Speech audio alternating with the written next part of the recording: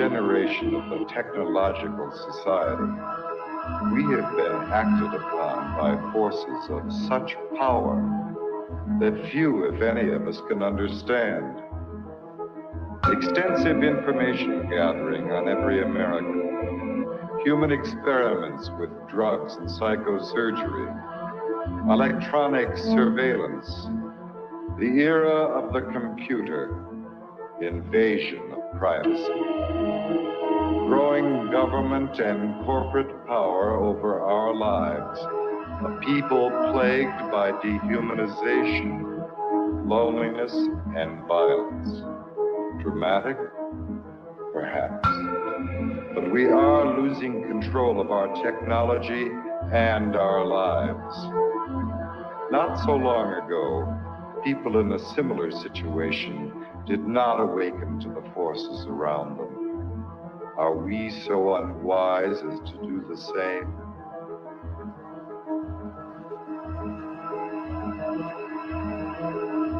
Behavior control. And then you change it up every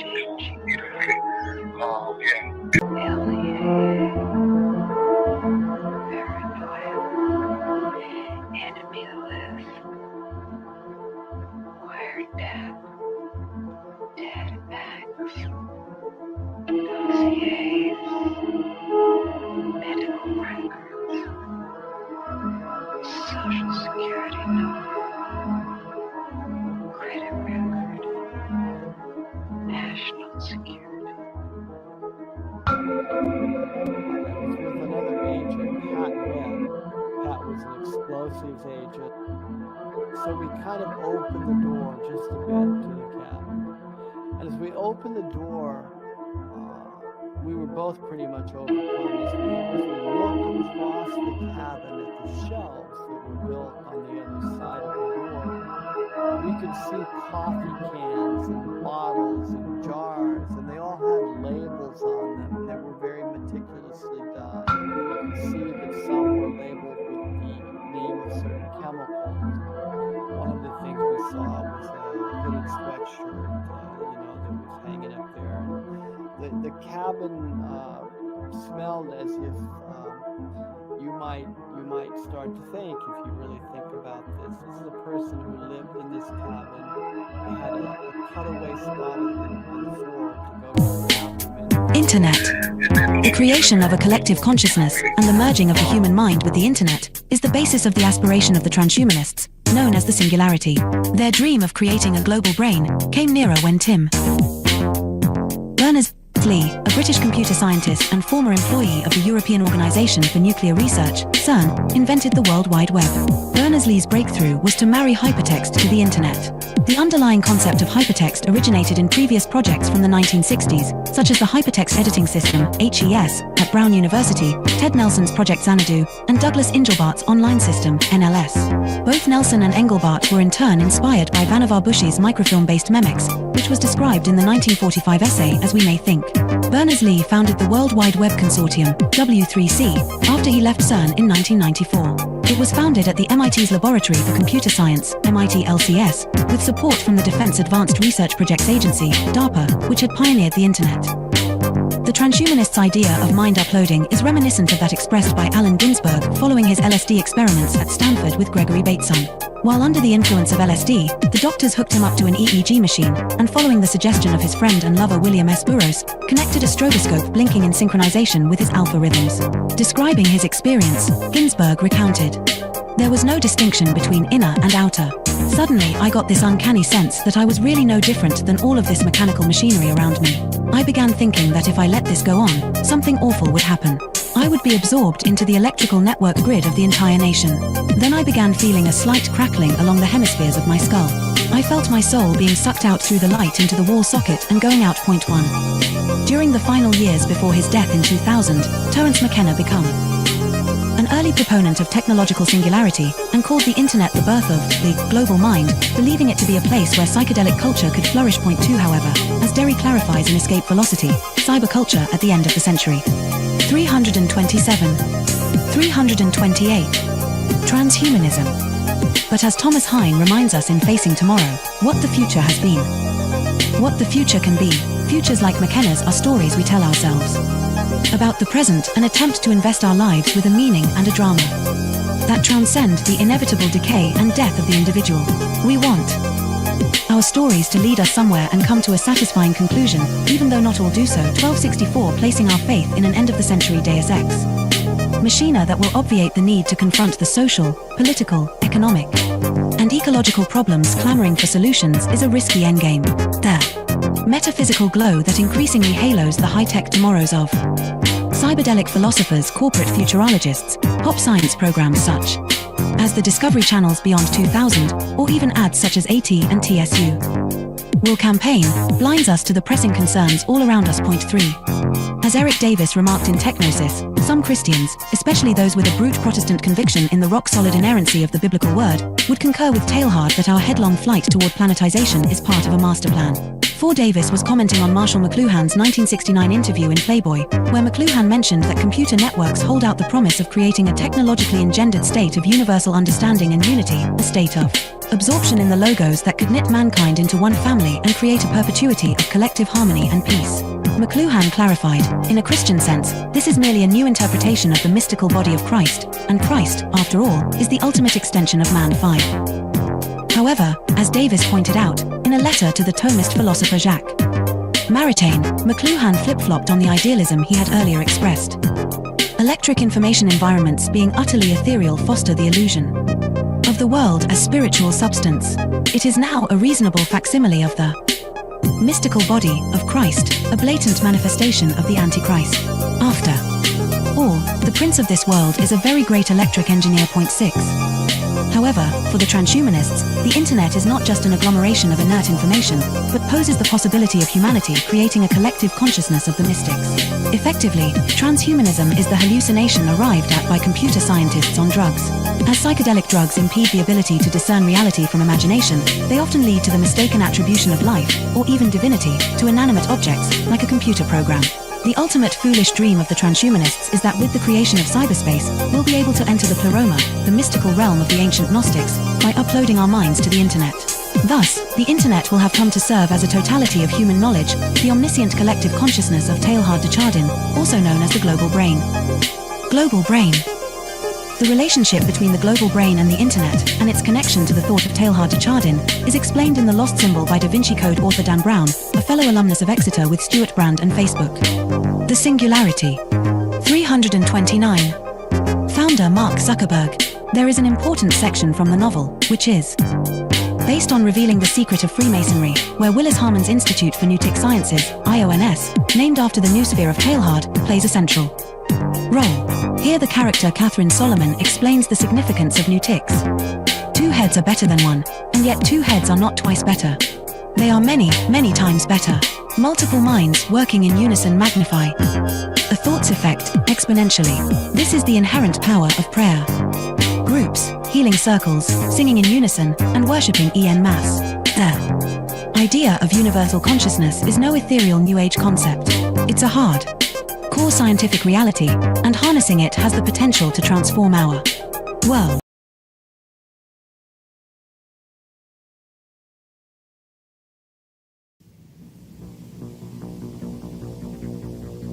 The Technological System by Jacques Ellul. 1. People are not machines, but in every opportunity where they are allowed to behave like machines, they will so behave. 2. 25 years ago, I arrived at the notion of the technological society, but now, that stage is past. 3. The industrial society. This term is very widespread, but I find it inadequate. 4. Present-day society is still industrial, but that is not its essence. 5. At one time, technology and machine industry were connected, but for more than half a century now, a gap has widened between them. Industrialism developed a centralized, hierarchical system, with a linear growth, a division of labor, and a separation between the means and the ends. Mechanization created additional jobs and made human work more draining. It operated by means of steady reproduction, developing masses of men and integrating them in the industrialization. 6. modern technology, however, contradicts each of those different points. If allowed to act, it leads to decentralization and flexibility. It does away with the hierarchy and the division of labor. It particularly has to bridge the gap between implementation and management. It presupposes a polyvalent and nonlinear growth. It reintegrates the ends into the means. It cuts down on labor and thus on the costs of labor. The value factor is no longer human work but scientific invention and technological innovation. Consequently, we can no longer apply Marx's analysis, which states that the economic totality is based on the surplus value produced by the salaried labor of the worker. 7. The industrial system is a closed, repetitive world, with a linear revolution. The technological system is inevitably open, non-repetitive, with a polyvalent evolution. It can proceed only by the universal development of mankind, and that development is absolutely necessary for the development of the technological system. We are thus confronted with an ensemble that is totally different from any that has ever existed before. 8. Technology, conceived in terms of its automation, its chemical transformation of the world, its economy of energy, its cybernation, its data processing, its biological intervention, and its indefinite output of nuclear energy, has little to do with the old industrial mechanization. 9. Technology is power, made up of instruments of power, hence producing phenomena and structures of power, that is of domination. 10. Touraine, in contrast to Bell, hesitates about a qualifying term. Thus, he speaks of a programmed society. In this case, I am far more in agreement. For he thereby joins the overall outlook of those people for whom the new thing about our society is the organization. He sharply distinguishes between the primary, capitalist, era of industrialization and our era. He qualifies this new society in terms of 3 features. 1. The emergence of new social classes, technicians, bureaucrats, efficiency experts. 2. The new trend of business, which is now based on organization and no longer on the relationship between economic power and productive labor. 3. Spare time activities. All 3 characteristics boil down to a reduction and to the necessities of the technological system, which, as Touraine realizes, transforms the social struggles themselves. They are becoming more technological and are no longer subject to a takeover by the proletariat. Touraine adds one more essential feature of post-industrial society: the importance of the student movement with its deep contestation, its challenge, and its political weakness. But, as I have tried to show in my studies on revolution, I regard this feature as episodic and contingent. 11. What triggers consumption? Advertising, that is to say, the technologies of advertising. What is it that demands greater consumption? Mass production, which is possible only because of technology. What are we given to consume? Technological objects, because they are the things that are produced most. Hence, the consumer society, in all its aspects, is primarily characterized by various technologies. 12. Spectacle is a complete way of life. Consumption is a spectacle, so are political activity and leisure and work and family life and revolution. Modern man watches everything as a spectator. Everything is supplied to him as a spectacle, including the things he believes he is most deeply contributing to or participating in. 13. Technological activity is, by nature, spectacular, excluding all internal reality. Technological activity is what waters down all serious things, since no action can be performed any longer unless by way of technologies. 14. Z. Brzezinski, Between Two Ages, America's Role in the Technotronic Era, 1970, also figured he could add something absolutely new by coining the term, technotronic. He lists a number of differences between industrial and technotronic society. In industrial society, the machine plays the essential role. The dominant social problems are unemployment and employment. Teaching is done through human relations. The ruling class is plutocratic. The university is an ivory tower isolated from reality. Reading favors a conceptual thinking proper to ideologies. Political conflicts are intrinsic. The masses are organized into trade unions. Economic power is personalized. Wealth is the object of activity. 15. Technotronic is a portmanteau word combining technical and electronic.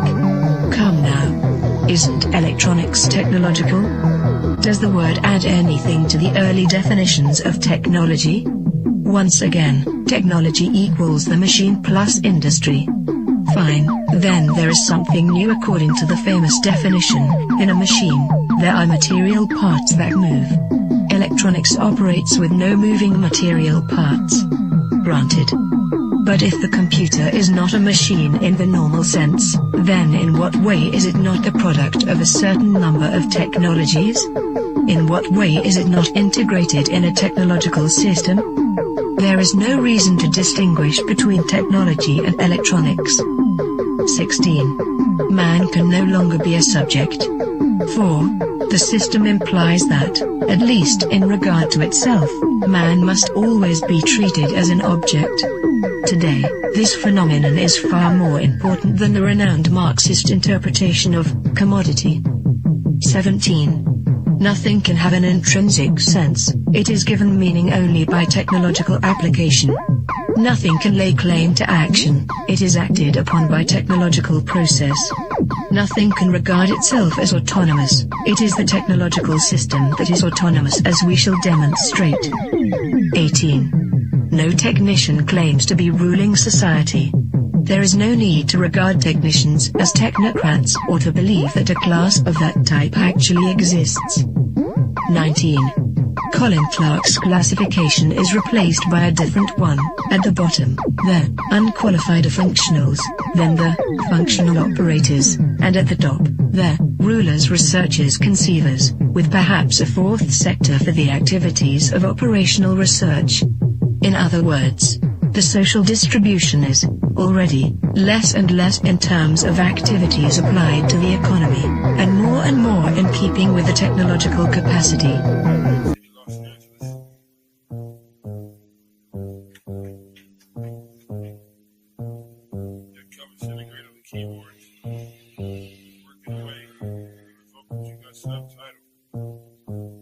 I gotta go to work so I can work it out.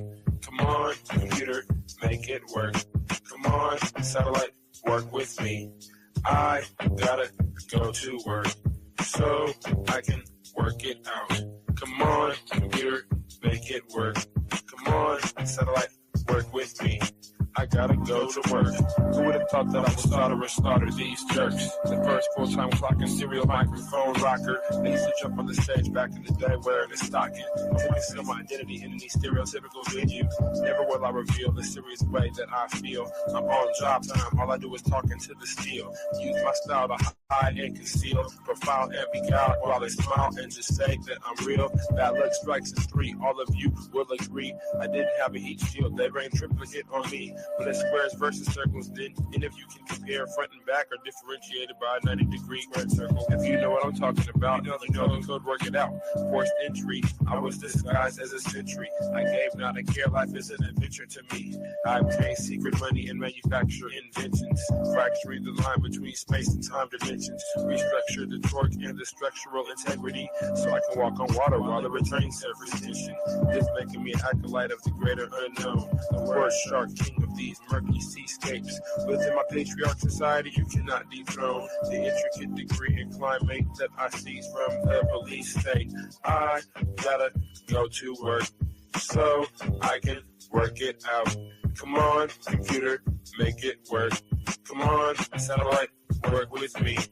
I gotta go to work so I can work it out. Come on, computer, make it work. Come on, satellite, work with me. I still wish they made more girls like me, intelligent, beautiful, and rich like me. but they don't, so I stay fucked up like King Keeper. She's the type of person that will still rock Latigua. I'm the type of person that will still sport feelers. I found this pair of size 15s out in Pasadena.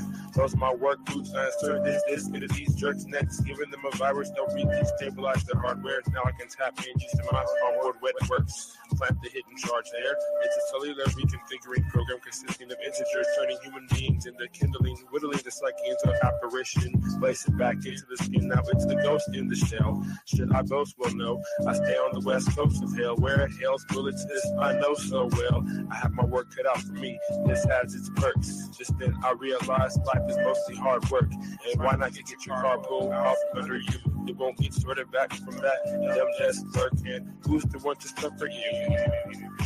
I didn't know what to do, so when in doubt, go to work.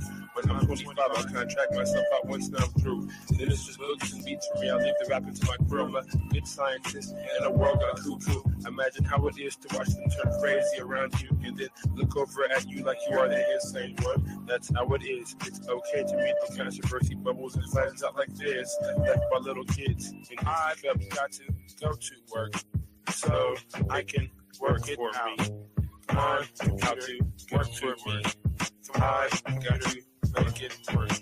I've got to make it work. Come on, I can work it out. I've got to make it work. Come on, let it work for me. Come on, let it work for me.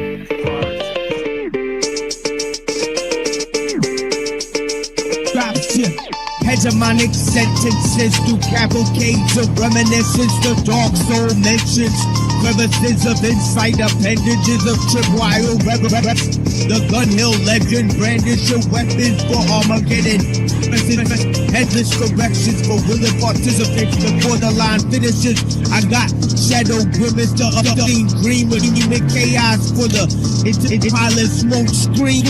Combined with the best wishes, master attacks intended full of advanced craft methods that were highly adapted to the presence, sharpening psyche, which often might be construed as badly used or beautiful looks and life to mirror the schism unseen hidden. The newest eyes cast shadows into the bluest skies until the Tory Allegory brought to the kings before me as the sacred justice plotted to misinform the whole decorous within construction and on that filament. Hidden secret touch, mystified by the comfortable and united by inner struggle. Hidden a bundle of scar-ridden enigmas. Now the claws risen. Man is up with cheeky. With this sight, disease praying to the east, not to the man-made structures, but to the rising of the sun. A comparison of those diligent millipede legs rushing around in any direction. Misperception and prism seem a bad design. That's the vision from the unlikely incision to the makeshift minions of bad decisions. I'm pressing danger to the head skill, kicking fixes to hidden cages you can't unstage this cause I'm live and in the basement with bones hidden all chrome, hidden with thrones. Like a programmed metal skull covered in the hard routinely cycled by a metronome. Bones are collected to make me feel like a connection.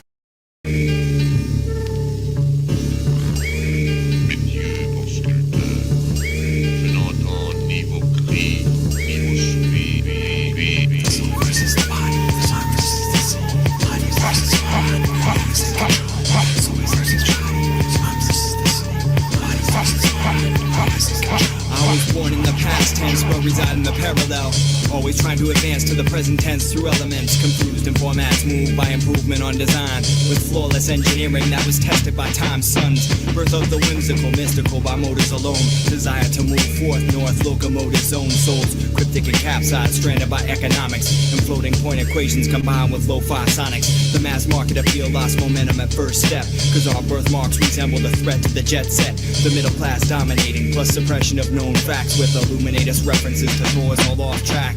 We're so fucking lost that we don't know where to start again. Oblivion is bliss, so we pretend. The soul versus the body, blood versus the soul, body versus body, soul versus the body, blood versus the soul, body versus body.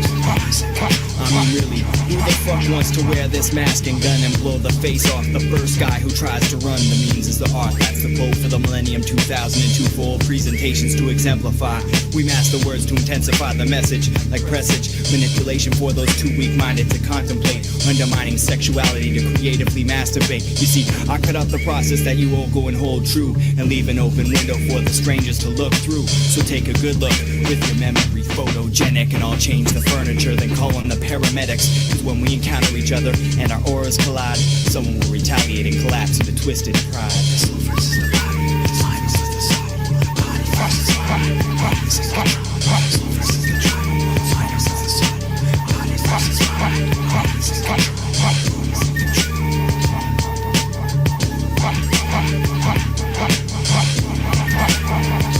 versus the truth. My ego is tainted by a foreign path to motivation. Our creation motivates us out of our situations. Our situations be the way to our heart's contentment, but contentment is comfort, and comfort leads to resentment. Resentment eats away at the luscious exterior, and the interior then follows because the body is superior. Superiority leads to the forming of the complex, and complexity adds confusion and sways truth from context. Out of context leads to the forming of blurred vision, creating disillusion and the forming of superstition. Superstition enhances and justifies false thought, deteriorating all of the lessons that history has taught, and erasing our history is the first step to detriment, and detriment is death in a form that's heaven sent. Soul versus the body, mind versus the soul, body versus the body, body versus the truth, soul versus the truth, mind versus the soul, body versus the body, body versus the truth.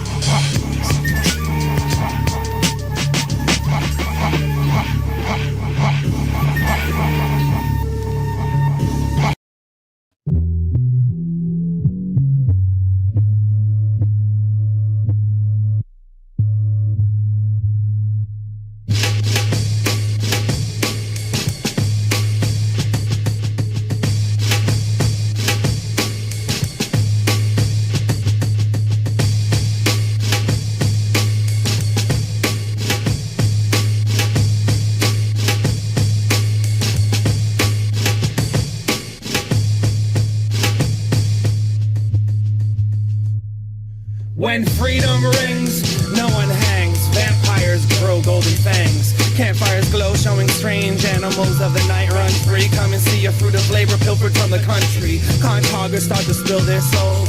When we bridge the gap, we pay opinion polls. Billions fold from the pressure of pear-shaped mother figures, cutting you out of their pictures. What's your frame filled with? Come on, what's your frame filled with? Filler? If I was a killer, then I'd simply buy the Liberty Bell, and I would sell the crack. I've been to hell and back, and now I don't make trips outside of the matrix. I'm back to basics, boom bap drums and bass licks. Predictable city life for bloods, hate crips. Ridiculous, silly strife, nothing makes sense. I shake sticks at little kids and call them invalids, and I warn them that I know where their sister lives. See, Sisyphus is incessantly stressing the senselessness in a 9 to 5. The question is this: am I alive?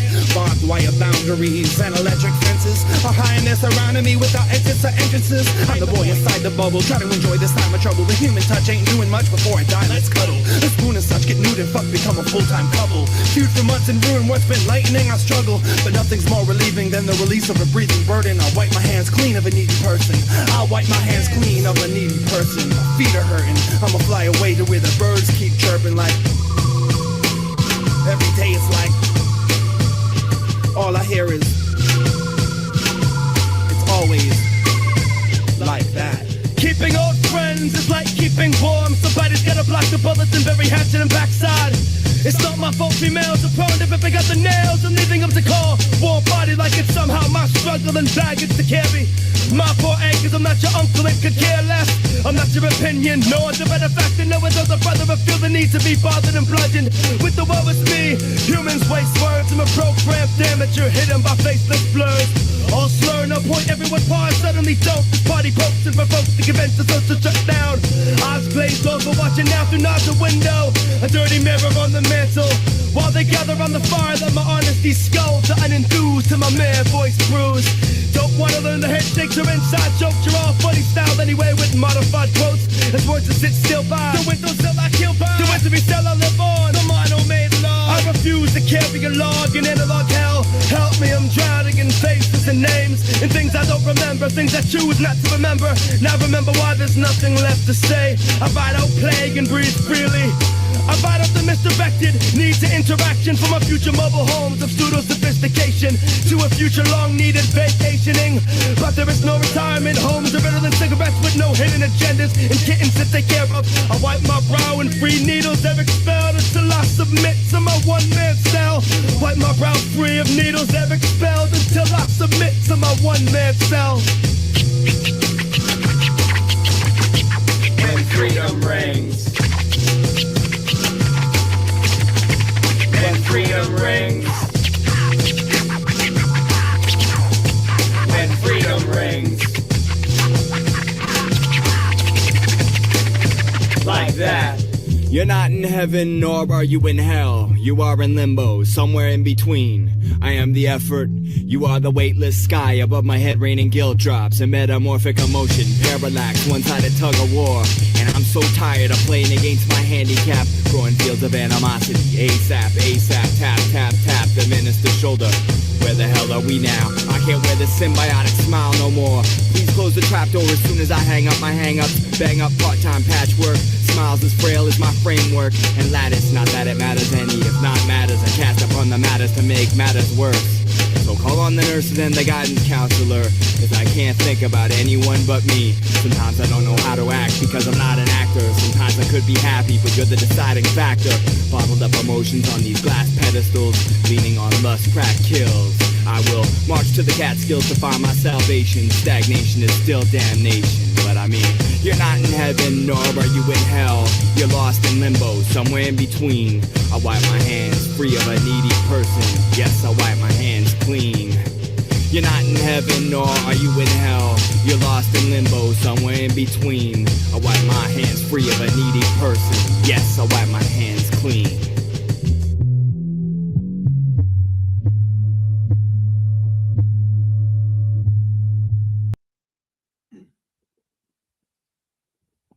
Welcome to The Machine Lies, where we talk about the lies of the machine on the machine that lies. And yeah, blessings to all the people that are joining, right? We've been coming up on a lot of different material here, right? So I trust it'll be a very interesting and engaging evening, and we'll see if we get some correspondence, right, with some of the material here, right, in terms of the callers, right? But yeah, it's been pretty I'd say we've been getting lucky recently, right, with the callers, right? So if people plan to take a break from us, there's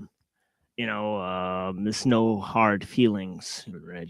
For sure. But yeah, we've been appreciating some of the discussions we've been having about artificial intelligence, right? The connection between God and nature, right? Or maybe lack thereof, right? If you want to posit a sort of demiurgic force, right, as a control factor within nature, right?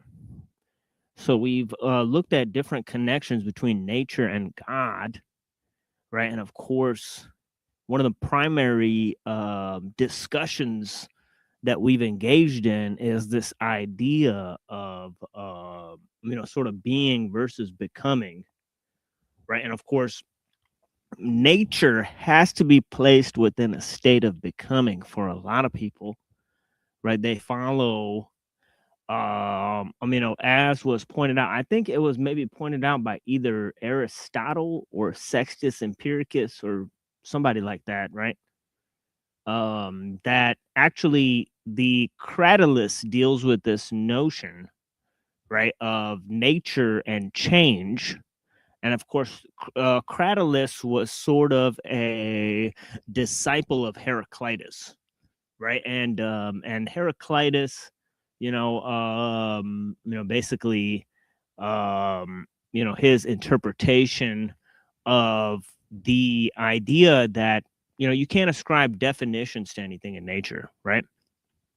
They took a very extreme approach, Okay, but there's a lot of people who sort of take this approach, right? Namely, the sophists, right? They would sort of take an approach of, that either nothing exists, right? So rhetoric is sort of the crown of all of the arts, right? Is in how we construct language and define, right, what is not a property of things in themselves, right, but of the meaning we ascribe to those things, right?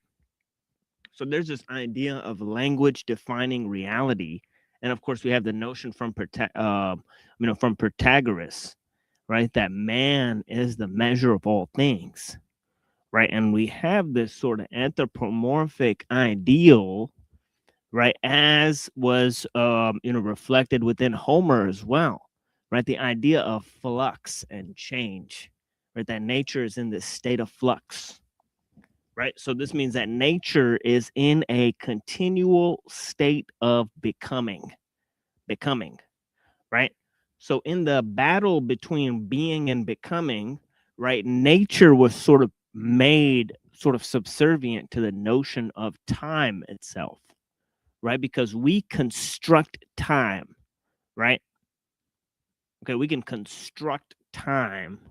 And one of the main ways we construct time is through technology, right? We create technology, right, that tells us, namely the mechanical clock, right? It was like 1200 AD. We sort of discussed how this was a primary invention, right, that sort of got a lot of things rolling, right, in terms of machines, right? And of course, it is a primary sort of mode of sort of automation, is sort of like these gears in the clock. And of course, you can automate this procedure, right? And of course, there was mechanical clocks that were made sort of as clocks that determined the prayer times, right, in the Islamic civilization, right? So there would be like an automatic clock that goes off, right, that tells you when it's time, right? And this idea of adapting nature to the man-made ideas about time, right, or subjecting nature to this notion of flux and change, right? And this is sort of the first part of man sort of going beyond nature, right? And so we're sort of talking about man going beyond nature, the whole notion of technology. What is technology, right? And of course, we have to figure out if you can change nature, right? That's a huge question, right? Whether nature can change, right? And then the second question, which is kind of related to the first one, is if you change nature, can you improve it? Can you improve what's there, right? Or is whatever you make going to be based on the natural in and of itself, because you're part of nature, so you can't separate yourself from nature and look at it, right? In a way, right? It's kind of like how we're part of the technosphere, right? So we can't separate ourselves from the technosphere and look at it because we're so conditioned by technique, right? We've created a sort of artificial environment that serves as a replacement for nature. And that's sort of this next sort of phase of thinking that I'm going to embark on with you guys, right? But first, we have to look at the psychology of creativity, right? What causes man to create, right? Where does this creative impulse come from? Is nature creative? We've asked this question several times, right? Some may say that, well, there's really three main options, right? Right. One is that, there's God, right? And he created nature, right? The second is, right, that nature is sort of intelligent and sort of created man. And the third option is that there's no God, there's no intelligent nature, and everything just randomly just got to where it is today. So which one do you guys think is most probable, right? I'd say even the third one doesn't last, because once the randomness produces an intelligent structure, then there's no more randomness. Right. Yeah. So it's like a temporary choice. Yeah, for sure. But one could say that we're only, like Gorgeous would say, we're only just imposing order on what is just fundamentally just chaotic, disordered, right? But and a lot of the agnostics and the hedonists, right, and solipsists and so on and so forth, they would all take that position, right? That no, it's us imposing the order on, on what we see, right? There's no order there to be had, right? Oh, they would have to basically dismiss a lot of stuff. Right. Oh yeah. So thank you for putting that up, Browns boy. I greatly appreciate you, man. And right, blessings to you, blessings to the people that are watching here. Right, I greatly appreciate you guys. Yeah, it was so quick between last show and this show. Yeah, we was a LARPing, yeah. So we did a little thing here, right? We got Sweet Baby Bronson. I appreciate you, man. I mean, thank you, man. Blessings. Yeah, peace and blessings, brother. We got Sleeper Cell Girl. What's going on? We got Namaste the fuck away. Blessings, madam. I appreciate you. Thank you so much for watching. We got Emily out here. Grand Tifa. Blessings, madam. All right, we got You Tell Me in the house. Right. Okay, I appreciate you, man. All right. I don't know, man. When you get tired, peace is all you seek. We got Reddington out here. Blessings. Yo. We got Just Frank in that. Daughter of Flux and Reflux. Wait, what's this going on? Draco Major, the great clock above. Holy smokes. Daughter of Flux. Is that what it is? Yeah, man. We got Zephyr Avoxel. Blessings, madam. Thank you for watching. We got Max Vision remote viewing class. Yeah, I don't know why I always forget the class. I always say Max Vision remote viewing, and I forget to say class. He's got classes. So yeah, so he's a teacher, and we're blessed to have him here, for sure. And to all of you, right? We're sort of talking about these 3 levels, right? Or sort of 3 options, right? Of first, and we'll sort of start from the ground up, right? There's naturalism, right? That means that randomness basically exists, right? Okay, the second option is that there is change within nature, right? But it's nature that's doing the changing, right? So nature's just changing, right? Skrbina would fall into number 2, I would think. Oh, yeah. Yeah, that's kind of like the Heraclitus option, right? Right? And then you can have a hybrid between this and a sort of God system, right? Okay, as also like Plato and others have done, right? Okay, or you can have a option above that, right, where you don't have change within nature, right? Okay, and it's because everything sort of well, you could have God creating nature to change, right? That's sort of the compromise that the Christians and the Jews came to in the 11th century, right? When they had a conflict with Aristotelianism, right? They created this doctrine of ex nihilo creation, right? Okay, and they argued that this was based on the Bible, right? They said, look right there in the Bible, right? God creates the world, right? But if you read it closely, it looks like that the God is sort of creating the earth, right? And the things on the earth, right? So when you zoom out from that, it kind of leaves it open, right? So a lot of people inserted lots of beliefs into there, right? Like there was a Neoplatonists, right? There was Christian Neoplatonists, right? There was Islamic Neoplatonists. There was Jewish Neoplatonists, right? And they said, actually, you know what? God is immaterial, and the universe is sort of,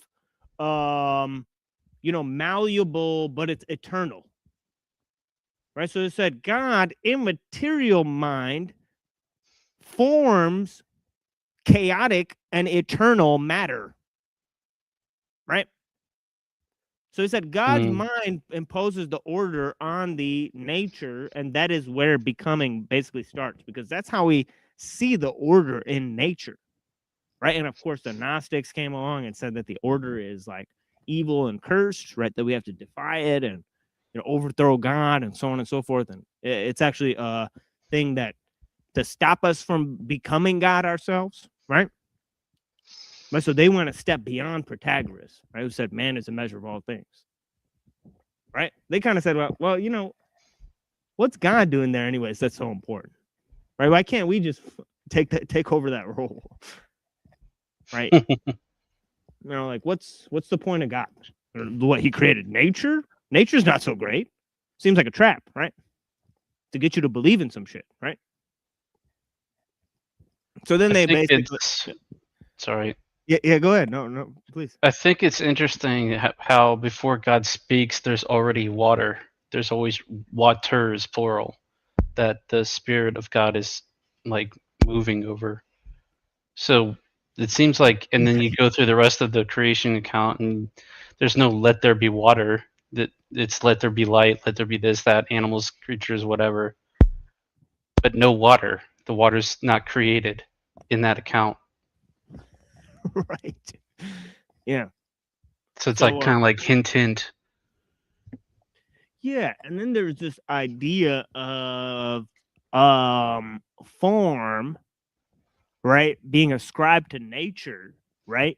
If there's this thing called becoming within nature, but that's ascribed by God onto nature, right? That is in this chaotic, formless state originally, right?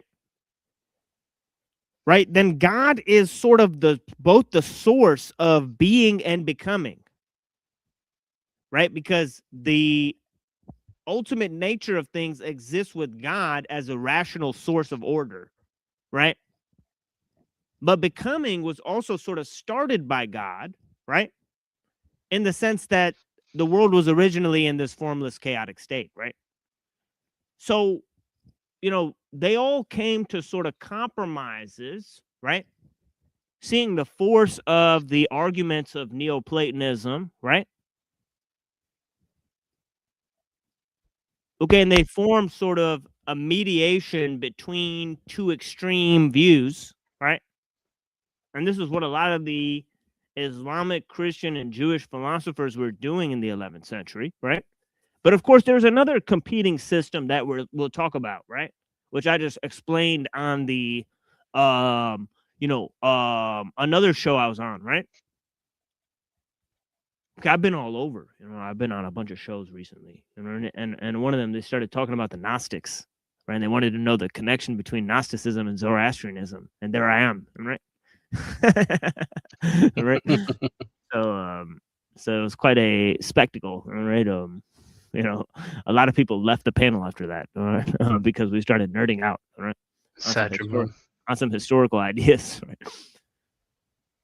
But yeah, we've went over this dozens of times, right? Including our recent presentations on the Jewish origins of Gnosticism and where they got this conception that Yahweh was actually the evil guy, the demiurge of Plato, which they inverted and made a person that's against humanity, right? Whereas Plato said that by creating the order and by having goodness and all these things put into the world, that the God was ultimately good, right? So they took this idea of emanationism, right, that was already present within certain systems of the Alexandrian Jews, right? They already had incorporated emanationism into their cosmologies, right? So it's not a stretch for some of the Gnostic sects, right, to incorporate this into their conception, including the notion of the archetypal man, right? We've dwelled on this notion of the archetypal man, right? And how this sort of mediator, right, between God and nature, right, is sort of the point of the world, right? So there you have a sort of wildly sort of anthropocentric, right, realization, right, about the separation of man and nature, right? And also, right, this notion of universalism, right? Because this primordial man was even a combination of the sexes, right? He was sort of androgynous, right? And they sort of borrowed this from Mithraism, right? Okay, so we sort of talked about this, right? Okay, so they came up with all sorts of ideas to explain the connection between God and nature and creativity, and how God emanated these concepts or forms or ideas or angelic spirits that were mediators between God and man and the world, right?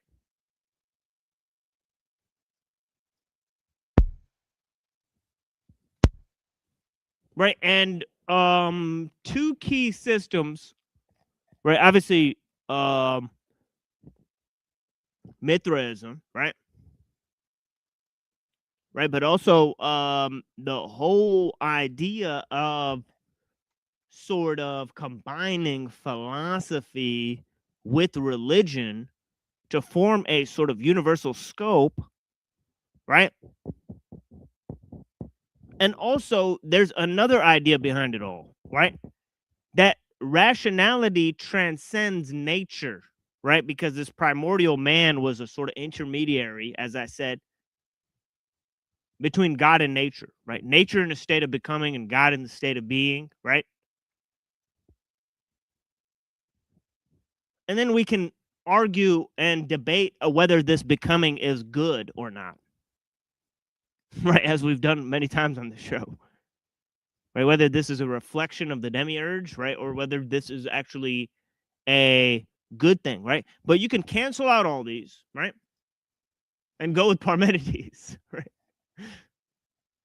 So this shows you how radical Parmenides' view is, okay? Parmenides doesn't accept any of this hoopla, right?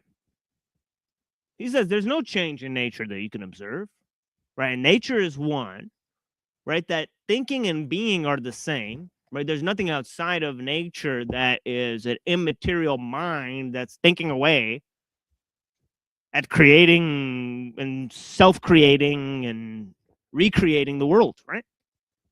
Because everything we create comes from nature, all the ideas, right? And we don't actually change anything because we can't observe or define a single thing, right? So he comes to the opposite conclusion of Heraclitus, right?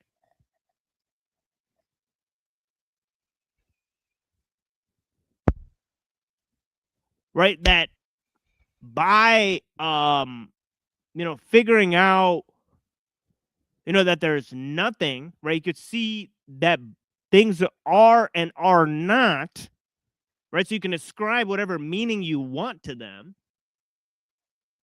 right? So definitions don't matter, right? Actually, Parmenides said, no, language is part of the world of appearances, where there's one definitionless, changeless, unique substance, which we call nature or time, right? Whichever way you want to go, right? right? He thinks there's no difference between nature and time, right? But there's no such thing as becoming. Oh, I like him. I like that. Yeah, it's hardcore. It's hardcore. Yeah, it's hardcore. Yeah. It's no bones. You know, you guys are all just sniffing glue and fucking off in the ether. Right. And of course, you know, when we get to Plato, we'll see they discuss both, right? He, in his Cratylus, right, he discusses the view of Heraclitus, right, who said that there's definitionless change, right? And then in the Parmenides, he discusses, you know, how, you know, there's key problems with this emanationism and the forms, right? Because of this idea of being and how thoughts don't come from anywhere outside of nature, right? So it's fascinating stuff, right? So Plato sort of attacks his own theory of the forms, right? And then through an unseasoned Socrates that's debating a old and wise Parmenides, right? And then he also discusses in the Cratylus, right, this notion of flux and motion within nature that we use to observe change, right? So he sort of ties together, as we've been saying, being and becoming, right, through this idea of the one and the many, and finally through the idea of nature and time, right, which as we've described, right, time has you know, overpowered nature through the notion of progress and through the notion that the rational mind is superior to nature, right? Okay, and this is that nature is not creative. It's man who's doing the creating, right? So it's man who's bringing ideas into this world, right?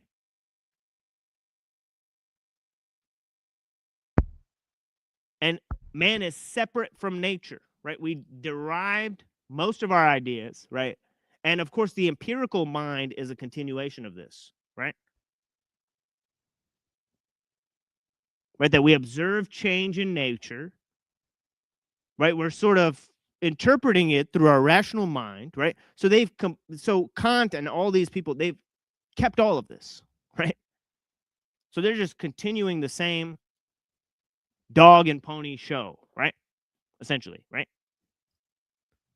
And in lieu of empiricism, in lieu of creating this thing called the individual and creating this thing called time that goes beyond nature, right? Through the ability to observe motion and to participate in motion and to create and impose order on the world, right? Which is not creative. Remember, I said that, right?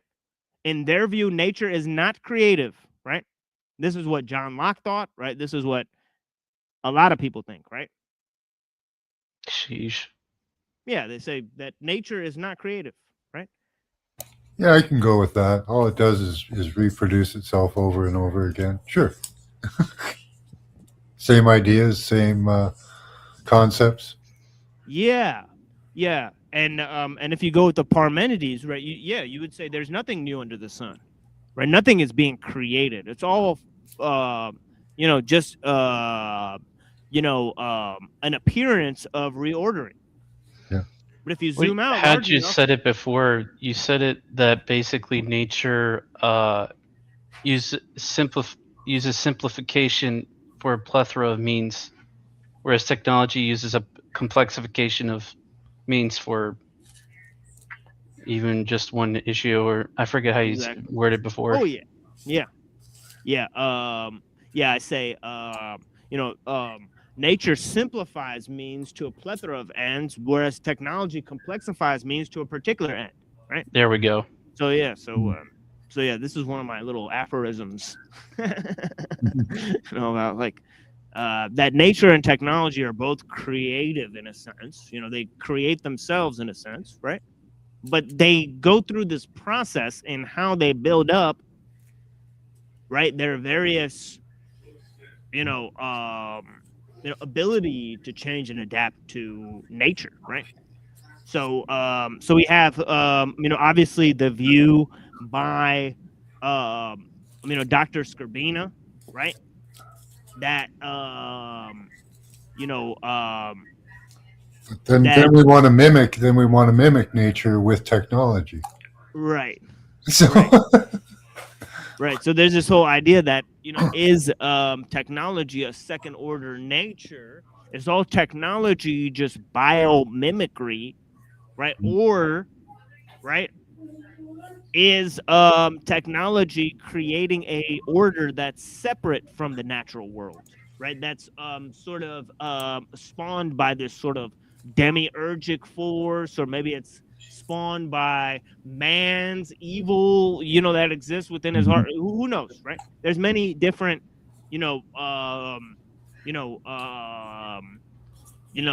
ideas that people come out with, right? In this equation, right? But of course, Parmenides, right? He's a sort of interesting guy, right? And this notion of being, or his arguments for being, right? This thing about sort of relation and motion happening within something, and you can't really define space or isolate space from all of existence, right? So he sort of denies time, he denies space, right? He denies change and motion, right? And he says basically, some would say that he's sort of a monist, right? But even the ones that don't declare him a monist say that, he says that, being doesn't change, right? So it's always remains, as it is, right? So there's no change within, either the one or the many, however you want to interpret his idea. Now, for the sake of adding the notion of becoming, an observation of change within nature into the philosophical scope and the cosmological scope, many have said that there's a linking between his way of falsehood and the way of being, mainly through the vehicle of perception, right? So many have sort of said that either language or perception precedes this sort of lack of change that exists within nature, right? So they've kept the being, right? But they've added becoming to the being. That seems to be the only way you can do it, right? You can't, if you just have becoming, you can't really go that many places unless you say nature is sort of creative, and that man has to attune himself to this divine reason, as Heraclitus says, and only few will do it. Right. So Plato sort of comes to the same conclusion, right? He says, look, but Plato added Parmenides, right? He added this idea of this changeless, right? Sort of formless being, right? That sort of dominates, right? And as I said, obviously, all of Western philosophy is sort of a footnote to Plato, and the philosophers gave rise to science and also political science, right? So they determined, right, how natural law functions with both the concept of the individual, right, and how man's rational mind relates to the state and the state of nature, right? Okay. But they also define the limitations of science and liberalism, right? Which technology has surpassed, right? Technology has totally destroyed the limitations imposed by the, classical liberalism on science and liberalism, right? Determining man's future, right? They've gone into the post-human, right? They've gone into transhumanism to post-humanism, right? So they're going way past the human, right? When they sort of took off running with the notion of evolution and progress, right? To go way beyond the human, right?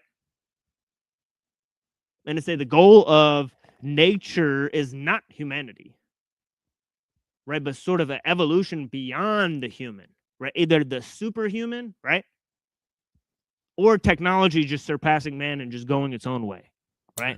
The old stories say that there were people here before us, The Vedas say there were the monkey men before men. The gods were here before they made us. So maybe we are just an evolution, and just a one stop on the way.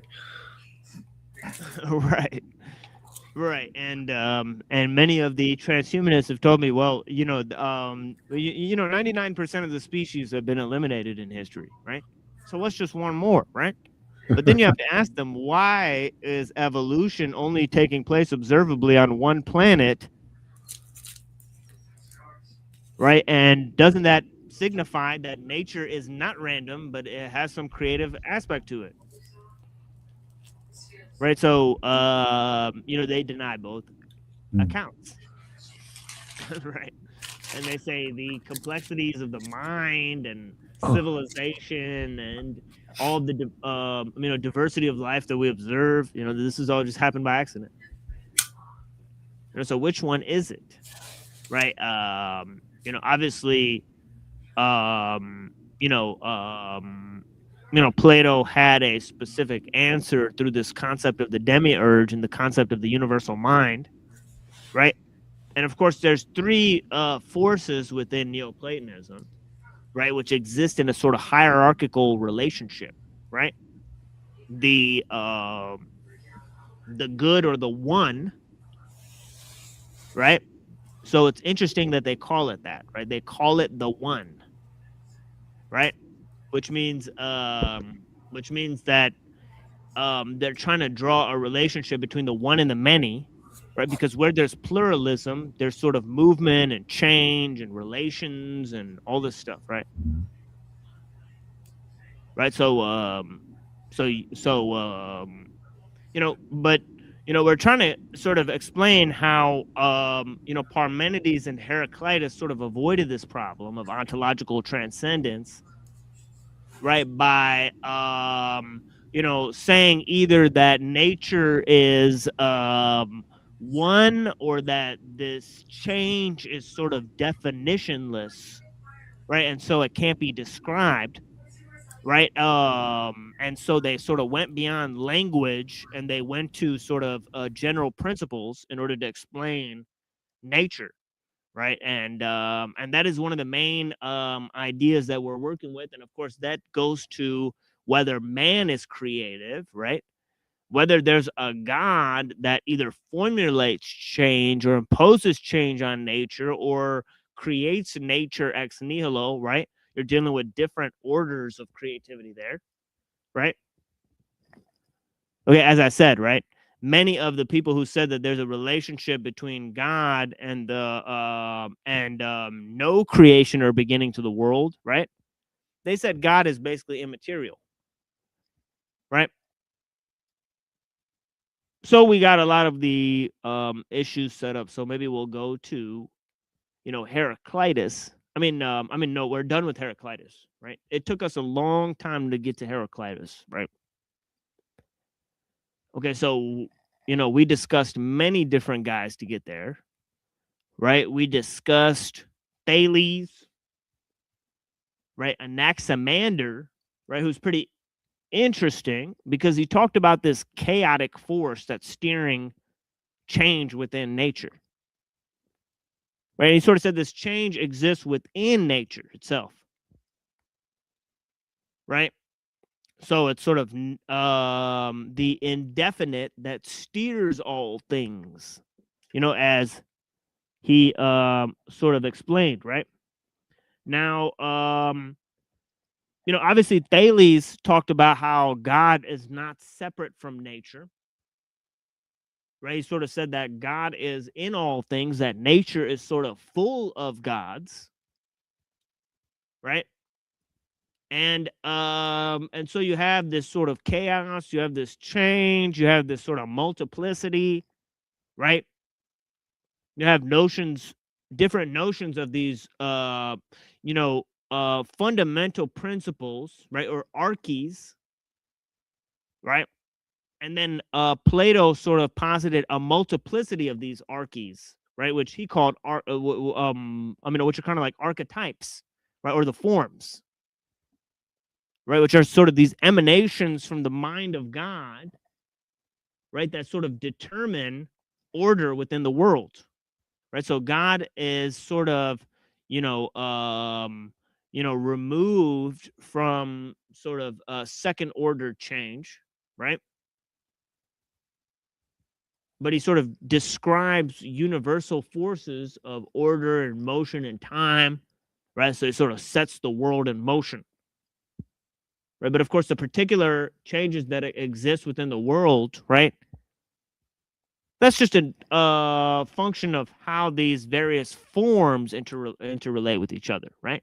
That's not directly caused by God, right? So there's problems with positing that God is immaterial, right, and far removed from his creation, right? Because it sort of cuts off God's hands from creation, and that's why the theologians, right, sort of rejected this claim, right?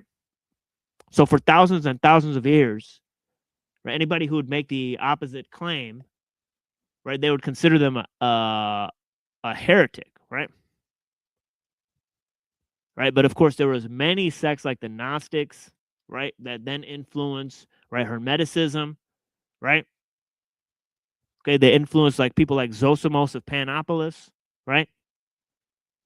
And they formulated doctrines which were sort of very influential in European society during the Renaissance,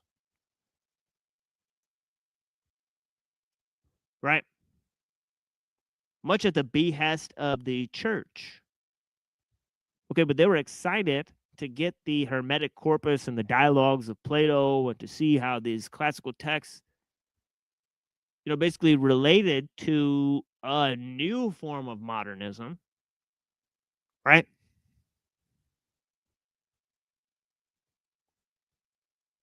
And of course, the Kabbalah was used to reinterpret the Bible,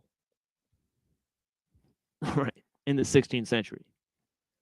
Right, so obviously that achievement cannot be minimized in the sort of narrative, right, that subsequently unfolded, right, in defining world events, right, including the subsequent move towards utopianism, going beyond nature, right, the sort of transcendence of man and the notions of evolution and the notion of the species being, right, tying in with the notion of the tabula rasa, right?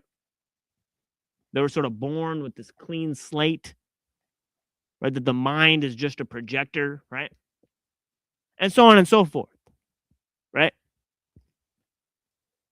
We created this notion of virtual space. We created this notion of the collective mind even before we had the notion of collectivism. Right, through the notion of the archetypal man, through the notion of this Kabbalistic fusion, through this notion of the species being, right? We created the notion of the collective mind and the collective spirit of man, right? To borrow a phrase from Rousseau, right, in his social contract, he talks about the fusing of this collective spirit within the society, right? In the social mores, right? So the society will define the human.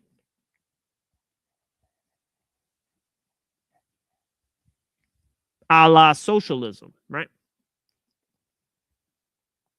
And of course, they've tried their very hardest to make this a reality.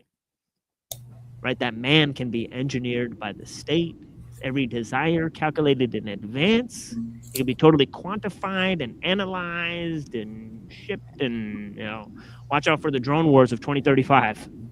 Yeah, they try to isolate our biofields so that we can't feel a connection with each other as well.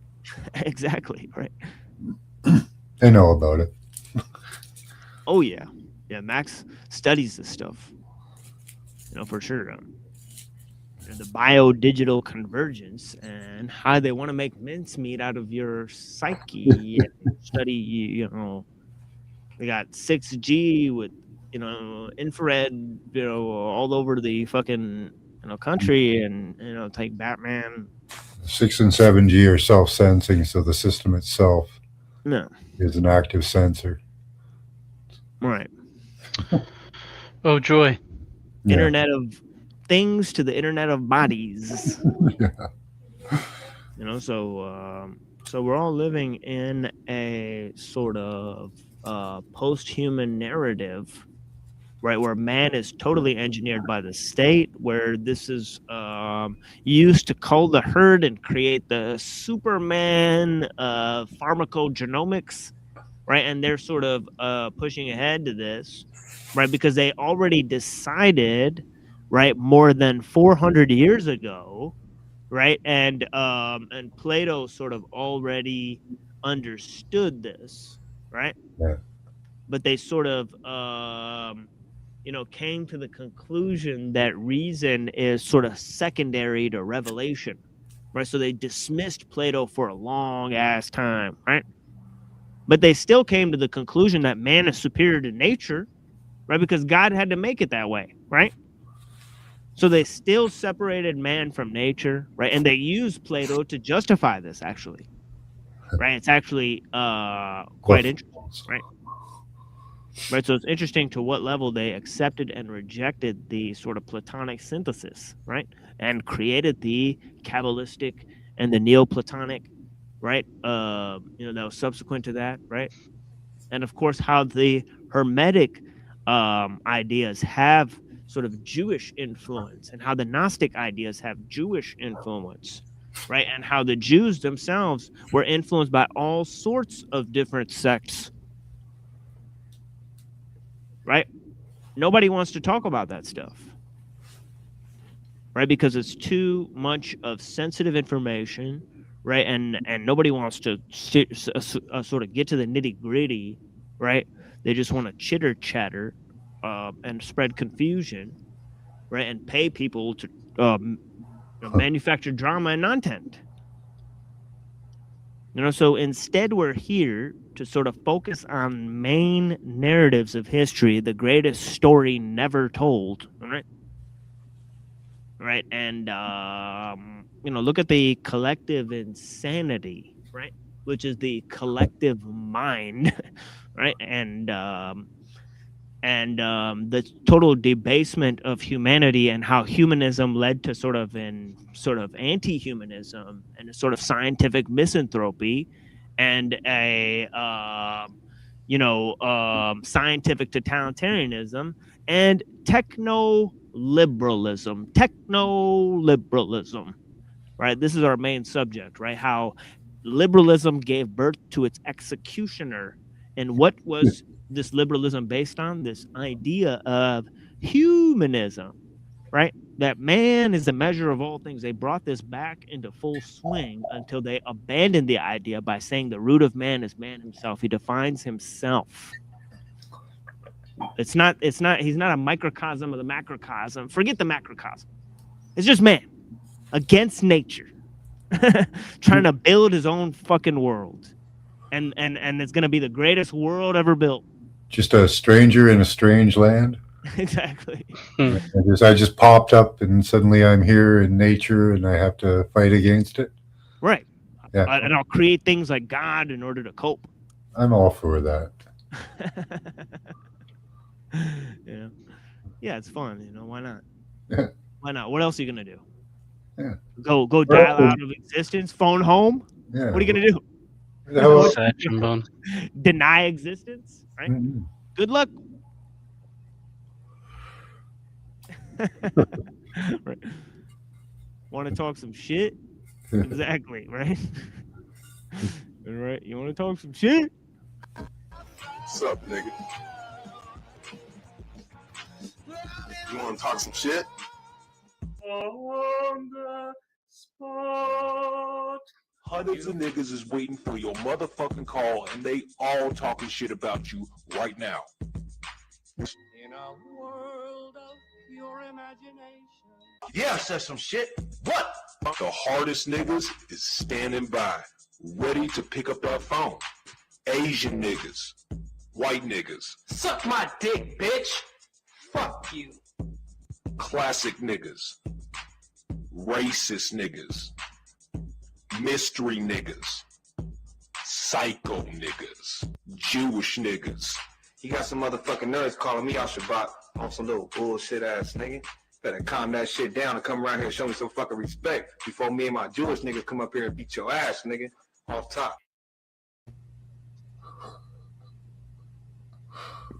So yeah, so let's get up in this music, and we'll move to Parmenides. We'll introduce our friend Parmenides as opposed to Heraclitus, right? And that's kind of what I've been doing in this introduction for the past sort of almost an hour, right? And we'll continue to introduce Parmenides, right? And we'll drop the link again, and we'll get up in some of the exploration of ideas, right? Please enjoy this. This is a video depicting, I guess it's like destruction of like fairy tales, like the fairy tale world.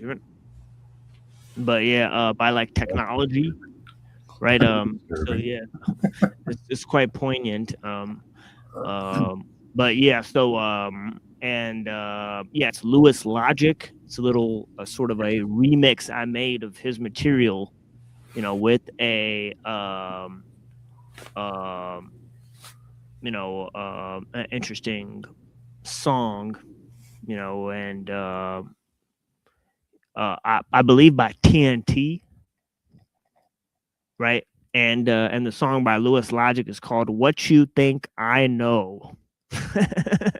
so it's a pretty interesting title. But yeah, anyways, so yeah, enjoy.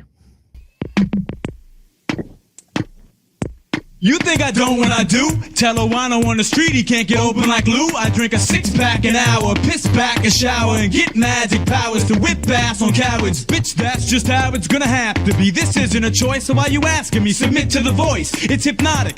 The listener's choice is logic. Mischievous boy wonder who destroys a mosh pit. Obnoxious, toxic, sinister prophet, slick enough to corner television ministers profit from his pocket and shoplift your chick while you watch it, and dig up in a crotch quick as if I'm a locksmith. I'm a pop hitting a pole for miserable drunk, sipping a mug of sauce till I trip on the rug. And when the bouncer tells me that I'm kicked from the club, I piss on his logs. Now that's what I consider a buzz.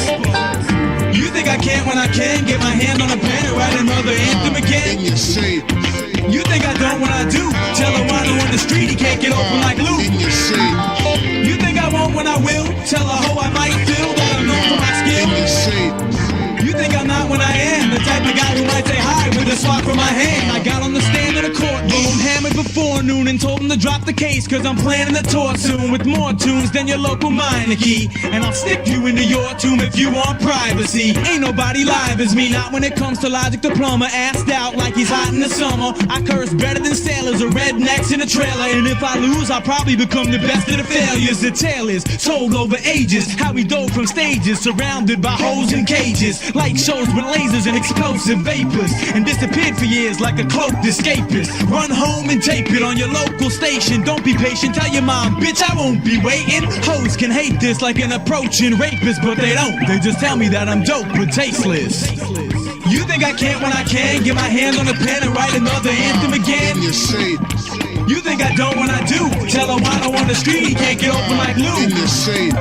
You think I'm not when I am the type of guy who might say hi with a swat from my hand? You think I won't when I will? Tell a hoe I might feel that I'm known for my skill. I'm out an overnight drilling the sack, drilling your cat. I'll use my tackle like spackle and filling your crack. It's hip-hop's most villainous act, so filthy in fact my track's like a sewage spilling the wax. So any militant task force willing to ask for it, better chill if you have thoughts of killing the rap lord. The boozing, he drinks like he's more than human, and thinks even quicker, but that's more confusing. Shoot him, stab him, run up and jab him in the abdomen. Nobody can stop a mad villain. Police are after him, dying to cuff him, but they're just a bunch of fags to him, trying to fuck him. And just when you thought the kid's style's disgusting, I rushed in to start another vile production. Be a funnel in vodka like I was Russian. Now my hangovers come with a mild concussion.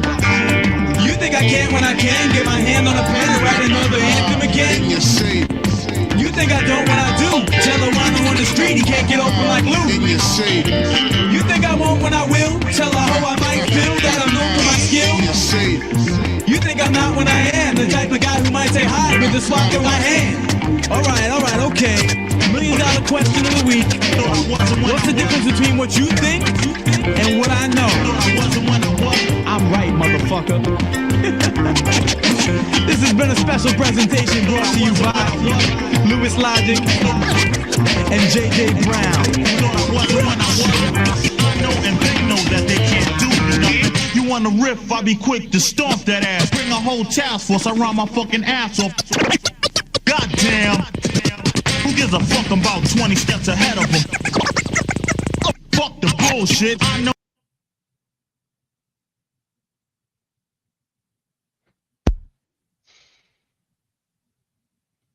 That was savage, man.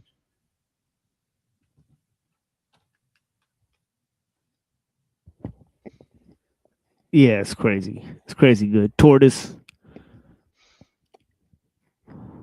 Lewis Logic. It is what it is. I believe it's either TNT or Equator.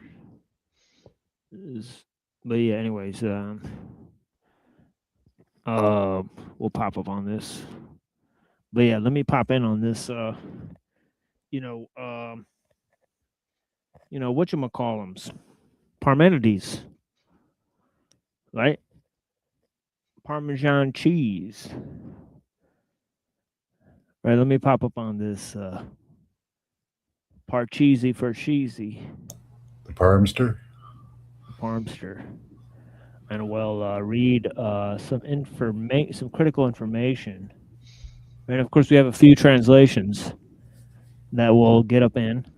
Right, it's kind of like the Tao Te Ching, right, where it's sort of like a dense sort of material, right? So you sort of chew on with a couple of translations, and you absorb secondary material. And of course, we have some very special secondary material in lieu of the fact of, Zeno, his student, right? And then also Milesus, who sort of agreed with a lot of his basic ideas and assumptions, right, in terms of being, right, and the whole idea is that there's this changeless, substance, right?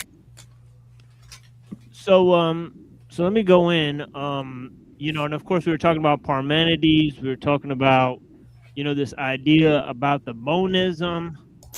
Right, of course, there's certain interpretations, and a lot of the, majority of interpretations basically say that they're, that it's a monistic view, right? Which means that the way of becoming would be totally, not possible, right?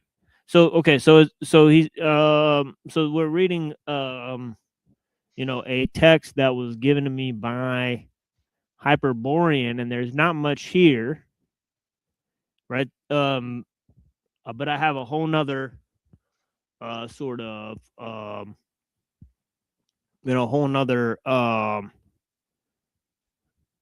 text as well that sort of deals with the biographicals, right? So it says here that that Parmenides' work presents major challenges for interpretation. Right. That's why we're reading a few different interpretations of his sort of sayings, right? Which exist within one poem that he wrote, right? Okay, so all that exists is his poem, right? So it says, it is philosophical poem, right? That consists of 3 parts, right? The proemium, right?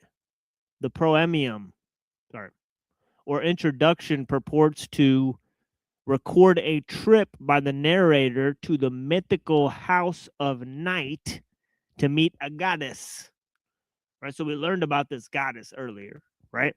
Of course, there's this idea about this goddess that he meets, right? That gives him this vision of the way of truth and the way of falsehood, right? So we looked at this within the Angie Hobbs, right? So we've been looking at this on the sort of the Tuesday shows mainly, right? But some of it's, sort of, been part of these shows too as well, right? So we've been looking at a lot of different ideas, and we got a lot of different interesting stuff, angles to get into here. So did this guy imbibe into mushrooms to go on this trip, or?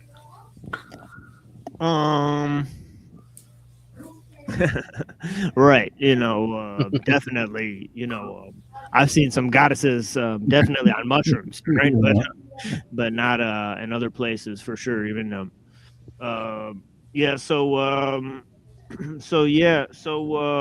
by the narrator to the mythical house of night to meet a goddess who addresses him in the remainder of the poem, right? Then the goddess gives the case against change in a short but vigorous argument, right?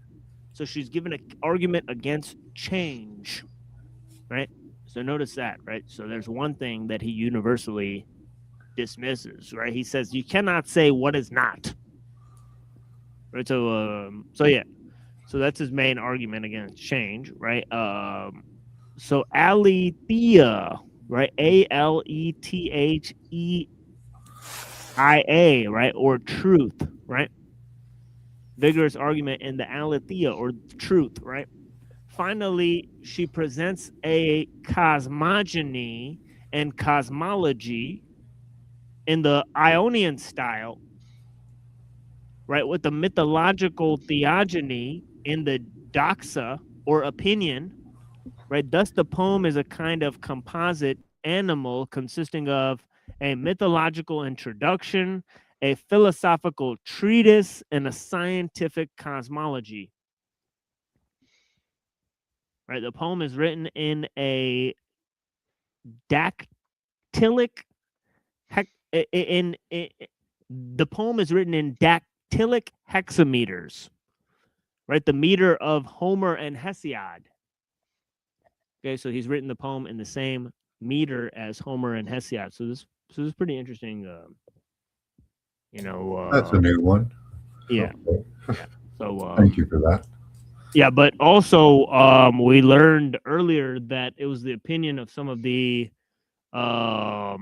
people who gave their opinion of Heraclitus that Homer was in agreement with Heraclitus and nature is in flux, right? So maybe this is against Homer. Obviously, Heraclitus presented his gripes against Homer, right? He thought it was kind of ludicrous to assume that there's like all this hubbub and these gods going around committing these immoral acts, right?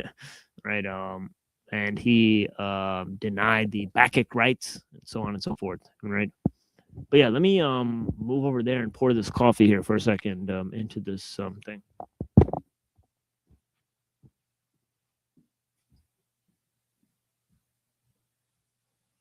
So what do you think? Remington mushroom trip or seizures? I lean towards mushroom trip. Yeah, I think so. But it also could be just what would you call it? Not fiction, but just a lot of metaphor and poetic language. Revelation, something like that. Or it's divine inspiration. It's metaphorical language to signify a trip, perhaps. Maybe.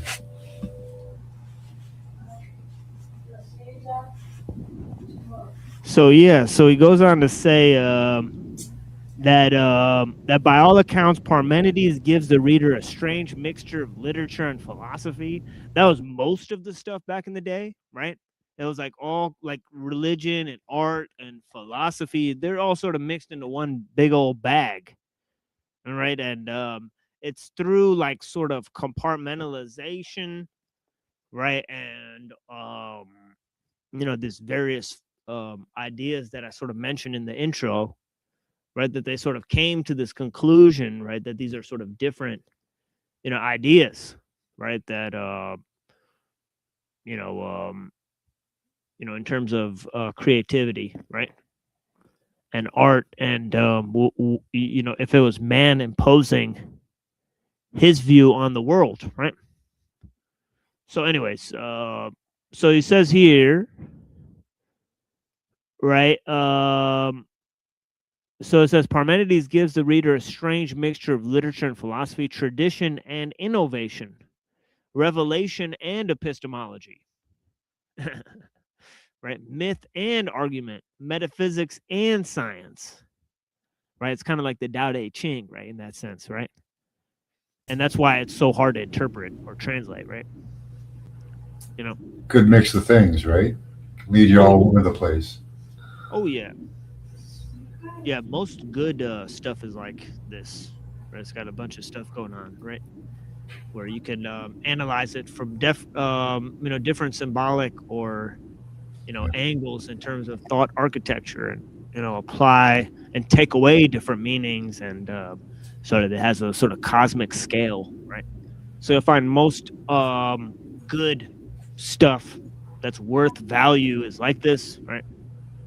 And of course, if it doesn't go to like ultimate questions, right, and deal with the extremely minute as well, it's basically irrelevant. But yeah, the truth is the most philosophical part of the poem, right? So the truth, this capital T notion, right? It's this thing that exists, right? The truth that cannot not exist, right? It defines existence itself, right? And thanks to Simplicius, I don't know. Right, the one for which we have the most lines, right?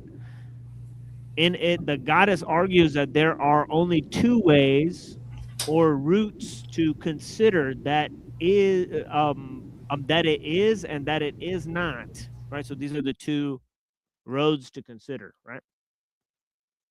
Okay, one is that there's that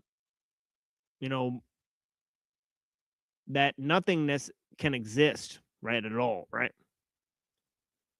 Right, and then that nothingness is kind of used to define this idea of becoming, right? That something can be and not be, right? As Heraclitus puts it, right? So Parmenides discusses how he sort of dismisses this whole kit and caboodle. He discusses how he dismisses what it's not. Right? He says you can only talk about what is, right? I like it. Right. So yeah, so here we go. And of course, this had a deep effect. Obviously, the force of the argument had a deep effect on many of the subsequent thinkers, as we discussed right earlier. Right. So he says, in it, the goddess argues. Oh yeah. So I read this, right? Where the goddess argues there's two ways, right? That it is and that it is not. The latter cannot be thought of or expressed, right? Hence, only the former is left. Right, only that it is. Right, mortals assume in vain that they can combine the two ways. Right, we discussed people who combine those two ways, right? Basically defined all knowledge and learning in subsequent ages, right? Nut jobs. Well, yeah, one may argue they did more damage than good. Well, yeah, a lot of them were. Crazy ideas. Some of them might say that they thought of things, and it's been a 50-50 bag, right? For sure. But yeah, only the way that it is can be allowed, right? According to that which is without coming to be and perishing, whole and homogeneous. Okay? And without motion. Now he's losing me. Yeah. Yeah, and therefore complete. Right, so I'll read that again, right? Wow. It says 1, without coming to be and perishing. 2, whole and homogeneous. 3, without motion. And 4, complete. Right, so this is what Parmenides argued was the nature of existence. Right? And it defines how we can talk about anything else, right? Because we could only talk about what is, right? All the existent forms in nature that, right? Are they present in nature, or are they a result of nature's activity? Right. I don't know. I think a tree would be a tree anywhere else the same as it is here. I don't know. But I don't know. Right. Yeah. So one of the, like there was a philosophy teacher I had, right? That sort of said like, look, like, there's a tree outside, right? And you can imagine that this whole world could exist, right? But that tree never came into existence. So you can imagine a world without this tree, right? And maybe not much would change if that particular tree wasn't there, right? Or, right, there's a sense in which everything is a cause of everything else, right? So that tree has to be in existence for everything else to exist, right? Because that tree is part of everything that exists, right? So that tree cannot not be there.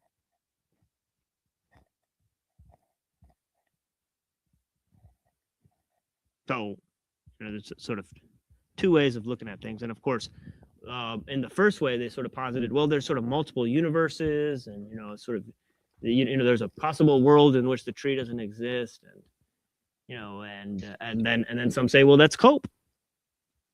Right? What world is that? Right? Possibilities only exist in a world of speculations, right? They would say, right? Okay, so anyways, let's go on. A great deal of effort has gone into sorting out what sense of is, quote unquote, Parmenides has in mind for the two ways. Is it the existential sense exists or the predicative sense?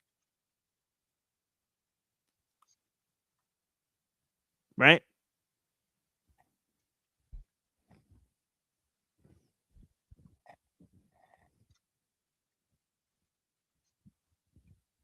So is he talking about his observation of nature, right? Predicating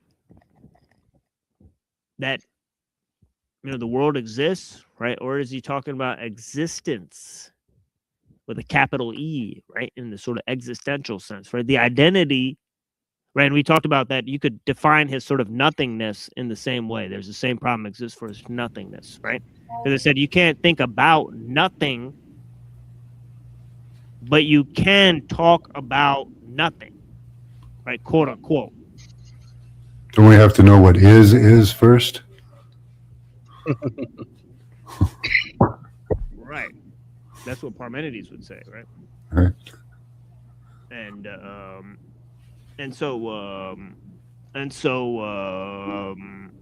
Yeah, so he says the identity sense equal or the vertical sense, right? It is true, it is the case that, or is it some combination of these, right? Or is he talking about both the existential and the predicative and combining those, right? And what is the conclusion of the argument? That the only thing that satisfies the four conditions is what is, right? Or that anything that is would have to satisfy those conditions. Okay, so which one is it, right? Is it the, right? Is he talking about, right, that there's this existence, right, in the existential sense, or is he just saying, well, look, that tree can't not exist, right? So he's sort of keeping the sort of causal chain that sort of allowed it to exist, right? So yeah, so there's sort of two ways of looking at the situation, right? And of course, obviously, as I said, there's people who combine being and becoming, right? So the dominant interpretation is that Parmenides uses the existential sense to show that only one thing, namely what is, exists. But a significant minority interpretation holds that he uses mainly the predicative sense to put restrictions on things that are, without entailing that there is only one reality. Whatever the precise argument, Parmenides uses epistemological assumptions about what can be thought and said to argue for metaphysical conditions or facts in a way that no one before him had considered. In a way that no one before him had considered. Let me go grab my coffee here real quick, and I'll be right back. And we're going over, information and contextualizing the poem of the Parmenides. right? And of course, we have a lot of interesting material here. We'll sort of go through time and analyze different views and opinions, right? And sort of come to certain, conclusions about the sort of facts in question, right? And yeah, so this is sort of where we're at and where we're going, right? And I got a lot of surprise turns today. I gotta say, lots of surprise turns today, right? And if you want to call in, sorry, I said I dropped the link here. There is the link here, right? So go ahead and call in and show us some love if you want, or some hate. It's up to you, right? But the phone line is open. We are taking callers, and I'm going to get my coffee, and this is basically where we're headed.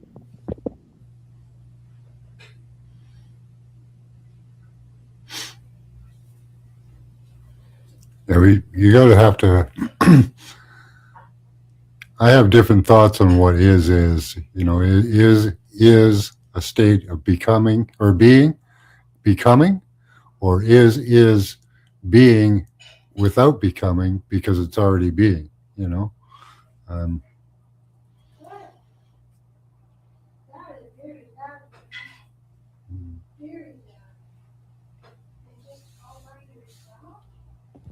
Yeah, I got some almond joy, so I bought a bag of this stuff for $3.50. So yeah, it is what it is. But yeah, for all the attention the truth has received, there has been relatively little attention paid to the other two parts of the poem. The promium is usually treated as an allegorical introduction. Yes, allegory is virtually unknown in early Greek literature, right? Though it was popular from an early time as an exegetical device, right?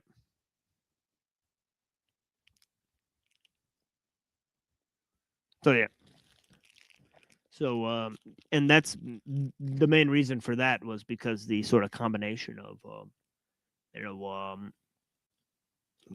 sort of art and religion and philosophy, right, that we see in things like the Tao Te Ching and other historical texts, right?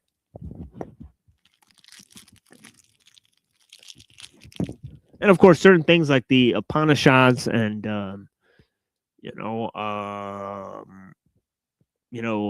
certain religious texts, they give us a whole cosmology, right, set up, ready to go, right? So you can't really move around too much, right? You can't really introduce lots of philosophical interpretations, right?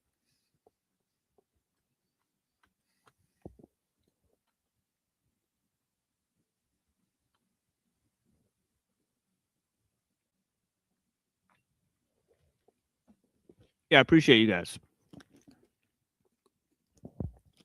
So let me sort of move to the text here, right? It says here, the journey of the narrator does suggest elements of an initiation rite. Uh-oh. There's lots of those floating around, right? The trappings of religious authority. The opinion is usually treated as a false and impossible cosmology that is propounded only as a straw man to be refuted. Yet this was apparently the longest and most detailed part of the poem. So maybe it's like a joke, right? Against like learning and philosophy, right? That's one way of interpreting it, right? Setting forth for the first time some of the most important astronomical discoveries made by the early Greeks. And it seems to provide a model for later pluralist cosmologies, right? Right, I mentioned that, right? At least in part embodying the principles laid down in the truth. From a practical point of view, how could an adequate philosophy not be anything? Not have anything to say about the human experience, it says, right? How could an adequate philosophy not have anything to say about the human experience, right? Thus, it cannot merely be dismissed. Further, the prominence of cosmology in Parmenides' poem indicates that the author was deeply interested in responding to the work of his predecessors, and consequently that by understanding better what his view of them was, we might appreciate his whole argument better. Yet this task has largely been ignored by recent scholars.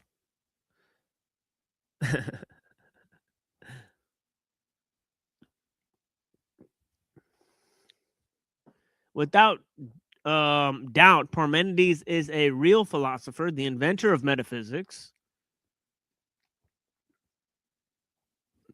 Yeah, I think that's kind of like going too far, right? I think maybe he, because we... Maybe he expounded on it, sure. Yeah, metaphysics is not separate from sort of cosmology and epistemology and, the religious concerns at this time, right? All these things are uniquely unified, right?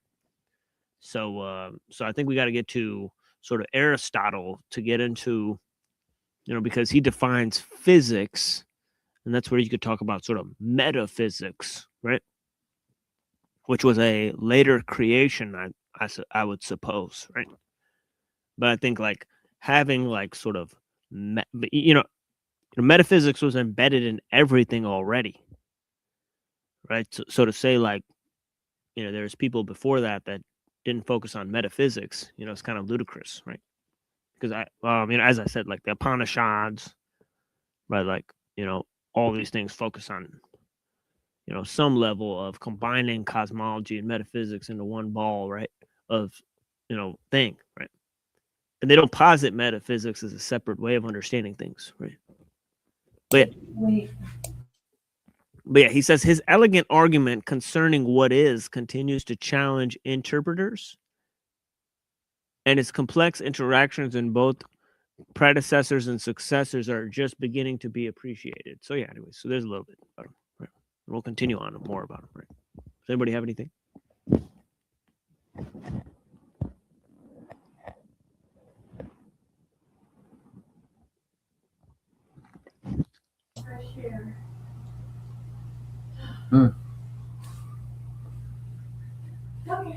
I'm still stuck up on his is.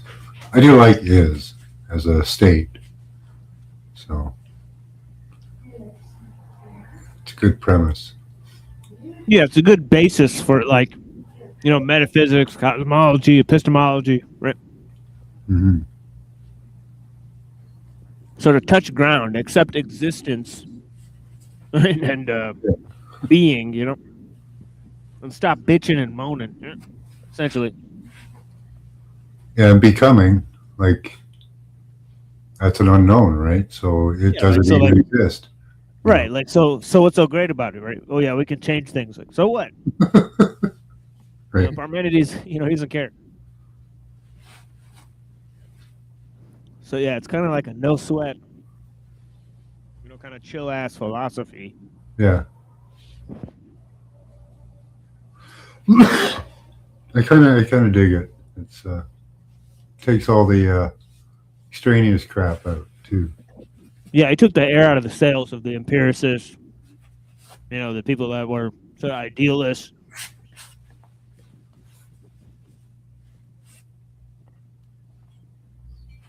Said, no, thinking and being is the same. Right? Because how can you be without thinking? How can you think without being? Right.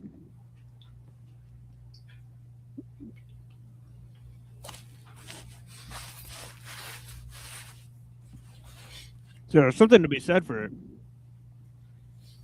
Yeah, the whole everything is one. For me, it kind of makes sense because it's like electricity and magnetism. You just don't have one without the other. So.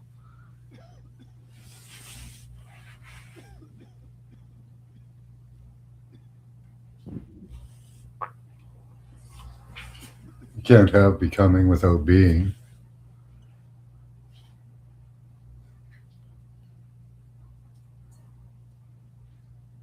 We got another guy here. Add him to the convo. Blessings, Buddha. How are you doing? Hi, Buddha. Hi, how are you doing? Good to see you. Yeah, good to Have see an you. excellent day, my friend. How about yourself? Yeah, I'm doing fine, thank you. Would Yeah, we're talking emptiness about. be a kind of being? Wait, what'd you say? Would emptiness be a kind of being? Oh yeah, me and Buddha talked about that too. Hmm. You know, I think Buddha has a lot of thoughts on that because I think, talk about how, what is and what is not are both sort of, wrong assumptions, right? To put it in terms of, Nagarjuna, where we were sort of discussing this. And I think even the basic ideas, right? So we were talking about how there's different options ultimately, right? Between being and becoming. There's sort of four things, right? There's being, becoming, there's existence and non-existence. Or non-being, right?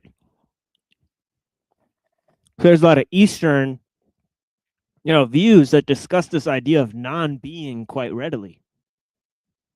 Right, and they say that the ultimate nature is actually contained within non-being. So, and they say that this is the true nature of existence. So they don't deny existence. Right, but they say sort of being and becoming are both sort of false. Right, so we talked about sort of 6. I asked Buddha about sort of 6 ways that this could pan out. Right, in the ultimate scheme of things, right? And so I said, there's pure being. One is pure being of Parmenides, right? The other is sort of being and becoming in a dualistic relation, the way I was describing in the introduction of this show, right? The third is being and nothingness, right? So it's like you look at being, and when you look at it, it looks like one when you look at it, but when you zoom out on it, it's just a big 0, right? So it's like you could look at it 2 ways, right? So there's sort of being and nothingness, right? That is the idea that's in the Tao, right? So that's why it sort of prescribes this idea of wu wei, right, or doing not doing, right, which is actually wei wu wei, right, which is a sort of it's an extension of a greater notion. Wu wei is an extension of a greater concept. Wei wu wei, doing not doing, right? Yeah, so it's a positive sort of a right. One may say it's positive in a sense, right?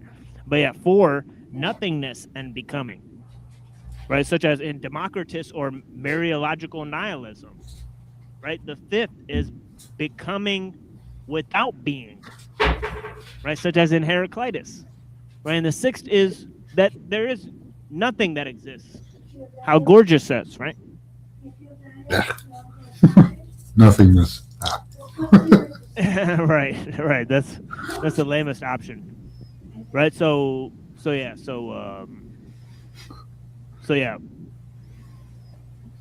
Of course, Buddha said there's a response by, he says, response would be that 6 options fail for the same reason. Each tries to secure reality by fixing one side of a conceptual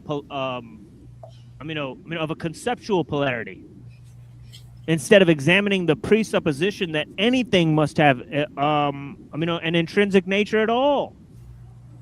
Right? So 1, pure being fails because what is permanent cannot act or relate. 2, being plus becoming, dualism, fails because neither can be established independently, and mutual dependence already undermines intrinsic reality. 3, being and nothingness, Tao as ground, fails if either is treated as the ultimate substrate rather than a skillful loosening of opposites. 4, nothingness plus becoming fails because becoming without any basis is unintelligible, right? Which is exactly kind of what the what the followers of Heraclitus, like Cratylus, came to the conclusion of, right? And nothingness cannot do the causal work. Becoming without being collapses because change requires relation, which introduces what it tried to exclude. Pure nothingness fails because even its assertion depends on conceptual designation and causal discourse. And then he finishes off by saying, Madhyamaka's point is not to pick a seventh metaphysical option, but to dissolve the demand for one. What functions is dependent origination conventionally, while ultimately nothing is found to exist or not to exist in its own right. Hence, Nagarjuna does not replace Parmenides or Democritus with a better ontology. He shows why the entire menu is generated by grasping at is and is not, which emptiness undermines without installing itself in their place. So there's just a sample of me and Buddha's discussions. But yeah, pretty. I thought that was a pretty interesting, query there. Out of which, out of those 6 options, which one would, be the best?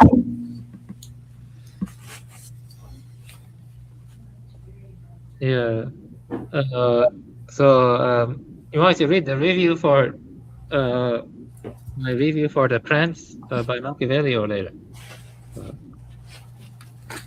Yeah, it depends how much time you have. Are you gonna be here for a while? Oh yeah. Whenever you want me to. Yeah, whatever. Oh yeah. So maybe we'll play some music. We'll move to the second part of this, Parmenides discussion, and we'll, move to that and maybe like an hour or 2 hours from now after we finish this Parmenides thing. Yeah, no problem. Yeah. Thank you so much for your patience, and but yeah, if you want to do it at any time and just go to sleep, just holler, and we'll get to it, for sure. But yeah, so we got a lot of stuff here, on the table. We're moving to looking at information of the Parmenides, and Saturday we'll be actually looking at different, segments from the Parmenides, right? And also we'll be looking at different translations of the poem of Parmenides because of the interpretation problems. We've done the same thing with the Tao Te Ching, as we've said, but right now we're looking at an introduction to the man himself, Parmenides, and look at how his views were interpreted, and what the common view of the ideas in question is. And I'll play a little music here, and we'll move to more concepts. This is a thing I've put together here. The original version of this is actually pretty good, right? By Rock Marciano and the Alchemist, right? But yeah, let me try to find where I put this.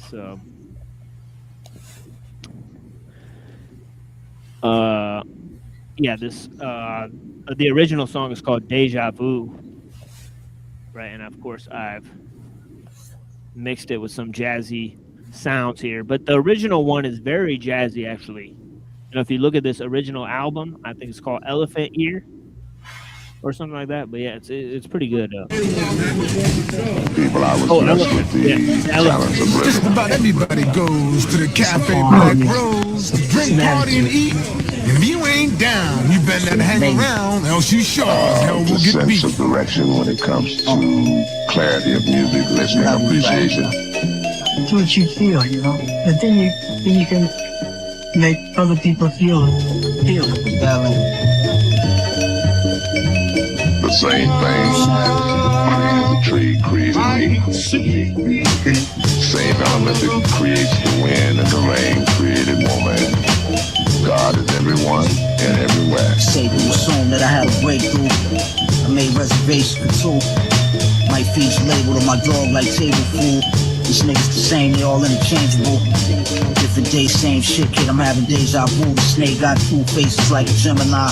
I'm way too player to not womanize. Everything I said in the rhyme is sex being weaponized. Underneath cover like it's espionage. I made God of my likeness, part of my niceness. For me to line, you don't need a barber's license. Might take off your light switch, but my heart is righteous. As an artist, I'm often slighted. Y'all must be on that Barbara Streisand. I like cold prices. Sacrifice to go this life. This hoe said the home gaslighting. That's what she told the psychics. I was just gassing that old white bitch. Listen, it's clairvoyance. I bought the stick for the voyage. The press on the Gucci need embroidered in my 40s. I'm still looking boyish. What's inevitable can't be avoided. Disappointed, the snitch pointed. Feds kicked the door on my joint, the breakers in the toilet. No G's give us pointers. We've been in corners, shorty could have been on the Hornets, knocking down 3-pointers. The release is water. People always said that about me. I ignore it. So in the process, you ignore everything, that isn't in your group. To create, you have to be kind of selfish. I don't run into that.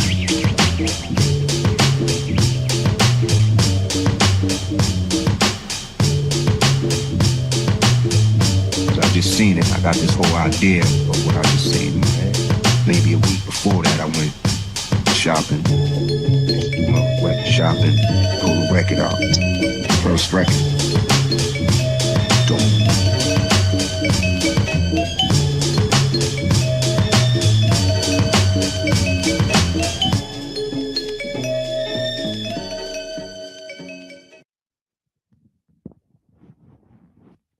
All right. So here's some more information about Parmenides before we move on to some other ideas here, right? It says Parmenides was born in 515 BCE. Right, his fellow citizens eventually regarded him as so highly that they adopted a legal code he wrote and followed it for 500 years.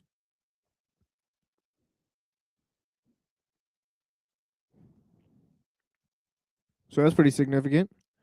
Such genius for practical affairs is nowhere evident in his poem. So his sort of high regard that he achieved in his own lifetime, right, is sort of not really shown in the work we have that's left over, right? So it's interesting, right? He's like a figure like, like Solon or something, right? Was for Greece. Right, where he's like composed like the law system or the legal code, which is like pretty insane, right? But yeah, it says that his poem is one of the most abstract texts in all Greek philosophy. Though Parmenides wrote in the epic meter of Homer and Hesiod, right? So we have two sources, right? Two of these sort of philosophy textbooks have stated that he wrote in the, what is it? Dynamic hexameter? Or what was it called? Shit. Let me go back and see. It's important that we get this right because of dactylic hexameters. Dactylic hexameters. This is the style of poetry in which Homer composed his poem. I like that word. Oh yeah. This is if you want to sound. Dactylic hexameter. Right? Like there's also like dithyrambs. Right? So this is a very highly ordered structure to the poem, right? As we're seeing, right? So we'll take a look at this, right? Dactylic hexameter.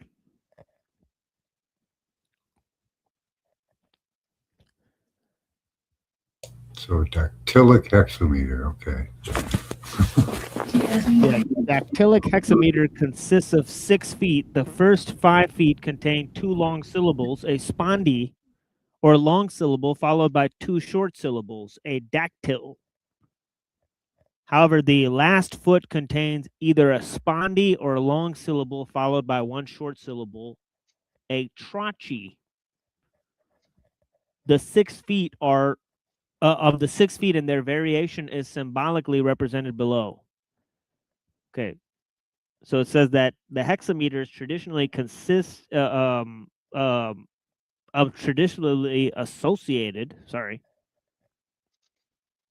I've ate a lot of edibles. With classic epic poetry in both Greek and Latin.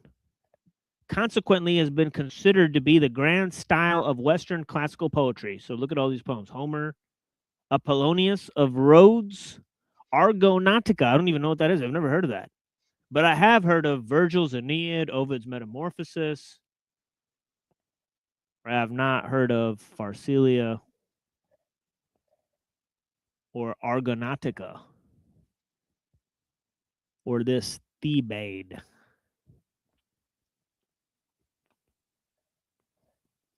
But yeah. Yesterday I learned about Euripides. Oh, whoops. I'm not even showing this on the screen. What the Sorry. Dactylic hexameter. This is the thing, sorry. So I was reading that, right? So this is what I was reading, right? So it says here, right? All these poems were composed in the dactylic hexameter, in which Parmenides composed his poem, right? So I'll leave that up for a little while because I really followed that up there, right? But yeah. Let me actually get rid of that in the studio so that's not becoming a problem again. Little video I made. So yeah, so yeah, he invokes a goddess too, just like them, he says, right? So he's saying he's kind of like invoking a similar,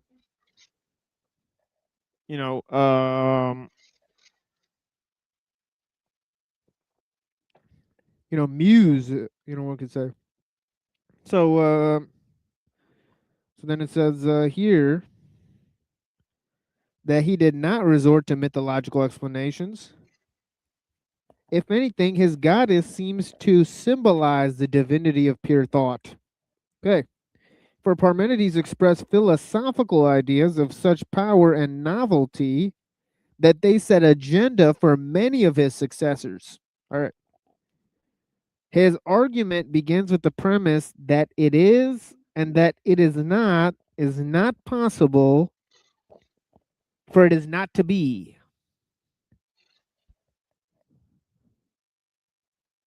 What is and is not possible, for it is not to be. And we have a sort of, here it is. Here's a little segment from the Greek, right? We're sort of looking at here, right? Of course, I can't read the Greek there, right? But it says, "Come now, I will tell thee, do thou hearken to my saying." This is, of course, the goddess talking, right? "And carry it away."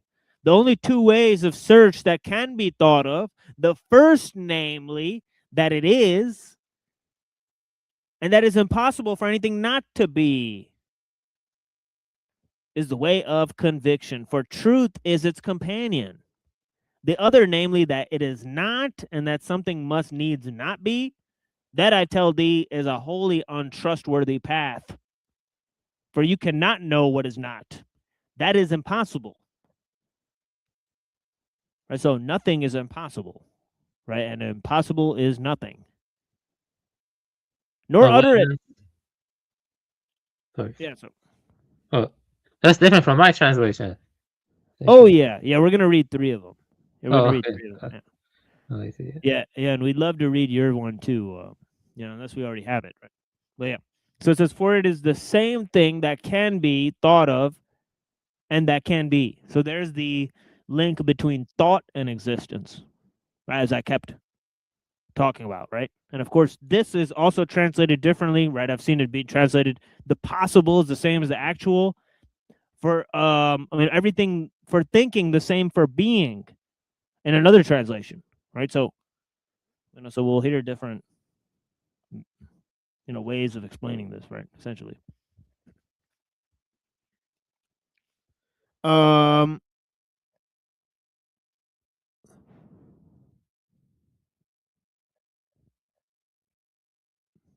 This is great. In the Quran, the earth is described as being inside an ostrich egg in the desert. Dactylo was the name for learning how to type back in school.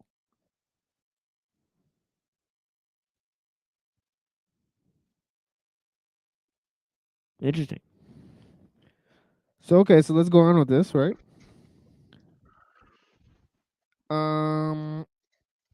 It says, thus forbidding the existence of what is not as contradictory and then as unthinkable and unspeakable, he proceeds to criticize everything contaminated with non-being, including change, motion, division, difference, and time.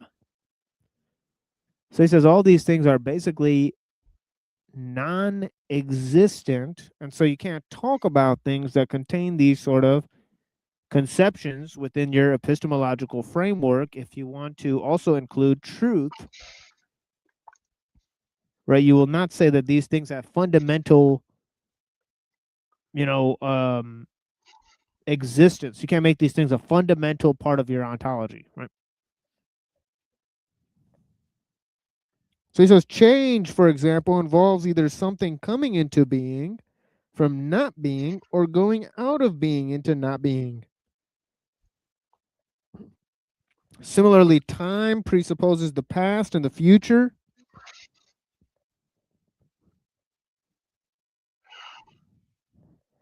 Okay? Each of which is included in what is not, aka the now. Right? So it's kind of like eternal recurrence in a way, sort of a flat line. Yeah. Right, sort of a net zero in terms of time, right?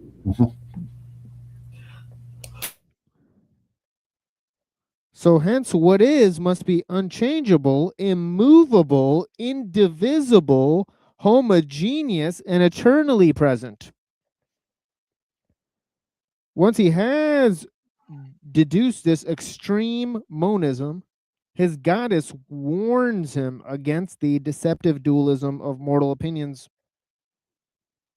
Ancient biographers report that Parmenides studied under Xenophanes. So if you'll remember Xenophanes,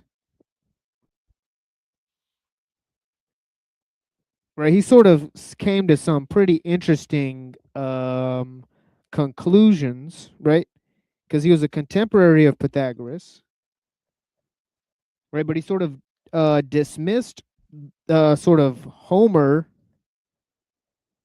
right? And he said that God is one, greatest among gods and men, not all like mortals in body or thought. All of him sees, all of him thinks, all of him hears. And then he went on to say how, there's a sort of a understanding of sort of science, right? And this might be why Parmenides composed those laws,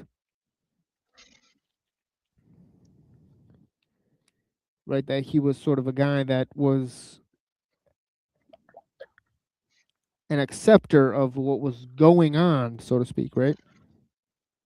Just like Xenophanes, right? Or sort of a practical sort of a guy, right?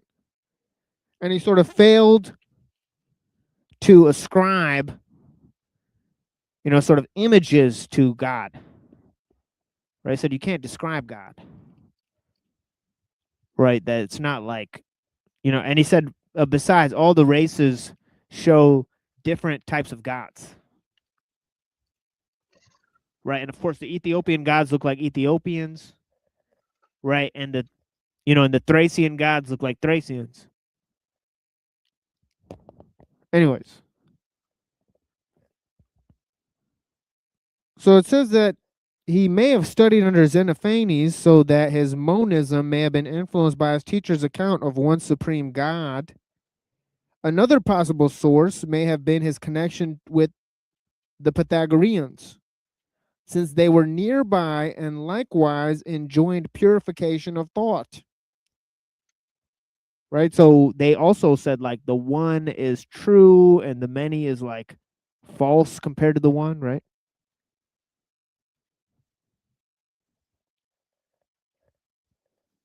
So maybe there's some idea there that connects, right?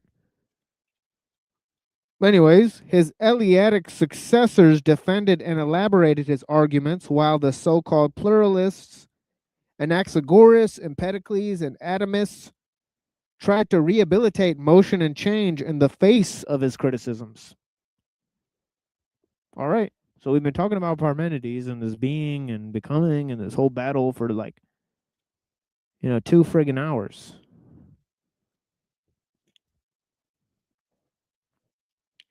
But another sort of ancillary notion or argumentation that came up in the beginning was this notion of language, this notion of nature being in the state of becoming, whether we can ascribe meaning or definition to things, whether they have an inherent nature that's ascribed to them by some sort of intelligible, rational, right, overarching order that exists, right? Or whether this meaning is constructed by us, right? So there's different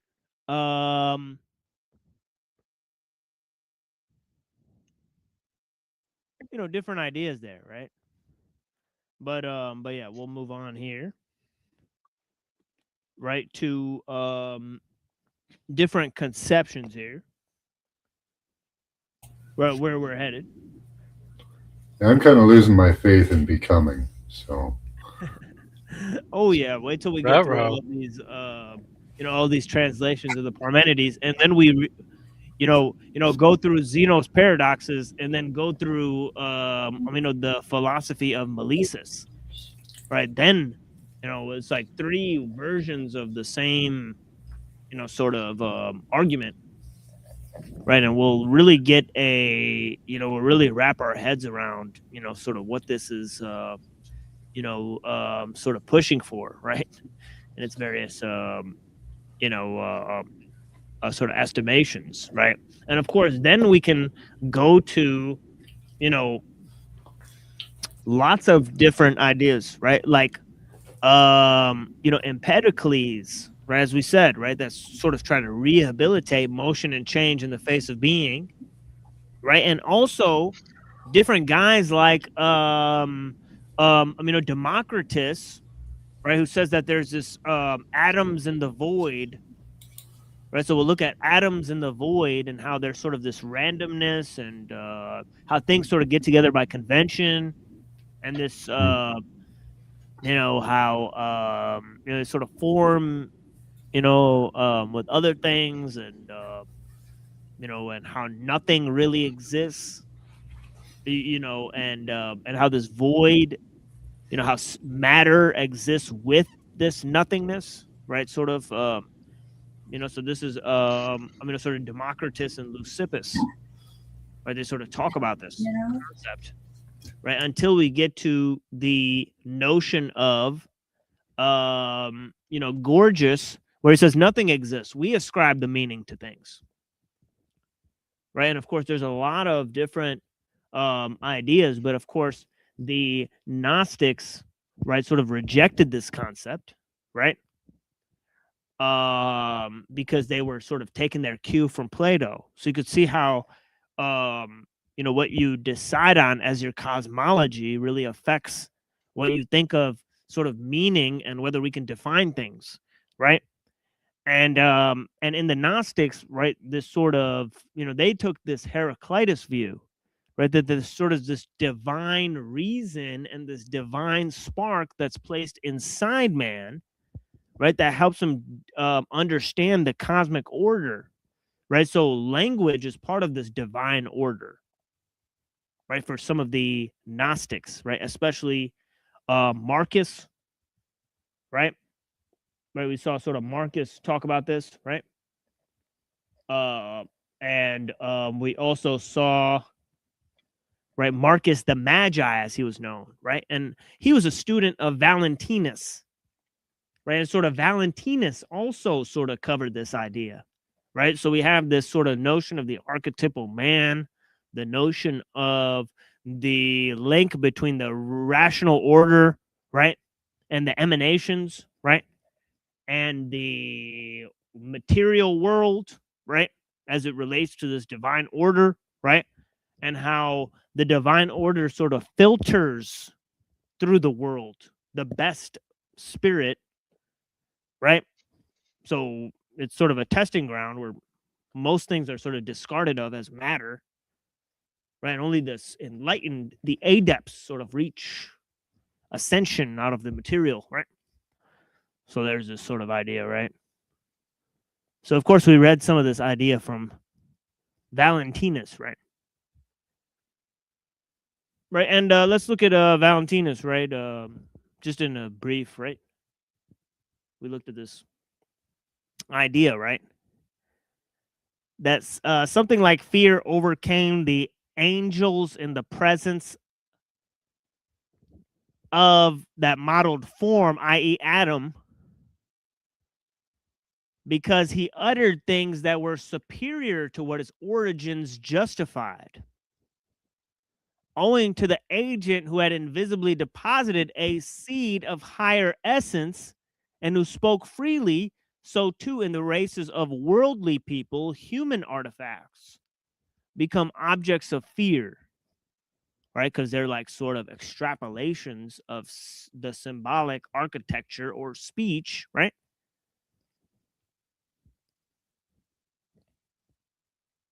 Okay, it says human artifacts become objects of fear for their creators. For example, statues and images and everything that is made by human hands as representing a god. For Adam, modeled as representing humanity, made them stand in fear of the pre-existent humanity. There's a primordial sort of Adam, right? For okay, I just read that, sorry. For precisely the latter stood in him. Okay, so the pre-existent humanity stood in reflection of Adam himself, right? He was made in the image of the creator, so to speak, right? For precisely the, okay, I just read that. Sorry, keep doing that. And they were stricken with terror and quickly concealed the work. Okay. So the,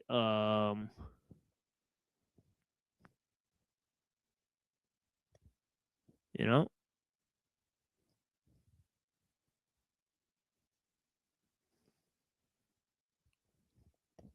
so the angels were scared of Adam because he had the ability to create symbols, right?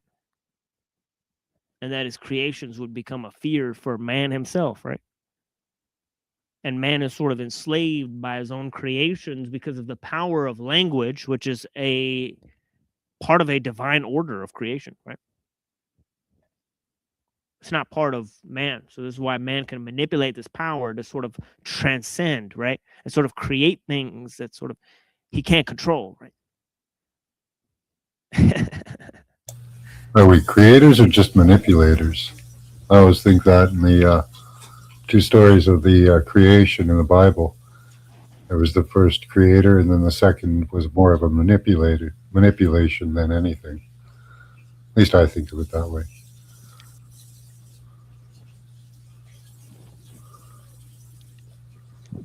Yeah.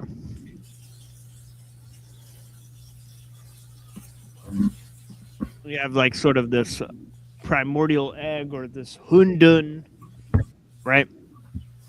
This sort of faceless egg, you know, of chaos, primordial chaos in the Tao. Yeah.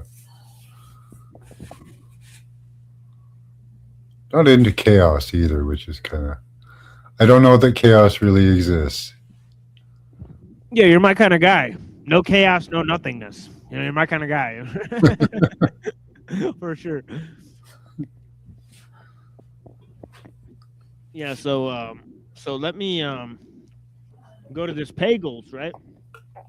And I'll read you another sort of idea of this divine language, right? If I can, right?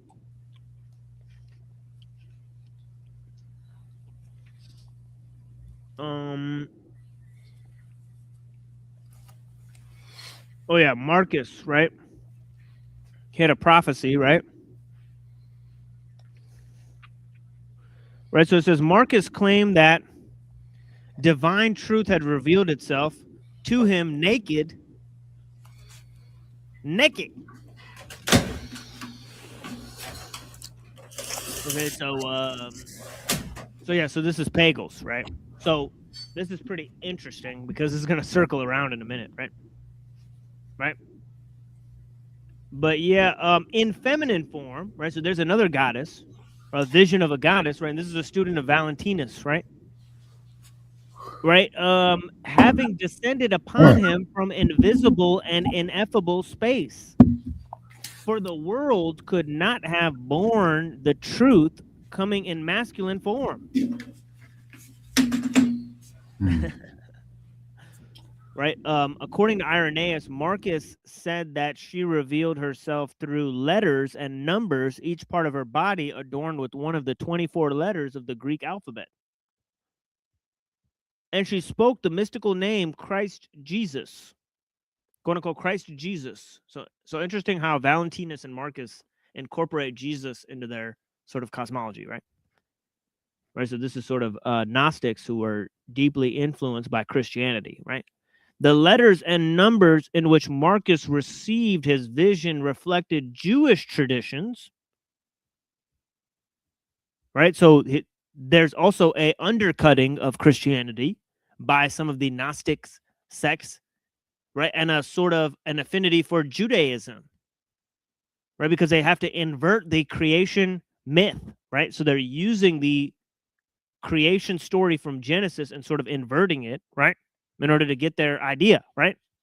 So this is why Irenaeus is sort of condemning the words of Marcus, right? Here.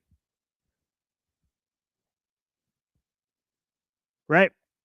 So it says, according to Irenaeus, Marcus said she revealed herself through letters and numbers, each part of her body adorned with one of the 24 letters of the Greek alphabet, and she spoke the mystical name Christ Jesus. Right, so he probably doesn't think too highly of that. Right? It says the letters and numbers in which Marcus received his vision reflected Jewish traditions known to followers of his spiritual teacher, Valentinus, who claimed to be initiated into Paul's secret wisdom teaching. Right? Allegedly, right? Similar traditions would flower more than 1,000 years later among mystically inclined Jewish groups who would call them Kabbalah. Kabbalah. Right? So in the pre-Kabbalistic sources, right? We actually have pre-Kabbalistic, sources, right? Which I've read a little bit of, right? Oof.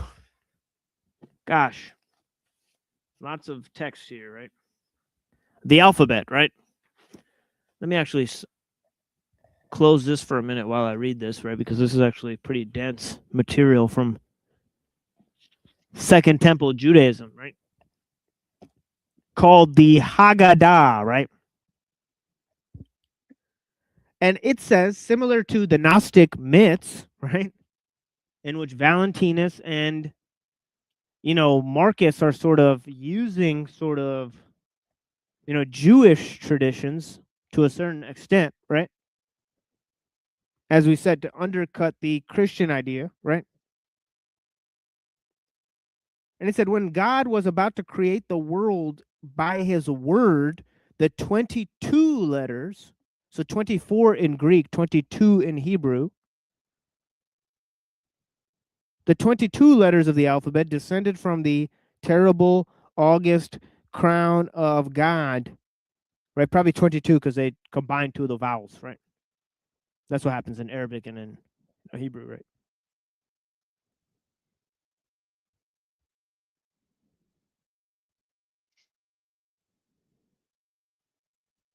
Yeah, the 22 letters of the alphabet descended from the terrible and august crown of God, whereupon they were engraved with a pen of flaming fire. They stood round about God, and one after other spake and entreated, create the world through me. So you can see each of the letters are sort of imbued with a spirit. right? Sort of personalities, right? After the claims of these letters had been disposed of, Bet stepped before the Holy One. Blessed be he, and pleaded before him, O Lord of the world, may it be your will to create the world through me, seeing that all the dwellers of the world give praise daily unto you through me, as it is said. So remember, the letters are also numbers.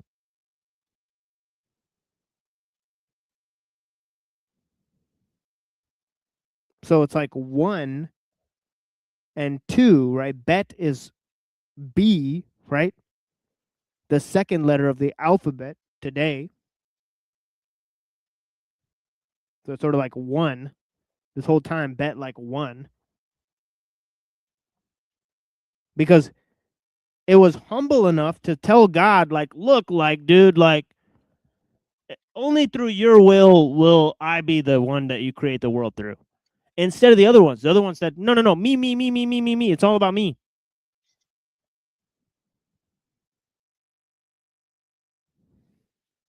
So it's like 2 was like not that interested in being like, you know, me. And he said, look, 2 or B was like, look, God, let's just chill out here. It's up to you, but, you know, let your will be that it's me that you create the world through, right? Sorry for interrupting, but can you say what was 22? Was 22 letters again? You said 22 letters in the Hebrew alphabet, yeah. So this is what it's talking about, right? Right. So it says, Bet stepped before the Holy One, right? He said, it's through your will to create the world through me, right? Blessed be the Lord forever, amen and amen. The Holy One, blessed be he, at once granted petition of Bet. He said, blessed be he that comes in the name of the Lord. And he created the world through Bet, as it is said, Bereshit, God created the heaven and the earth. So there's 2 there, right? The only letter that had refrained from urging its claims was the modest Aleph, or A, right? Or 1, right? He wasn't playing the game. Right? And God rewarded it later for its humility by giving it a place in the Decalogue.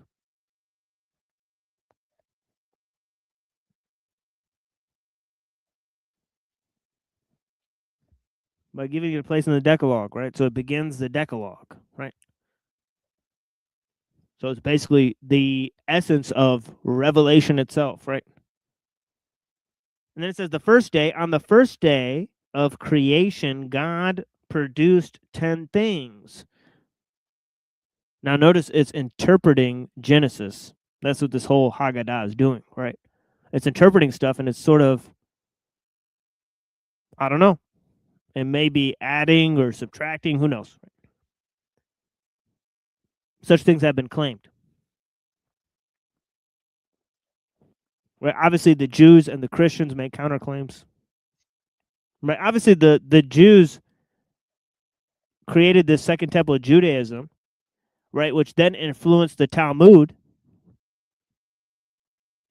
right, which sort of has a hardcore rejection and a sort of insulting way of Christianity, as the Christian saints like St. John Chrysostom and others, they had a sort of interpretation that the Jews are sort of, you know, that they've fallen. You know, they're part of like a way of doing things that's totally condemned.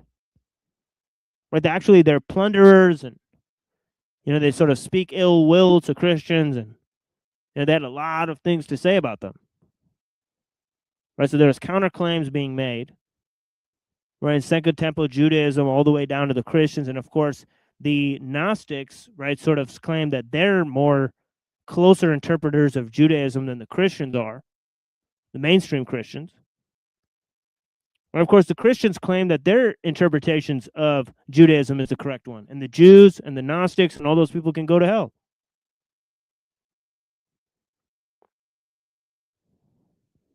And sometimes they take each other's sides, and who knows, right? There's a bunch of combinations of the different ways, right? Too. But yeah, God created 10 things in the beginning: the heaven, the earth, tohu, bohu, light and darkness, wind and water, the duration of the day and the duration of the night.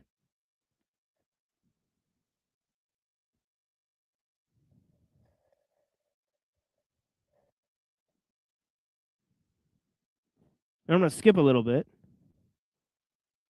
Right, there's 7 heavens and 7 hells. And they sort of describe these. It says the planets are fastened to the second heaven. The third, the manna, is made. Obviously, the first heaven contains God and those angels that encircle God's throne, right? Second is the heaven. The third, the manna. The fourth contains celestial Jerusalem. Right, so Jerusalem is the center of the world, together with the temple, in which Michael ministers as high priest. So there's an archangel that ministers as high priest of the temple. The fifth heaven, the angel host resides, sing the praise of God.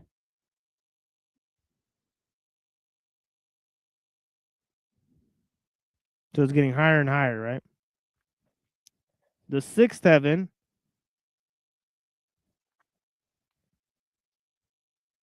it's like time. It's like the gatekeep of time, right?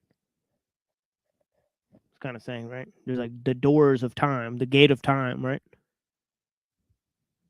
Which is under the supervision of Metatron, the archangel.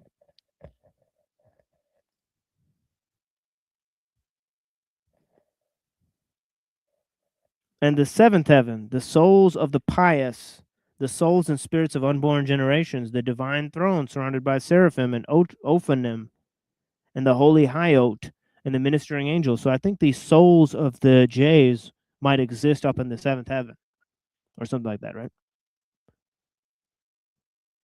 And 7 earths.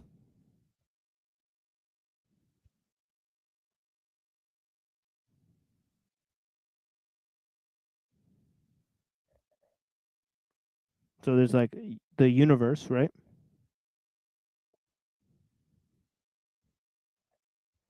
There's the abyss, the sea and the waters, the clay,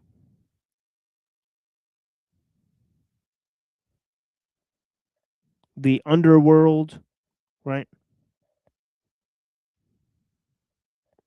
Abaddon and Sheol. Anyways, you guys get the picture. So it describes this sort of layers of creation, right? But it also describes this divine language similar to Gnosticism, right? And then we have different, spread of different ideas from, the Sabians to the, to the Mandeans, to the Manichaeans, right? And of course, Manichaeanism, which is sort of influenced by this idea, right, that there's sort of 2 forces in this cosmic syzygy, right, which the archetypal man is being fought in the middle between these 2 forces of good and evil, right? So, and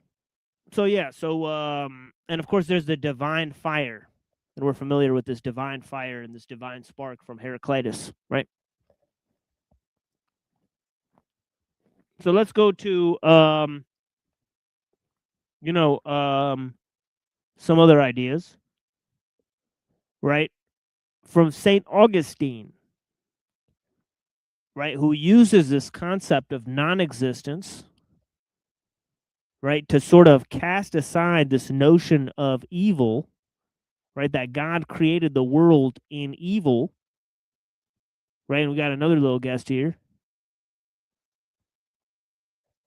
Which is not a little guy at all. He's sort of a towering giant, along with some of our other guests like Max Vision and Avian Buddha and Reddington. So yeah, blessings to the brother. And anyways, Yeah. Yeah, blessings, friend. Blessings, brother. Yeah, we're sort of getting into this problem of evil with St. Augustine and his idea that evil is a privation on the good, so it does not exist, right? I don't agree very much in Augustine, but I would agree with that. Sure. Fascinating. Yeah. That's one thing I definitely agree with.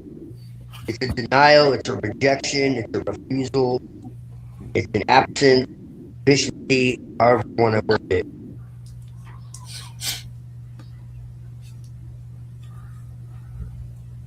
Yeah, I missed the last thing you said. What was that? Oh, I'm just saying, I'm completely in alignment with that. It's a distortion, it's a denial, it's a refusal, it's a rejection, of what is good. Absolutely. Nice. Yeah. That's how I see it too. It's an absence. So you're saying that evil is only non-existent if also the good is non-existent. Yeah. So you're saying right. you're partial. You partially agree to it, right? So. No, I completely agree with it. Actually, it's an absolute deficiency. Oh, but he's saying that if something exists, it's naturally good. So you're saying you totally agree with it. You agree that there's goodness, and that evil is just a lack of goodness. Well, see, what's really funny is, everyone talks about Crowley and do what thou wilt, but it would shock people to know that St. Augustine actually said that too. And so what that's actually saying is that man is not born a sinner. Man is born inherently good. It's not until has so much imposed upon him by teachers, by society, by parents, by everything, essentially. So basically, if you leave a child alone and you let them grow, and you don't tell them, not to do this and not to do that, and tell them, like that they can't use their imagination, and that it's all, imaginary, mix imagination and creativity with like fantasy, right? And you don't like beat them and traumatize them and let them go out into nature. And think about it. Think if instead of teaching kids things they don't really need to know, if you taught them like how to balance a checkbook and like creativity, and lateral thinking, critical thinking, martial arts, about nature, about spirituality. It didn't like push any one thing down their throat and just let them decide and just let them be unique, and just kind of let them do what they wanted within reason. Think how much different they would be. Think about when you were a kid, man. Like how innocent we all are. Like really, and I think this is why Jesus says, that you have to be a child to inherit the kingdom of heaven. It's because of the way we perceive reality. Everyone's like, oh, well, you're just a kid. You're innocent. Well, that's exactly it. Why are you innocent? It's not just because you're a child. It's because society hasn't put its hooks on you yet. You haven't been waylaid and misled and, had your sense of, everybody's your friend and, you can trust, what you see and grown-ups are trustworthy and good and, all that hasn't been shattered yet. And so really think about it. Like children are better off being left alone. And so the whole idea was that children are inherently good. And so if you just let them be, they'll be good. It is until there's, molestation, I would say, psychic molestation, that people end up, devious and, malevolent. So with that being the case, yes, that's how evil forms. I mean, how many people, turn out psychopaths because of shit that happens in their childhood? I mean, it's Yeah, a real meme. quick. Yeah, real quick. I mean, do you have thoughts on Valentinus? Yeah. Or Marcus the Magi? Because we just went over them real quick. I don't know much about Marcus, but I do have thoughts on Valentinus. I like some of his thoughts, but again, he kind of was like a hard dualist, and as you know, I reject duality. Right. I think that if you read it not literal, I think it's good. If you see the demiurge as like kind of like a super ego type deal, and you see the spiritual as, instead of it being like a separate realm, but you see it as just, Yeah, higher in Valentinus is the teacher of Marcus. Or at least this is what is claimed by Elaine Pagels, right? Yeah, Elaine Pagels is a little stuck in her own worldview, I guess. I do like her though. She's very positive. I'll give her that. And I think she understands like the deeper meaning of it. So she doesn't quite go by Valentinus. And I mean, Valentinus isn't really here to defend himself either. So, I mean, maybe he did have a deeper understanding. I think a lot of the Gnostics actually did have a deeper understanding than what people think. And so, even though it seems dualistic, there most definitely were hard dualists, but I think a lot of it also, when it talks about the matter being evil and the spirit being beyond, and how we have to like die to the matter. I think really what it's saying is no different than the temptations of the flesh will lead to death.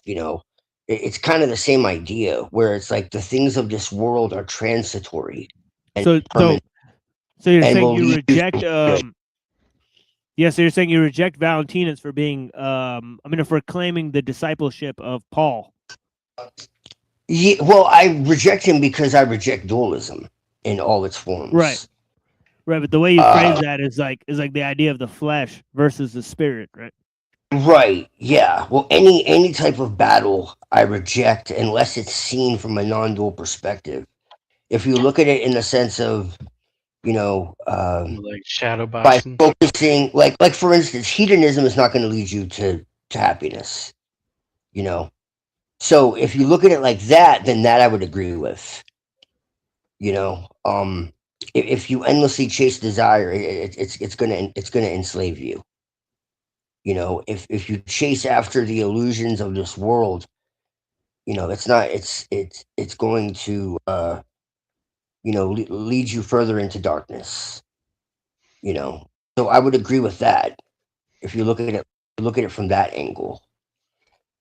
But to see an actual battle between light and dark, or spirit and matter, I reject that, because I see spirit and matter as two sides of the same coin of ether and consciousness. And I've been working on my own worldview for a while now, and I'm now convinced, I'm going to accept this, that plasma is literally the container of consciousness. And when I say plasma, it's really ether. It's really ether. Plasma is ether. They just call it plasma now in science, but it's the luminous ether that they talked about way. I'm agree with that. Yeah.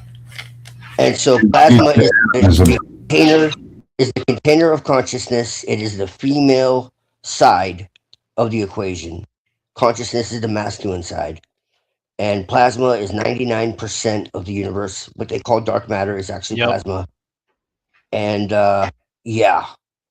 And that's what entities are. That's what aliens are. That's what demons are. That's what angels are. That's what everything is. What we are. It's what we are. Right, exactly. Greg, because you have Dana's book. I'm jealous. It's the one book I don't have. I'm going to get it, though. I read it. I also finished Temple's book finally. Dude, we're going to have to, do a stream, on that shit. Because you're, the one person who has that book. But I'm so glad you you Dude, you don't like even took know, that. bro.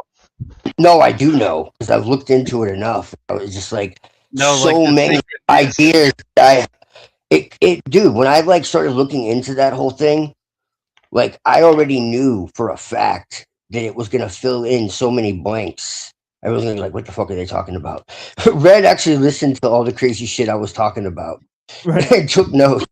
Right, but Red, Yeah. I mean, But anyway, synchronicities describe from this. this damn book, bro. It's just kind of drove me a little crazy.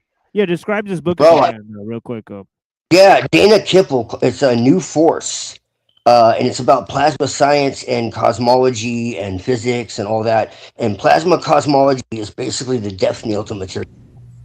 It basically proves that the universe is alive and that it's evolving, and that it evolves as we evolve, and that it actually learns as we learn, and that it's a luminous ether. And it is the female, the divine feminine side of reality. It Yeah, is a yeah, but container. hold on. of I mean, but hold on for a second, Twilight. Let Red and Max come in on this because it looks like they agree with you a lot. So Red and Yeah. Max, you know what you guys? Well, want I've to say? known Max. I've known Max forever. Good to see you, Max. Like I Oh, think it's she a has a she. lot of yeah, Dana Kipple. She has a lot of ideas. She's still kind of forming. They're not fully formed yet, but I think I like where she's going with some of them at least. Plasma consciousness synergy she seems to be onto something with that because I've had experiences lately that seem to sort of go align with it. I kind of agree with her on like it's not about transcending to like 5D or whatever like new age nonsense. Nice. Talk about it's about interacting with all of the dimensions at once, all Nice. interacting with them together, 3D, 4D, and 5D. At least the one that's as far as those dimensions. She hasn't gone any higher than 5D. I mean, there's supposedly 12 is the limit I've heard, but I wouldn't know about that yet. Well, it's that they all exist simultaneously. You're not actually going anywhere. So basically, Right. let me try to break it down to you and see what's so interesting to me is that in the Gnostic understanding, the pagan Gnostic understanding, the aeons are plasma. They're plasmic filaments, and so the entire basis of the Gnostic cosmology is plasma. Okay, the archons are plasma, the aeons are plasma. Like that's just what it is from day one. And in my occult workings, Lilith and like the Citra Akra, which is Universe B, which is Sirius B, is all based in plasma too. Okay, so this is what I try to say. Like I was starting a new system of magic originally. That was my original purpose when I said I was writing a book. Well, that was what I was originally going to do, but it turned into something much more. As I started doing research for the book, it ended up being something that went way beyond me. And so It's like it's a synergy because plasma reflects back to you what you project into it. That's exactly right, and that's one of the main things I want to get into. That's I'm going to be doing a video on this shit. Yeah, feminine and masculine. Masculine being Yes. consciousness. Yeah, that's what Yes, she talks about. it has to do with what Universe A and Universe is. Universe B is a mere reflection of this universe, and Universe B is outside of temporal time and space. I don't know if you want me to get into all this. It's a lot. It'd probably be better to do another time. I'm not trying to go over the show, but I'd be more than happy. Yeah, you can go off on it. Let me play a song for the people, and then we'll go off on that. I mean, you can take the floor and describe this concept, and I'll Yeah, remind because me what we're this will Yeah, with this will also explain constant what. plasma too, you can also look at the magnetic factor, and Right. there was remote Yeah, viewing. it's magnetoelectric, not Yeah, electromagnetic. The one thing I'll tell you is this: Universe A is classical space-time, sensory consensus, ego-anchored causality, linear identity, and a cultural reality tunnel. Universe B is non-local, plasma, free-form field of information that leaks into perception through dream, trance, trauma, art, sex, ritual, obsession, altered cognition, and deep imagination. So realizing that the takeaway is realizing that magic is not supernatural. It is interface engineering between these two dimensions. The night side of space-time where form has not yet collapsed into objects. Well, I guess we're off to the horse races. Yeah, if you just want to continue, that's Sad fine. Shambhala. That's I'll so the other side of the abyss is not elsewhere, it is here, but inverted. It's non-local cognition, liminal neural states. So in between spaces, the liminal space is a what they call the neither. In witchcraft, it's a threshold. It's kind of like the between life and death, between spaces. So it's like with the psychopomp and a shaman. People ask me like, why do you work with the flip-flop and all this? Isn't it Jewish? No, it goes back to shamanic time, and this will explain it much better what I mean by this. So it's a morphic field. It's pre-symbolic patterning. It's imaginal physics. Why does it require a different dimension to exist? Universe B is not another place. It's another phase state of reality itself. So it's just like plasma is not solid, liquid, or gas. Universe B is not waking, dreaming, or thinking. It's patterned before objects coalesce into each other. Before there's Yetzirah in Hebrew. So Yetzirah is the state of you have Absolute, Bria, It's like Yetzirah, and Asya. the moment What's before that? a moment. It's a record of the moment that before a moment is born. It's when it yes it's the pre-formation. It's the time when everything is still in hypostasis before it becomes form. So before when it's still in potentiality. Okay. When it's still in the archetypal world, in other words. But yeah, I'll stop there for now.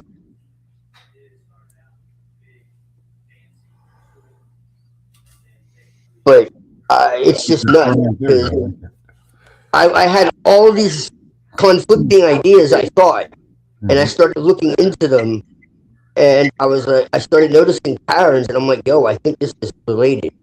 And then all this new science and like oh yeah, the conscious energy is totally, it's being proven. They found conscious energy forms in space. Apparently, I don't know if that's true or not, but well, yeah, even the ancient. I just know that I was being led by something for sure. Yeah. But all the I've had these suspicions for a while, and it's all coming together. I'm just like, whoa. Science and mythology are becoming the same too. I did a series on creation stories, and a lot of them are very scientific, very descriptive. It's all plasmic. It's all catastrophism. It's all there's no question about it. Yeah. I think we talked about this way back, just not at this level. Yeah. Yeah, I thought so. Yeah, we've come to some we've gotten new information for sure from science too, Yeah. Yeah, and now I'm looking into, I don't know if we discussed electron flood theory. That's an interesting one that's come. Yes. Yeah. Yeah. It did. Yeah. So that it kind of pulls together electricity and matter right there, and you don't need anything else.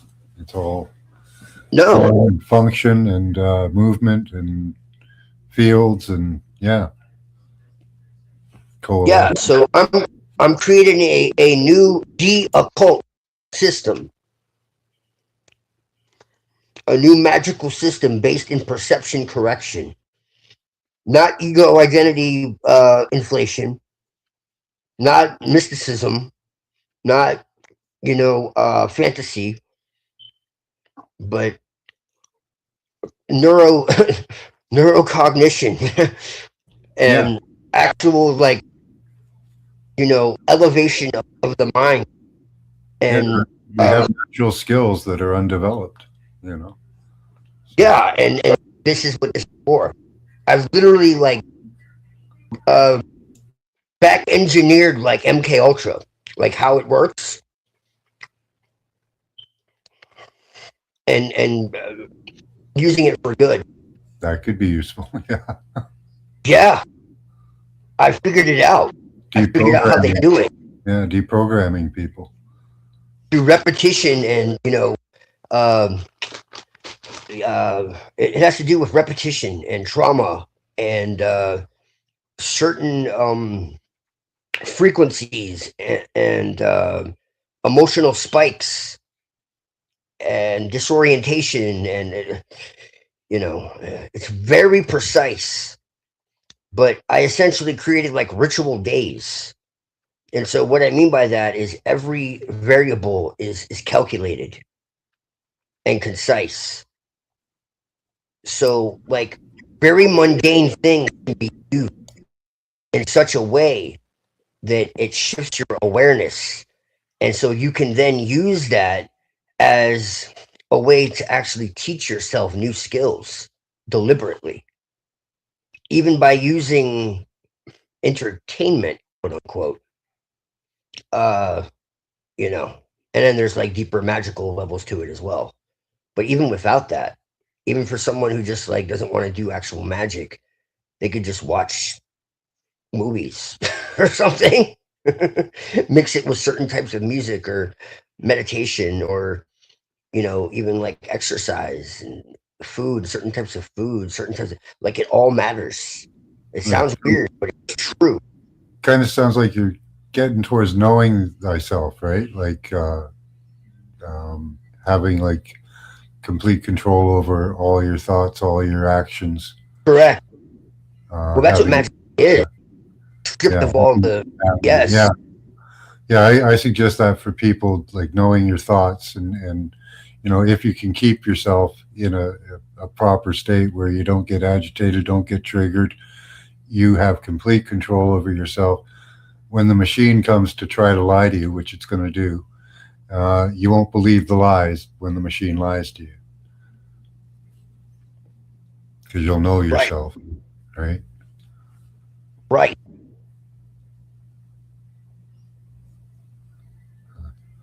So yeah, that is kind of naturally the same thoughts and philosophy I've been doing kind of myself. Yeah.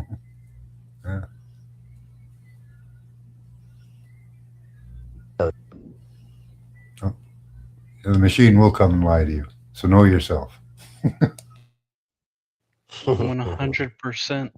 Oh yeah, the unexamined life is not worth living, as was said.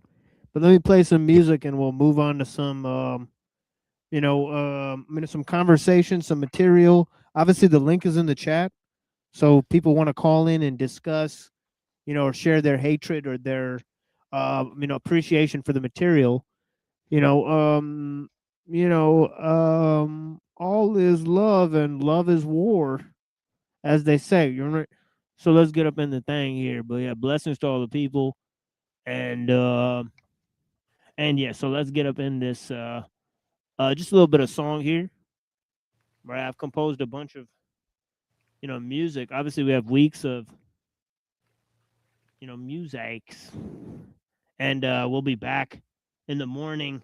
I've been playing in the sort of the 15th or the 14th hour of the recording, right? Because I sort of leave a recording on, and I try to maybe sleep. Sometimes I can't, right? So I just stay awake, right? But sometimes I'll catch a little bit of sleep, but then at the later part of the show, we'll play some Uncle Teddy, right? So you guys could look at the material, right, that the show is sort of based on.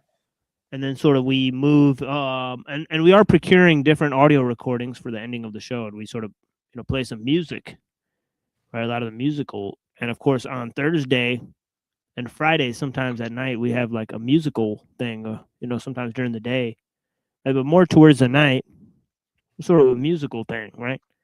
So, we've been renowned for our musical selections, right? And that's why we don't like to monetize the channel and stuff, because it's like sort of we get to say and do and play whatever we want, so that's sort of a better for the most arrangement. part. Yeah, so that's sort of a better arrangement for us. But yeah, here is some futuristic jazz. And after the music, can I read my review of the Prince? Or oh yeah, everything. Yeah, we'll move to that. Maybe we can contrast that with Augustine, and think about evil and good, and all this stuff. In a sort of a discourse, right? Because Machiavelli has some thoughts about this, as we know, right? So, and of course Nietzsche has some extrapolation from this ideas of Machiavelli, namely this idea of immoralism. Right? It says, he's an immoralist, right? He's against morals, right? He thinks it's a kind of weaponized game of like sort of virtue signaling and false perception, as Machiavelli claims. Right. Let's go into this. I think imposed morals are. I think you have to choose. I think you have to kind of come to your own morality. I think if it's imposed on you, that it's easily manipulated by those in power, and it's also easily feigned. I think it has to come from inside of you. So that's my take on it. 100%. I mean, yeah. But for people to say that it's completely fraudulent, I think that's disingenuous and dangerous. So I don't believe in like moral relativism, but I believe that it's something that has to come from inside of you.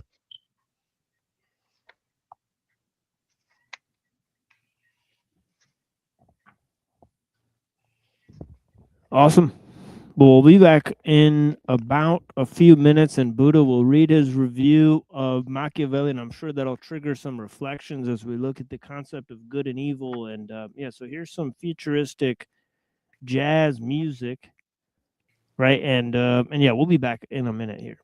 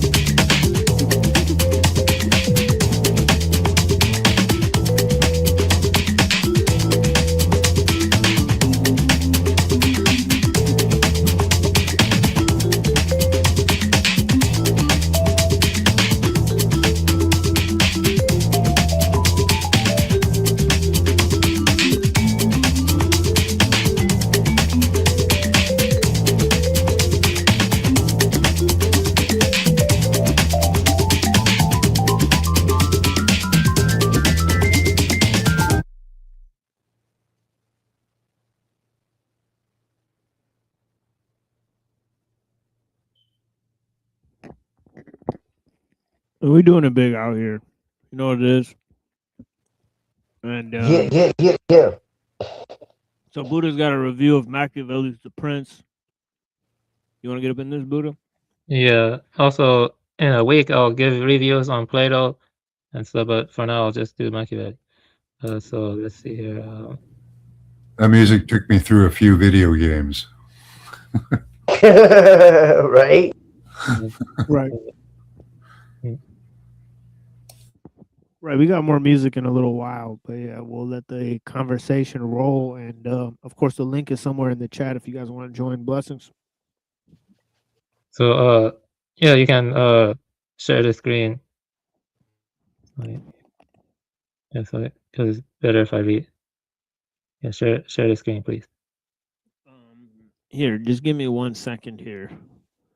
I have to like press a bunch of buttons here. There we go. Yeah, okay, so I'll just read my review. So I have recently finished The Prince by Machiavelli, translated by Harvey C. Mansfield, the second edition, and what follows is a brief summary of what I take to be its most important arguments. Machiavelli's political teaching begins from necessity, the compulsion imposed by circumstances in which a prince must act or be ruined.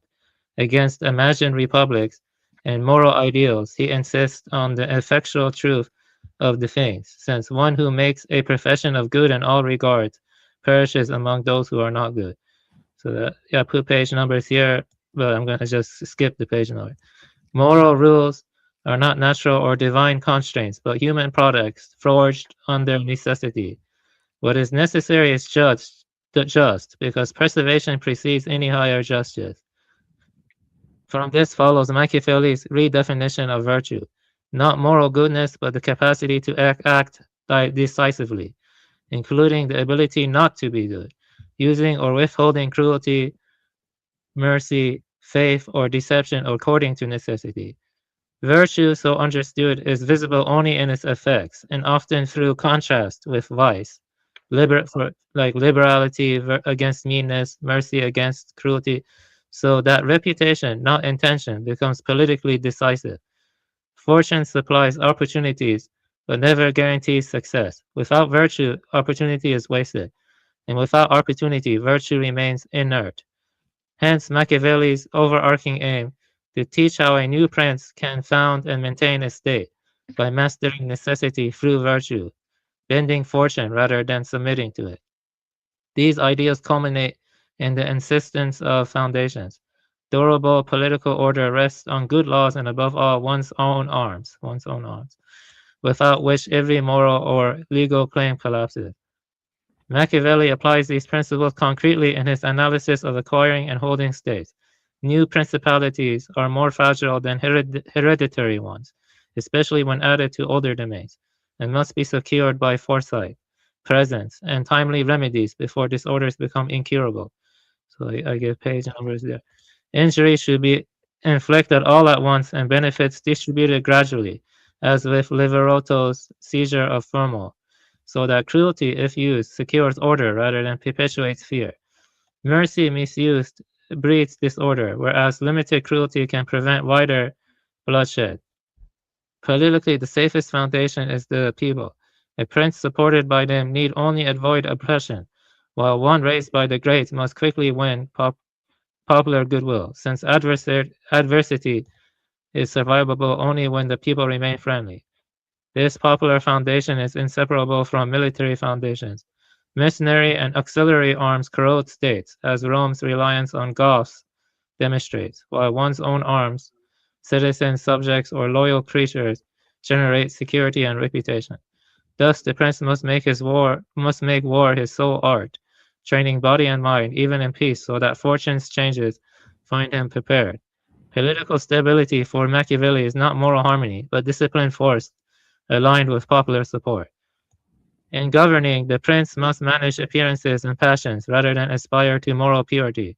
Men are ungrateful, fickle pretenders and dissemblers, loving at their convenience but fearing at the prince's, which is why when forced to choose, it is safer to be feared than loved, provided hatred is avoided. Faith may be broken when circumstances change, since necessity dissolves promises, and successful princes have prevailed through astuteness rather than loyalty. The ruler must know how to act as both man and beast, entering evil when compelled, while not departing from good when possible. Fortune itself is neither providence nor blind faith, but a force that favors audacity. It must be mastered through impetuosity, being impetuous, rather than cautious passivity, since those who cling obstinately to one mode fail when times change. Even appeals to God are reframed. God leaves room for human agency and glory, making arms pious when necessity admits no alternative. The book closes by reaffirming Machiavelli's central lesson. Security and greatness arise not from moral ideals or inherited legitimacy, but from prudent cruelty, flexible faith, popular foundations, and the bold use of virtue to compel fortune to serve political survival.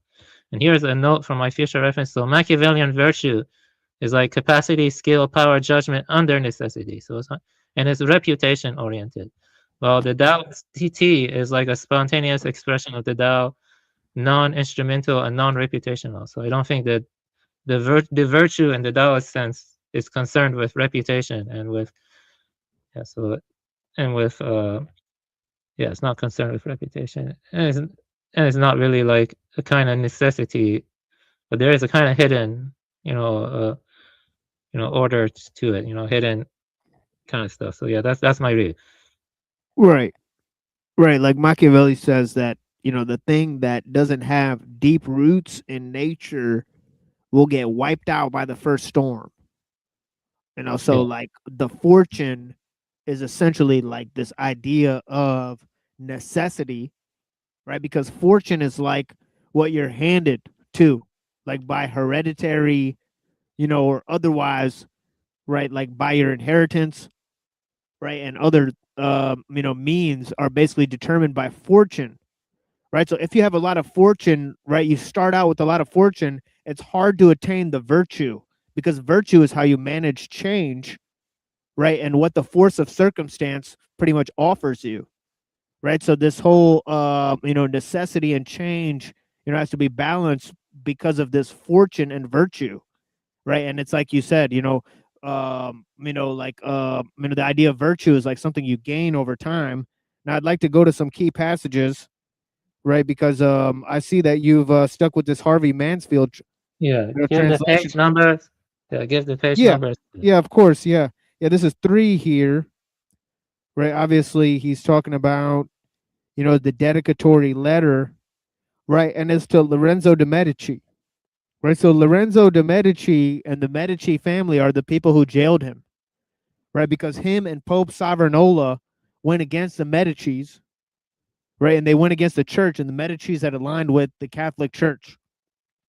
So this is a key historical note, right? That this is sort of his job application, right? For Lorenzo de Medici, right? Trying to be a political consultant, right? And then he says here, right in the beginning, he says for those, he says some pretty notable things in the beginning here, right? He says, I have not ornamented this with he says, I have not ornamented this work, nor filled it with fulsome phrases, and this is now on page 4, nor with pompous and magnificent words, not with any blandishment or superfluous ornament whatever, with which it is customary for many to describe and adorn things. For I wanted it neither to be honored for anything or to please solely for the variety of the matter and the gravity of the subject. Nor do I want to be reputed presumption if a man from a low and mean state dares to discuss and give rules for the governments and the princes. For just as though those who sketch landscapes place themselves down in the plain to consider the nature of the mountains and high places, and to consider the nature of low places, place themselves in high atop mountains. Similarly, to know well the nature of peoples, one needs to be a prince, and to know well the nature of princes, one needs to be of the people. So this is a pretty surprising statement. All right. He's kind of like selling this idea, but here's another thing that he says right in the beginning, right? Is this idea of the actions of great men. Here, let me try to find this passage here.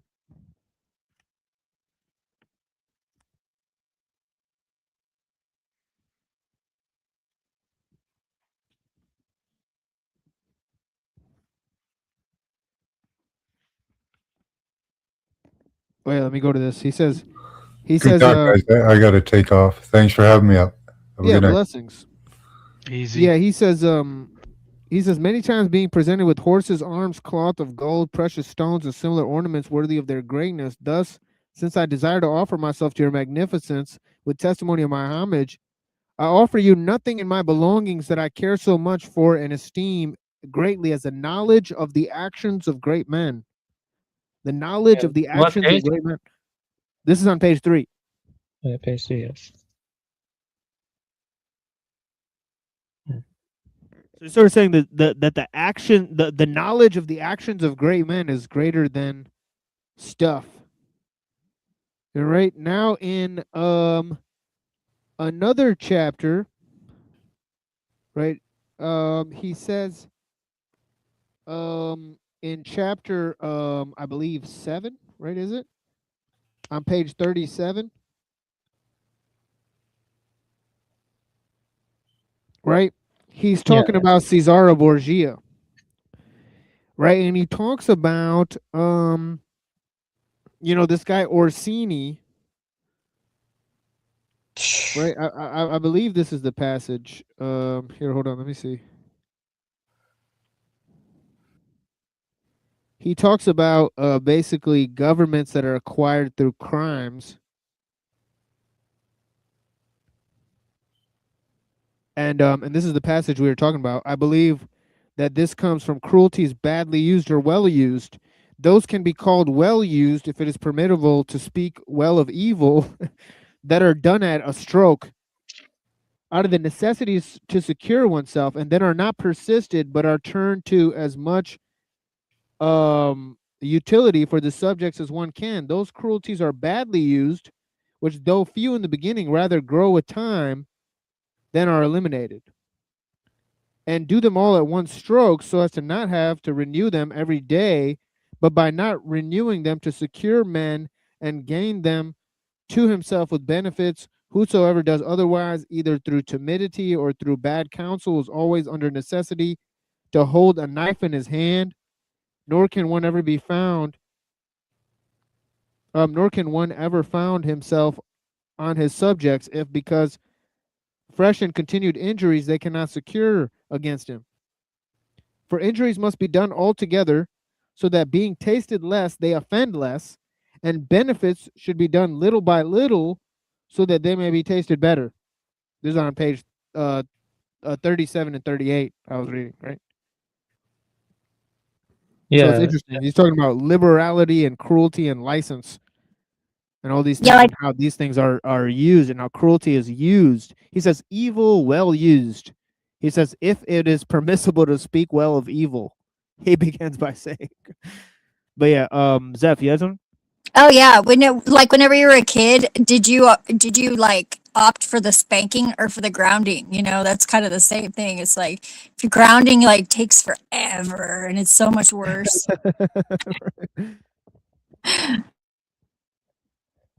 Right.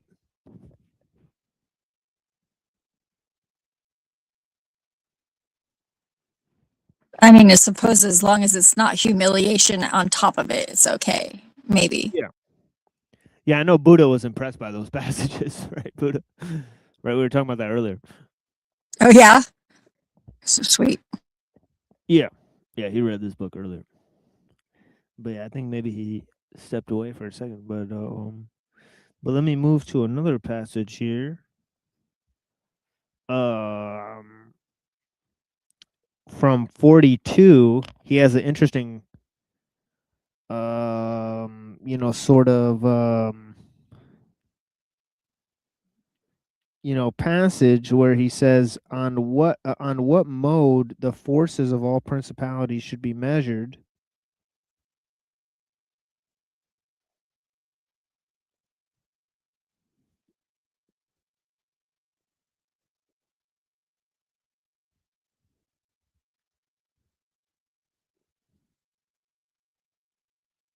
And he talks about the idea of relying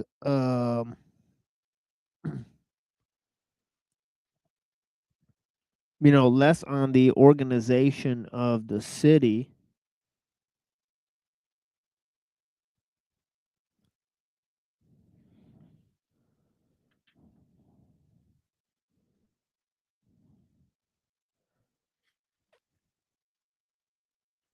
and I'm trying to find this passage where he sort of implants Orsini, right? There's this great passage where Cesare Borgia sort of implants a criminal in charge. What Right? page? What page? I don't remember what page. I gotta really take a serious look at this, right? Oh, yeah. The Borgias and the Medicis are related by blood, I'm pretty sure. Right. They had Yeah. sorts of really obscene ceremonies, right? Like they had this thing called the Joust of the Horse, right, where they like trafficked these sex slaves, right, and they made them Yeah. perform sex acts with some of the soldiers, right? I'm unfortunately aware. Those are some of my relatives way back. Yeah. So Orsini. Ruh-roh. Yeah. So Orsini, that was like this guy was a criminal, right? So Cesare Borgia knew he was a criminal, and he implanted him in charge of this sort of province that sort of disagreed with him, right? So he can extract hatred from them for Orsini instead, and then he killed Orsini in a public display. So he's like this guy who like creates a problem and then solves it, essentially. Yeah, there's still a lot of those going around today. Yeah, and this is sort of a example that Machiavelli uses for cruelty well used. Or this guy named Severus, who sort of invites all of his, parliament to a party and then kills them all and then puts himself in charge of the government. Oops. Yeah, they were poisoners too. Yeah, I remember that part. Yeah, that part. Yeah, was, so it's pretty interesting. So he uses some pretty severe examples, and he also gives David a knife along with his sling. He says David had a knife along with his sling just in case he missed. So he sort of reinterprets the Bible, right? Yeah, I'm pretty sure they were the ones to invent biowarfare too. So I mean, poisoning would be biowarfare. Yeah, but I mean like pathogens. So I have one more passage, and it's the most famous passage, right? So I'll read it in full here, right? And we'll sort of discuss it because it's sort of pretty interesting. His What page? use of this is going to be 65, I believe, right? 65. Yeah. Maybe I remember exactly the page that this is. It's like 65, 66 in the book. Where he starts talking about, this whole idea of idealism, idea of idealism. Right? But yeah. Anyways, let's go to this. Hold on a second here. May move to this here. Give me a second to get there. 65, I believe. Yeah, 65 of cruelty and mercy. Whether it is better to be loved than feared, or the contrary. So he just lays it out right here, right? He's like, look here, buddy. Descending next to the other qualities cited before, I say that each prince should desire to be held merciful and not cruel, right? So you have to have the appearance of sort of mercy, right? Of morality, right? Nonetheless, he should take care not to use this mercy badly. Cesare Borgia was held to be cruel. Nonetheless, his cruelty restored Romagna, united it, and reduced it to peace and to faith. If one considers this well, one will see that he was much more merciful than the Florentine people. So he's not adverse to sort of being a sort of infamous sort of guy. And he's kind of saying, like, look, the infamy is as good as the fame. Where as long as people know that you did a good job, right? If one considers this well, he says, one will see that he was as much more merciful than the Florentine people who, so as to escape a name for cruelty, allowed Pistoia to be destroyed. A prince, therefore, so as to keep his subjects united and faithful, should not care about the infamy of cruelty. Should not care about it. Because with very few examples, he will be more merciful than those who, for the sake of too much mercy, allow disorders to continue, from which come killing or robberies, for these customarily hurt a whole community, but the execution that come from the prince hurt one particular person. And of all princes, it is impossible for the new prince to escape the name of cruelty, because the new states are full of dangers. And Virgil says in the mouth of Dido, quote, "The harshness of things and the newness of the kingdom compel me to contrive such things and to keep a broad watch over the borders," unquote.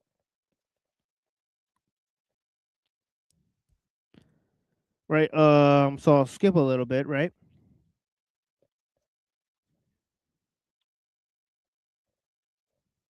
He says, from this a dispute arises whether it is better to be feared than, better to be loved than feared, or the reverse. The response is that one should want to be both, the one and the other, but because it is difficult to put them together, it is much safer to be feared than loved. If one has to lack one of the two, for one can say this generally of men: they are ungrateful, fickle pretenders, and dissemblers, evaders of danger, eager for gain. While you do them good, they are yours, offering you their blood, property, lives, children, as I said above. When the need for them is far away, but when it is close to you, they revolt. And that prince who has founded himself entirely on their words, stripped of other preparation, is ruined. For friendships that are acquainted at a price and not with greatness and nobility of spirit are bought, but they are not owed. When the time comes, they cannot be spent. And men have less hesitation to offend one who makes himself loved than one who makes himself feared. For love is held by a chain of obligation. This is a key line, which, because men are wicked, is broken at every opportunity for their own utility, but fear is held by a dread of punishment that never forsakes you. And let me say something. I think that's closer to the legalist of China than the Taoist. You know, I mean, that's the sense I get from it. Oh yeah, yeah. When we read some of the legalists, right, like Sun Tzu, he's going to definitely echo some of these lines. He's going to say, "Look, you can't trust people, right? You can't trust the egoists who say it's all about the individual. You can't trust the Taoists who say you can't trust society, right? You can't trust the Confucians, right, who say it's all about goodness and nobility, and you have to keep faith, and faith of words, and the meaning of words is all important." No, nobody trusts these things, right? So Sun Tzu is going to make the case that no, you have to punish people, you have to reward people. That's the law of the land. You know, it's all about punishment and reward. There's two key value systems, right? I think it's better to manage expectations. No. From everyone. No. No? It's more than one thing. That's where they're going wrong in the first place. I knew you would agree with that, Zipper. I knew you would agree with that. Good to see you, by the way. You too. Yeah, I miss you. Yeah, I can get into some immoralist stuff. It is about the individual at some level, but it's also about the collective. It's both. When you choose only one, that's where you go wrong. Hold on 1 second. And I think if the law is too complex, then it becomes impossible to enforce, and therefore fear dissolves. Like, it's just stupid.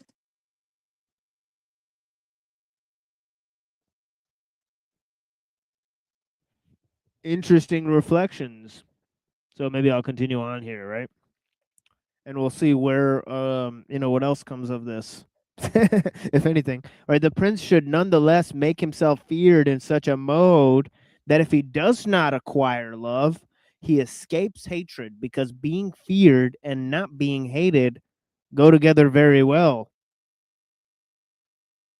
This he will always do if he abstains from the property of his citizens and his subjects, and from their women, and if he also needs to proceed against someone's life, he must do it when there is suitable justification and manifest cause for it. But above all, he must abstain from the property of others, because men forget the death of a father more quickly than the loss of a patrimony.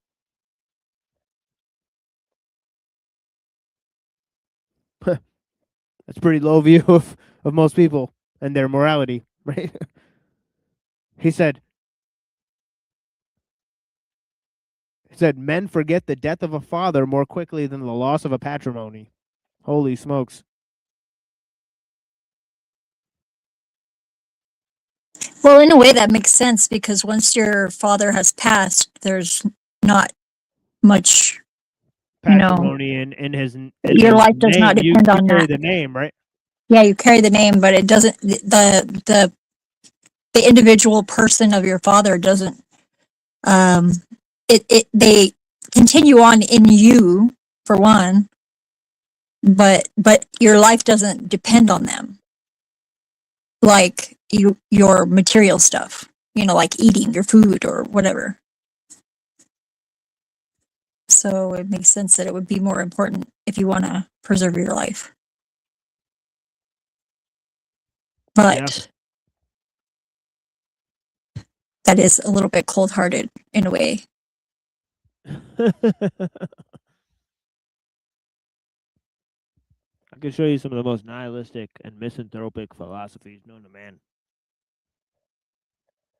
And yeah, it's interesting. And we can keep going. I have 2 or 3 of these different ones we can compare. Right? But yeah. So he says but above all, you must abstain from the property. Oh yeah, I read this already. Furthermore, causes for taking away property are never lacking. There's only a little more of this. And he who begins to live by rapine always finds cause to seize others' property, and on the contrary, causes for taking life are rarer and disappear more quickly. But when the prince is with his armies and has a multitude of soldiers under his government, then it is above all necessary not to care about name for cruelty, because without this name he never holds his army united or disposed for any action. Among the admirable actions of Hannibal is numbered this one, that when he had a very large army mixed with infinite kinds of men, he led it to fight in alien lands. No dissension ever arose in it, neither among themselves nor against the prince, in bad as well as in good fortune. This could not have arisen from anything other than inhuman cruelty, which together with his infinite virtues, always made him venerable and terrible in the sight of his soldiers. And without it, his other virtues would not have sufficed to bring about this effect. And the writers, having considered little of this, on the one hand, admired this action of his, but on the other, condemned the principal cause of it. And to see that it is true that his other virtues would not have been enough, one can consider Scipio, who was very rare, not only in this not only in his times, but also in the entire the entire memory of things known. And he says such a nature would in time have sullied I'm gonna skip a little bit of this. He says all which arose from his agreeable nature, so when someone in the Senate wanted to excuse him, he said that there were many men who knew better how not to err and how to correct errors. Such a nature would in time have sullied Scipio or Scipio, right, fame and glory, right, if he had continued with it in the empire. But while he lived under the government of the Senate, this damaging quality of his not only was hidden, but made for his glory. I conclude then returning to being fair and loved, that since men love at their convenience and fear at the convenience of the prince, a wise prince should found himself on what is his, not on what is someone else's. He should only contrive to avoid hatred, as was said. So he said there's a total separation between hatred on the one hand,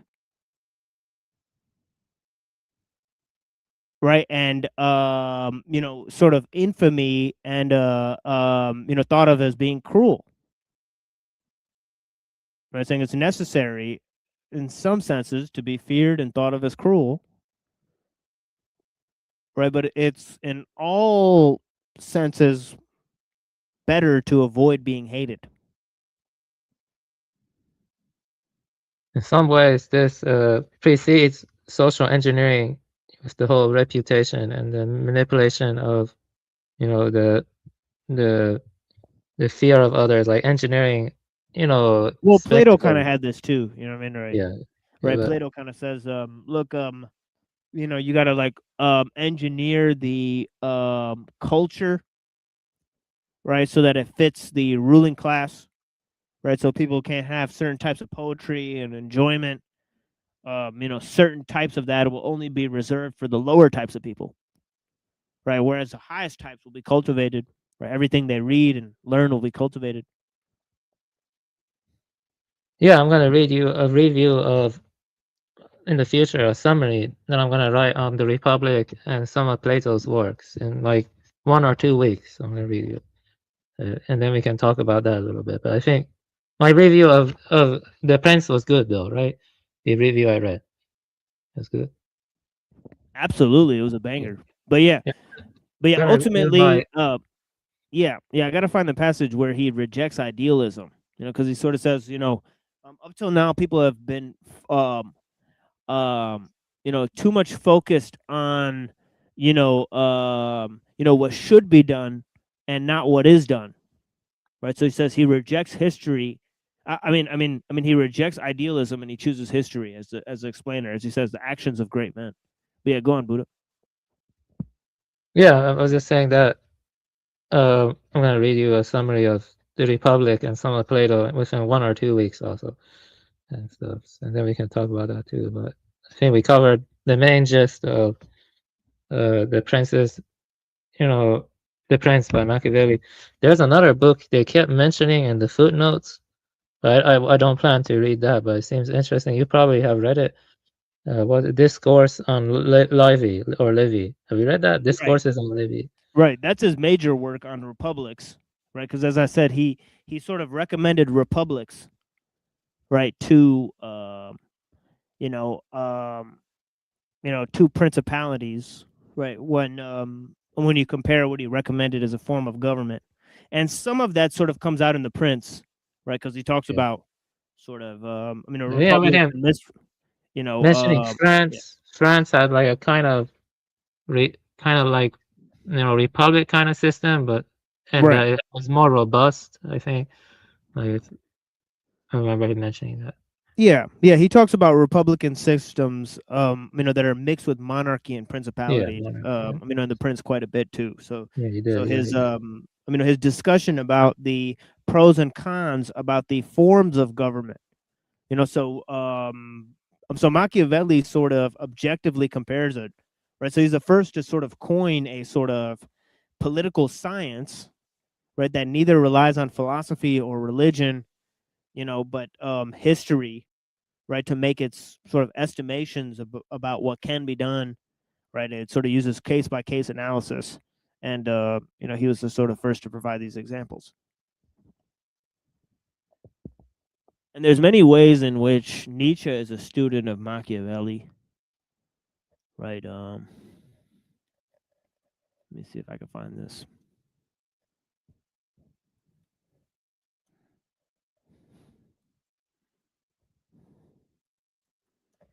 And I'll sort of,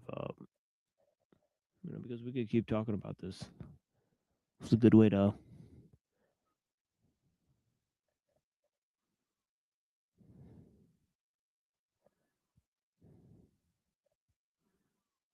you know,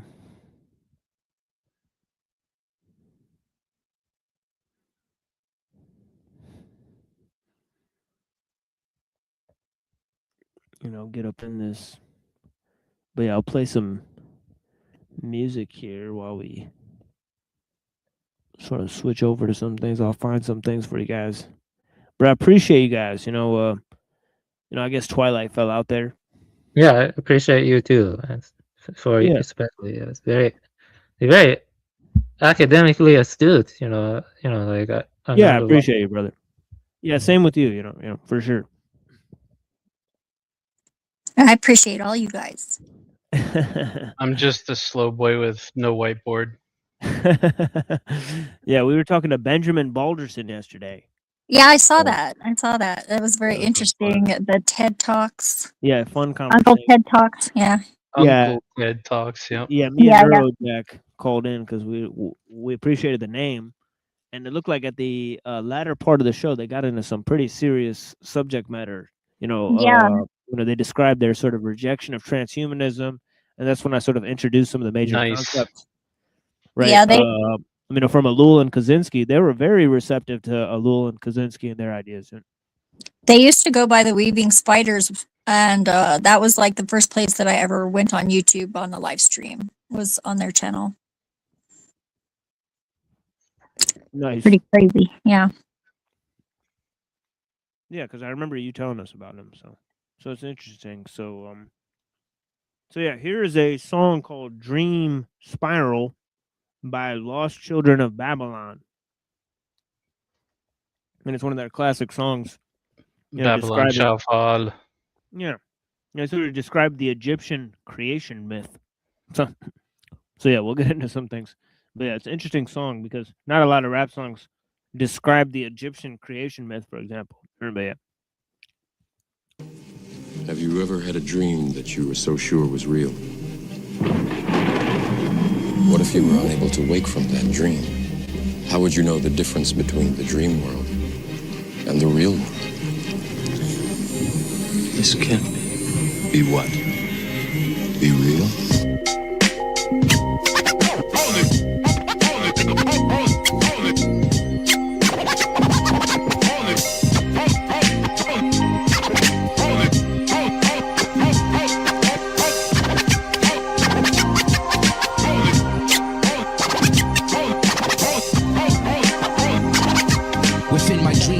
I become one as the electrolysis, the bottomless, unlimited, boundless, endless, the unmanifested and illimitable, unponderable, indistinguishable, imperceivable, at least comprehensible to mortal comprehension, created and designed limitless within the instantaneous creation out of triple stages of darkness, the unidentified emanation beyond the experience of what human beings perceive as the five senses. I am what exists on the other side of the periodical table of elements, existing as etherical duplicates, etherically spiraling within my double helix. It will take you blasphemous MCs, 1 millionth of a billionth of a team of neurologists that analyze the speed and velocity from my brain waves. How do you define real?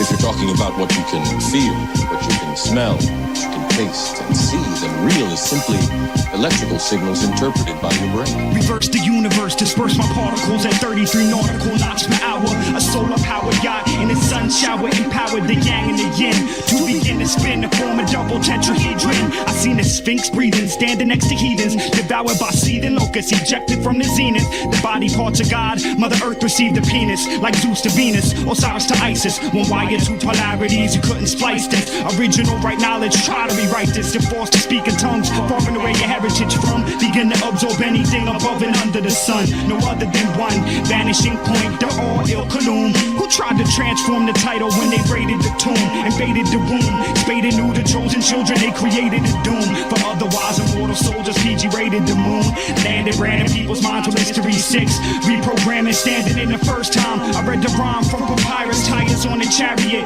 Getaway, Judas Iscariot, betrayal of the scarab at the halls of Yasser Arafat. The talisman began to glow below the dunes of Dasher. The Capricorn backlashes, fracture frames of actors, track the beams from motherships, collapse hollow men. The master builders commenced initiation within the temples of Solomon. I follow them, I follow them, I follow them. Were you not sure if you were awake or still dreaming? All the time. As life began with one thing in mind to be, and with this thought a thing became a name, impregnated and segregated by the will of who? The creative force, the source, the first, the nurse who gave rule of this side of the universe, the ray, making him the highest of sin. Thus things began to descend, as cells and atoms split by the command of the unseen hand, the ray, who anointed and appointed Hanum, the fashioner of the clay, and Tamaray, who was the original vibration and creation of pulsation, accompanied by ray with Haika and Say and Tal, the tongue will bring the word to be heard as a verb which occurred as Nunet and Num, the chaotic waters who gave birth to Atum, later called the creator of this day. Atum was a part of a triad of Ray, Atum, and Amun, three geneticists from Riz edifice. Atum presumed as the father of the sacred nine. In time they became names explained as water, wind, earth, and sky, symbolically the most high. Shu Tefnut was the first birth of Atum. Shu was the wind that began to blow. The second was Tefnut, moisture, the voice of the body. Shu and Tefnut gave birth to their first son, Geb, called the earth, who was alone on his throne, so he began to search. So Shu and Tefnut gave birth to Nut, symbolically the sky, the seven heavens that the so-called angels occupy. Re was symbolically the eye of the sky. Within an epic, Shu and Tefnut gave birth to Usia, Aset, Netut, and Satuk. Satuk killed his brother Usia out of fear and jealousy and vitality. Satuk was the god of the light, jealous of his brother, cause Usia was the god of the night, so they had a fight. Set cut Osiris's body up into 14 parts. They placed him in a sarcophagus down by the city of Heliopolis. Put his penis in the river, found by the deity Sebek. He the sacred scrolls of Kemet. Aset looked for her living husband. She obtained his parts, just a heart and a dozen. Her and Nephthut, her sister, went to look for the penis of his mister. They erected his physical cot, only performing the opening of the mouth ceremony. It was written on papyrus. They obtained the sperm of Osiris, who is now on earth called the highest and the wisest. We learn how the sperm was placed in the womb as set to give birth to a son. Osiris facets they used and abused. They named him Heru, while yet in the fatal, calling him Horus, who grew up and had a fight with his uncle in the forest. Set lost and was forced to get rule, and this is how it was recorded in the Tamarayan epistles. The Crystal City visitors from Riz perimeters.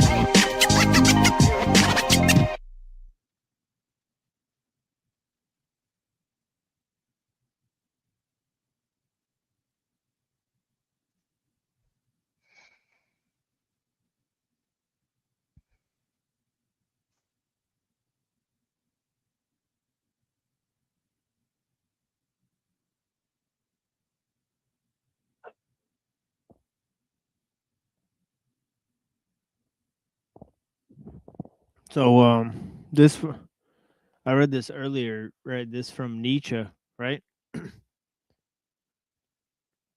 There's a pretty interesting passage here, right?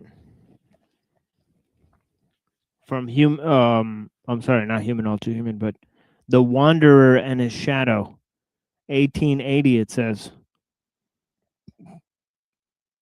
elements of revenge. The word revenge, quote unquote, is said so quickly. It almost seems as if it could not contain more than one root concept and feeling. And so people are still trying to find this root, just as our economists still have not got tired of smelling such a unity in the word value. Value and worth. Always confused. Yeah. Yeah, definitely for Nietzsche, right? He's saying that's, they're not the same thing, right? It says of looking for the original root concept of value, right? As if all words were not pockets into which now this and now that has become put, and now many things at once. Thus, revenge too is now this and now that, and now something very composite.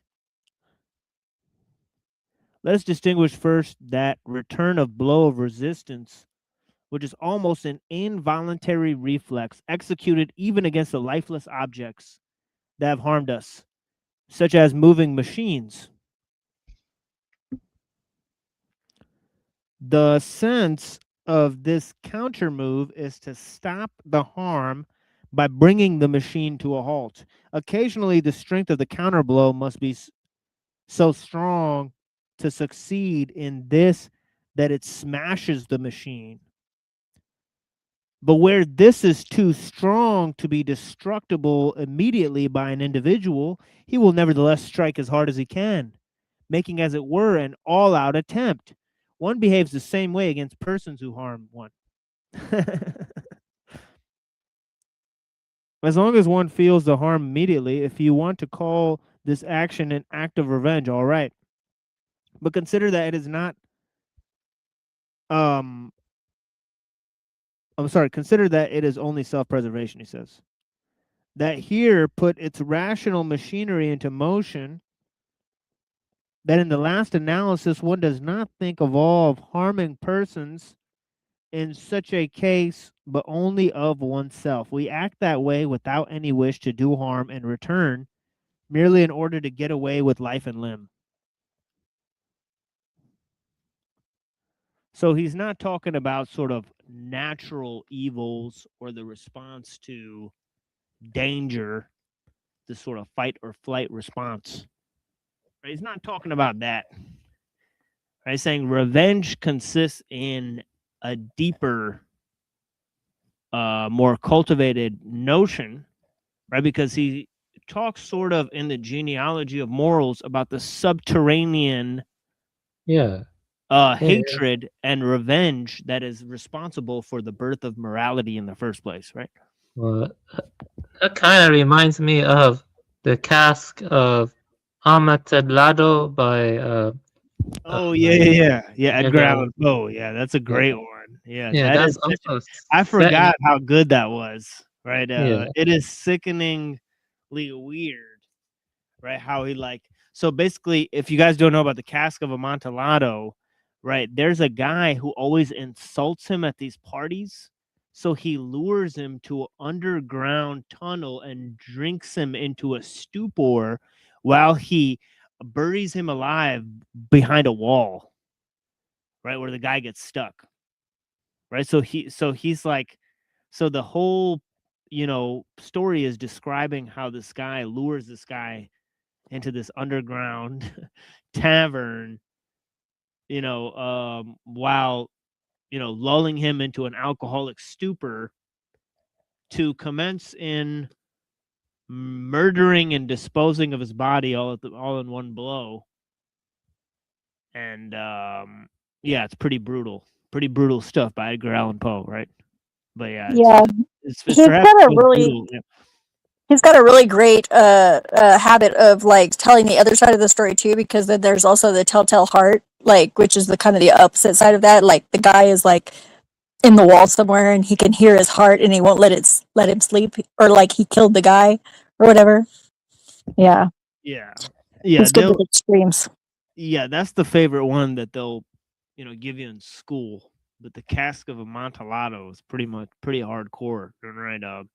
And so is like Mask of the Red Death and is Raphael, where he talks about a sort of Islamic angel that blows a trumpet and then the world ends. Also, pretty funny because the cask of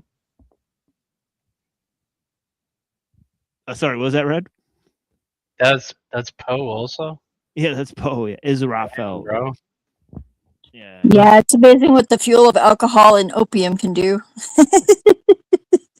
What's interesting is cask of Amontillado is also in an Italian city. So because that was because Machiavelli is Italian, and that quote from Nietzsche, it kind of reminded me of that. Kind of.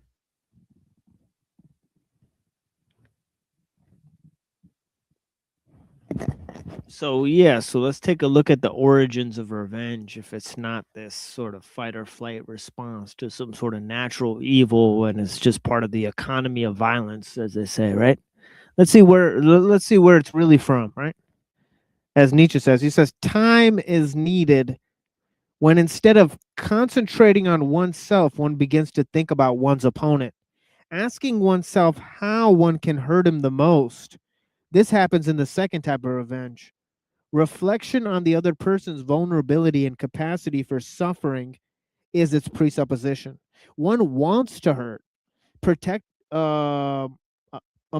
oneself against further harm, on the other hand, is so little a consideration for the seeker of such a revenge that he almost regularly brings about further harm to himself, and quite often anticipates this in cold blood. In the first type of revenge, it was fear of a second blow that made the counter blow as strong as possible. Here we find almost total indifference to what the opponent will do yet. The strength of the counter blow is determined solely by what he has done to us. But what has he done? And what use is it to us if he now suffers after we have suffered on his account? What matters is a restoration, while the act of revenge of the first type serves only self-preservation. Perhaps we have lost through our opponent possessions, rank, friends, children. Such losses are not brought back by revenge. The restoration concerns solely a loss incidental to all these losses. The revenge of restoration does not protect against further harm. It does not make good the harm suffered, except in one case. If our honor has suffered from our opponent, then revenge can restore it. But this has suffered damage in every instance in which suffering has been inflicted on us deliberately. For our opponent thus demonstrated that he did not fear us. By making a public display of our humiliation, he displayed that he did not fear us. So now it's valuable to dishonor such a foe. I think you guys see where this is going. Right? This idea of fear and revenge are intricately linked, but so is this concept of honor. Right? And also the concept of harm. Right? Harm is thrown out of the window. Right? Honor is held up as this value which can be restored, right, beyond what was lost by the dishonor and humiliation.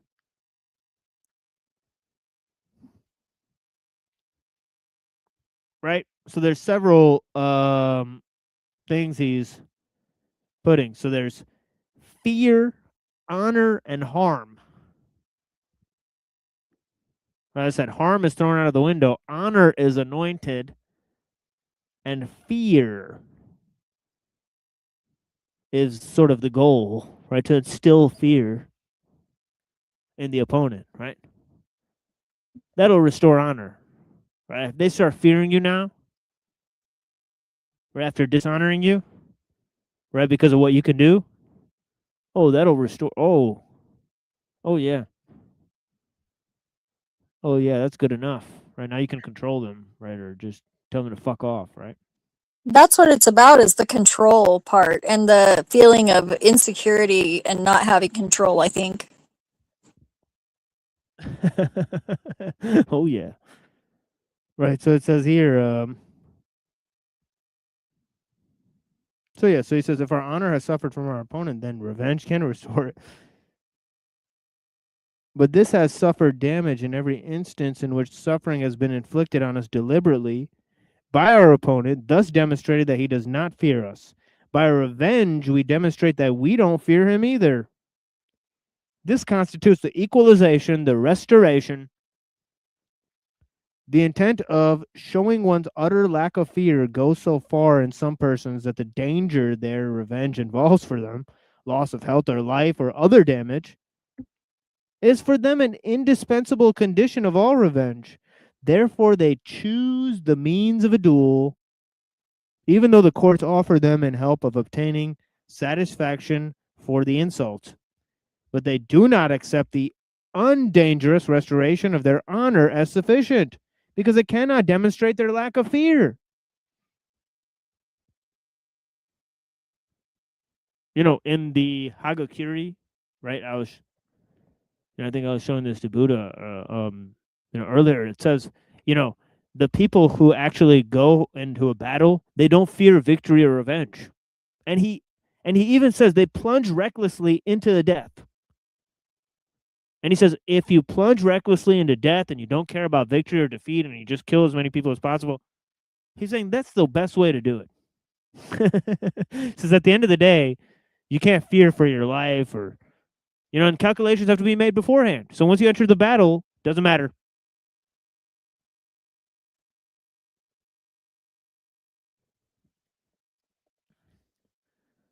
So anyways, he says in the first type of revenge, it is fear that strikes the counterblow here. On the other hand, it is the absence of fear, as I have tried to show, wants to prove itself by means of the counterblow. Nothing, therefore, seems more different than the inner motivation of the two ways of action that are called by one name, revenge. Nevertheless, it happens quite frequently that one person seeking revenge is unclear about what really induced him to act. Perhaps he delivered the counterblow from fear in order to preserve himself, but later, when he has time to think about the point of his injured honor, he convinces himself that he avenged himself for his honor's sake. After all, this motive is nobler than the other one. Moreover, it is also important whether he believes his honor to have been injured in the eyes of others, the world, for only in the eyes of the opponent who insulted him, in the latter case, he will prefer secret revenge, in the former, public revenge. Yeah, shame is a big thing. And guilt.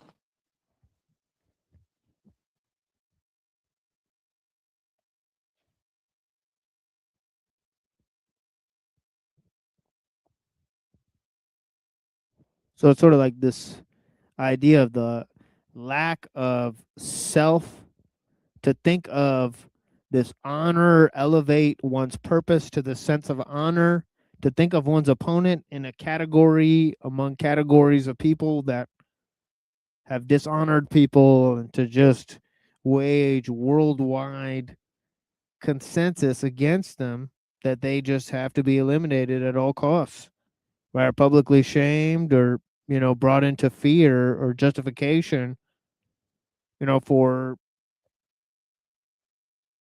restoration of either the lack of fear or dishonor, that they bestowed upon you. So he says, depending on whether he projects himself strongly or weakly into the soul of his opponent and the spectator, his revenge will be more embittered or tamer. If he lacks this type of imagination entirely, he will not think of revenge at all. For in that case, the feeling for quote-unquote honor is not present in him, and hence cannot be injured, just as he will not think of revenge if he despises the doer and the spectators of the deed, because they, being despised, cannot accord him any honor, and hence cannot take it away. Finally, he will forego revenge in the not unusual case in which he loves the doer. To be sure, he thus loses honor in his opponent's eyes, and perhaps thus becomes less worthy of being loved in return. So there's a connection between fear and love.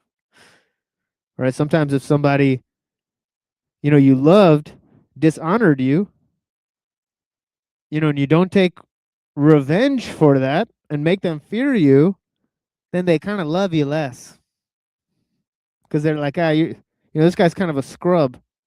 They sort of, sometimes they did it to get a rise out of you, to test how much you love them, because it's sort of a game of honor and fear and love is all mixed into that, right? Right. So,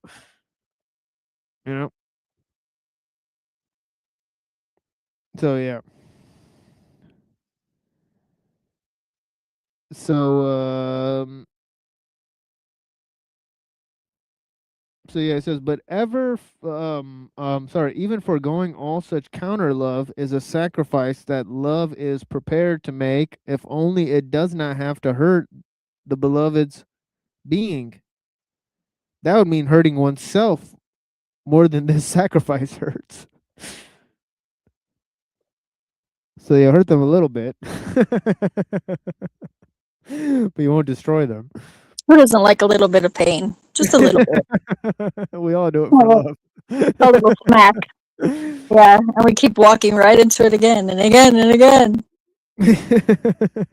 And it says, thus everybody will revenge himself unless he is without honor or full of contempt or full of love for the person who has harmed and insulted him. Even when he has recourse to the courts, he wants revenge as a private person. But besides being a member of society who thinks further and considers the future, he also wants society's revenge. What is the line between justice and revenge, really? I mean, well, that's kind of what he's talking about. This idea of society's revenge, right? It's like when you want when the dishonor is public, you want public retribution as a private person, right? So it's kind of like, so he's saying like, a member of a society who thinks further and considers the future, he also wants society's revenge on one who does not honor it.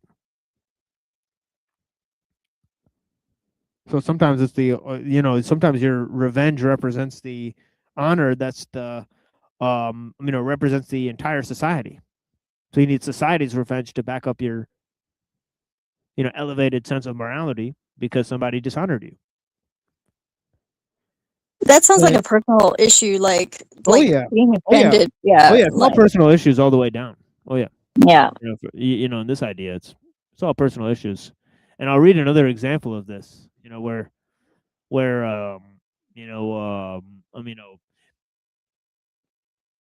Confucius talks to Robert Z. And he's like, what about respect and honor and and goodwill? And Robert Z kind of says that's a you problem. You want honor and respect from other people. So I don't give a fuck what they think about me. If they think I'm a rapist or a murderer, I don't give a fuck.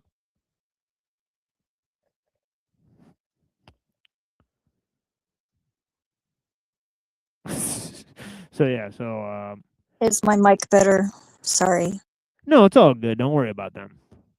You're an honored guest. If you want to join the conversation, I don't care about these people in the chat. They're peanut gallery. I like to be considerate anyways if I can, though. Yeah, of course. Yeah. So we got one little paragraph here. Oh wait. Oh yeah, society's revenge, yeah. Thus the judicial punishment restores both private honor and the honor of society, which means punishment is revenge. So there's a little. So it seems like, Zeph jumped the gun there, But yeah, she definitely anticipated that point there. So yeah, so indubitably, it also contains that other element of revenge, which we described first, insofar as society uses punishment for its self-preservation and deals a counterblow in self-defense.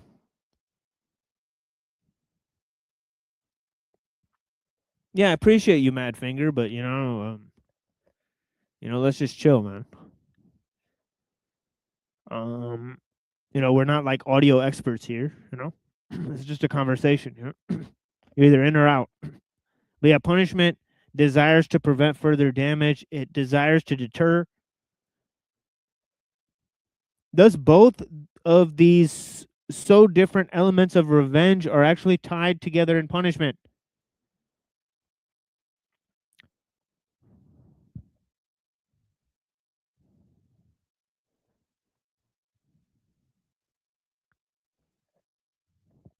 Oh, here's this guy. And perhaps this is the main support of what above mentioned conceptual confusion by virtue, of which the individual who revenges himself usually does not know what he really wants. Holy smokes. So there's some of those. Some of that, some of this. A little of that, a little of this. Thoughts, expert panel. Yeah, so we've almost completely lost that sense of nobility, that sense of virtue. Huh? You mean as a society? Yeah. Yeah. It's not about a lack of fear at all. That's unhealthy. That's dangerous, actually. You want to have some level of fear, but it's about being able to overcome fear through courage and virtue. Yeah, caution is good. Yeah. Yeah. Well, it's a signal to the nervous system, that there's a threat that needs to be handled. And it tells you when you've reached a limit. So it's very healthy. You have you have a certain amount of bandwidth that's allocated for that, so it's best to, keep it on something. Yeah. And it keeps you strong, and it keeps you, going, and let's say, like, live to fight another day. If you're not aware of, of what's going on, you're dead. I would say that if there's like a lion coming at you and you don't fear it, you might get tore up. So it has its uses, but if you're paralyzed by fear, that's not good either. So it's finding a balance between the two. But the problem is that most people are afraid of their own shadows anymore. Our ancestors weren't afraid of anything, really. Or they're too afraid to find out, like, something that could help them before it's, like, too late. Well, like I said, they're afraid of their own shadows. I mean that in so many different ways. Like psychologically, literally, just in so many different ways, especially with postmodernism. I would also say that the word of a man needs to be resolute, and they need to stick to their word. Some men act like women due to some minor disagreements. They then go to ignoring the person, or they go to picking a fight with that person, just due to some minor disagreement. So when one calls another a friend, or wants to be loyal to that person or honorable, and then they betray that person, then their words have no weight, authenticity, or sincerity. So one man's word has to have weight to it. You see what I'm saying? Well, I mean, it's all in the eye of the beholder, because I would say that sincerity and authenticity and loyalty and all of that are incredibly important to me, and I would define that as consistent. I would define that as if you define someone as a friend, and a friend tells you that they're not really interested in debating anything in a topic in particularly, and it's consistently brought up over and over and over again, and they tell you enough is enough, and you continually do that. I wouldn't consider that friendly. I would consider that parasitic. So I would consider that not respecting that person's boundaries. Yeah, it's trespassing. Which is definitely not being a friend. Yeah, I think Nietzsche has entered the chat. From a satanic Luciferian perspective, it makes it very clear that if there's a topic that is dropped, it's dropped, and that's all there is to it. See, I never attack anyone's beliefs. Never. I've never done it. and I never will. But everybody always comes at me for my beliefs. Never once have I tried to antagonize anybody or push my beliefs down anyone's throat, because it's about worthless to me. I don't care what anybody believes. I don't know why everybody is so fucking fixated with what I believe. It's really a mystery to me. Because what I believe is based in convictions of experiences that I've had. It's not based in anything else, and I have very few of them. And that's another thing is everyone's trying to like find out like what's your final belief. It's like I don't have any really outside of the earth living being. It's super consciousness. It's a super living organism. It's not a goddess. It's animating intelligence itself. And that everything is plasma, and about everything else is up for constant rearranging. Yeah, like that God is everywhere. Like Muhammad says, it's like closer than your jugular vein. Like like that's the thing is like I don't need a final answer because there is no final answer, at least in my perception. And I'm okay with that. I'm okay with curiosity. I'm okay with not having everything figured out. In fact, I would go so far as to say that you can't have everything. Because if anyone did have anything figured out, then they wouldn't still be trying to figure it out, after a century. They basically have to throw away their entire cosmology and scientific worldview that they've had for Gnosticism. That's Gnosticism, right, bro? Yeah, because we can't have knowledge, right? This knowledge to expose evil. That's something Christians are supposed we to can't do. have knowledge. We don't seek knowledge. That's Gnosticism. That's right. I think if we can't have knowledge. We'd be more convincing. We'd be more. You can't have knowledge within nature. We can't have knowledge within nature. There's no knowledge in nature, and God is definitely not connected with nature or knowledge. And this is the problem that we have. And this is what I'm saying. And it's just absurd.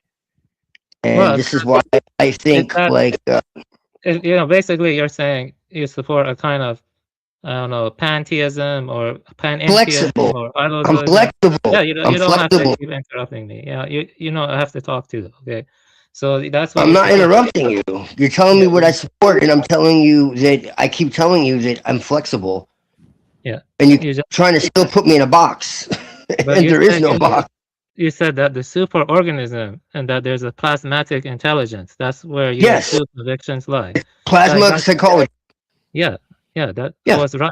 Okay, so that's what your true loyalty lies. Okay, but then there's no loyalty. Yeah. There's no loyalty. It's just there's no loyalty. It's just what I believe. You don't have loyalty to the earth and to protecting its biodiversity. Well, yeah, I have loyalty to the earth, sure, yeah. Okay. Within reason. Within reason. Yeah. Okay, so let me talk then. So that's where your convictions lie, okay? Sure. Okay.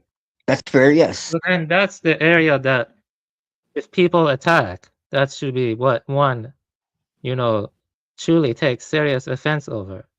But that's not what Why? People can believe what they want, though. That's the thing. I don't care. Yeah, okay. I don't care what people believe. You don't care if someone believes we should tear down the primeval forests and we should pollute the oceans. You don't care if someone believes that.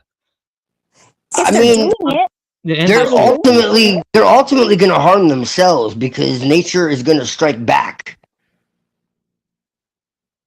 I believe that as well. Yes, I do care. But what am I going to do? Beat them up? Curse them? What? You can't change people. You can only change yourself. Thank you, Red. It's the same issue I have with Christians. They're like, God smite them. It's like, okay, like, what are you going to do? Like, yeah, thank you very much. I'll take that. You care to a certain extent that people are going to do harm. I mean, sure, people and whatnot, but ultimately you have to take that from a state of neutrality and not get over reacted to it. Yeah, I'm not really concerned. I'm more concerned with my own life than I am other people and what they're doing. The last thing I'm concerned about is what other people are doing. I have too much to worry about myself. The point is that I made is when a man, you know, places his heart somewhere, his loyalty in something, that he prioritizes that. He places it on an elevated road, and then to take offense to things that are outside of that, minor offense, you know, and then to simply, you know, block that person, you know, even though they didn't attack the main crux of what they're doing. Nothing can be accomplished via a collaboration. I'm not done talking. I don't know why people keep interrupting me. Like, I have a question. like though. really, like that guy just keeps going on and on. And when I talk, people love to interrupt me and stuff. I don't get it. Do I have like a timid voice or something? You know, like really, yeah, okay, yeah. So yeah, you know, when I choose to do something, I put my foot down on something, and someone intersects with what I put my heart into, you know, like a Dharma brother or like someone in the Senka, I will not betray them, you know, because I am honorable, you know. But you are slippery, you know, slippery people like, oh, I don't care, I only care about myself. You know, one cannot have true friends that way. One cannot have true Dharma brothers or brothers that way. You see what I'm saying? You know, I'm always do my best to go for what's true, and I try to be transparent and direct. You see, you know. I think you both are doing that. I think that the offense lies in the expectation of other people to be the same as you. No, it's not about that. You know, I don't have expectations. Why don't you ask Moontan? Moontan and why don't you ask Moontan? You know, let me tell you this. Oh, you O and 9A people, I find you fishy and stuff. That's all. Oh, yeah, I know you told us as much. Yeah. You said a lot of things that we're kind of tired of This hearing. is uniquely subjective. Everything is uniquely subjective. But you think that you can say whatever you want and everything's going to be okay. You think you can say all kinds of offensive things and everything's going to be okay. Eventually, we get tired of it. No, I'm on good terms with TML, and I am. And what you say to her, that's my best friend. TML that's my best friend. And we're not. You understand? You understand that? Good terms too. Moontan and me. That's my best friend. Okay, yeah. Well, you keep pushing, dude. I'm telling you right now, that's my best friend. I'm not pushing anything. All I'm doing. Anybody? Okay, look. I'm gonna tell you right now. That is my best friend. If anybody fucks with her, they're fucking with me, and vice versa. I haven't done anything to her. What are you talking about? I'm just telling. Look, can defend herself. You're trying to instill fear in me to steal. I'm not instilling anything. I'm just telling you how it is. No, you're not. I'm not threatening. I'm not instilling anything. And stuff. I'm not saying anything or else. I'm just telling you, if you burn bridges, you burn bridges, man. No, disrespect can only be contained for so long. Wait, no, you say you want to talk over people. Okay, you wanted me to. Do you want me to read the text back to you? What you said, Avian? I warned you many times. You said you wanted us to be out of your sphere of influence. Yeah, that's what you said. So I removed myself from your sphere of influence, which didn't exist. No, I wasn't talking about you. You should. No. That's what you said. You said you wanted to be outside of my sphere of influence. I said I have no sphere of influence. Maybe I wasn't clear. That's what you said, Avian. I can read it back to you. That's not what I meant. What I meant. And you flip-flop plenty of times on your views on things and your views on people. Don't make me read the messages. Nope. Please.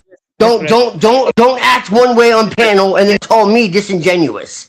Because I've been the same from day one with my views on everything. Not really. No, not really. No. No, yes, I have. No, yeah. No. I've from day one, I've said I'm a Luciferian. I practice magic. Okay. I am pagan. I despise religion. I despise the Talmud. I despise Sharia law. I have no issue with the esoteric understanding of it. I've said it from day one. No, I don't like what's going on with the immigration. I don't like. I've talked about all of this with Unseen, with Muhammad. They know how I feel about all of it. I've never not said. Yeah, I got that. You can ask anybody. I got it. You keep screaming it and stuff. I'm not screaming. You know, This is not screaming. Yes, it is. This is not screaming. You have to give. I'm not screaming. This is not screaming. Yeah, it is. It's shouting and stuff. Can I respond Okay. now?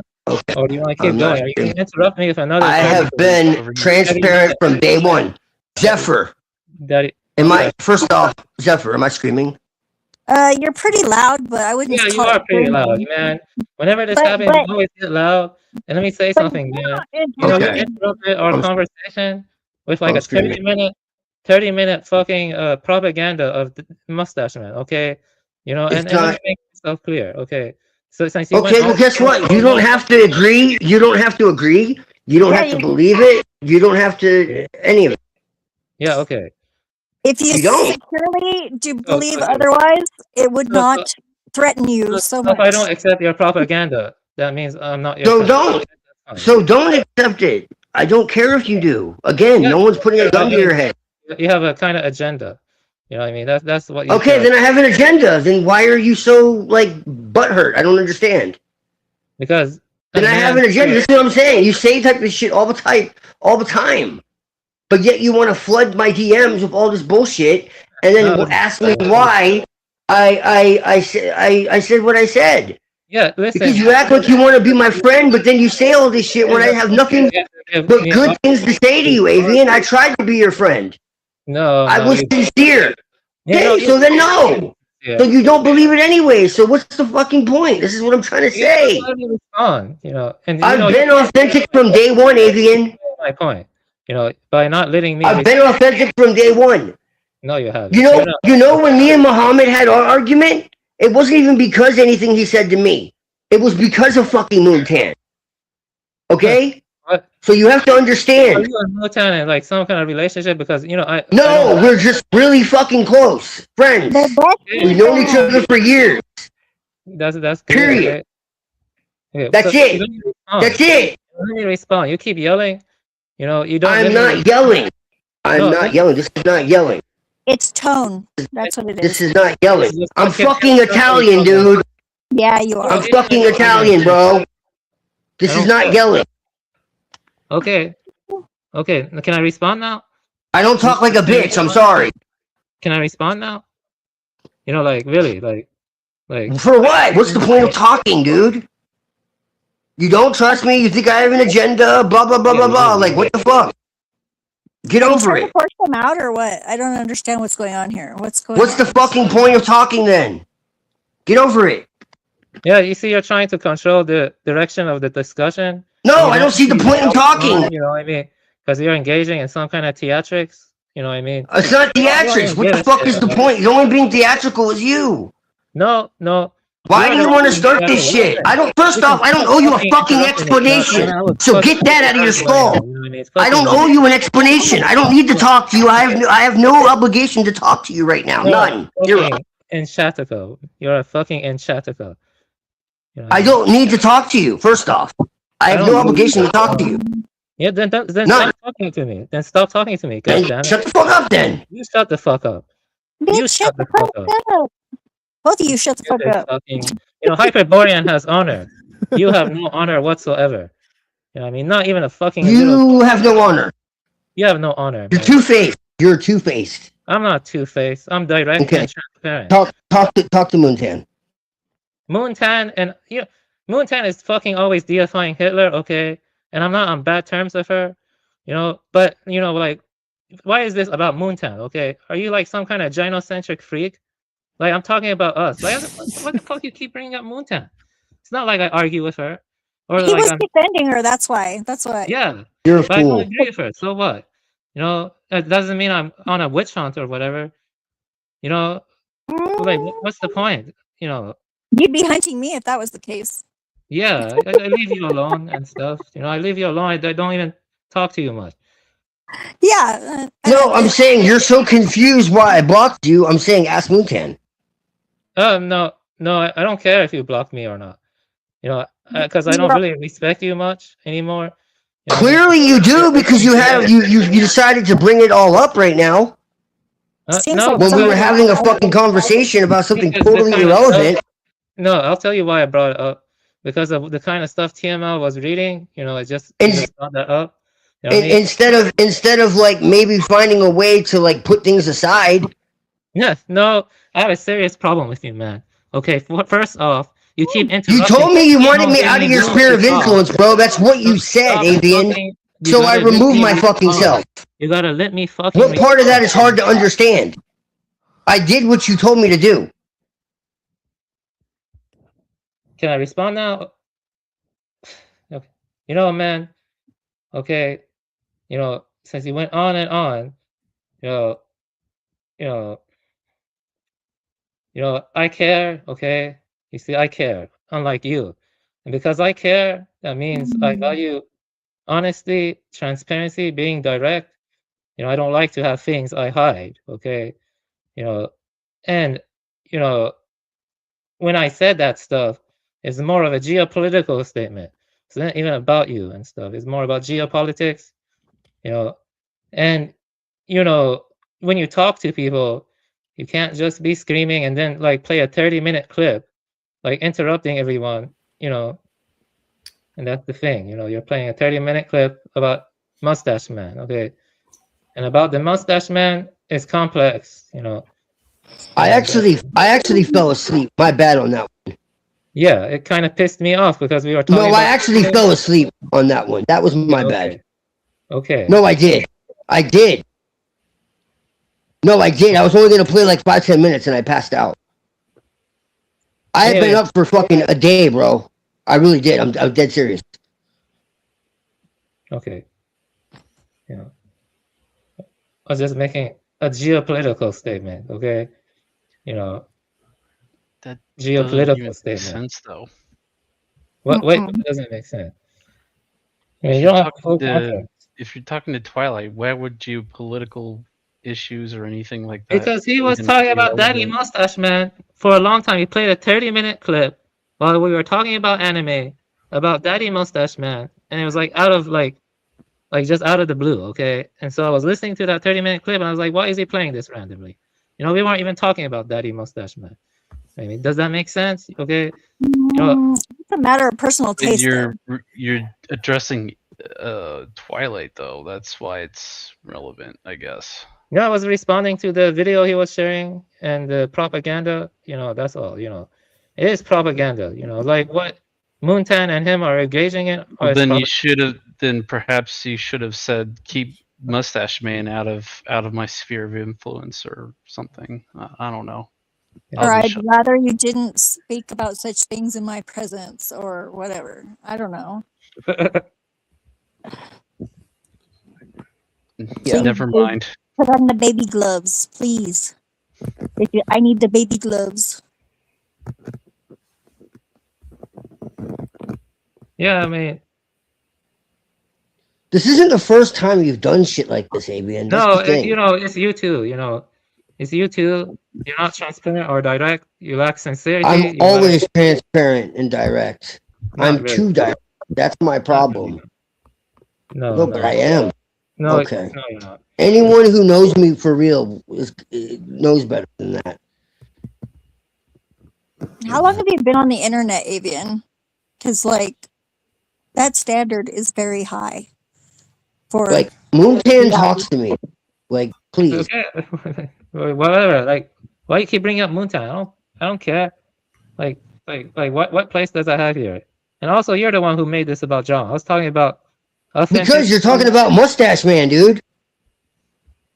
Yeah, what were we talking about before? I already Yeah, forgot. well, why don't we talk about that instead of the personal drama? Because it seems like you want to, like, you know, channel it to that. Okay, you know, I think that the Mustache Man and the esoteric, you know, Mustache Man, the esoteric dimension of it is being You revived. keep talking about Hyperborean, and you understand he's an esoteric Hitlerist, right? Yeah, like, more so than I am. You know, the thing about him, Like, way more than I am. Correct. You know, You do realize that, right? Yeah, Hyperborean direct is than you. Like, you do realize that, right? Yeah, I know that. Yes, I read. Okay. Nimrod. Okay. But he's a polite one. A polite Yeah. one. No, he's more direct. Also, The polite Hitler guys are always nice. Sorry. Yeah. Hey, Machine Lies. What? I just wanted to say hi. Apparently, I've jumped into some sort of weird mustache man anime DM Right. debate Yeah, going on or whatever. Exactly My right, yeah. mistake. I thought there was like some sort of philosophical thing going on. There was. Yeah, if you go back like maybe There is, if you really look. We absolutely were yeah, All right. anything having a really good conversation. yeah, anything before the 4-hour and 20-minute mark, I think is good to go on philosophy. You know, for Okay. sure. We just temporarily jumped the rails. That's all that happened. We can take a deep breath, so- pause, So and rewind the then- tape, and I will have some more. You know, coming up here soon, we'll have some music and then some more of the philosophical angles.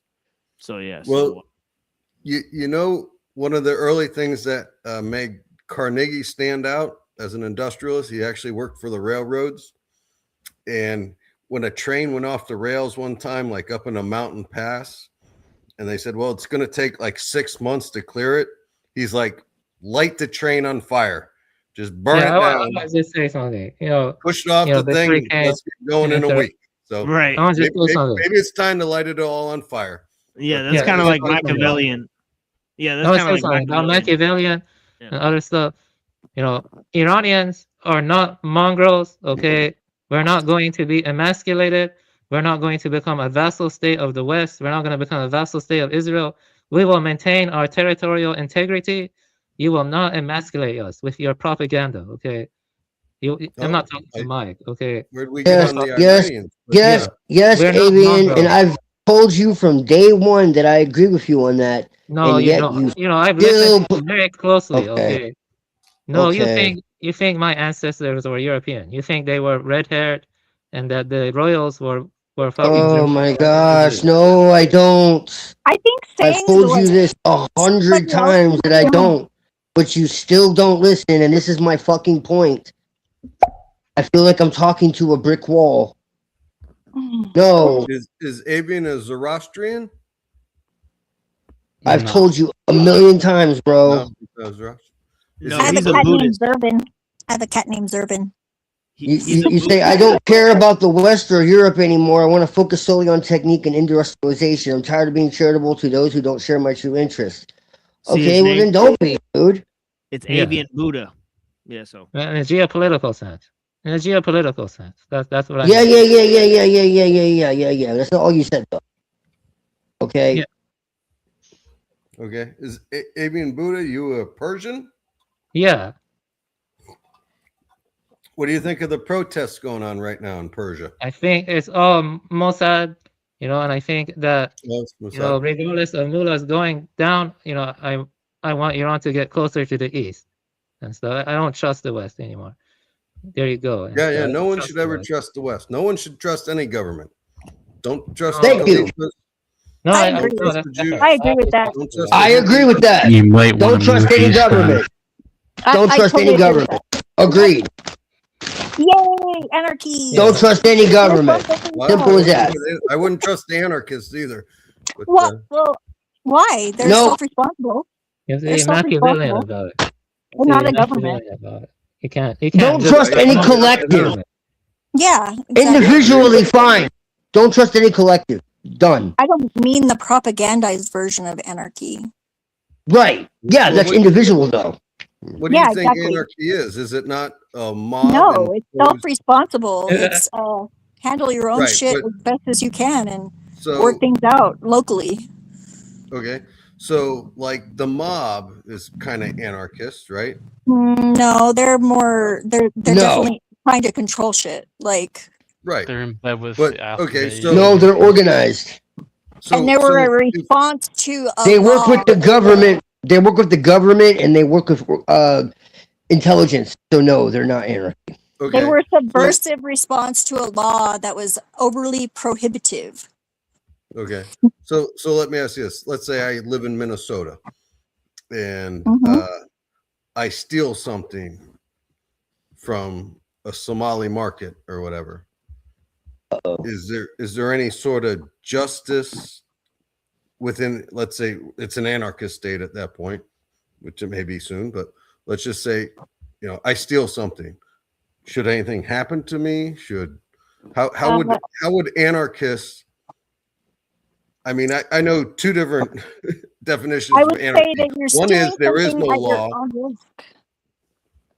Yeah, there's a risk that you're taking in stealing something. It depends on the necessity of what you're stealing, I suppose.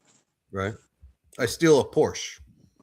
Oh, well, that would be like not necessary. So I Right. would say that Somalis have justice Porsches. is pretty harsh. Oh, absolutely. They got Ferraris. You didn't see the one guy bought Ferrari with his part of his $9 billion fraud. But anyway, so yeah, I just buy a luxury item, or I steal a Rolex from a jeweler. Doesn't have to be a Somali. The Arabs Yeah, I are bet big in that gold. lady, Or the Jews. Ilhan Omar, she probably has a Ferrari too. She's got And 30 million now somehow. Somebody sprayed something in her face. I think it hit her in her chest. But Supposedly. yeah. The guy's like a Russian or something. He's like 56. He's got 10 DUIs, so he might have been a little drunk. Yeah. Have you ever looked at the Analects of Confucius?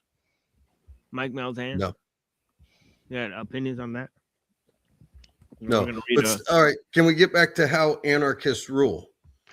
Oh, yeah. So, Yeah, we're going to let's get say into I a steal major... a Rolex. Yeah. Under the system of anarchy. I would say Does you'd they- be opening yourself up to have retribution taken out on Okay. you of equal value. Okay. So the person I stole the Rolex from would come, get it back, beat the crap out of me. and Or that would just, be that, or- yeah, they would. Well, it's their duty, first of all, previously probably to defend their belongings Okay. They in a should way have that locked you it up could better. not steal from them. Okay. That's part of their fault. We'll blame the Yeah. victim. But They it's didn't not victim blaming. It's like, Well, it's- if you steal from somebody and you say it's partly their fault because they didn't protect it enough. no, that's like saying that like there's this argument that all the guys, all the whatever red pill guys are saying that, like, girls should not be walking out in public because that's just opening themselves up to rape. Yes, that is somewhat true. Somewhat true. Because they're putting themselves in a vulnerable position. But if they know No, it's not. self-defense, if they put No, it's- themselves, if they know self-defense, then they can do whatever the fuck they want. No, I it's don't not. think there's any reasonable expectation to say women aren't allowed outside because they might get raped. Well, I mean, think Yeah, that's that's wrong. nonsense. Yeah, I know. years ago it was, but Yeah. That's Yeah, let fucking me say nonsense. something.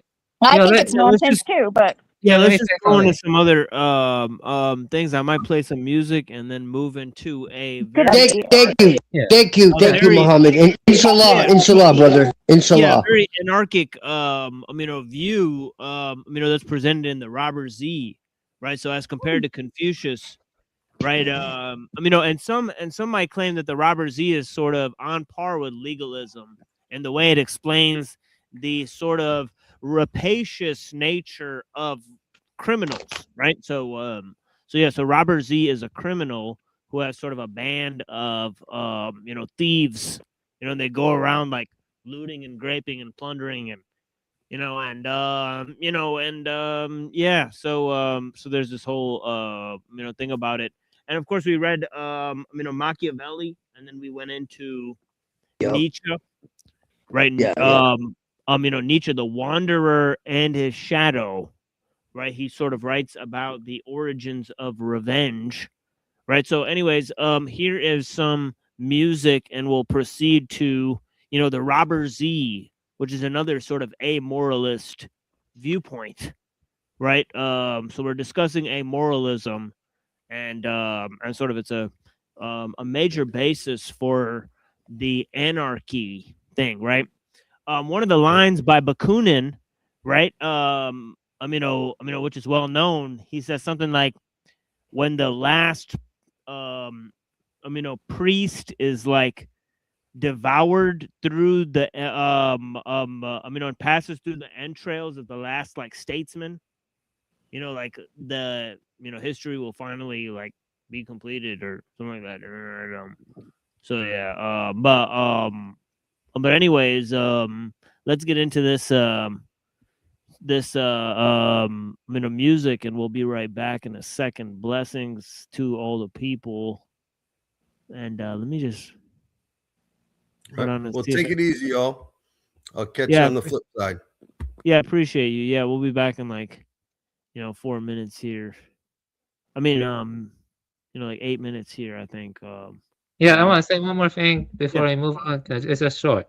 If Iran were not sanctioned, it would be on the level of Japan in terms of prosperity. It's just due to the sanctions that Iran is starving. Iranians have been starving for the last decade, from sanctions. Why should Iranians fucking not bow down to the West? You know what I mean? You know what I mean? When Obama gave money to Iran, that was fucking Iran's frozen assets. They kept Iran's money as frozen assets. And they keep lying that Iran is the #1 sponsor of terrorism. That's a lie. That's a lie. Okay. Like, what has the West ever done for Iran? I mean, like, yeah, that's what I was mentioning. Daddy Mustache Man, he was a lesser evil, but that doesn't mean I'm gonna fucking talk to him. I have my own self-interest and ethnic interest. Nobody's cucking to him, dude. Neither I nor German, Moontan. they're fucking problems. Neither I or Moontan are cucking to him, and we both have told you innumerable times. But sure, yeah. He did. Yeah, man. Keep saying it's I not was about gonna him. say that too. I'm like, isn't he dead? Like me. Thank you. Even me and Zephyr have talked about this. Like, I don't know why it gets on you so bad. Like, it's not about fucking him. It's not even about the National Socialist Party because it got infiltrated by Jesuits and Zionists and whatever. Like, I'm not saying they were all good or that they were even the good guys in the end. I'm saying it started as something very different. Yep, it did. And even she fucking knows it. Yep. If you really look at it, you'll see that is the reality. And what I am trying to say is what happened then can happen now. And if we don't fucking realize it, we really are going to be in the new world fucking order. That's what I'm saying. People need to stop being so fucking defeated and acting like they can't fucking do anything. That's the message. Yeah, it's not of hate. Let me It's give not out of hate. Now I'm screaming. Okay. But it's not out of anger. It's out of frustration and passion. Because everybody takes this shit the fucking wrong way. You know that Michael Tessarian guy? He supports Israel over Iran. I know he does. I know he does. No, he doesn't. He doesn't support him over Iran. It's just he understands what I do. Look, dude, I'm anti-Zionist. I'm not anti-fucking Semitic. I always say this, and no one understands what I'm talking about. Y'all don't understand nuance. Listen to me. I'm telling you that the National Socialists aren't what you think, and yet I'm telling you I'm not anti-Semitic. Does that make sense? I'm very nuanced, dude. Yeah, I know. You think I'm stupid and I don't know what you're saying? You think I don't understand what you're saying? Well, I mean, you don't act like you do, bro. So that's why I'm confused. Doesn't Because understand me. I'm saying from a Machiavellian. well, if you understood me, then why are you so confused? I'm not confused.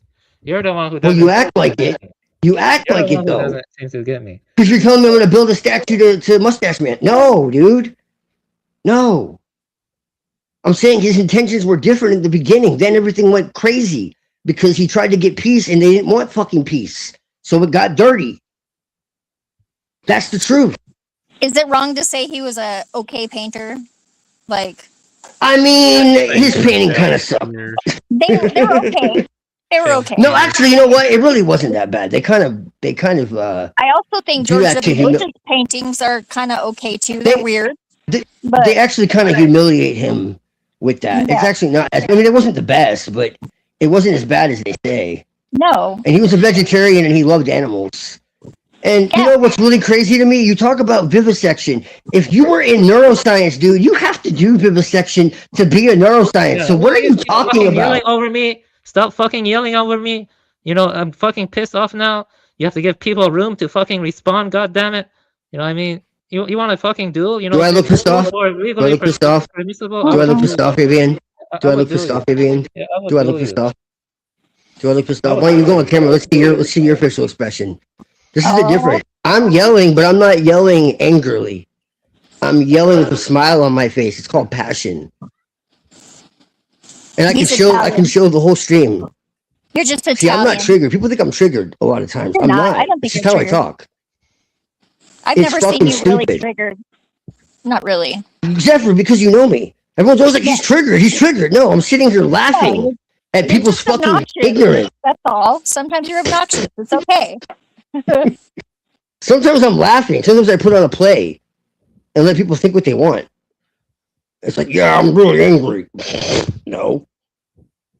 Do I look anger to you? Like, do you see anger in me? No.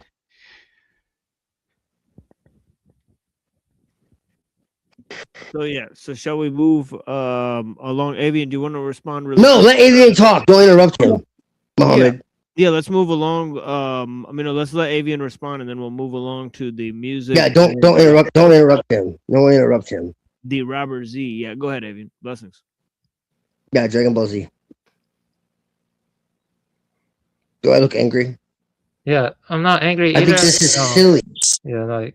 Then why can't we stop this, dude? Like, really, I'm not even mad at you. I just think this is fucking dumb. You told me to remove myself more than once, so I did it. What do you want, bro? I wanted to be your friend. But if you're constantly going to do this all the time, what am I supposed to think, man? Like, I really do want to be your friend. Yeah, with all due respect, Twilight, let's just let him respond, and then we'll move to the music because I only have a limited amount of time. But yeah, go ahead, Avian. Blessings. Sir. Yeah. First off, I want to apologize to TML. I didn't mean to. No, it's all good. Yeah. Okay. Second, this guy is, he's not sincere. He's not authentic. He has a kind of agenda. He's not direct with what he's saying. I'm with Mossad. Yeah, it wouldn't surprise me at this point, and modern geopolitics, doesn't matter for I worship the devil. Daddy Mustache Man, he's gone, okay, and also we're dealing with these kinds of problems, and no country is the center of the world. Europe is not the center of the world, and so many lies have been spread about Iran. I'm not saying Iran is perfect, but it's sanctioned to hell. If it weren't for the sanctions, has a highly educated population. They would have they have diversified the economy more than Saudi Arabia. Like, they have an educated engineering population, blah blah blah. Pakistan is actually well off because they have formed, with the Road and Belt Initiative with China and stuff, and they're not sanctioned. But Iran is sanctioned to hell. Like, countries are threatened for doing business with Iran. If a country like China or some other one want to trade with Iran, do more business, like Malaysia or whatever, Trump threatens to sanction it. And I think there's something fishy going on. Like, I'm not saying Daddy Mustache Man is evil or whatever, but I'm saying that the constant bringing him up and the constant like totalizing narrative, the narrative that makes everything like he's like the fucking one who was fighting against the Zionist banksters or the New World Order and stuff, and that everything's related back to that. I think that's kind of fishy, especially of his esoteric varieties, and I was pretty clear that I was never attacking him as a person. If he thought I was attacking him as a person, he didn't need to act like a fragile snowflake. He could have asked me to clarify further, instead of trying to channel or bend the conversation or twist it for his advantage. If you pay attention, he's not looking for the truth. He's not looking for a way to get to the crux of the issue. He's just looking to see ways to twist the rhetoric of others and use it against them for his own agenda. But I'm direct and clear and stuff. I'm very direct and clear about my interest and stuff, about what I want and stuff. So yeah, there you go. That's it. I'm not fucking angry. I'm very clear and concise. I'm very centered. So yeah, that's it. Yeah. That's right. it. Yeah, I give weight to my words. I give weight to my words. Yeah, that's it. Yeah, that's it. Yeah, it's all good. So yeah, you guys want to move along or? Definitely. Not that Please. I'm like a Please. weird, like sort of police officer. Sound like a police officer to move along. But yeah. Let's get back to the intellectual. Thank you, drive-through. Yeah. Inshallah. Inshallah, man. We'll be right back in a little bit of a little skedaddle with this music cow, and then we'll be right back. Blessings to all the people. I clicked on it. Apparently, all right, there it goes.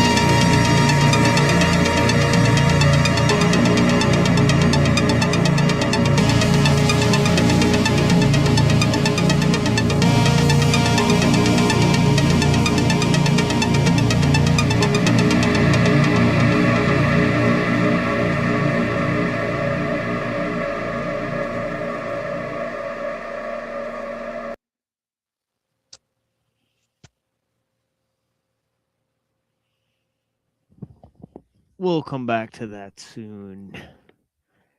But first, the Robert Z. Now, we gave tons of presentations on Confucianism. We only did one show where we sort of looked at the Robert Z. and compared it with this, Nietzsche text that we read. But I still want to read it for Avian Buddha, and because recently we sort of read a passage from the Shang Zhu, right? And I sort of forget exactly when I read that.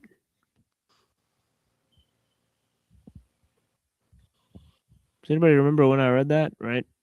But I was sort of talking about this line from the Shang Zhu about,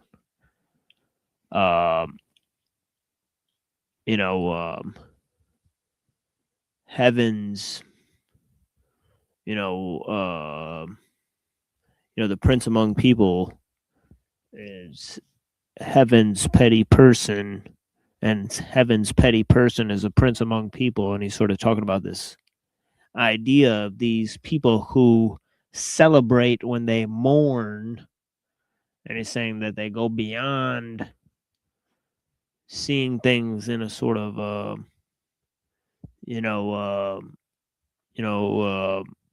by separation. They look at life and death as the same thing. And so he's using Kong Z to talk to Z Gong, right? Oh yeah, this was the show we did recently, right? Yeah, I read this for I think Dom and Frank Monday was there, right? I was reading the Shang Zhu for them, right? But yeah, so Kong Z is talking to Z Gong, which is his like disciple that's like very much a person who's like a ritualistic guy, right? So Kong Z kind of says like ritual should be tempered with the sort of cultural refinement and also sort of refinement of character and virtue, right? And he sort of says you should have loyal ministers and benevolent rulers and so on and so forth, right? So Robert Z is sort of opposed to all that, being that he is a robber, right? And a criminal, right? So he sort of prescribes a different sort of way of life, right? So it says Kong Z was friends with Luixia Li, whose younger brother was known as Robert Z. Robert Z and his 9,000 henchmen crisscrossed the world, terrorizing the feudal lords. He tunneled under walls and unhinged doors, rustled people's cattle and horses, made off with their wives and daughters. He was so greedy for gain, he forgot his own relatives, ignoring his parents and siblings and neglecting his ancestors. So there's an introduction to the Robert Z, right?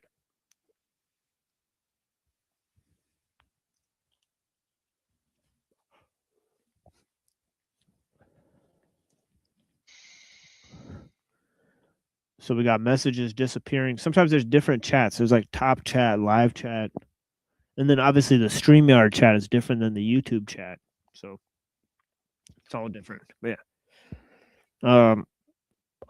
Kong Z said to Luixia G, quote, a father must be able to rule his son, an older brother instruct a younger, right? So that's kind of the order of things, right? Slaves and women should just like be quiet, right? But older brothers should be in charge of younger brothers, right? And fathers should be in charge of the household, right? So there's this kind of patriarchal idea within the Kong Z, right? So he says a father must be able to rule his son, and older brother instruct a younger brother, else there's no point in having those relationships.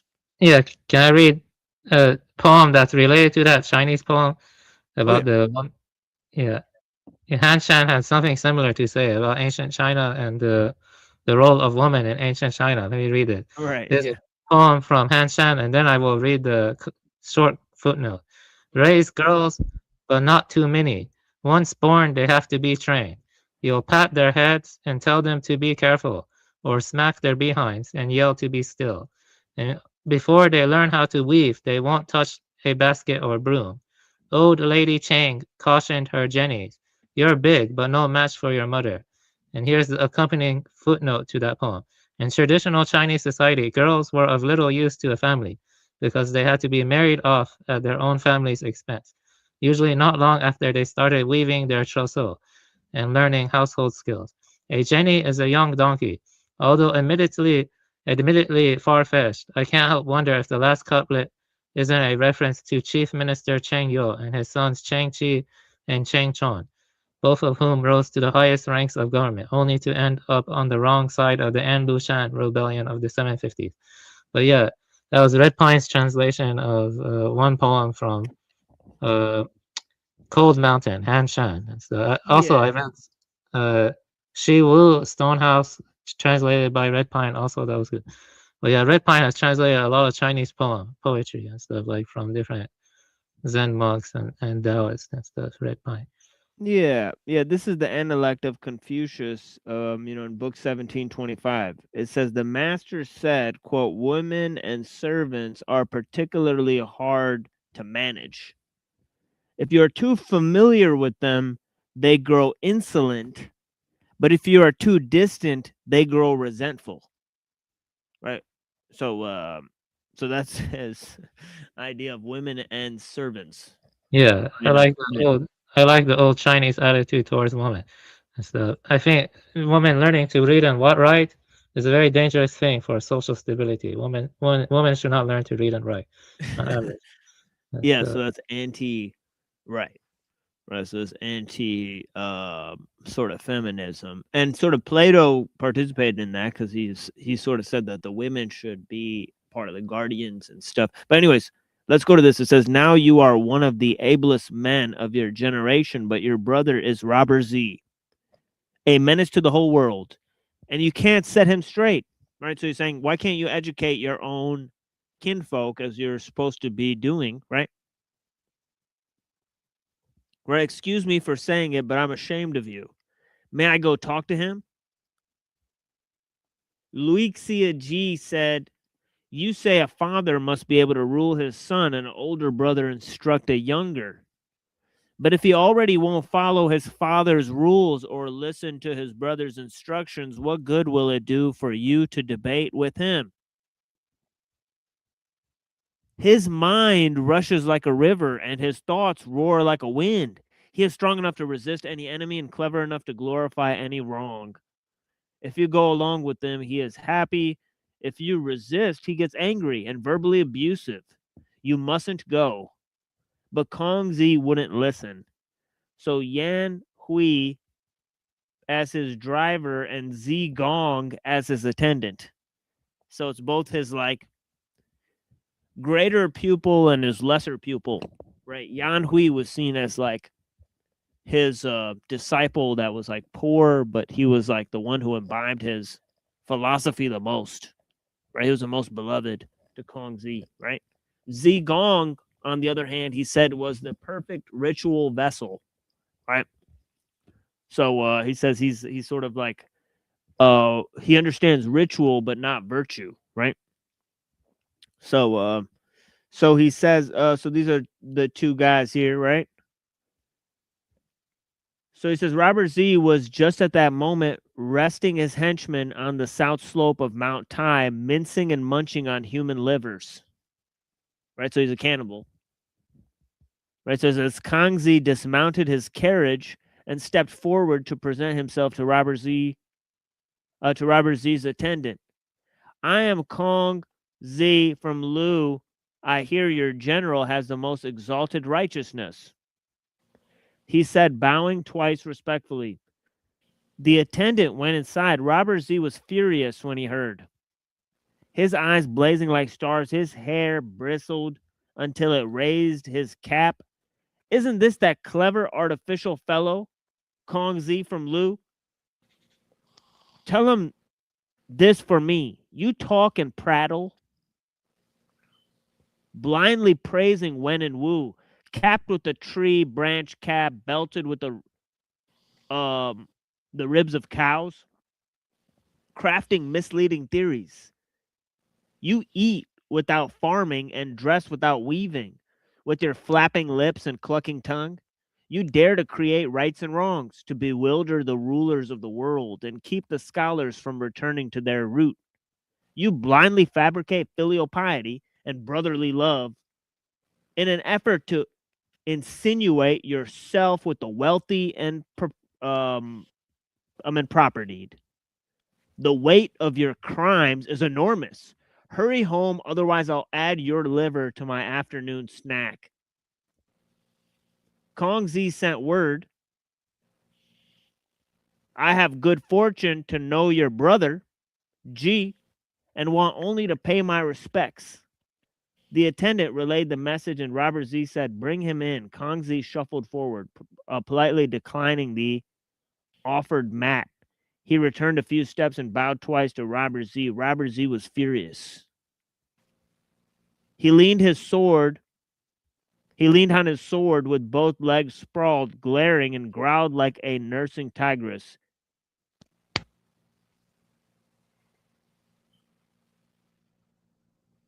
He said, Kong Zi, come forward. If what you say pleases me, you live. Otherwise, you die.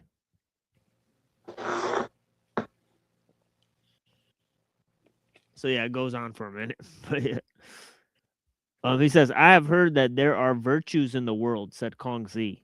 To grow big and tall and, with matchless good looks, so that young and old, rich and poor alike adore you. This is the highest virtue, to have knowledge that encompasses heaven and earth and the ability to argue anything. This is intermediate virtue, to be brave and determined and to gather a band of followers. This is the lowest virtue.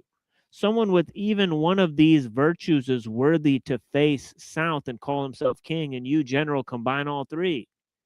You are 6'4" with a glowing face and eyes, lips like cinnabar, teeth like a row of seashells, voice like a bell. Yet you are known as Robber Z, quote unquote. Excuse me for saying so. So he's saying, like, what's bad is that you have a bad reputation, right? You're sort of feared, right? And hated, right? And he's saying, like, it doesn't really matter. Like, so Robert Z is saying none of these things are going to matter ultimately to Robert Z, right? And he says, if you would be willing to listen to me, General, I would ask you to travel as your envoy south of, he describes a bunch of places, right? Right. He says with a town of hundreds of thousands of households, right? He says, let's go around to a bunch of towns. Right. And he says, they will honor you, General, as a feudal lord. He says, why don't you take control of some of these territories? You can start over in the world, disbanding your troops, laying down your arms, gathering your family, and sacrificing to your ancestors. It will be the act of a sage and the wish of the world. Right. Saying, look, you can turn this around and be a great leader. And this is exactly what Plato says. Right. He says the people that have great potential, if their potential is not fostered and they're put in the leadership position, they'll basically become like criminals in the society, right, in which they live, right? Because their potential is never matched, so they'll go to deception, right? But the same potential that can be used for the criminal nature can also be made a leader, right? If they succumb to sort of the tutelage of like sort of morality and justice and truth, right? So he says, so he offers him this position. He offers to be his minister, right? He says Robert Z was furious, right? Key came forward. People who can be leashed by your prophet or whipped by words are called fools, simpletons, dolts. That I'm so tall and handsome that people like me as a gift I owe to my parents. Don't you think I'd know it without your flatteries. And I've heard that those who flatter people to their faces slandered them behind their backs. All your talk of a walled state and a multitude of people is meant to leash me with profit and distract me like a dolt. Even if I had such a state, how could I hold on to it? There's no walled state bigger than the world. Yao and Shun held the world, but their heirs lack the territory to stick an awl into. Tang and Wu stood as emperors, but their offspring were exterminated. Isn't that the result of their great prophet? I've heard that in olden times, there were so many beasts and so few people that they lived in nests for safety. They gathered acorns and chestnuts by day, and by night they roosted in the trees. So they were called the people who nest. In the olden times, they didn't know to wear clothes, but gathered a lot of wood in the summer and burned it in the winter. So they were called the people who knew how to live. In the Shen Nong's time, they lay down dead, tired, and got up wide awake. They knew their mothers, but not their fathers, and lived together with the deer. They farmed their own food and wove their own clothes and had no idea of hunting each other. This was the high point of virtue achieved. So he's saying, how is your society and your civilization better than those simple people, right, who didn't know anything about morality and virtue or any of those things, right? So he says, but the Yellow Emperor could not sustain it. He fought with Chi Yu and Zulo Field until the blood flowed 100 li. Yao and Shun arose and established a mob of underlings. Tang exiled his lord. Wu killed tyrant Zhu. And ever since, the strong oppressed the weak and the many tyrannized the few. The rest are just descendants of these rebels. Now you cultivate the way of Wen and Wu, monopolizing the world's debate to instruct posterity. In your flowing robes and cinched belt, you lie and trick to fool the world's rulers. In your lust for eminence, there is no robber greater than you. If they call me Robber Z, they should call you Robber Key.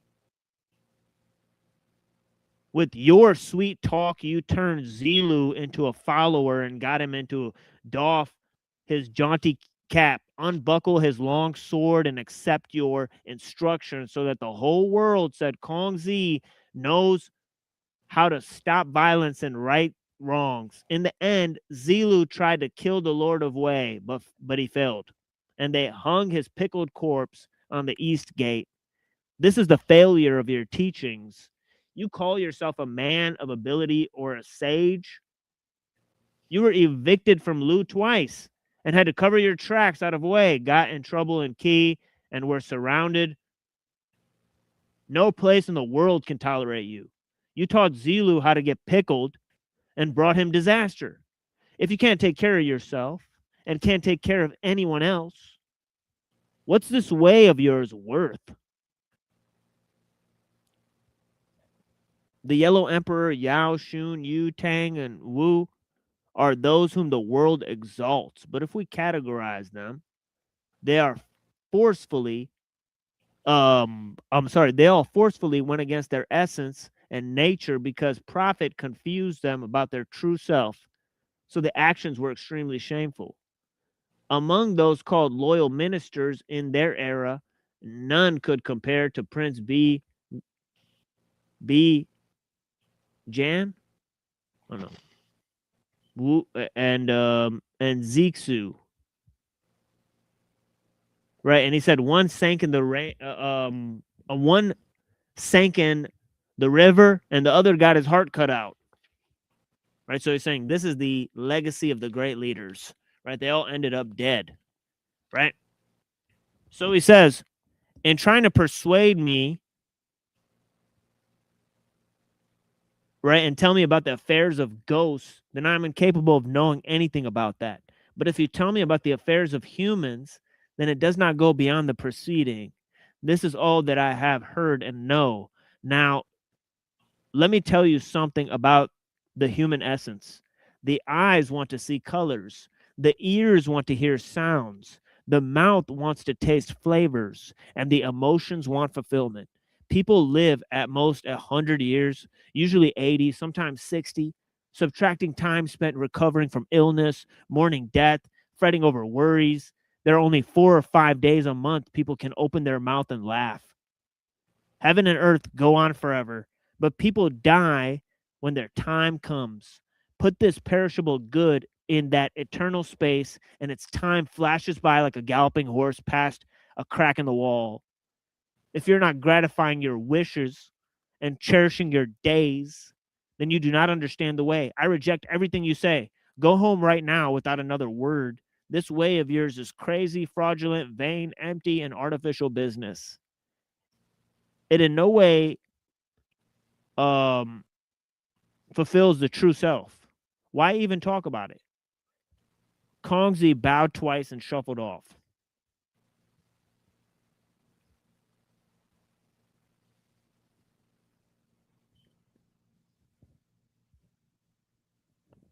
And yeah, he talked to the guy and he said he didn't like talking to it. Yeah. His brother. Yeah. Have you also read Mozi or Minchi? I think Mozi. What do you think about him? Am I pronouncing it right? Oh yeah. Mozi. Yeah, I've read him, but I didn't read him on the show. I Yeah, think- but his view is similar to Plato. Yeah, for sure.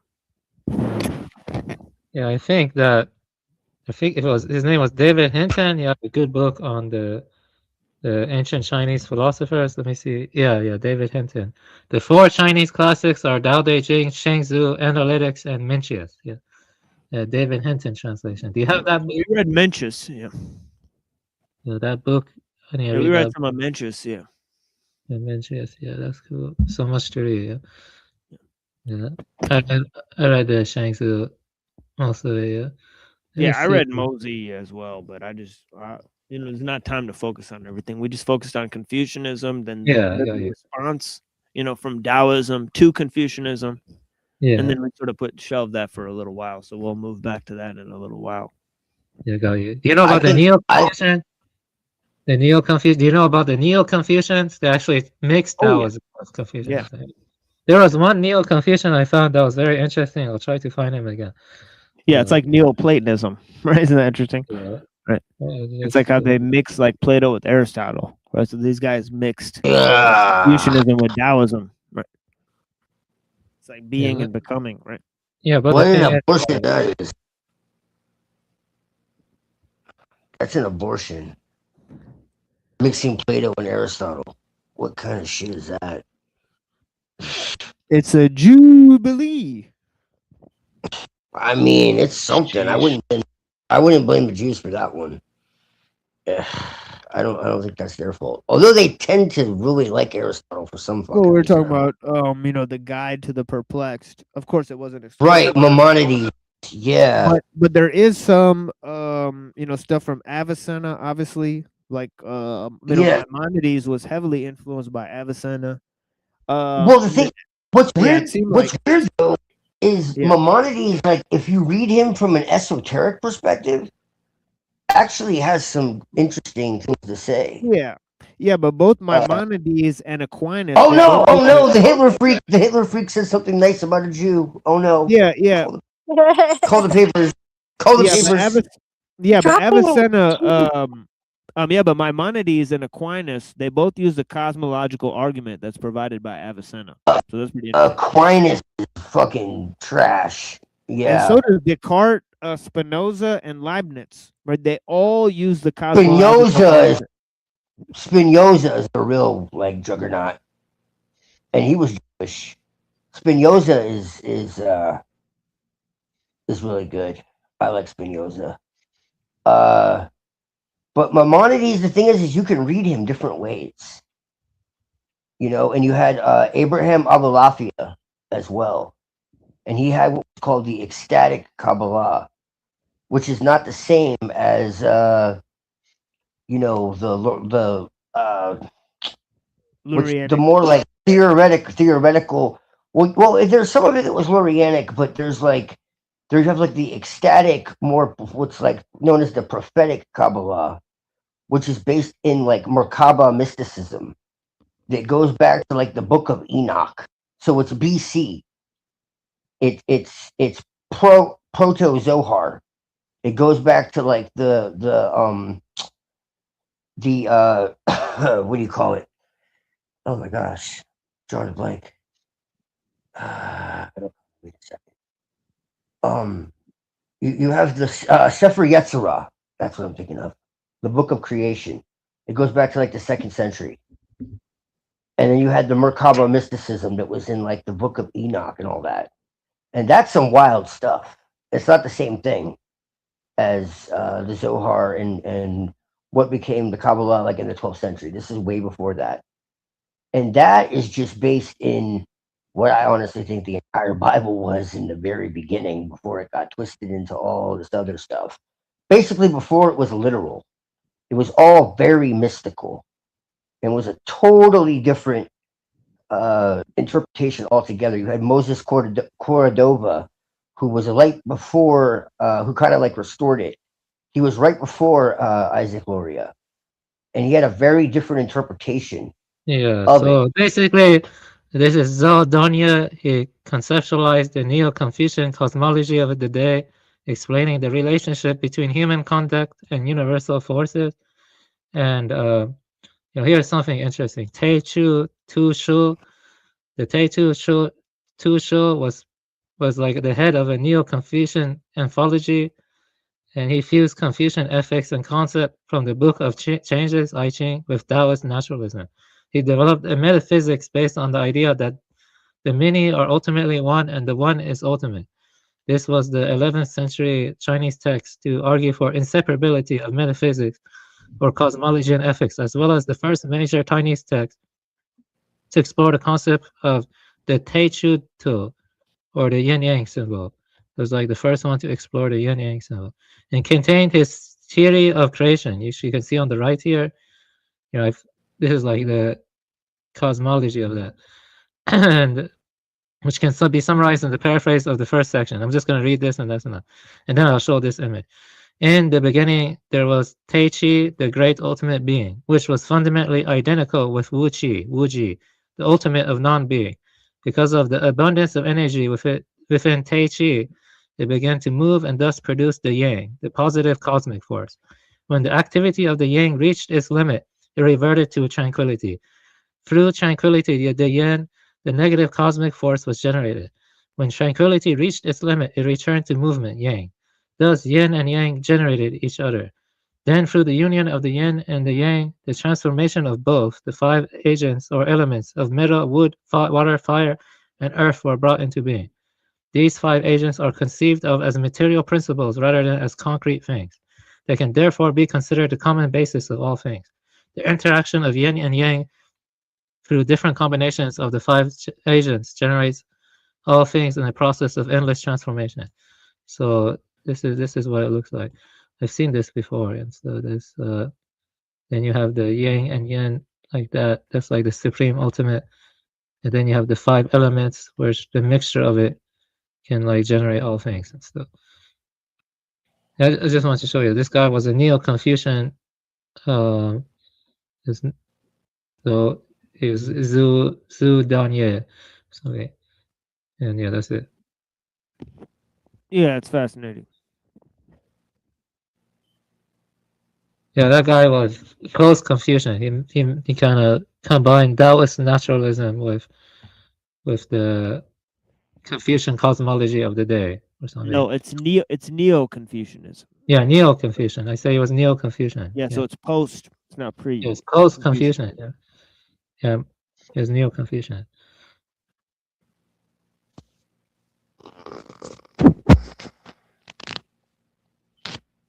And also, you can get lost in the Chinese stuff. Yeah. Are you there?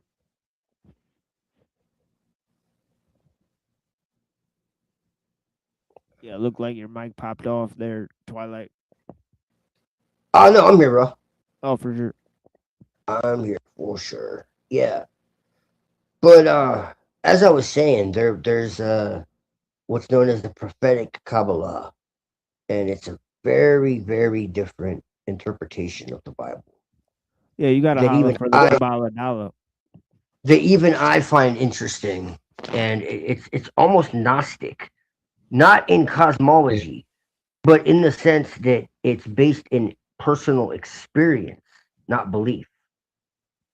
It's based in going to altered states and actually experiencing things and coming back. And so I was into it like years ago, and I mean, I still find it kind of interesting, to be fair. But it's it's not really necessarily part of my craft. Although lately I've been feeling like maybe going back to it a little bit, just because I don't really know why. But again, I take a little bit from everything. I don't know why Back to that's the so weird. grindstone, as they say. Well, I like to have a balance between light and dark. And it's just I don't know why people have a hard time understanding that, but it's not really my business. But yeah, I have a this very interesting, at least I think it is, book on like esoteric Taoism. Well, exo and esoteric Taoism. And when I say that, I'm not just talking about philosophy. It's actually like when you really understand it, it's a lifestyle. It includes so many different things. So it says, when I referred to Taoism in the context of this book's subject matter, I am focusing on esoteric Taoism, which differs from the more canonical exoteric Taoism that is recognized as philosophy and religion. Yet esoteric Taoism includes both philosophy and religion. The Taoism I refer to goes beyond philosophy because it presents occult ontological doctrines and mystical ritual.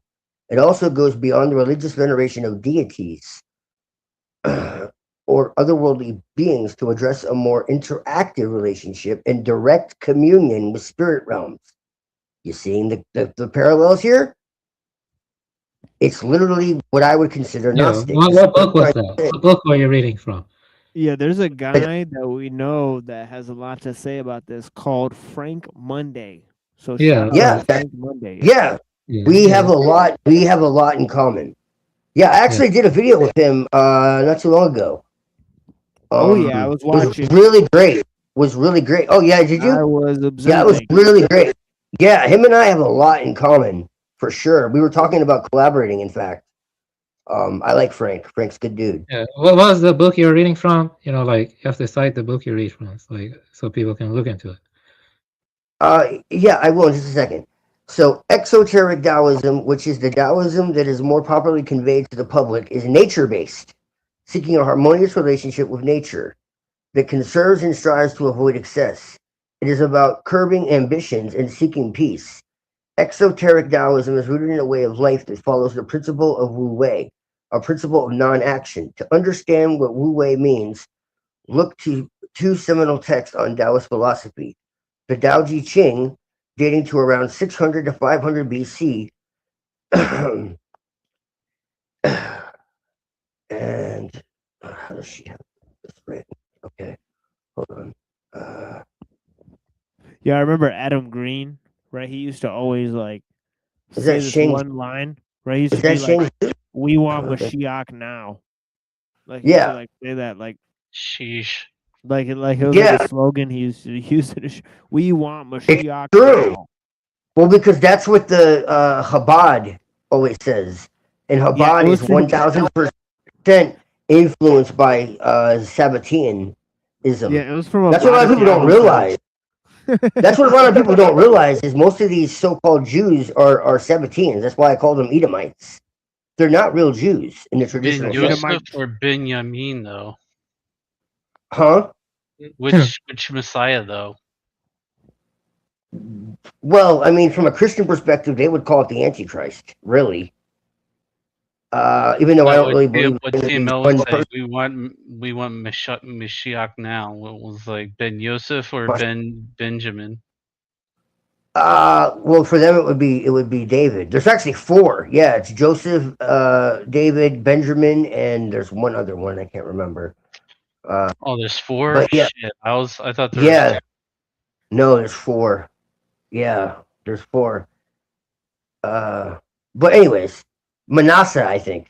But yeah, it's okay. According to the Tao Te Ching, Wu Wei is not literally non-action, but rather it is balancing the affronts of Yang with the softness and submissiveness of Yin. The Tao Te Ching advises blunt the sharpness, dim the glare. Non-action is still action, though that action is to be like water. Non-action also means do no harm. The sages also do not harm people. In the Shengzu, Wu Wei is the stillness of the sages. It is vacancy, stillness, plasticity, tastelessness, quietude, silence, and non-action. Why these philosophical texts are mentioned when this is not a book about Taoism and purports to be one focused on craft should become apparent as the chapter progresses. Exoteric Taoism is the philosophical approach to Taoist principles that the West is more familiar with. It cultivates an individual who lives in harmony with nature, who does not act superfluously to interfere with its path or attempt to transform the course of fate. Thus, Taoist philosophy teaches a profound way of cultivating inner peace and acceptance to just let it be. Taoism as a Chinese religion tends to merge indistinguishably with folk religions. Folk religions is shamanism, essentially. Venerating particular deities and integrating ancestor worship. Exoteric Taoism's religion is often about social kinship or identifying oneself with a particular sect of religious Taoism, often one blended with Buddhism, Confucianism, legalism, and folk beliefs. That religious aspect of Taoism is also exoteric Taoism. Philosophical and religious principles of exoteric Taoism drive the practice of esoteric Taoism. Through the practice itself might be better aligned with Chinese shamanism, which predates Taoism. Relics of oracle bone divination from the Shang dynasty, 1600 to 1050 BC, revealed a strikingly similar and shared ontology with Fu talismans and esoteric Taoism. Shamans were integral to the culture and governance during the Zhou dynasty. The Zhou also produced the philosopher Lao Tzu, credited with authoring the Tao Te Ching and establishing Taoism as a philosophy. In contrast, esoteric Taoism is an active practice by man from the Trinitarian principle of heaven, earth, and man, which I will discuss in the subsequent section of this chapter, where man raises energy or power from heaven and earth. Heaven is representative of nature in the practice of esoteric Taoism. You'll see how this connects. Man, a practitioner of occult craft, seeks to direct and redirect forces from heaven and earth, a stark contrast from exoteric Taoism, where man seeks to be like water, moving with the ebb and flow of heaven and earth. Esoteric Taoism is a complement to exoteric Taoism, but the two are not the same. Taoism is a complement to exoteric Taoism, but this is both concord and discord between. There's both concord and discord between esoteric and exoteric Taoism, much like yin and yang. Esoteric Taoism is an engaged occult practice, one that, unlike philosophical exoteric Taoism, would seek to transform the path of nature and the course of fate. Alchemy, divination, feng shui, the quest for immortality, shamanism, sorcery, and witchcraft are characteristic elements of esoteric Taoism. Not every lineage of esoteric Taoism pursues all such occult practices, but all of them touch upon at least one. Historically, what I'm referring to as esoteric Taoism would only be practiced by ordained priests and priestesses of orthodox Taoist magic. Yet this is a book that seeks to import practical knowledge on the craft of Fu that the practitioner, irrespective of cultural background, lineage, faith, or tradition, will be able to apply. This text will assume an instructional function to reveal to the reader principles of Eastern esotericism, based primarily on Taoist cosmology, It assumes that the reader is an active practitioner of metaphysical arts or one who seeks to attain insights into sacred mysteries beyond ordinary human knowledge. Taoist theory is essential to understanding the principles and mechanics of craft. Craft is a skill and knowledge of exercising will over manifestations in the universe. A science that may resemble religion, but is one based on experimentation and observations recorded over thousands of years. Though such records are often kept secret and passed only to the few, the Fu talisman is the crown of esoteric Taoist craft, one of the most potent manifestations there is of craft. To craft potent Fu talismans, all of the following ontological principles must be utilized. Thus, before a discussion can take place on what a Fu talisman even is, there must be a discussion of qi, yin and yang, the Wu Jing, and the Bagua. That's powerful stuff. Without an understanding of those principles, there can be no understanding of the Fu. And it's a lot to get into, but I just wanted to give you an idea of what this is. And understand that this is like, it's different names, there's different, cultural, techniques, but ultimately it's the same, really. And this is what I'm saying, and this is the difference between actual religion and the esoteric science. Literally. So what's the book? What's the book? It's from my notes, but if I'm not mistaken, this is it's called The Tao of Craft. I can't remember the author, but if you type it in, it should pop up. It's from my notes because I have a bunch of it's going into my book. But I'm pretty sure it's called The Tao of Craft. If you type that in, it should pop up. Yeah, it's because as I said, I like to balance the East and the West because I find that the energy work, the meditations, the discipline of the East is far superior. But there are some things in the West that I think are more aligned with me, and just, I'm from the West, so there are certain things that are just easier. But like I have this book called what is it? Dharana Darshan. It's from the Bahir School of Yoga. It's based in the Upanishads, and it has like meditation practices that are just like way beyond what people don't even know. Like most of what people think is meditation is actually concentration. And the meditations in this book are like next level. Like they take you somewhere. It can also be passive attention. They show you how far like meditation actually goes. Yeah. You put in the private chat. I just want to Google that book. I can send it to you if you want to be kosher, man. Like, no, just put the book in the private chat. I want to look it up. Thank you. Yeah, thanks. Well, that's what I'm saying. Like, I have the. Oh, you mean the title? All right, yeah. Let me. Yeah. Look at. Yeah. Hold on, his name is really long, because he's like a guru, and you know how their names are. Hold on, 1 second. So long. Dharana Darshan. Yeah, I have if you have Telegram, I have an entire library of books, man. Like, I'm not, when I say like that I study all this shit, like I'm not joking. Like I have a library of books on the occult. And yeah, like, that's good for you. I'm just interested in that book you just were talking about. I want to look into that. Thank you. Well, I'm talking to everybody, so relax. Noted. Okay. Yeah, I'm talking to everybody, number one. You can send it to me if you want. I'll read it. And if you really want something from me, I mean, it would be it would behoove you to, be a little more, I don't know, polite. Congenial. That's a good word. Ooh, that is a good word. I like that. Yeah. It's just that book you know, that you were referring to, the rational something, it's just hard to spell it. You know, you can put it in the chat or something. I'm gonna Google it. That's all. Yeah, You know, it's Dharana Darshan. It's by Swami Naranjanayanda Saraswati. Yeah, that's what I was trying to say. you know, like, let me see here. Can you just put that in the chat? Yeah, because that's really hard for me to type out.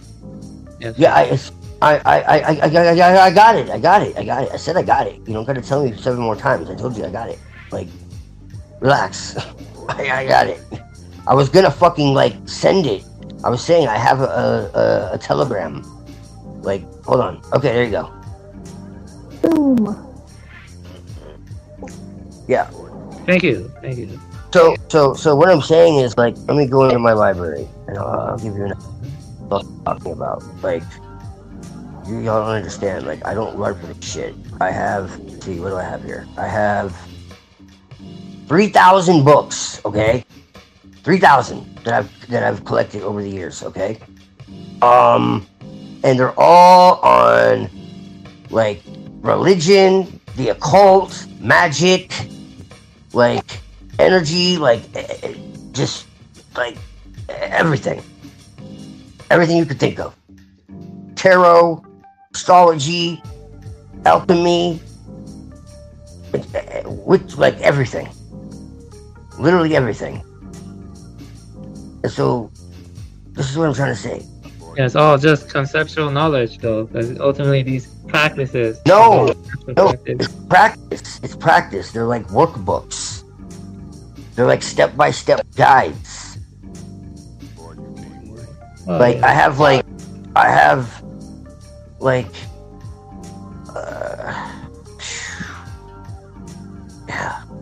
yeah. There's a lot here. I have a bunch of stuff by him too. Like, I have like this author really knows his stuff, so I have a lot by him. He's one of the better ones. And then that guy I told you about, what's it? I sent you the one book. What the hell was his name? Tenzin Wangyal Rinpoche. About Bon and shamanism and Dzogchen.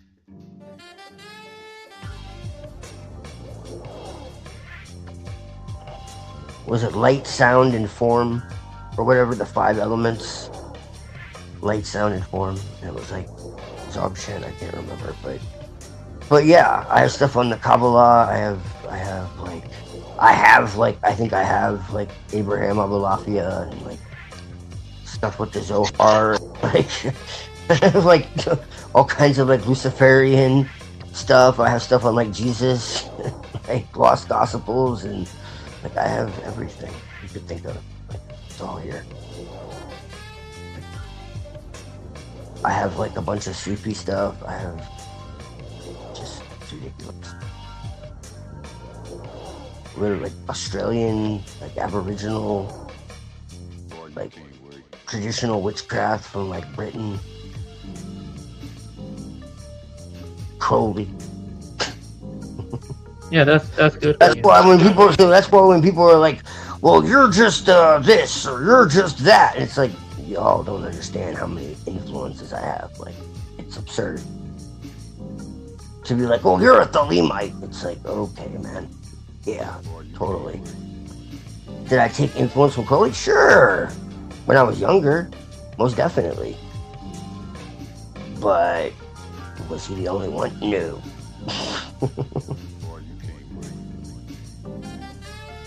Yeah, I have a good deal of books to read also. I don't like to jump around too much. You know, I like to keep it. So you do. I can't help it. I can't help it. I mean, I have like a lot of books on like science and shit too, you know? Like Dana Kipple. I need to get that book that Red has. I'm jealous. Cause there's no $44, son. You know, you read the one by Robert Temple too, right? Yeah. Hell yeah, man. Finished I it read today, that was fucking brilliant. That was brilliant.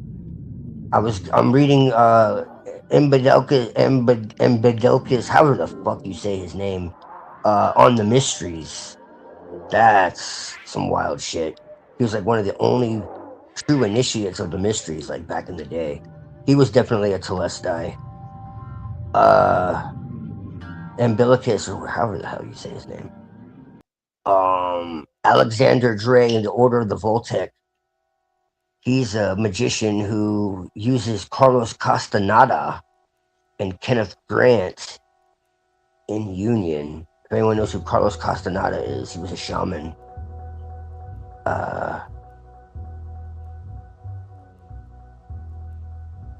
And he talks about the flyers, which are basically the archons. I have stuff on Jinn magic, like, it's just insane, dude. It's literally nuts. And since I've been gone, I've been working a lot on all this stuff. I have this book called The Villain Mysteries that's really cool. It talks about how, like, Mary Magdalene was like a high priestess before she even met Jesus. Of course, that's like blasphemy. Yeah, well, when you get down to it, it's fundamentally globalist in character. You know, to jump around so many disparate traditions and mix them up together. It's only globalist if you try to promote it to somebody and like turn it into something political. If it's just you applying it to your own practice, and you're not taking something that's not already together, man. The fact of the matter is, this stuff is already together. It's not like being done artificially. This stuff is really accelerated. You're just connecting dots that are already there. Like, when you really start to look at all these traditions, you start realizing that they're really all talking about the same thing. It's not until priests get involved. Yeah. No, I am. Yeah, no, for sure, yes. Most definitely. Before the priests get involved. The priests are the ones who create all the rules and laws and divide everything. No, I definitely am. Maybe not every tradition, but damn near. Most definitely. Well, that's also secular because you want tradition to be compartmentalized and separate from the civilization. That's what it sounds like to me. This priests help, keep the values and the morality for the cohesion of the group. When you have civilization. But see, that's the thing. I don't need anyone to tell me what my morality is because I know what's right and wrong. Yeah, well, you see, sometimes people's intuition can be messed up due to like certain, traumatic upbringing or whatever. So their intuition. Okay, and guess what? People can still, whether they have someone telling them what their morality is or not, they're going to act how they act regardless. So what difference does it make? It makes a difference because the brain is plastic and the cultural conditioning is important. Being brave. Okay, but whether or not somebody is being told what to do, you have to respond. It doesn't matter. Yeah, it doesn't Whether matter. they have someone telling them what to do or not, it doesn't change how they're going to act in the heat of the moment. No, it does change. It does change because the way you culturally condition children, giving them virtue, such as properly bringing them up with virtue and the folklore or the tradition of the culture you reside in, it does, affect their brain structure and it does affect how they're raised. So, priests in the context of civilization do help to give moral fiber and such. So, all this, kind of anarchy or this anarchist, kind of mentality, the priests don't matter at all. We don't need fucking religion. We don't need tradition. Tradition helps give the moral fiber of the civilization and help rear the children. Used to. You think it does now? No. Well, not it now. Used to. Yeah. Okay, well, there's a difference between what entire human history. You're saying there's a difference between what something appears to do and what it actually does. The police are supposed to protect you, do they? The justice system is supposed to make sure that everything is fair and balanced. Is it? Politicians are supposed to make sure that things are in order. Do they? So this is what we're talking about. I'm not saying that corruption doesn't exist. You know, I'm not saying that injustice doesn't exist. But I'm saying to do away with all of it is risky in civilizational context. So maybe a nomadic... What the hell is it doing for us? We need to rebuild it. Yeah, let's say, yeah, you want to rebuild it. That's different than doing away with it entirely. But you want to I'm not saying to do away with it entirely, but we need to do away with it entirely to begin with, because it's so rotten. It has to be done away with first, because it's impossible to fix it from within the system. Do you get what I'm saying? It has to be started over and built anew. Yeah, but you want to strong principle a globalist religion. That's what it sounds like to me. You want to just make hell no. I believe in tribalism. Remember, I'm a Hitler fan. I believe in tribalism. Yeah, now you're saying it. You see. I'm a tribalist. Remember? Yeah. I believe in tribalism. I believe people should have borders and boundaries, and they should be able to stick to their own. I completely agree with people being able to come together and stuff, but I believe that everyone should also be able to optimize themselves to their best benefit. No, I believe in tribalism, 100%. I believe in rites of passage. I believe we need to go back to the old ways.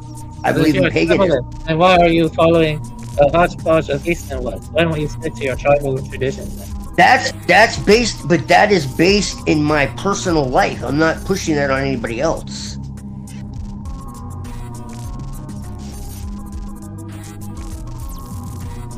That's what I don't think you understand. I'm not pushing that on anybody else. That's based in my own interests. Because it works. Because I'm a magician. I don't understand. Why not? Who am I hurting? Nobody.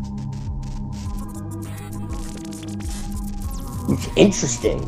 It works. You're shifting goalposts. You know, initially you said that the priests, when they get too much power, they tend to become corrupted. You know, but I said, well, that is true. Doing away with them entirely is not advisable, because they give moral fiber to the civilization. They help, you know, spread the values that influence the children and their conditions. Yeah. And rabbis are supposed to make sure that everybody is moral, and you know, pastors are supposed to make sure that everybody finds Jesus. And does it happen?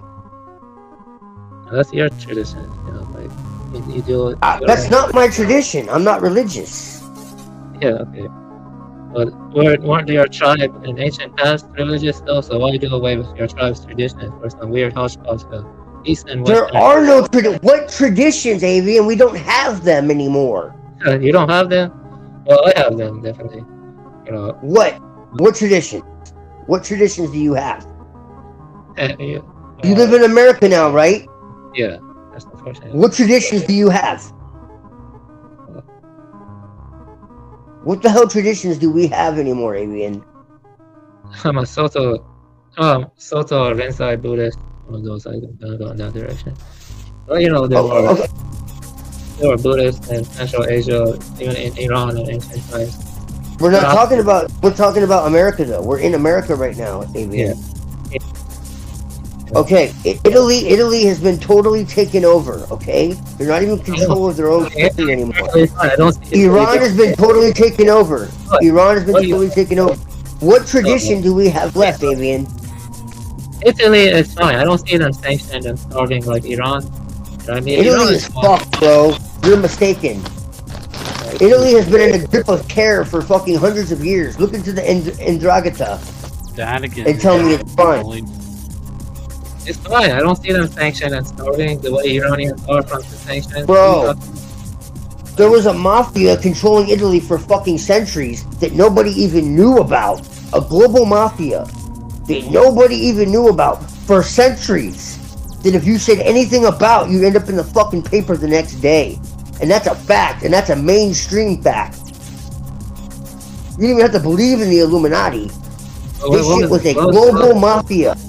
Bro, Bro, look into Propaganda Due, P2, Monte Carlo Lodge. This is all public knowledge. No, Italy is fucked. Trust me. People lived in terror. They still do. They've taken over the banking, they've taken over the Vatican, they've taken over... Bro, trust me. I'm not gonna go to Italy. Go to Italy and tell me. Go to Italy and tell me it's okay. Yeah. Go to Italy and tell me it's okay. Pretty good. You know, like, not as bad as some other countries. I don't know what you're talking Bro, about. it's not good, what bro. traditions did they Look at have Sardinia, before okay? the Vatican Look at took Sardinia, over? you know. Bro, Look we've at lost all our tradition, Fabian. They have close community. What, you know, like, they have a close-knit community, the Sardinians. They have long life expectancy. They have good food. They don't eat processed crap. They eat Yes, we're cooks. We're cooks. We're cooks. That's our tradition. We cook. Yes, we have that. Yes. We've kept that. My whole family is fucking cooks, and I'm a cook. Yes, we have that. Thank God. So you think the Catholics are going out and you know, like, you know, executing people or assassinating them silently or whatever? They used to, apparently. What do you mean? What, I think. Do you know who the Jesuits are, man? That's just one of them. What about the Franciscans? You scream about the fucking Jews. You really want power? Look at the Jesuits, bro. The Franciscans seem okay to me. I mean, I don't see the thing here. I don't see like the Franciscans. You have more orders than just Jesuits. Like, what are you talking about? That you can like put it on the chat. You can Google it. You're like saying something about like Carlos Dodge or something. Like I have to like type this down. You know, like start to like type it based on what you're saying. You can just I'll Google it and stuff. You know, this time I'll just put it on the chat. What, the Ndrangheta? You were talking about this mafia that was controlling Italy. Yeah. No problem. Yeah, you look into it for 5 seconds, you'll be like, what the fuck? Yeah, okay. He's not crazy. I'm telling you, Avian, you can think what you want. You can think I have agendas. You can think I'm not transparent. But you can talk to anybody who's fucking known me for any length of time, and they'll tell you you're out your mind, bro. Yeah, well, yeah. I'm the most transparent, straightforward fucking person you'll ever meet in your life. You're out your mind, bro. You're out your fucking mind.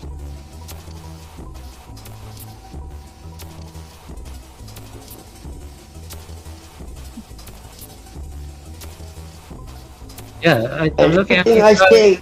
I don't see how they controlled Italy. All I see is that they had strong presence. Where is it that they controlled Italy? Bro, look it up for real. Yeah, I am looking it up. Okay, well, if you can't find it, I will, and I'll send the video, and Muhammad can fucking stream it, or I'll do a video myself, and you can come on, and I'll show you, because you're being ridiculous, because I can find it in 5 seconds. They seem like very dangerous mafia, you know, but you're claiming that they're a global mafia. Yeah, the biggest one on earth. So there's fucking Russian mafia, there's Chinese mafia. They're all pretty big, you know, but they don't. Dude, they're a global mafia, Avian. It's not even debatable. So is Japanese, Chinese, not Japanese, Chinese, no, but. Okay, dude. The point is that you're just simply not looking at reality now. You're simply not looking at reality. It's not debatable. You're the one who's not looking at reality. Look at Italy's, you know, fucking sanitary conditions, their health. You know, it's way better than America. What are you talking about? Because we're clean? Because we're clean people? Because we're clean people? I'm sorry. Yeah, they have good urban design, they have walkability. America because we take care of ourselves. We know how to cook. I'm sorry. What are you talking about? Yeah, you're changing. We know how to cook. See, that's the thing about you. You keep changing the goalposts. You know, you just No, I'm not. You are. No, you told me to prove to you that there was a mafia, and I did. Now you're talking about health. You're the one changing the fucking goalpost. You said to prove it to you, I show you there's a global mafia, and now you're changing it. Okay, let me respond to that. There's a global mafia, okay? I agree. Yeah. Do they control every facet of your fucking government? That's what I'm saying. They did? Yes, they just were recently exposed. Yes. So they controlled every facet of Italy's government. Like they like did all the more than leaders- Italy. They're based in Italy. They did more than just fucking Italy. They're based in Italy. They're bigger than Cosa Nostra. They're bigger than anyone. Our story begins. Their fucking base is inside of a mountain. Underground. With an arrest. It is November 5th, 2007. In this villa, located a few kilometers west of the city, a meeting between what several are you Cosa Nostra talking about? leaders is about to take place.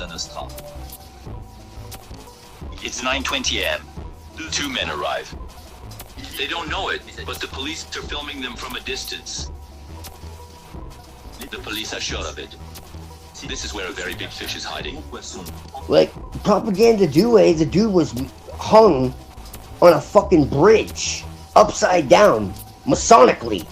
Yeah, I'm not claiming they don't have influence or. He was pull part of the on Vatican Bank. Interrupting you, A man. Vatican Bank. Like, I don't get you, man. Why you keep interrupting me? Like, this is not a conversation. You know, like, what the fuck? Like, seriously. I'm not saying they don't have any pull on any politicians. They don't have, like, fucking... I don't really care what you're fucking saying because you're just denying reality.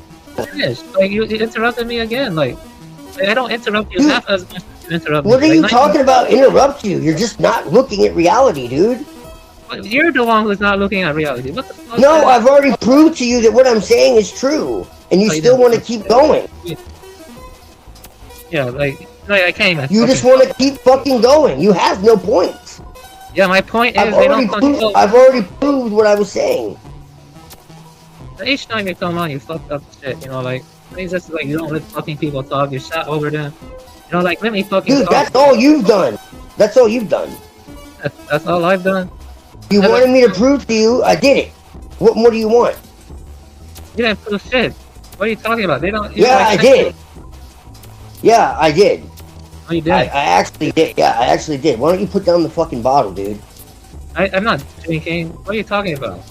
Well, Like, then you really you're got just- you really you're got a problem just with that. You know what I mean? You're just twisting shit. You don't let people talk. I'm saying they don't control every politician. Everyone shut up. Everyone shut up. Let Avian talk. You know, like they're not involved in some deep illegal activities and that they have like connections to your deep state. What I'm raising, you know, skepticism about is that they fucking control the entire fucking government. You see what I mean? That's I don't know. I don't really find that believable. Because if that were true, Italy If you would be shut the far fuck worse. up and actually look, you would see that I've already proved you wrong. It's Then not why a is debate. Italy- why are their living standards higher than fucking America? That's my point. Their living standards are pretty good. I mean, like, you know, their infrastructure, their food, you know, that kind of stuff. You know, if it was as bad as you were saying, they would be in the slums, like, I don't know, like Afghanistan or something, or they would be like Syria. You know, Syria is a failed state, right? Syria is in fucking gutter. You know what I mean? So Italy is not as bad as Syria. It's not as bad as Afghanistan or Yugoslavia. Or Apples to something like that. oranges, bro. Yeah, I'm not saying that what you're saying is a half truth. You know, that's what I'm trying to say. That I can't believe they Then have prove it, Avian. Prove it. Get the evidence and prove it. Yeah, let's look at, you know, the living standards. And Prove it, the- Avian. I don't want to hear your mouth. I want to see proof. Okay, yeah. Let's just go look at Italy then. You know, what you're saying, where like Italy life expectancy, I guess. Is See, like, female playing music? yeah, the life expectancy in Italy is like 84 and stuff. Like the GDP is very quiet. stuff like that. And I mean, Italy wealth income disparity. That's the main thing to look at. The wealth income disparity. So let's look at it. What does that have to do with tradition, though? Everything. Well, you see, you have to think, though. You know, he's saying that the mafia that is corrupt and plundering the nation and making the people suffer controls every facet of the government, down to every politician.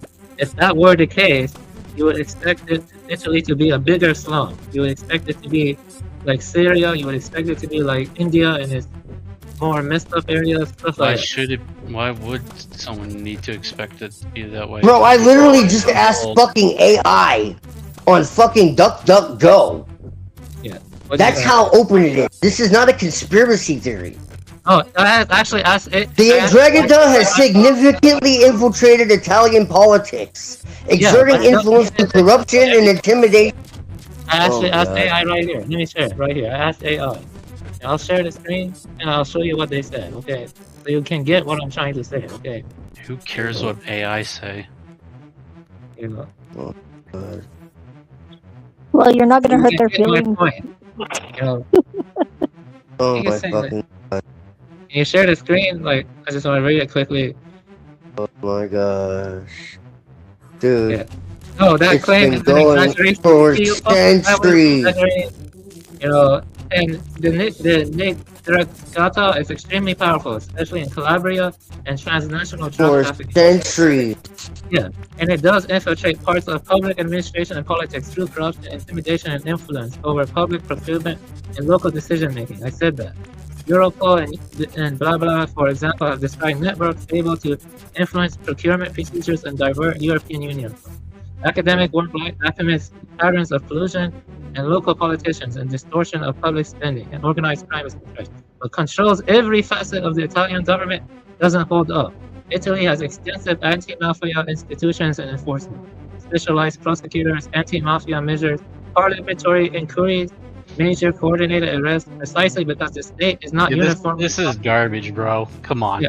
The state is not uniformly captured. That's the thing. It's not uniformly captured. A more accurate phrasing Okay. is that Okay. is Nigrata I thought you were better than this, heavily bro. influenced specific local contract networks and sometimes reaching higher via corrupt intermediaries, not run every Okay, I'm gonna ask it. I'm gonna ask it if Israel runs Iran. Let's ask it if Israel runs Iran. By that logic. Tier AI. You think Yeah, Israel let's see. You think you can't even fucking pronounce Iran? God damn it! It's fucking Iran, not Iran. Learn to fucking pronounce it at least. The country that's Let's going see. to Let's Islam. see. Let's see if it runs Iran. Let's see if it runs Iran. Yeah, let's see if it runs Iran. Iran. Yeah, I know how to fucking say it. I'm trolling Yeah. you. Oh. Because you're acting like a child. Yeah. Being nuanced. No, My pronunciation is American.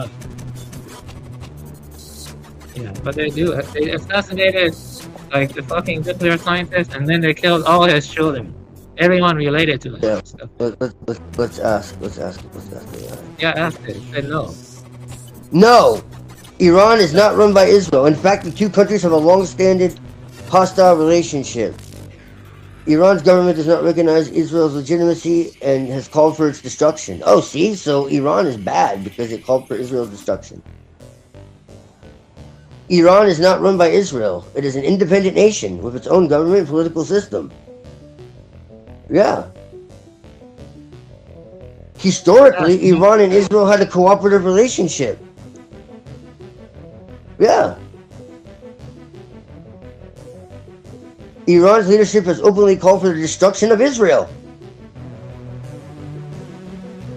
Yeah. Yeah, Hamas and Hezbollah. Yeah. So Iran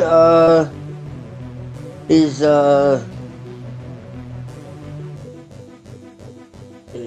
wants to destroy Israel. So according to AI, yeah. So I don't know what you're talking about. Iran is the aggressor by your logic. So it must be true, right? No, it's that's what it says. I mean, what's good for the goose is good for the gander. You're saying no, and Dragata, no way. A global mafia worth billions of dollars is not no. It doesn't. It didn't have the whole country in fucking terror. Okay, so for centuries. Italy. Okay, I guess Italy is a shithole. Whatever. That's what you're basically arguing. I didn't say it was a shithole. Just because someone was not a shithole doesn't mean that people weren't fucking dying all the time, being murdered. Like, You know, but I just know that, you know, Iran is the aggressor and they should leave Israel because that's not nice. Sure. Because there's a lot of nice people in Israel.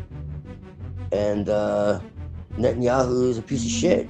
And there's actually, you know, I don't know if you know this, but LARPs aside, LARPing aside, Netanyahu actually assassinated the prior president of Israel who actually wanted peace.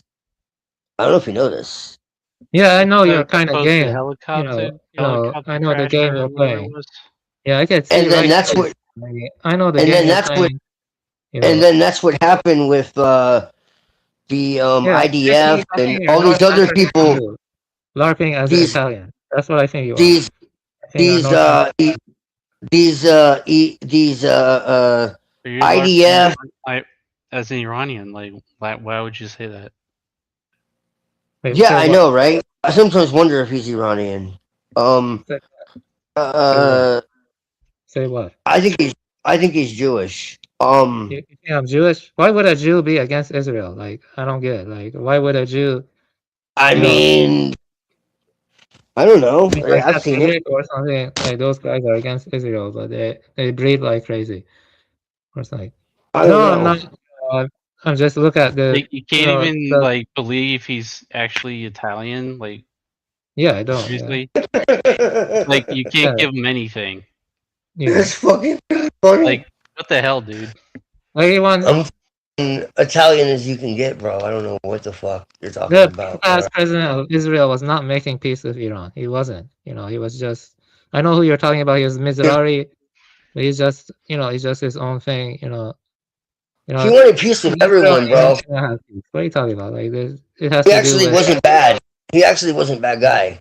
He was a bad He guy, wanted yeah. peace with everybody, and Yeah, okay. you know, So Israel just needs reform. It doesn't need to be removed. You know, it just needs reform. there's a lot of people that hate Netanyahu, man. I'm not saying the leadership isn't bad. Of course, they're terrible fucking people.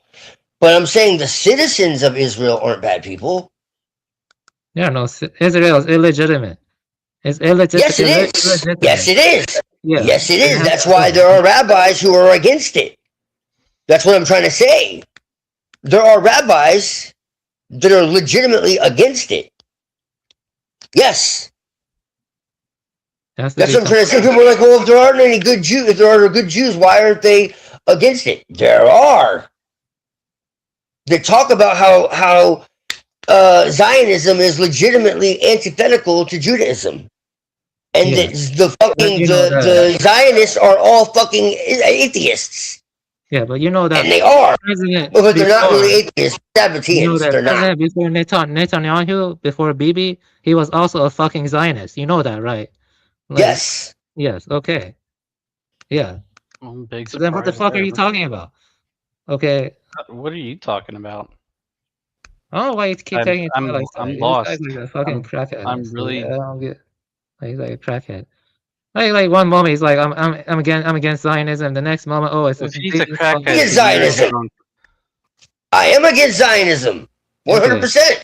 Okay, then what are we talking about here? I am against Zionism. We're talking about. But what I'm saying is what I'm saying is Israel is already a country, dude. So unless you plan on like destroying Israel, it's kind of too late. So what I'm saying is what we need to do is get these fucking parasites and psychopaths out of there and reform it. Reforming. And there are Israelites in there who legitimately have talked about they don't want to fucking be there anymore. And there are rabbis who say that it being there is legitimately against God. Because they're supposed to be in fucking exile. Diaspora. Still. Yeah, they're supposed to still be in diaspora. And they say that for man to try to basically fulfill prophecy artificially is war against God. And I respect that. You know? because that's exactly what they're doing. You know, and so like the Zionists are, they're I mean, they claim to be atheists, but they're really Sabbateans. Most of them. I mean, I'm not saying they all are, but most of them are. It's like a fucking script. If you're anti-Zionist, then Israel goes. That's it. You know, it's 100% Palestinian. Then no more Israel. You know, all the Jews go back to Poland, or they go back to wherever they came from. It's that simple. No, they didn't come from anywhere, bro. That's the point. Most of the Ashkenazi came from Poland or whatever, like their old home. No. Hey, a lot of them came from Britain or whatever. Also, I wanted to say another thing is that, you know, the Mustache Man wanted him to go to Madagascar. Let me ask you, do you think Yakuza control Japan? Like, I just want to know what you think. Do you think the Yakuza No. No. Okay. Well, they do have tremendous power and pull with some politicians. They do, yes. Yeah, that was my point, and so that's what I was leaning towards. Oh, Rocky's here. Otherwise, okay. I don't really care. Rocky's here. What's up, Rocky? Vatican were the first to wear the small hats and created the Zionists. Yeah, exactly. Vatican is not Italy, it's its own state. Exactly. Yeah, the black nobility. Yeah, see? Rocky knows. Yeah, and outside of the Vatican, it's like really not that nice. It's like quite. Yeah, well, the Vatican has worked with the Edomites, is what I call them, the Edomites. Because, surprise, surprise, I'm not anti-Semitic. There are good people in everywhere, in every nation. Exactly. Zionism is based on false eschatology of futurism. Yeah. Exactly. Let the tares grow up among the wheat. Right. Yeah. Right. Yeah. Exactly. How you been, Rocky? It's been a minute. We have our disagreements, but for the most part, exaggerations and hyperboles and stuff like that. I don't know. Like, I don't know if Italy is that bad. You know what I mean? Like when I heard about my friend's trip to Italy, it was pretty good, and so it's bad, it's perfect. I never claimed it was fucking perfect. It's not as obvious. Trust me, it's bad, man. That's my homeland. I know. Okay. Okay. No. You're talking about my homeland. I know how it is, man. Yeah. Okay. I'll be interested in another Italian's opinion, to be honest. You know, I want to see their take on this, man. I've been there, man. You've been there. It's just it's we don't clean. It looks It looks clean. I trust Pinoid. I do trust Pinoid. He's pretty cool. I like how rational he is. He doesn't speak of hyperbole. He can be. He can be cool. He's pretty. He can be cool. Yeah. He can be cool when he's boomer brain sometimes, though, bro. It's possible we're related. It's possible we're related. So yeah, that's cool. Yeah, Rocky, it's been a minute, man. Iran doesn't have a Rothschild banking system. Well, of course, that's why they're targeted. The same with Japan. That's why they were bombed and all that. That's a whole other story, though.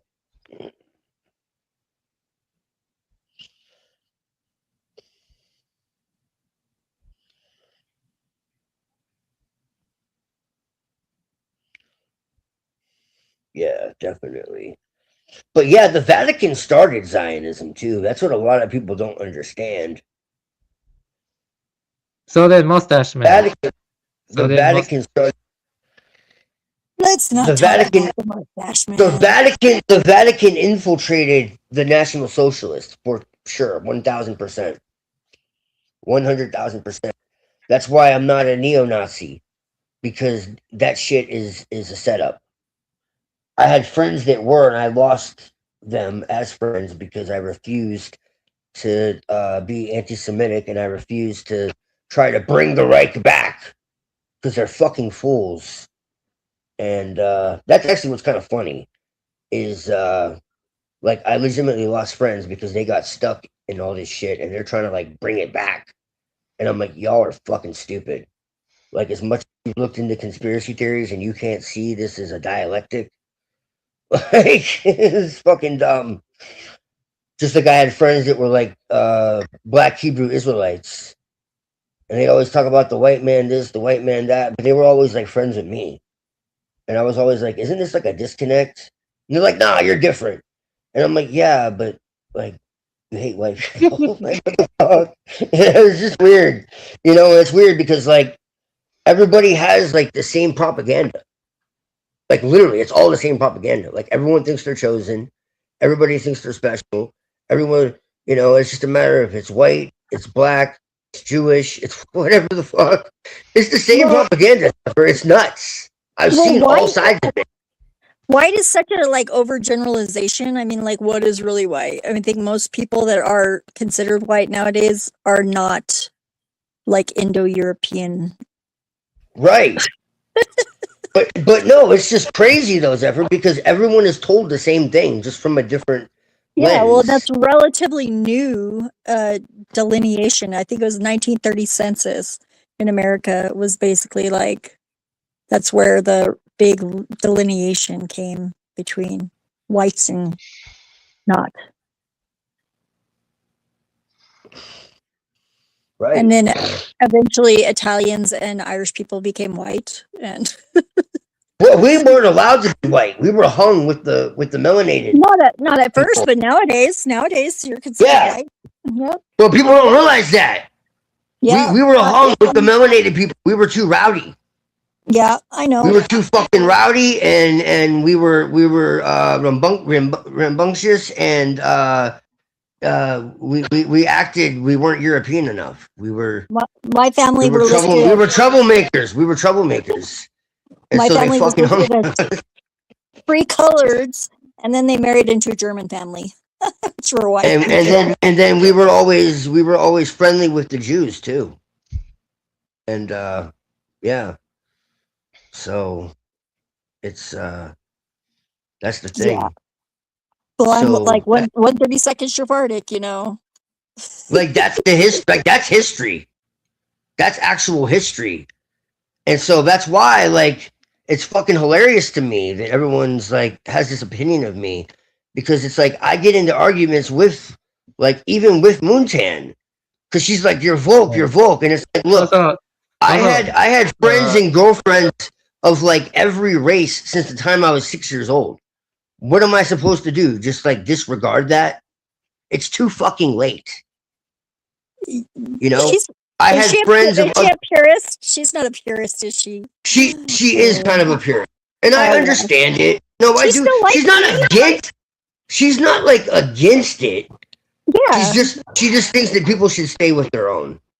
Like I'm saying, Well, like she doesn't romantic. have a problem with my Mexican boyfriend, so I don't care. I'm just she doesn't like, she's not like totally against it, but just like for the most part, that's you fine. know, she just thinks that people should stick, you know. I don't think there's any problem with that. People thinking that, as long as they don't enforce it on other people. No. She doesn't. Yeah, I don't. But she just thinks she just thinks it's better that way. She doesn't know. She doesn't push it at all. But like I've had arguments before where it's like, you know, same with you with Hyperborean, you know. And it's like, look, like if someone's attracted to me, okay, and it's mutual, it's supposed to be like, no, you're the wrong shape, you're the wrong color. Yeah, you're the wrong... my dad was very, he would not let me date this like Indian boy, like Native American boy that I had a crush on in high school, because my dad was he was like friends with a lot of Native people and Mexican people and stuff, but he would never let me date them. Well, Zeph, from the time I was literally a child, like I've had, you know, friendships and relationships with people of all, you know, backgrounds and races. Me too. As non-diverse as New Mexico actually is, it's actually like white people are minority here now, which. Well, I mean it's like I was dumb. I didn't learn Spanish. I should have, but I didn't. I learned French because I was. Well, I know Hebrew. Yeah. You know, and I just thought French was cool. I wanted to be French. I look French. French is cool, like if a woman speaks it, but it's fucking aggravating as fuck if a man speaks it. In my opinion. Some of the southern dialects are pretty like. There's some gangster rap in French that's not bad. Like in I mean, I like Polish rap, but that's because of my girlfriend. Yeah. Yeah. And Polish rap is like the strangest rap ever. It's so good. In the best way. In the best way, it's like the strangest rap ever because it's like the most uplifting shit you'll ever hear. Does she like Palook? I think so. Sounds familiar. I love Palook. It's like so 1980s, like. It's just crazy because it's like when I first heard it, I'm like, what the fuck? How is this allowed to be in existence? Because it's like the most uplifting music. It's the most uplifting music you'll ever hear. Yeah, it's like a cross between polka and gangster rap. I love it. It's so good. But it's The uplifting. Aussie rap that I heard was pretty uplifting. Yeah, Bro, it it's is. uplifting. Like very It's wild. I'm energetic. like, how does this exist?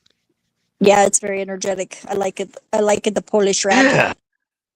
It's all like be yourself and Some don't. Ukrainian rap is really hard too. I like Ukrainian rap, and some of the Russian rap is decent. Ukraine is not Yeah. game. Yeah, stop, Zephyr. You're a globalist. Oh darn! Only I with my know. rap. Right. I Yeah, just like like I global cook music. food. I cook food from like all different cultures. I date women from all different cultures. I Is it use like cultural different appropriation spirituality from all different cultures. My I'm mom globalist. invented Mexican egg rolls. Is that cultural appropriation? Yes, yes. You are a Darn. globalist. What's We're darn global. it. even a Zephyr, Mexican egg roll? They're so good. Zephyr, we're They're like globalist. tacos inside of an egg roll. So good. Can you Oh, get me man. into like B'nai I wanna B'rith or eat like the one now. Mod? I'm ready to join. I'm ready for my bar mitzvah. Yeah. Well, just you know what that involves, right? Can you get me in? I don't know any. Yeah, but I'm a Gentile, so like, can I just like do the mohawk? They'll just shave a little off the tip. Sad trombone. Can I just like go the Gentile way? Yeah. I mean, I just need to make some money fast, I heard they're hiring at OnlyFans. You know. Oh, I could do that. I made one like years ago as a joke. I thought about selling feet pictures, but my feet aren't that pretty. I don't think that the feet people always care all that much. I mean, people don't care. You could probably like pull pictures off the fucking internet. No one would even know. Dudes with foot fetishes probably don't care that they still want them. Right.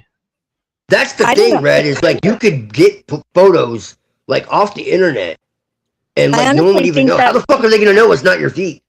I think They've never seen you. I think that's less degrading than working a 9-to-5 job for sure. Oh yeah. Yeah. And probably way Wait, easier. just the feet or just I thought about Okay. infiltrating the All right. Freemasons. I was a little What do y'all confused think of there that? for a second. Like, I'm actually serious. What do y'all think of that?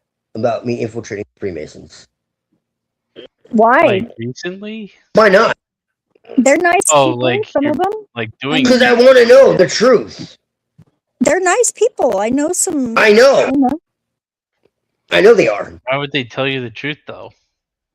But I think that in order to know the not nice ones, you have to get way up there because I know. it's a hierarchical thing. But I could. Because I know the occult like the back of my hand. Like, I know. Because I've talked to them. I talked to a Masonic Knight one day. And, like, I've read, like, the degrees and, like, I have, like, a ton of books on Freemasonry. And I've read, like, more like dogma and... There's no point in infiltrating then. Yeah, why? Well, no, but see, that's the thing. Like, I really want to know. From personal experience, you want to know because you Unless could know they without. just keep lying in all of their books. No, dude, here's the thing, bro. People say that. Like, that's just their mythology. You're buying their games. You're blah, blah, blah, blah, blah. But here's the fucking thing, dude. These books were written in the 1800s. Mm-hmm. Do you think they thought, hey, someone's going to read this 150, 100, 200 years from now. No! When they wrote that shit, it was for them and them only.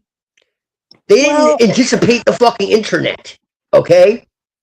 Yeah. Like, these books were 4 Masons, 2 Masons, and the shit was, like, burned afterwards or returned to the lodge. Like, that's how it went.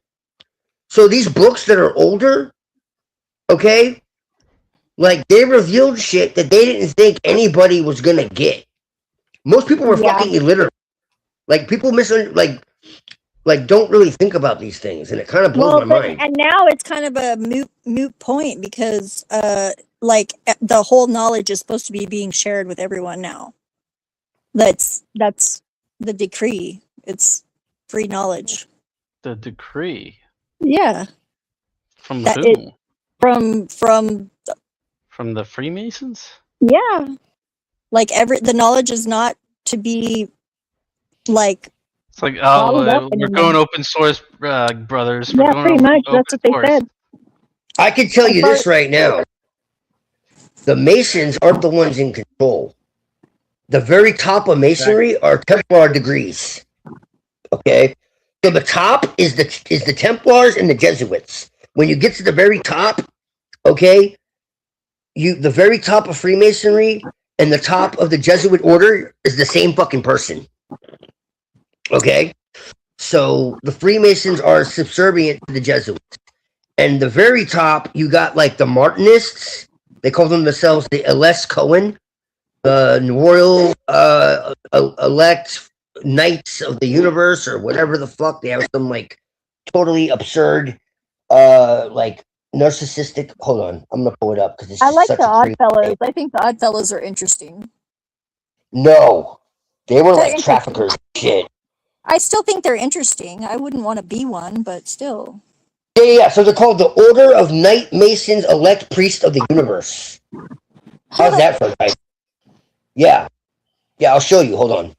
See, I have a lot of information on like these very obscure Masonic, paramasonic orders. You should send me anything you have on the Great White Brotherhood. You see that? That's their sigil, if you want to say.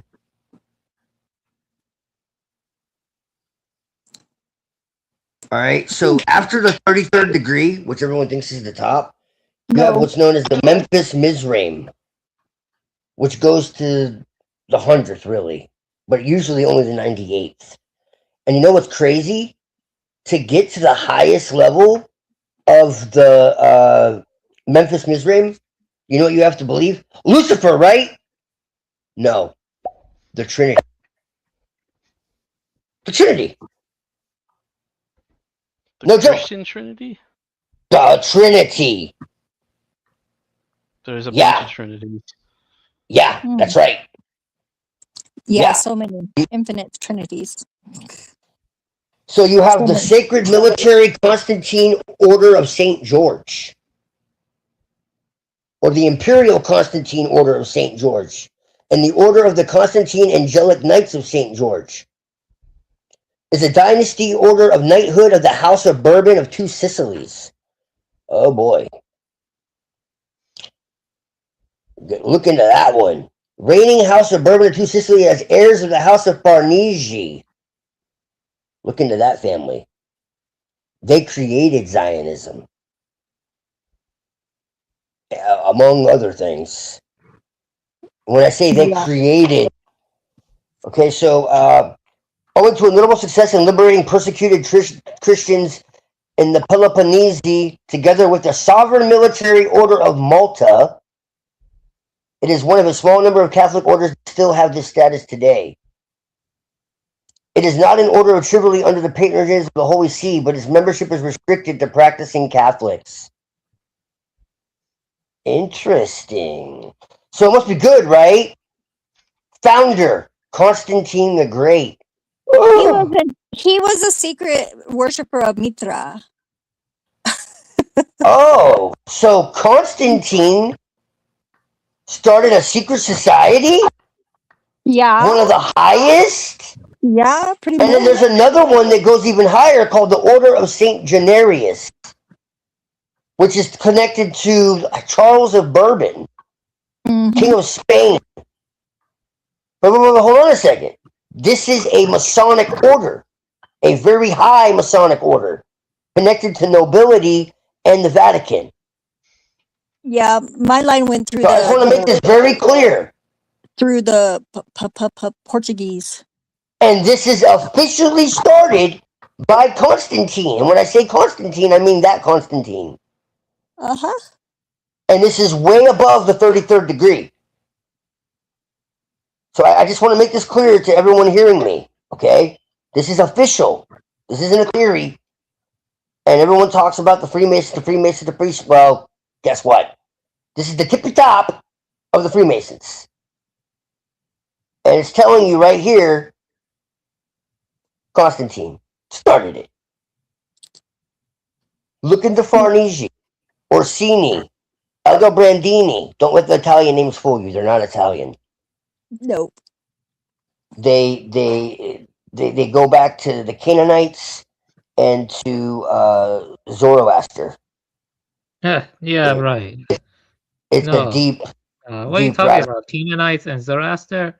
You don't know, like, Zoroaster, Yes. where he was and stuff? I mean, if you just said Canaanites, They that would be okay. infiltrated. They infiltrated. You do realize there's a connection between Italy and Iran, correct? Not really, no. So all this nonsense that you keep spouting, like we're literally brothers, man, and it's like really infuriating to me. No, I don't care if you believe it. I don't care if you believe it or not. You're playing I don't- mind games, you know. You're Okay, playing mind Esau. games, you know. Okay, I like to read it. okay, Jacob. Okay, Yeah. Jacob. Okay. Jacob? I can provide evidence, man. I'll do a whole presentation and show you how wrong Yeah, you brothers are. block someone and crap like that. Whatever. Yeah, you brothers know, fight sometimes. Just have your drink and you know sleep it off, I'm not man. drinking. I'm not drinking. What are you talking about? I don't believe that. I don't believe that. I really don't believe that. Like at all. You sound like you've been drinking. I have no ill will towards you. I have no fucking agenda, man. But if that's what you want to think, then you're free to. And then you ask me why I banned you. It's Yeah, because it's you're fine. No, constantly let's don't telling talk about me. it anymore. I was just No, it's because questioning you're the constantly historical. telling me how you suspect me. I have an agenda. I'm ba ba ba ba ba ba ba ba ba. Oh, you do And it's care. like, bro, Oh, you do care. when you constantly tell me shit like this, why would I want to talk to you? That's When fine. all I want to do is be your I don't friend. really care anymore. I got over it. I'm over it. And so I was asking for the But- historical claim. You see what I But mean? yet you felt like it was necessary to bring it all up when we're trying to have a conversation about philosophy. But I wasn't bringing it up. I was asking, how But do you you know did. that the Geobrandis But you and did. the Calvinists have origin to But- Zoroaster? Because that's but you news to did. me. I mean, that's news to me. Well, I will do a whole presentation for you, and you can get your pen and pad, and you can check all the fucking sources if you want. I have no problem with that whatsoever. I can Canaanite bring and all the Zoroaster, sources. like, that's I don't fucking just weird. spit things out of my mouth with with nothing to back it up. So you're more than happy to look into it. I don't ever push anything as absolute fact. Just I don't ever push anything as absolute fact, but I can tell you right Yeah. now that there's plenty of evidence for it. And Okay. Italy and Iran are connected, and I don't know Okay. why you have such issue with Ashalogos because he has plenty of evidence for what the fuck he Listen, talks man, about. I talk to Ashalogos. Okay, I know what I'm talking about. Yeah, you Ashalogos. talk to is a everyone, larva. and Giordani Wait, you stole keep your interrupting ideas. me. You can't interrupt me. Have I interrupted you? Let me respond. You said Ashalogos, and let me fucking respond. Okay? You know, I know Ashalogos. I talked to him. He's a LARPer, okay? He thinks that Yeah. we're fucking misogynated, that all these ancient fucking people were Nordic and they had blonde hair. That's what he believes, Ashalogos. And you know, I've Never same as said they have Giorgiani, blonde you know, like, yeah. Like, Giorgiani, and no one ever said they're blonde hair. Does Giorgiani have blonde hair? red hair. Listen, they say we were German in genotype. German in genotype or closer to them. You know, we are closer to them in phenotype and genotype. Oh my Genotype. God. Yeah. No. Listen, I can fucking pull it up for you. You want to go on his Twitter and find it for you? Logos basically calling Indians and Persians mongrels. He says that on his fucking Twitter. Like, you think I'm just Dude, how can he call Persians Mongols when we are fucking related?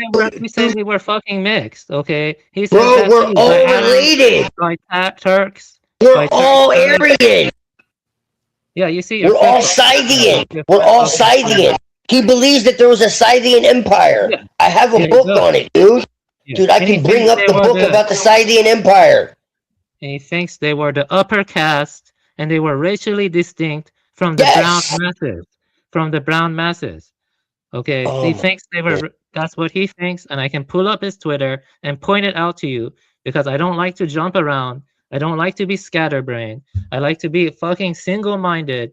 You know what I mean? I don't like fucking jumping around haphazardly. Oh, you definitely like to be single-minded, that's for sure. I am single-minded. That's what he says. You're gaslighting me. You're acting like I'm not gaslighting anything, dude. I can bring it up for you. It's fine. That's what he says. It's really simple. Logos says. Logos sees fucking Iranians. And Bro, he has 15 fucking video. He has like 20 videos on this shit, bro.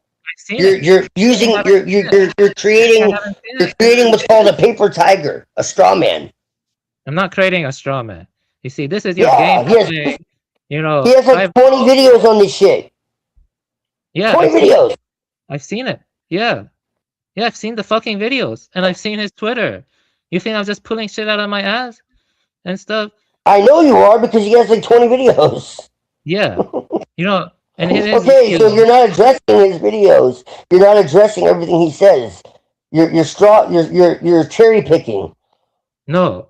See, it's complex. If you want me to talk about it, it will take too long. But I'm saying what he argues. It is complex. He argues that Scythians were racially distinct from the brown masses of Iran, and then they formed a caste above the people to rule over them and stuff when they invaded. That's his claim. Right. That's what he says on Twitter. That's what his friend Scythian Bro also says. And all those people on Twitter, they basically view Indians and Persians as misogynated, low-class savages. You know, that's how they see it. You know, and I can pick up the evidence. You can go on his Twitter and find it. You can just search it and sift through it. And it's there. Just like Giorgiani says also. Okay, so everyone's racist. Yeah. Oh. Okay. Yeah, okay. Well, you know what?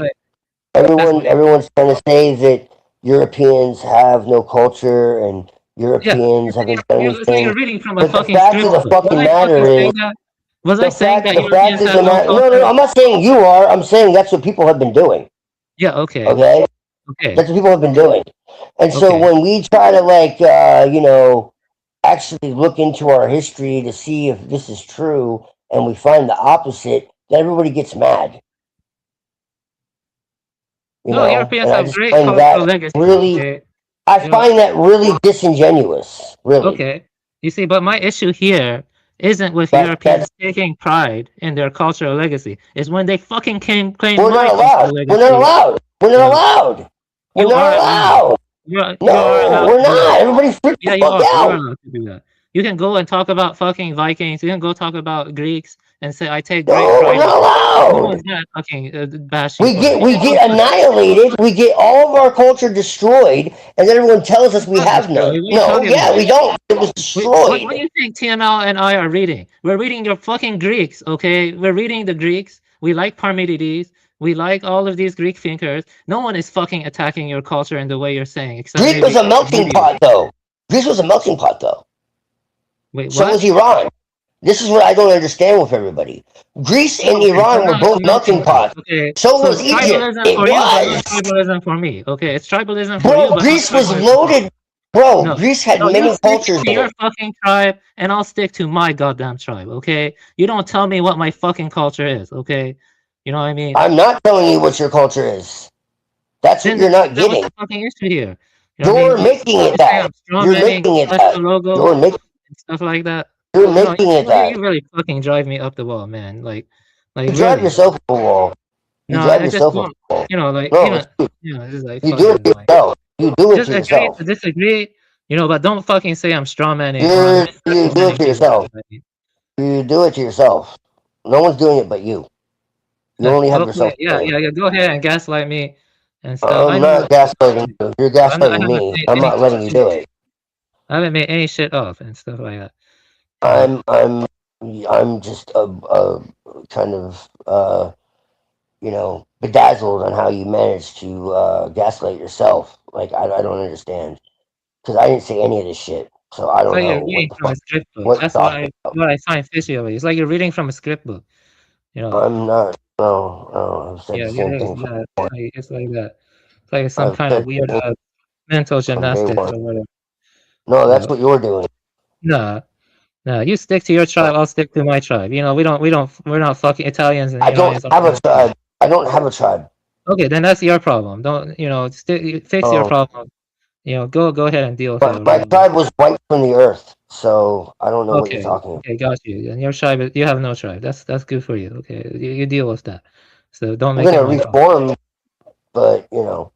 Okay, whatever. You're the one who's literally admitted that you're racist. So I mean, I don't know. I am kind of racist. So what? Okay, yeah. So I don't know what you're talking about.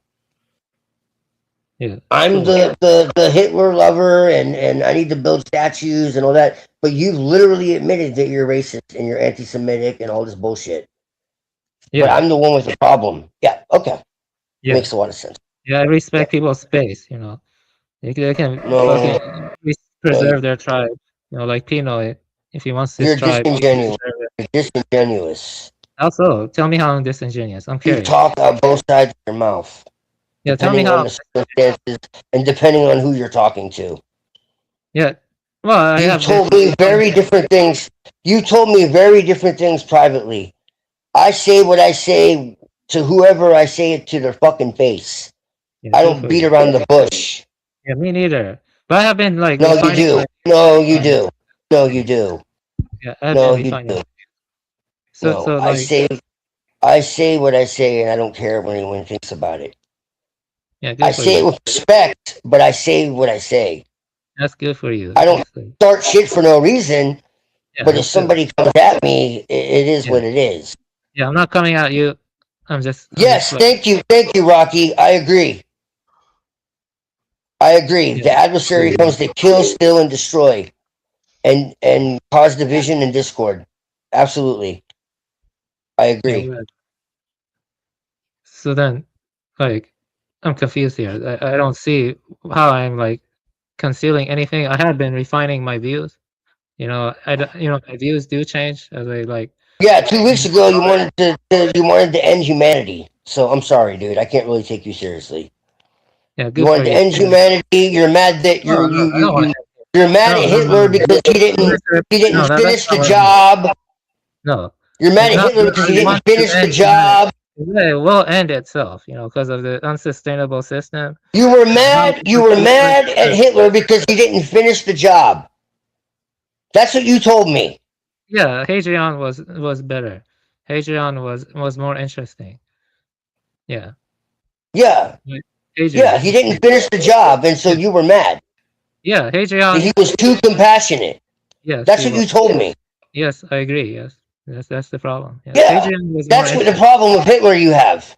Yeah, that's one of my problems with him. Yes. Not that he was a madman, supposedly. Not that he was supposedly a madman and a genocidal maniac, but that he wasn't a genocidal maniac. You wanted him to be a genocidal maniac.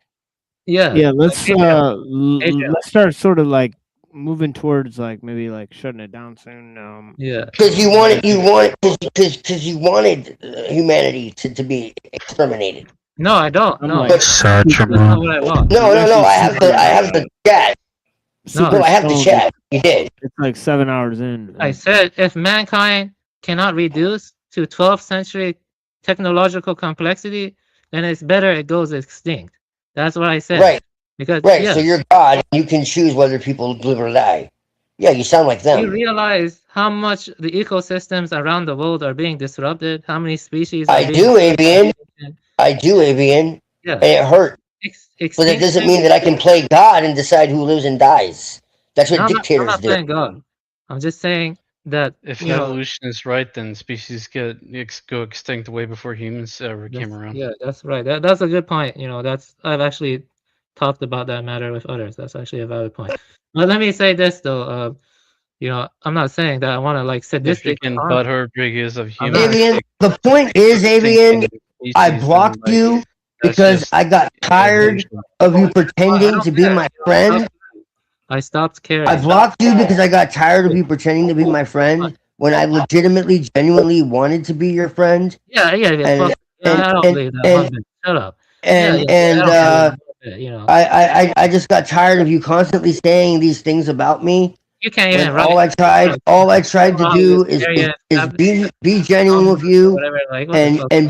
and be kind to you A and kind. bond with you. And I even wanted to watch anime with you and maybe watch nature stuff with you. Oh, that's why you And interrupted our and anime you didn't care. with a All 30-minute. you had was venom. And honestly, it wasn't even out of anger. It was out of frustration and just hurt, honestly.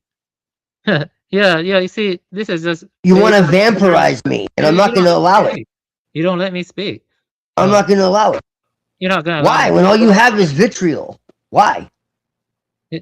All you have is You vitriol. want to portray yourself as the victim. I'm not attacking you, Avian. I'm not saying all these nasty things about you.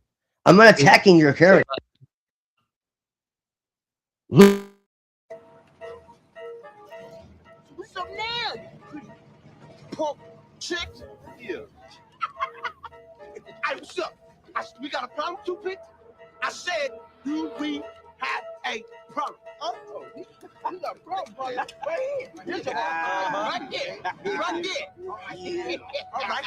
Say, little game. Right here. I said, do we have Yeah, maybe I should be reading a book too. Yeah, that's a good thing. Rock Shepherd said maybe I should be reading a book. Laugh out loud. Yeah, I have many books to read. Also, I'm gonna read those books, share my reviews, and such like that. You know, and now I'm gonna have to. Now I want to talk, and I don't want to be constantly interrupted. Okay, you know, I'm not gonna attack you, or I'm not gonna like bash you, but I don't want to be your friend. That's it. I do not want to be your friend, Twilight. Okay, I'm sick and tired of it. Okay, I don't like how you like twist the rhetoric, how you want to portray yourself as the victim, how you're only concerned with how people perceive things. You're not really honestly after the truth. Okay, you don't have fucking honor. Okay, but it's okay. I'm not gonna attack you anymore. If you come on here, I'll be polite. But I don't want to get close to you. That's it. You know, that's it. You know, that's it. You know, I don't want to get close to you. You know, I'm tired of it. And I about Asha logos and about fucking those guys like City and Bros. You know, I'm not pulling shit out of my asses. I've talked to them. I know what they're saying. They're fucking think that the fucking Scythians were like all like closer to Swedes or Germans, and then they ruled over the brown masses. So then that way I cannot claim my legacy. That's what they claim. You know, I'm not making shit up. You know, I'm not stop gaslighting me and crap like that. That's fine. You know, you go your own route. You go on your own truth for honor. I mean, for the truth. You know, I respect that. You can do whatever you want. I don't want to enforce my way on you. I don't want to impose on you. But I'm just gonna respect from now on, mutual respect, but not getting close. Maintain distance. Does that make sense? Okay, that's it. Okay, that's all I have to say about this matter. I'm sorry if I derailed things and other stuff. You know, and that's it. And I don't portray yourself as a victim. I'm done with it, and I'm not gonna continue this. You know, I'm not gonna continue. That's it. No, it's all good. Let's just like, like it is getting super late, and we did say like, a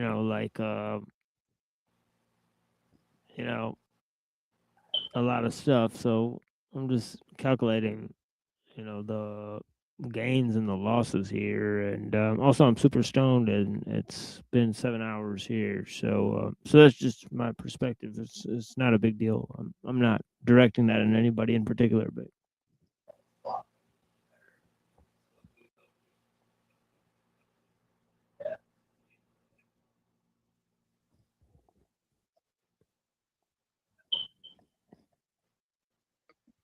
Beep.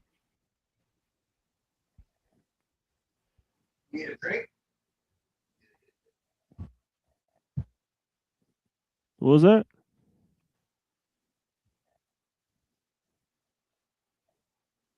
What's that? I don't know. I think he's talking to somebody else. But yeah, blessings to all the people. I think Twilight's off to his next engagement, and you know, and yeah, blessings to the people. We had a bit of a lot of different themes there, you know, for a little while. You know, I mean, we moved pretty quickly. Right? We moved from you know, from the notion of being and becoming, right, to the ideas about Parmenides, all the way to, you know, the ideas about nature and you know, time and all these ideas about, you know, language and whether it's part of a divine order or whether it's part of a sort of man-made construction. And then we moved to discussions about Machiavelli, right? We also had a bunch of discussions about the amoralism, as we ventured off into a bunch of discussions about that. And of course, we had lots of music. So yes, we had tons of. And Muhammad, I actually also wanted to apologize for our disagreement. Yeah, and then man. we went into the Gnostics, right? And that's you know, sort of when you know, Twilight showed up there, you know, and then we had Avian. We had a bunch of back and forth. So yeah, it's been all good. It's been an interesting episode. So, I mean, episode if you want to call it that, but yeah, definitely. That had more to do with Moontan. Her and I both get like Hannah Moontan sensitive. Her and I both get really sensitive about each other. It's like an uncontrollable thing that I don't really even understand. And Avian, I'll even apologize to you, just because that's the type of person I am.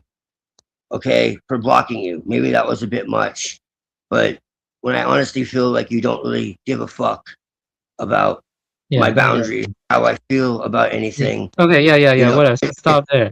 I want to just say one thing. Just want to say one thing. You know, it doesn't have to go any further than that. I'm just like I really am. Yeah, I'm not fucking arguing with. You know, I'm not like attacking Moontan or anything like that. I don't know. That's fucking slander. You know. All I know is Moontan knows exactly what I'm saying, dude. Okay, that's. You ask her yourself. Ask her what? Dude, like, she saw how you were treating me, bro. Like, it's not a debate. She saw it. Okay. You know, and we're really close. This is what I'm trying to tell you. No. It's like some very duplicitous. Listen, you know, no one's duplicitous. Exaggeration, hyperboles. Bro, you twist what people say. You take things out of context. Then you gaslight people. Red, does that sound like me? Yeah, it does sound like you. Yeah. No, Red, how long? For you. Am I duplicitous? Am I? I think Twilight's been consistent for ever since I began to know him. In my opinion. Okay, yeah. You go ahead and do that. You know, you side with him and vilify me. Okay. Yeah, that's no one's about vilifying you, dude. You're talking about slander. That's exactly what you're doing. Red's known me from the beginning, dude, which is like over a year now. So I don't know what you're talking about, dude. Anyone who's known me on panel or even like I know some people in real life, is going to tell you, dude, that it's not my character, bro. Yeah, that one guy who was. Yeah, it's all good, guys. Buddha, Twilight, you know, don't take it personally. People are going to basically. But anyways, I apologize, man. I apologize to Muhammad because we've never fucking argued, and all the time we know each other. And Muhammad will tell you, dude, I'm a straight shooter. I'm a straight shooter, dude. Whether you like it or not, I'm a straight shooter. Man, so whether you like what I'm saying or you dislike what I'm saying, I'm always fucking a straight shooter. Muhammad will tell you, dude. Like, I'm a straight shooter, bro. I'm not. I'm the farthest thing from duplicitous. I don't do passive aggressive. I don't do fucking shit behind people's back. Like, I say what I mean and I mean what I say. I'm consistent. What's up, nigga? You want to talk some shit?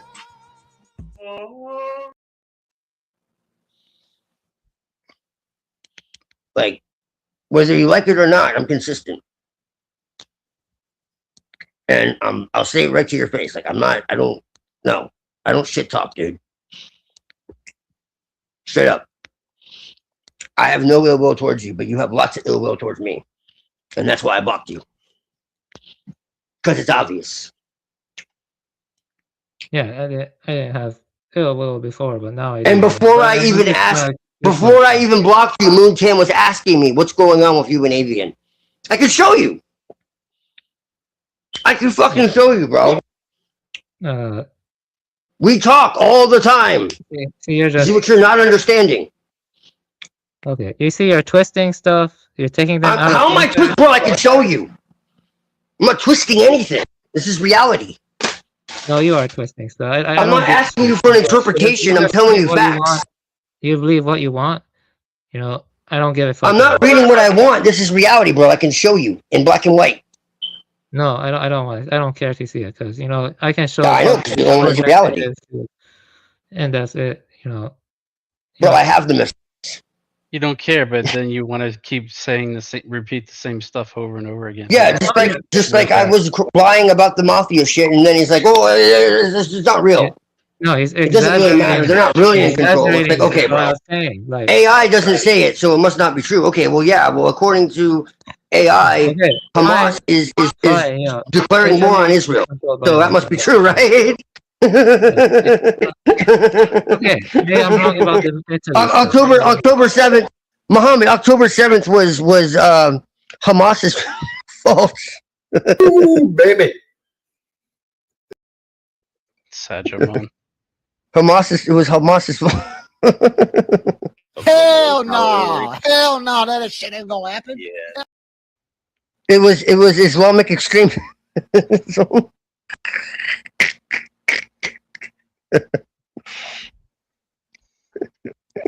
Wires going across. Oh shit! Oh shit! Fire! Muhammad, because Muhammad is honorable, and that's why we've only had one argument. Yeah, and the whole time I've fucking known him. If we're the fucking same people, then we're the same Volk, okay? And you say you won't betray your same Volk, then you block me. You see the fucking paradox there? You're just fucking using baseless rhetoric. What are you talking about? You're not my Volk. You made it very clear. You don't want to be in my sphere of influence. You don't want to be around my ilk. That's what you said. You don't care about Europe. You don't care that I am, it's not about like, I'm not interested in Europe. Okay, that's fine. You don't care about it at all. So because it doesn't interest you, you don't care about it. So you hold vitriol. You hold venom towards it. You have hatred towards it. Well, you don't give a shit. Wrong. It could blow up and you could care less. No, it's obvious. You don't care. Yeah, you don't give a fuck. Yeah, so that's my point. So why should I?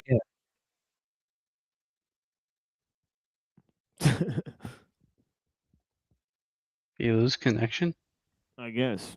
I think he basically that was hit weird. the wrong button because he's on the cell phone, so he must have hit the wrong button. That's true. Oh, he said It's pretty he easy never. to hit Also, the let me just say button. one more thing. He said he never argued with TML. It was just 2 days ago they had a big argument. So I don't get where the fuck that come from. So yeah. What are you talking about? He did say that like a minute before he just dropped. He said what? Yeah, He it's all did good. mention it. Yeah, it's no worries. We quickly sort of resolved it, and I was on a low level of sleep for maybe 2 days. Yeah. Yeah, I'll avoid, bringing up any personal stuff from now on. But I'm not interested in being his friend. That's it. Yeah. That's just the end of it.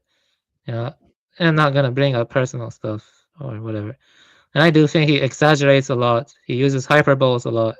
He takes things out of context and whatever, but that's fine. He can have his own views, whatever and stuff. That's it. Yeah, I don't have anything more to say. I didn't mean to derail. Also, his phone could have died. Incidentally, that's also a possibility. So he could have not been paying attention to his phone. So this actually happens. So it's all part of the sort of game here. But we'll sort of wait 10 to 15 minutes for his duly arrival. If not, as I said, I told him we'll be sort of shutting down soon. And Yeah, well, if he comes here, I guarantee you all he'll do is self-victimize himself and just, fucking gaslight me and portray me as the villain. That's all that's gonna happen, you see. But I'm done with it. I don't want to talk about it anymore. I want to just drop it and stuff. That's it. Yeah. Yeah, I plan to read Plato, and I'll share you my reviews of the Republic. And nice. yeah, let me see here. Yeah, that'll be cool. Actually, I have a bunch of outlined stuff from the Republic, the same as with the Prince, and I'll try to find those passages that I was referring to earlier. Yeah. Right. Yeah, that but I first couldn't I'm going really to read cite them. Yeah. the But yeah. 5 dialogues. I'm going to read the 5 dialogues first, then I'll read the Republic. Yeah. And I'll give you my review of that. After finish my book on the pre-Socratics, I read the Parmenides, I read Heraclitus, I read Nice. and let me think what else. Pythagoras, but Oh, okay. yeah, I read most of Empedocles, but I haven't read Anaxagoras or the other ones. You have to finish those. Oh, okay. Yeah, once I finish all that, I'll give you my reviews and stuff. I have a lot to read and stuff. I have to get through the important works and stuff. Yeah, it's been interesting reading this stuff, for sure, looking into it and seeing how influential some of the ideas are, because some of these foundational, concepts, there's no other sort of place for them. That you can sort of see the historical trajectory. They sort of start with this guy, and then they sort of build up, snowball, and then you can sort of see that certain people spawned certain ideas that became influential. They were quoted on the lips of poets and philosophers and theologians, and so on and so forth. And 1,000 ways to spin it, 100 ways to slice the pie, as it were.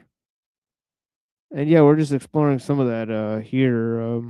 It's been actually a fantastic, sort of and dynamic conversation today, despite the bunch of several queries have came up. Obviously, there's lots of unanswerable questions, and that's the goal of this show, is to sort of show you the paradoxes, and then sort of vanish, disappear, right? And so on and so forth. So a lot of the work is sort of shadow work, as they say, in the underground. Deploy smoke bombs. Poof. Poof. Snake Towel.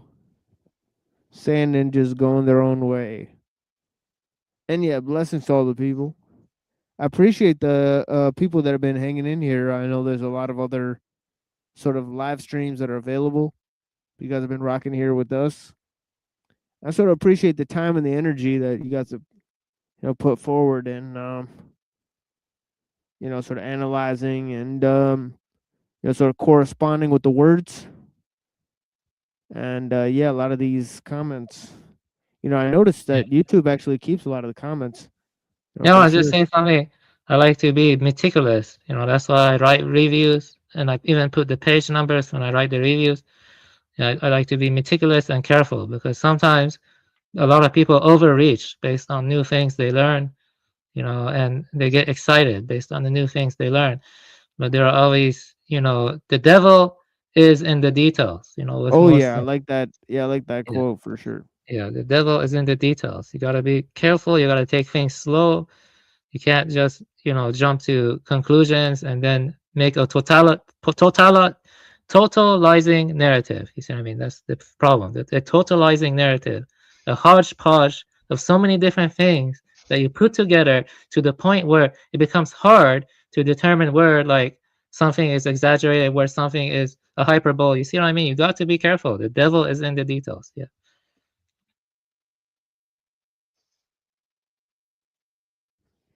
Yeah, so we'll wait a bit, like 10 more minutes here. We're sort of waiting for Twilight to show up. I'm guessing maybe his phone died. and so on and so forth. So we'll sort of see what happens.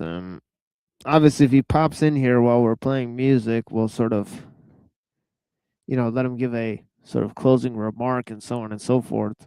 But yeah, we're sort of nearing towards the close here, as I've described. Right, we've hit on many sort of topics today. Yesterday was a huge show, huge. Sort of the the last defense of Parmenides. Of course, we had a special caller, Untrackable. He's given us his sort of view on life. He's sort of a Zen philosopher in and of himself. He likes to go surfing. And yeah, he's an interesting guy. He's sort of a very, sort of calm thinker and so on and so forth. And we sort of had the discussions about Heraclitus and sort of how his ideas are very abstract as well. So we have a lot of sort of interesting ideas about becoming and change, and and also this idea about the use of definitions and how things can be sort of as Heraclitus says, be and not be at the same time. Sort of escape definition. And I appreciate you guys. Yeah, we got a lot of things going on here. Yeah, I appreciate you, Alchemos. Yeah, so what else, guys?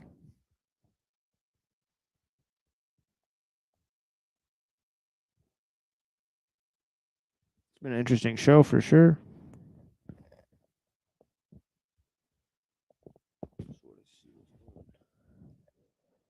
On here.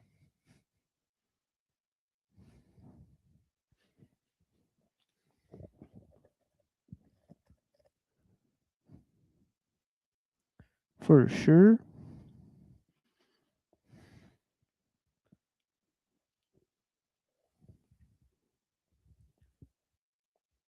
Yeah, we're doing it big out here. The machine lies. And yeah, we got like another show on Wednesday. Saturday. Wednesday and Saturday are sort of the longish shows. And as I said before, we sort of gone, playing like sort of after stream. We noticed that, YouTube will cut off the end of the stream, right? But you could still play extra stuff. So we'll play books and material and music. So, if you guys are bored in the morning, you might hear a little motivational message here on The Machine Lies. Anyways, I'll replay a lot of material there. Explanations of different things that we think are important to consider. Not saying that we agree with all of it.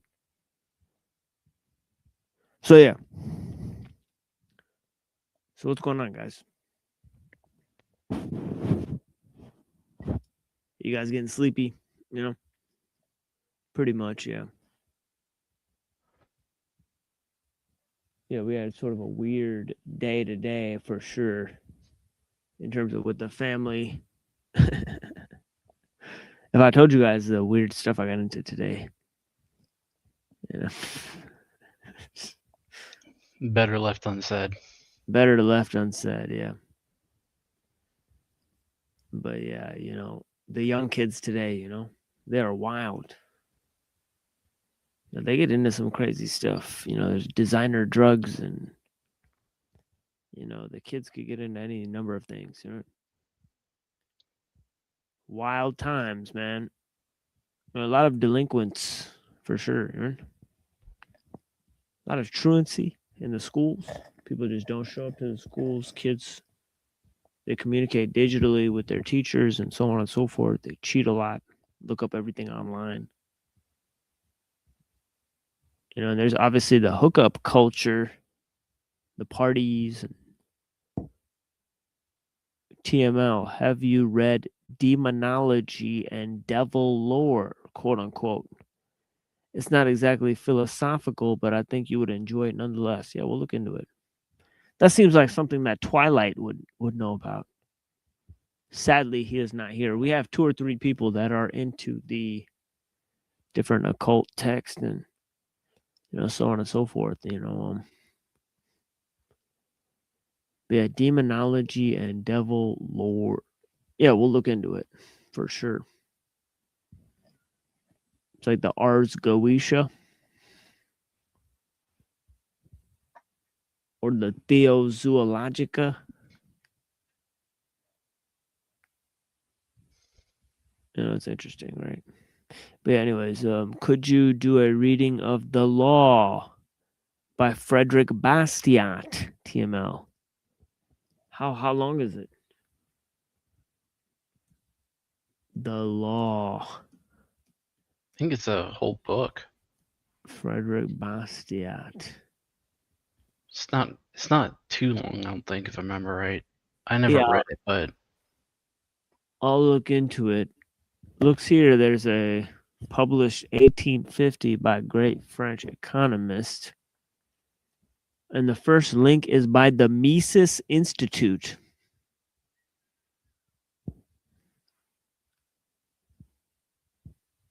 So, Mises Institute, I don't know if you guys know about that. Austrian school. Yeah. So anyways, so yeah, what else you guys want to say?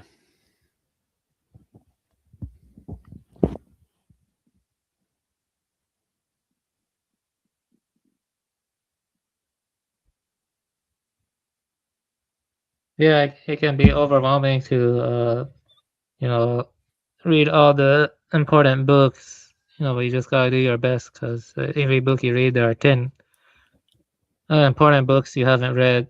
It's easy to get overwhelmed. Yeah, it's easy to get overwhelmed. You just gotta do your best and such, and keep an inquiring mind and such. Yeah, absolutely.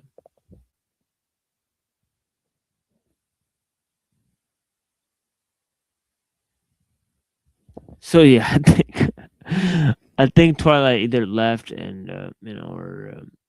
but anyways, yeah, we'll figure it out as we go along. But I appreciate his company all the time, and we'll figure it out. I appreciate his correspondence on the stream. I appreciate everybody who called in today. I believe we had Max Vision right earlier in the stream. We had several sort of characters show up here. But yeah, I appreciate the time.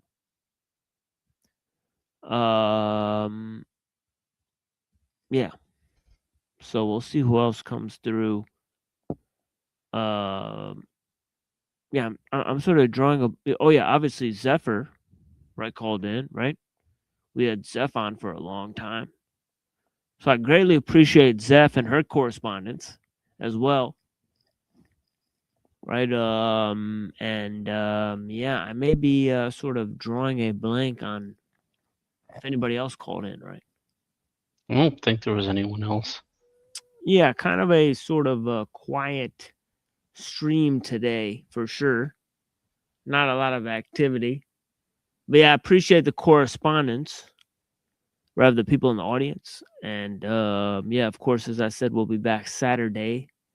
And yeah, thank you for joining us here on the Machine Lies, where we talk about the lies of the machine on the machine that lies. And yeah, we'll continue a lot of these discussions. Do you guys want to give some closing, say anything to these people?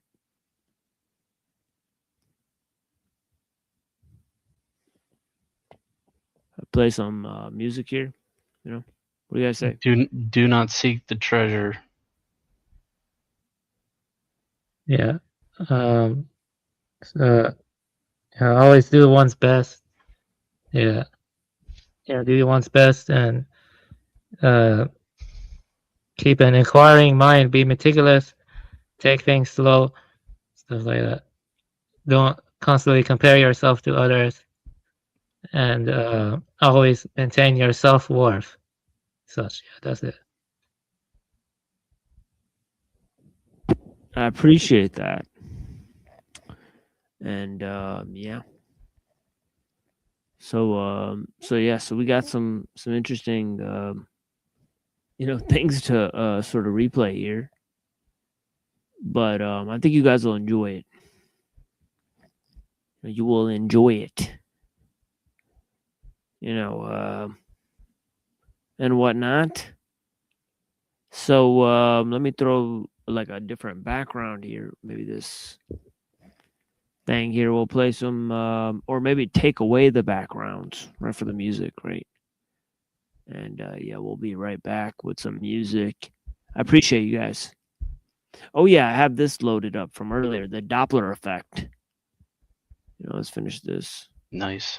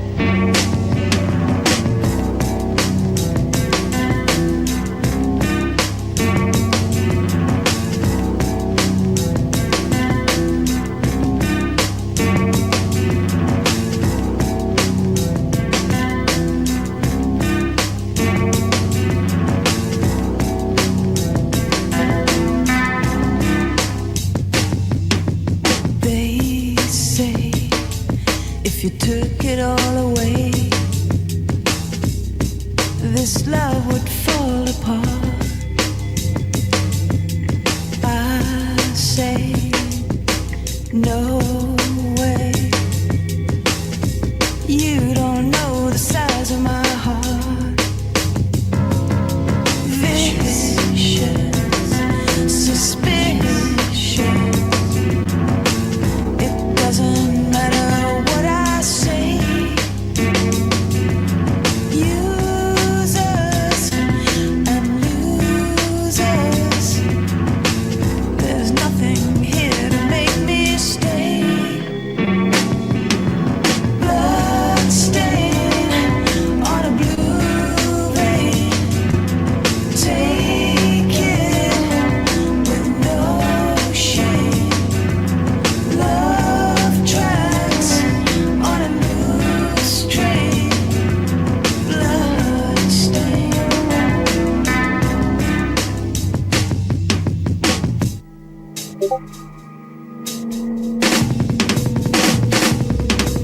No gain with no pain. My scars are deeper than you think. Tie me, try me. One more time before I sing.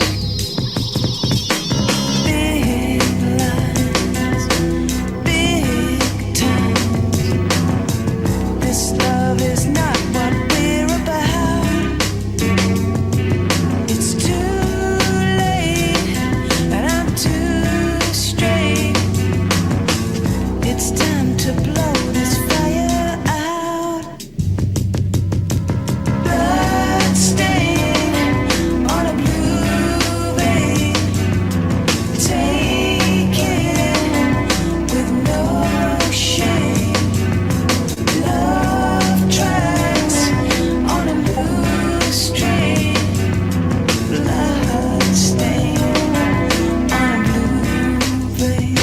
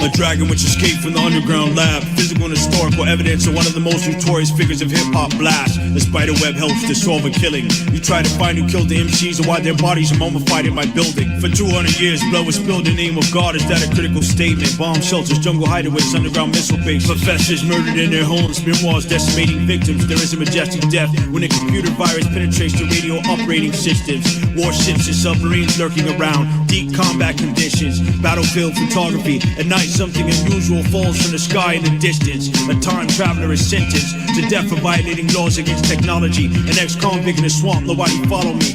There have been the remnants of 1,000 explosions. Ghostly descendants arise from the ocean. Down from the mountains, I leave you broken.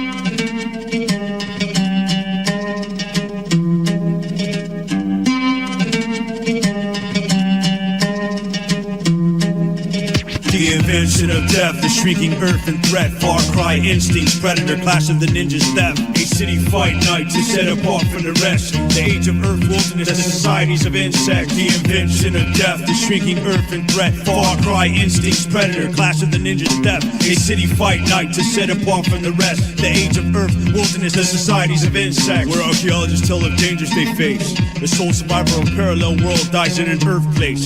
A military tactician thrift stores Hawaiian objects. Listen, I'm the ghost of Christmas past. You die on Christmas. A whale attacks an 1820 whaling ship and inspires Moby Dick. Beware sport, I've infiltrated and isolated an airport. I might write 161 books. I am the night like the glowing eyes of a wolf. At the urging of a dying author, there is a redemption. Serial killers, both real and fictional, consume their victims. 18 enemy soldiers die on this mission. I will be heard throughout the future span, seen on the computer scan. Arise with newer fans. I'll take a swing at Superman. A microchip with red numbers like an inmate with a murder conviction who slumbers and re-risen. A sword cut your eye with precision. A giant ocean eel preys on your henchmen. Some believe Satan roams the earth in the quest to destroy mankind, detested by a bishop. I rip your vocal cord with my sentence. In the heart is true religion. I dance with a dead mistress.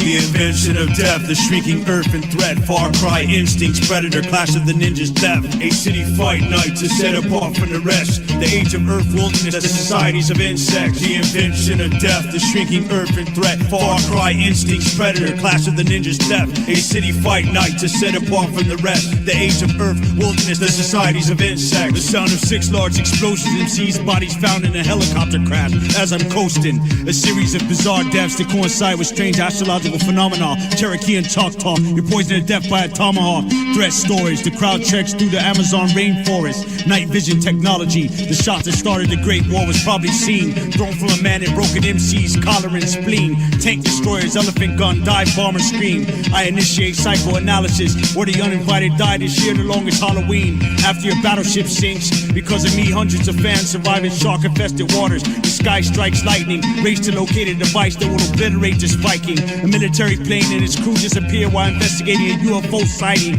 You are an incompetent commander who costs lives in your destruction. Incomparable war machines, a man is brutally attacked at night in his living quarters above his bar for dealing with corruption. The crowd investigates death cases on this production. I will give a king into the hands of his enemy if he can't be trusted.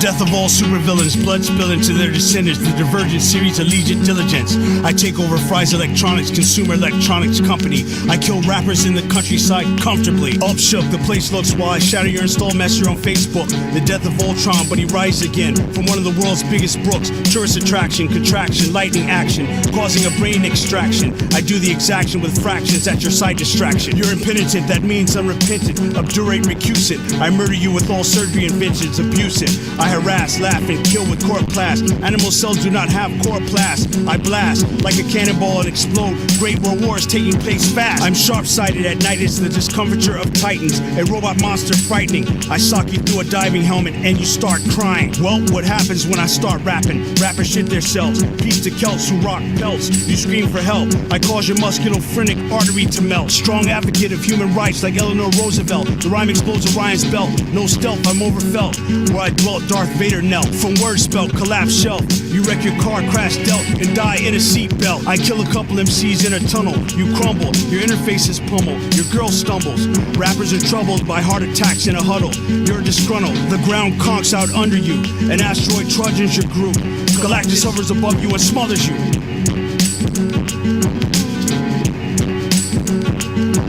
There's no quiz in the fact that Holocaust is risen. I stiffen, the best rapper isn't. Wu-Tang commission business, women audition. Aerospace is chicken, dope hidden rappers give in. Listen, you've captured a pigeon in a shattered prison. There's no quizzing in the fact that Holocaust is risen. I stiffen, the best rapper isn't. Wu-Tang commission business, women audition. Aerospace is chicken, dope hidden rappers give in. Listen, you've captured a pigeon in a shattered prison.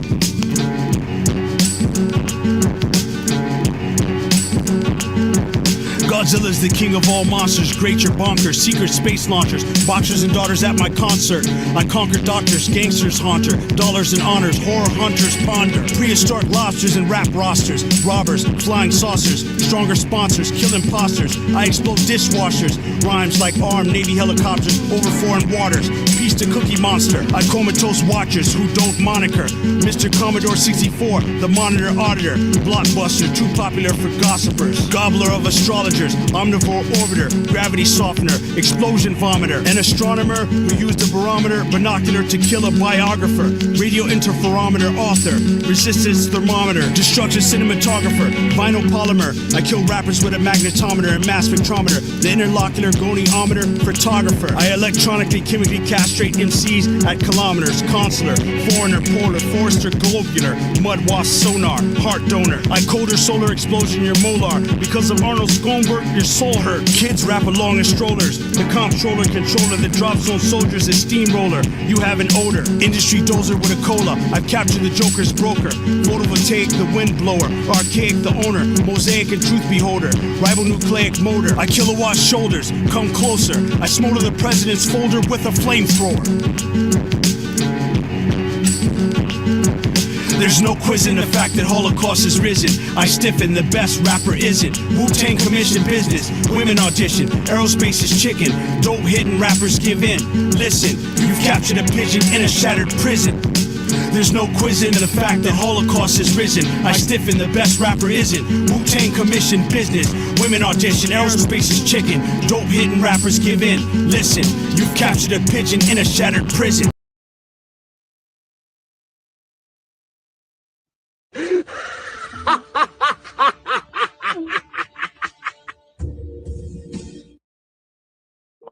That sounds like the Pink Panther music, by the way. it's interesting. It's like, I think it's Scandinavian. So yeah.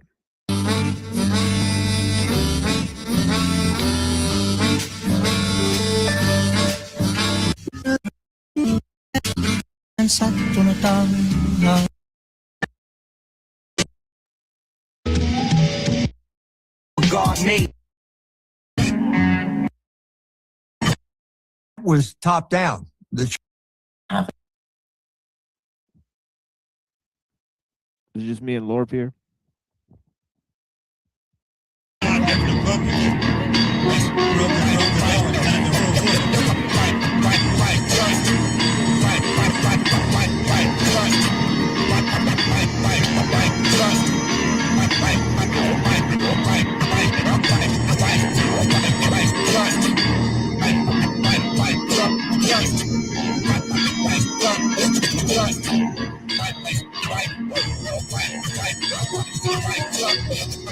See the scenario from aerial planes. I rain to rains and modules, a monsoon. My mental lyrical style BC to Mongol. Physical beings A vehicle, fiends gleam my freestyle. Meanwhile, my degrees wild, exceeding normal range, course to gauge writtens. Sitting in deja vu, spitting seeds from numerous breeds of verses. Vintage that existed in vineyards, past tense, intense, immense like internet, syndicate juggernauts. Not lyrics that stop traffic in your whip. When your audio clit is broke, you take deck jokes, causing vehicular wrecks at intersects grande, flip sponde style, selective sonnets, Caribbean out goddess, possess a process that cause stress to your harvest, providing the antidote for your prowess.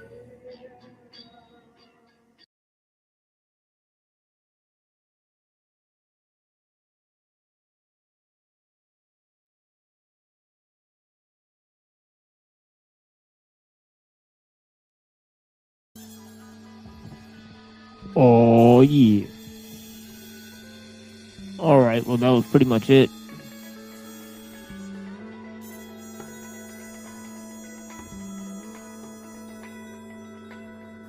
Seemed like, from what I was looking at from the screen, YouTube did not flag any of those videos. So it is what it is.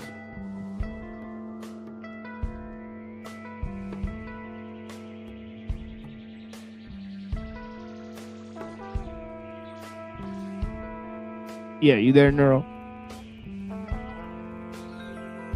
Is it just me and Lorp here?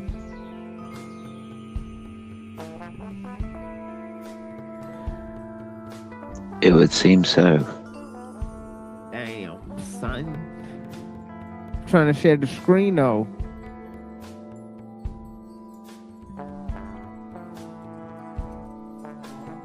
Oh, well. I guess I'll practice my LARP for the Tuesday show.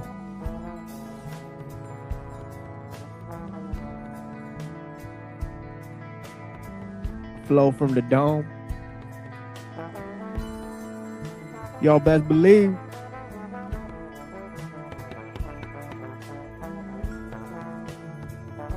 Yo, is Calix watching? Yo, you here, bud?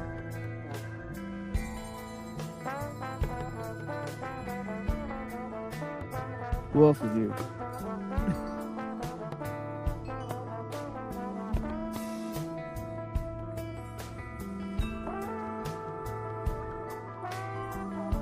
Yeah, man, we on that techno side.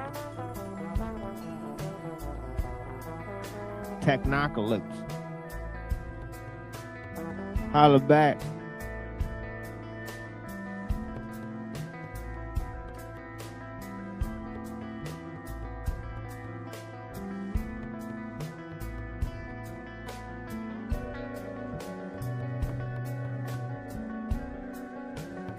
Technocide, Technocalypse.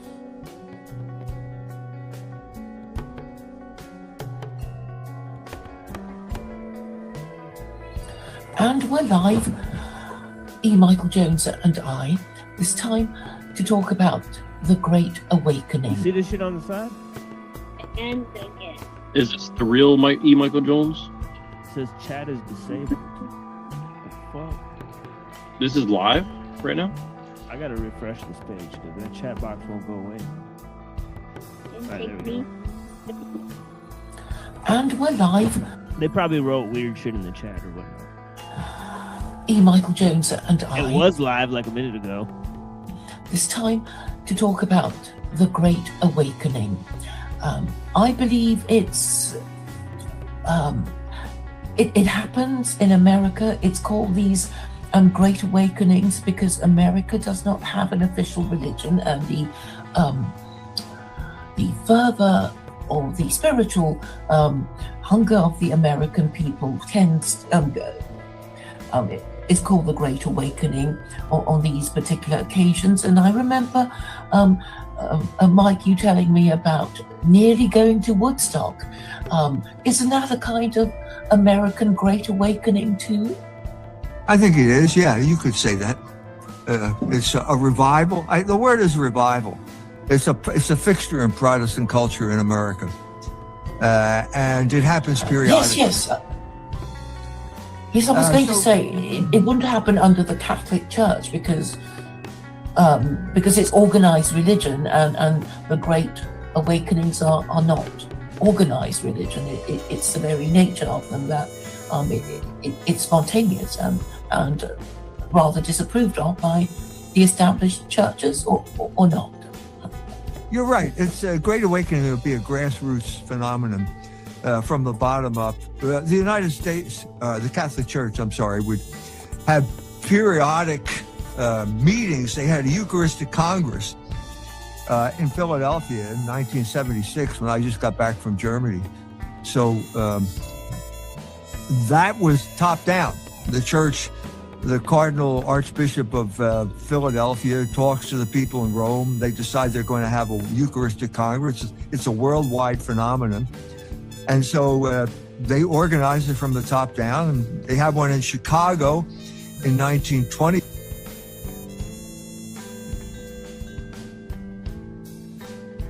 So yeah, it's pretty interesting, right? This seems to be like a pan-religious sort of awakening, you know, not from any particular religious type, but he's almost saying like it's sort of not related to the established order of religion, but yet and still you have this great awakening, and they gave different things as an example, like Woodstock, but now he's talking about the Catholics. So I'm interested to see where he's gonna go with this, because like,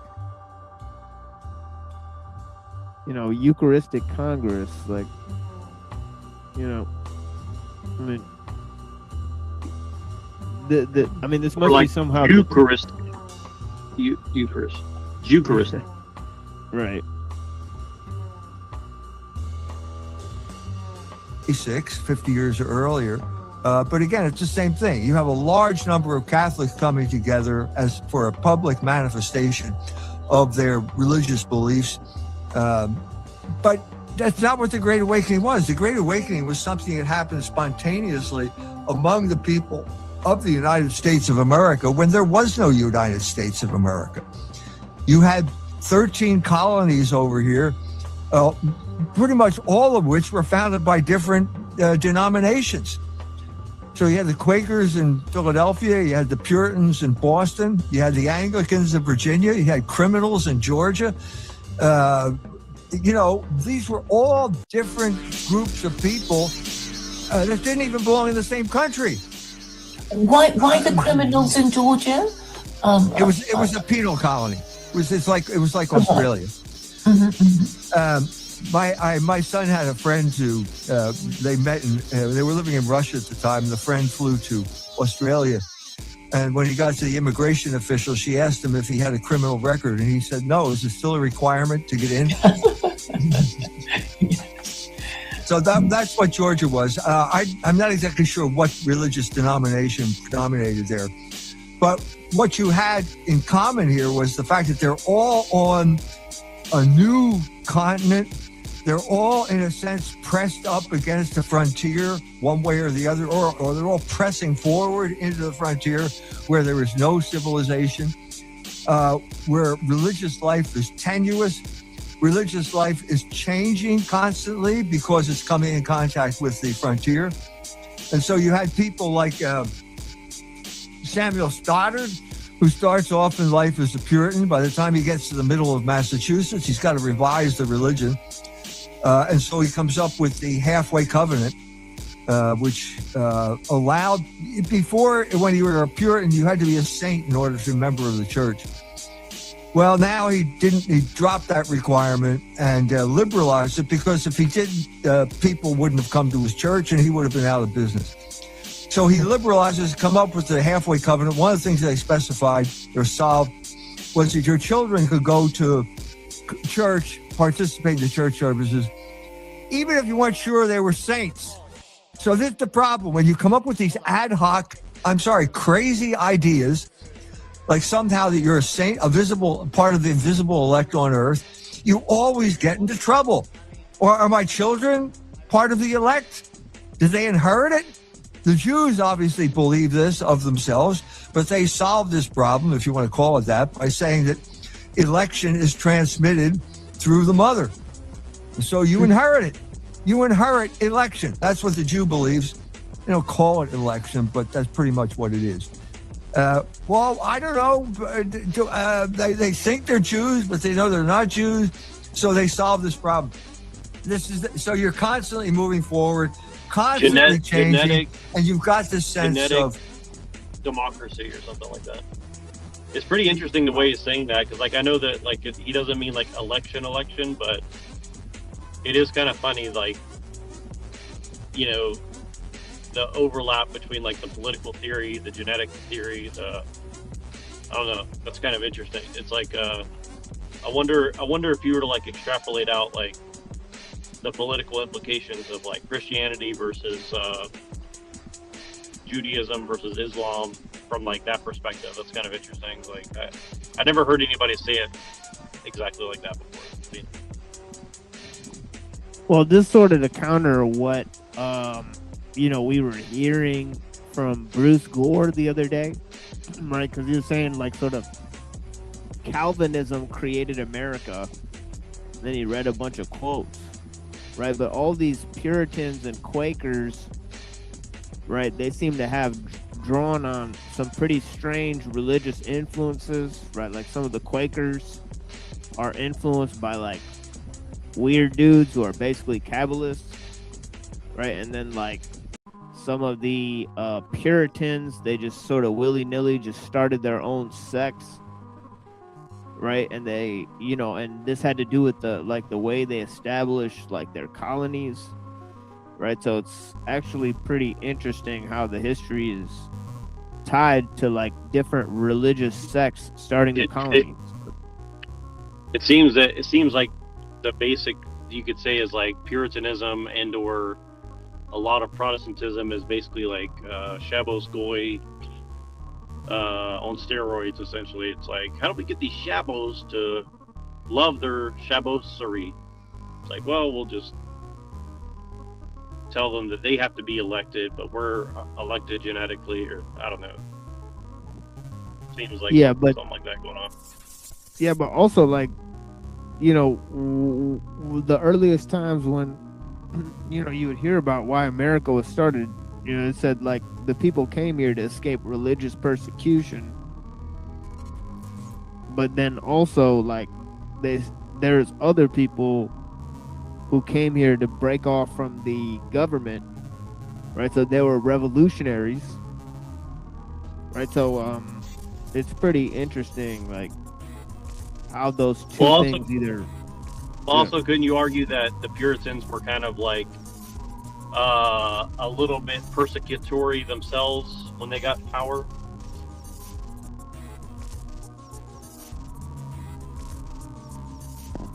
I don't know if they had a little bit of power, it might have been very short-lived, right? Well, wasn't Oliver Cromwell a Protestant though, right?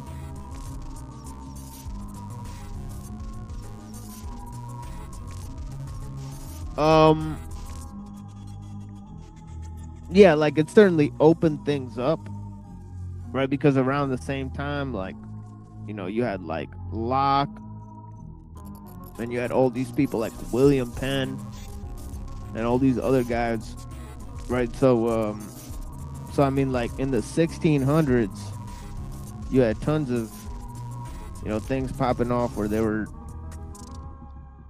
because Cromwell, the thing with him is his relationship with Manasseh ben Israel, right? Who was like sort of like a messianic J and like a Talmudic like priest, and whatnot. So, right, because he's like basically like he's like, we need religious freedom, and the first thing I do as a Christian is bring back all the Jews or whatever, right? Right. Yeah.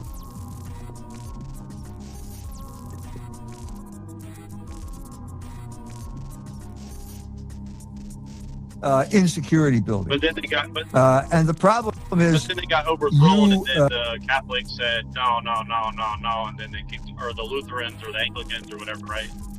So I don't know. I'm just saying there seems to be like some kind of dynamic there. Then they're like, okay, let's go to America. Yeah, he kind of lays Zionist it out project.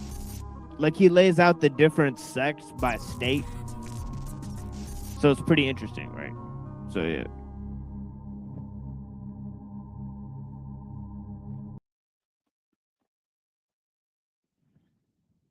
The problem is the Reformation. It's always the fundamental pillars of the Reformation are always going to cause trouble. And in this instance, the fundamental pillar we're talking about is sola gratia, by faith alone. I'm sorry, by grace alone. So it's sola fide, by faith alone, sola gratia, by grace alone, and sola scriptura, by scripture alone. Okay? They're all going to cause problems one way or the other, but sola gratia. The reformers announced this at the very moment that they cut all of their followers off from the source of grace which Jesus Christ created, namely the sacraments of the Catholic Church. That is the source of grace. And one of the sacraments is confession. And confession plays an enormous role in the psychology of all of American literature, but certainly at this point, at the beginning. The man who was the great psychologist of American religion was Nathaniel Hawthorne. And the great piece of work, art that he created was the Scarlet Letter, which is about confession. It's the absence of confession. There are long passages in that, the dialogue between Dimsdale and Chillingworth. Chillingworth is supposed to be a physician, but he's really a kind of psychoanalyst, and he's really trying to destroy Dimsdale, which is what psychoanalyst tries to do to you oftentimes. So, sorry, Dimsdale is. I'm a bit lost with the names. Who's Dimsdale again? Okay, so we got Dimsdale is the minister that is the main character of the Scarlet Letter. And the brilliance of this novel is that it starts on the scaffold scene. That's the very first scene.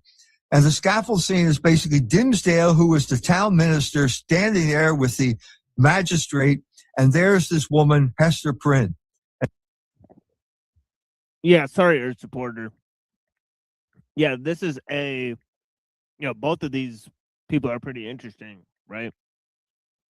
But yeah, E. Michael Jones is pretty well-known author, right? Yeah,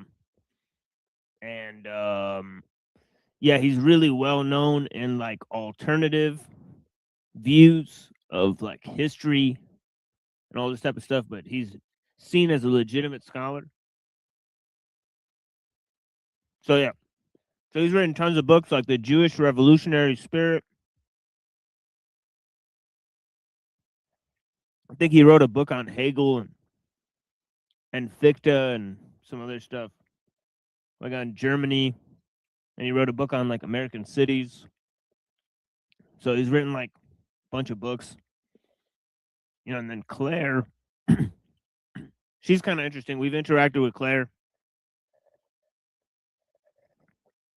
She thinks that white people should adopt Sharia law in a sort of secular way, right? Because Christianity is basically promoting liberal values instead of, sort of fighting against liberalism. So she thinks if white people just adopt Sharia, right, like the Europeans, right, and they take the code from the Quran, right, and they update their law with the Sharia, then they will improve their society and protect it from spreading liberalism, right? So she's pretty, she's got a pretty interesting position. She's written a book on that. So yeah. And Hester Prynne is pregnant, or not pregnant, she's had the child now. She was pregnant out of wedlock, obviously committed some type of sin. And because of that, she's going to have to wear the scarlet letter, the A, which says she's an adulteress. Mm-hmm. And so the depth of the psychology, here's Dimsdale. And he says to her, if you know who did this, if you know who the father is, speak now. Well, he's the father. this is the brilliance of this psychological analysis here.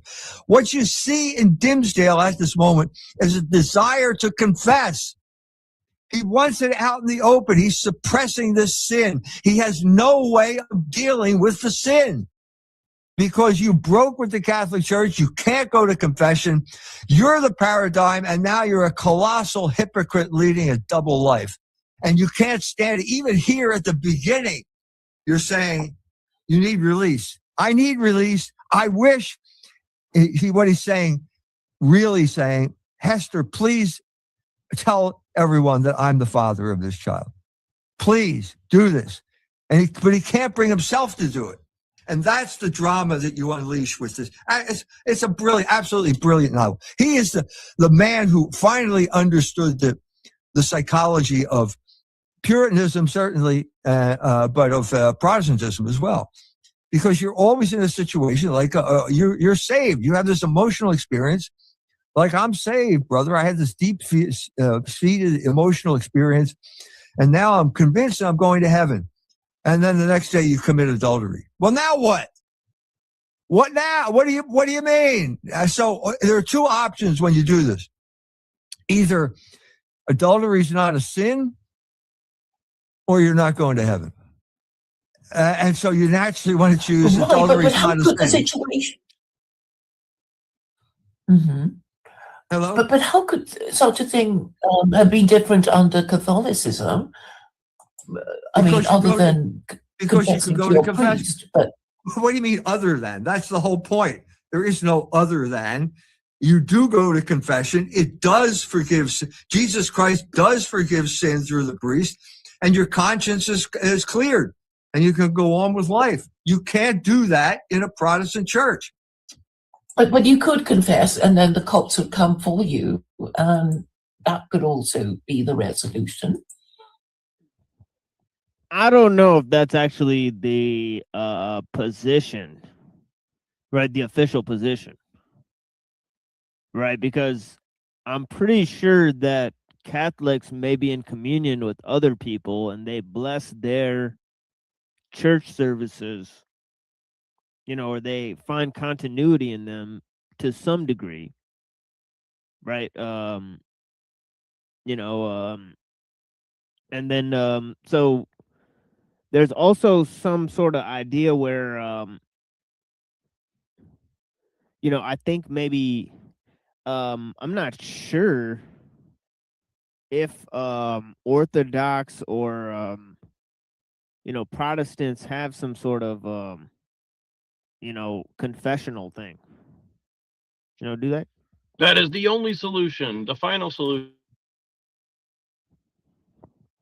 Yeah, I mean, he gives a pretty dark example here because he's like, if somebody, you know, did stuff with a kid, then all they need to do is confess, and the priest will hide it from the law officials. And if they tell the law officials, then they're held liable to sin under Catholicism.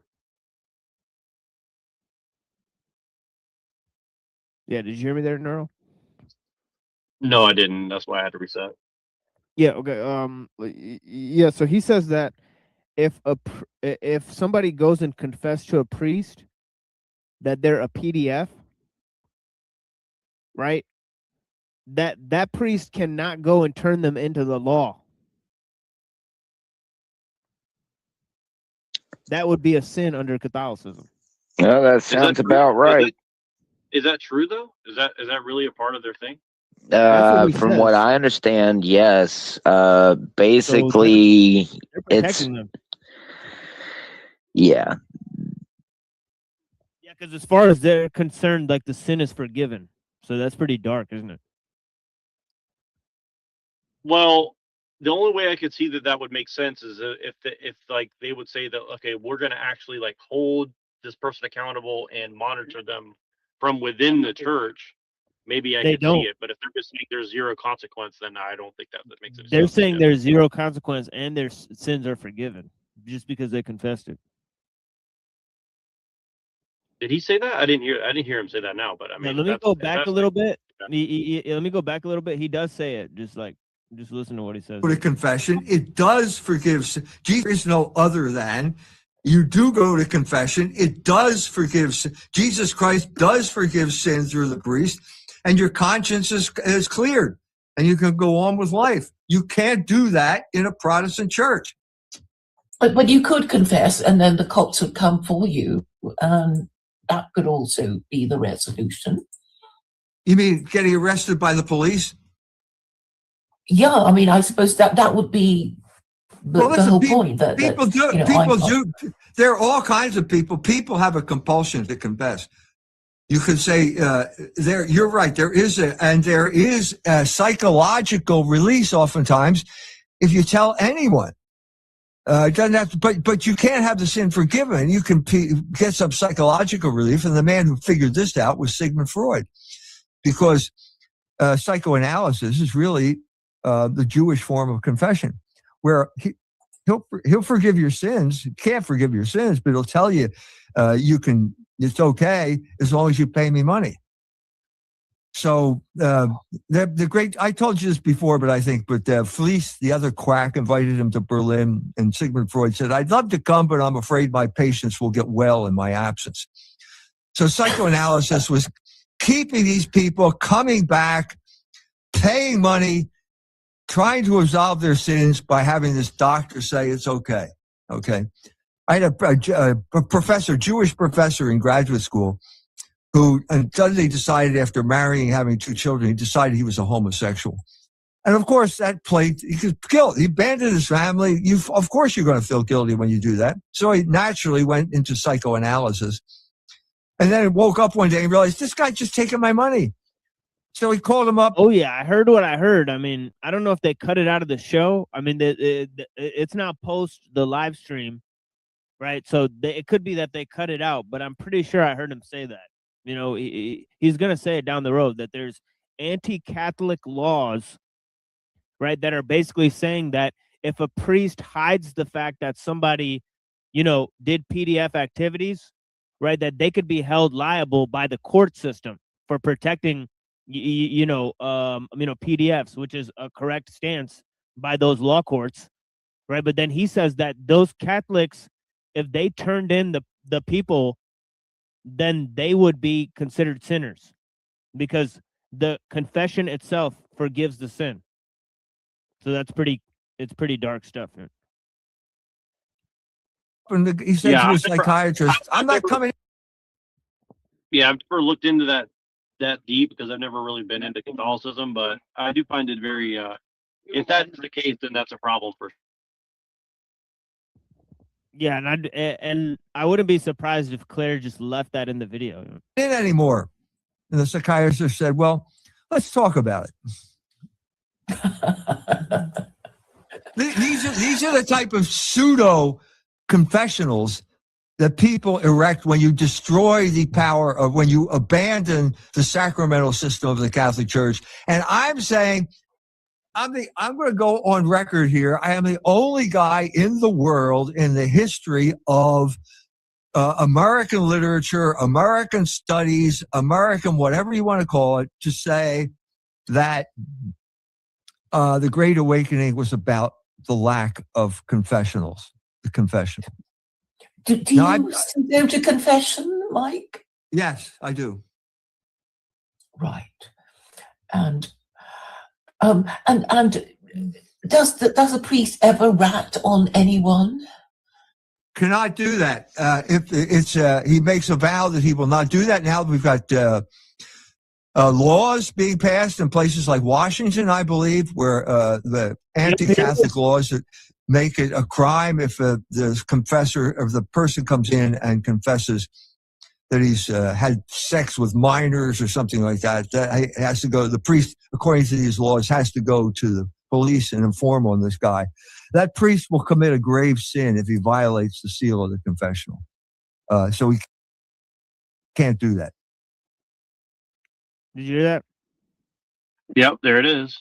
Dun, dun, dun. That's pretty, yeah, I mean, maybe there's something he's not saying in that, but if he's just saying, like, if he's just simply saying, like, well, nothing beyond the confession happens if somebody confesses something like that. Then you know, I think that's atrocious. I mean, if somebody's confessing to, you know, PDF stuff, and then they're saying, well, the priest can basically never go to the police. I mean, that's I don't understand that. That doesn't make any sense to me. That is what he said. I mean, I'll Yeah, go back and play it again. It's weird. I was a little distracted. People were talking to me, so let me listen to that one more time. Yeah. Anyone? Can I? Does the priest ever rat on anyone? Cannot do that. If it's he makes a vow that he will not do that. Now we've got laws being passed in places like Washington, I believe, where the anti-Catholic laws that make it a crime if the confessor or the person comes in and confesses that he's had sex with minors or something like that. That has to go. The priest, according to these laws, has to go to the police and inform on this guy. That priest will commit a grave sin if he violates the seal of the confessional. So he can't do that. So that's called the seal of the confessional. Okay, yeah, the that's priest can very never clear. say anything So about any particular person. Okay, yeah, he's made it crystal clear. Yeah, so he's saying they can never, ever, ever rat on anybody for any reason at any point. Boy, it's starting to remind me of Blackheart from Ghost Rider with Nicolas Cage. Forgive me, Father, for I have sinned. I've sinned a lot.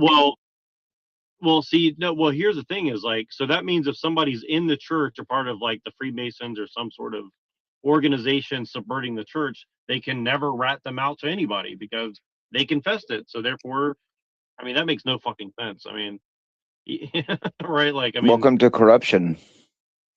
I mean, that's the question that should be asked. So like, if somebody's, so let's put aside like sins of the flesh. What if somebody's you know, directly subverting the church and they're a Satanist or like, you know, worshiping Satan, and they're in this Catholic church to, you know, subvert it and turn everybody evil or something. I mean, like,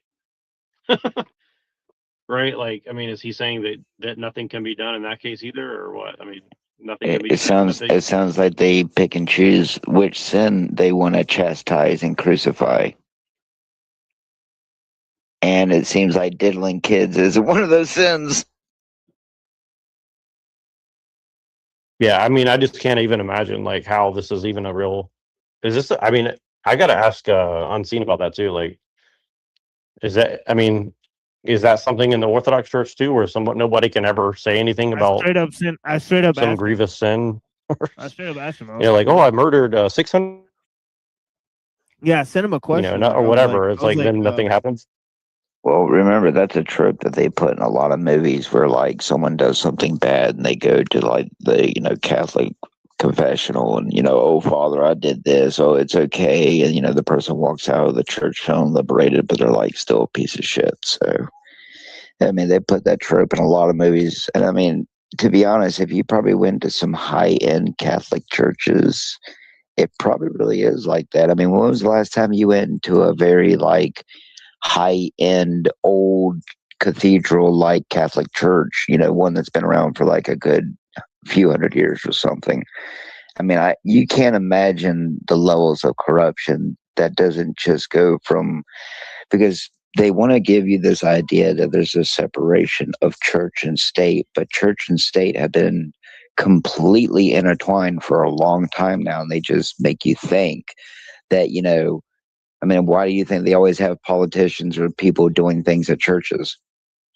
Think about that for a second. How many famous politicians or something have you seen, or like in movies, they have them standing in front of old cathedral-like looking churches? Oh, most of them are Catholic churches. So, I mean, let's just face it here, like the Vatican and other places, a lot of these places get away with untellable amount of actual sin while they chastise the masses for what they do. So, you know, he basically put it right out there in the open that, you know, well, I mean, he's basically saying, like, in a sense, like, the Catholic Church is like Sabbatean Frankist almost, like from my from my point of view. I mean, if he's saying it like that, it's like, okay, so I mean, I'm just saying. unless there's some other like internal thing where they're like, we take care of our own, and they like disappear the guy and drop him in a vat of acid or something. I mean, maybe they do that, but I mean, he's not saying that. So, I mean, I just from my religious perspective, I mean, I understand the perspective behind it, but for me personally, like I still think that Jesus would want me to turn in a mass murderer to the authorities. So, to me, it's just a perversion of what the original whatever is supposed to be of the teachings, and all these establishments have just found ways to pervert it. That's why, let's face it, how many priests get sexual favors from choir boys, and turn around and got the gall to praise God or pray to the masses while they're doing it. So I mean, this shit's just, I'll just put it this way, man will reap what they sow, and God sees everything. So these people think that everything that they do in the dark won't be seen by the light, but buddy boy, it's gonna be on you like white on rice. So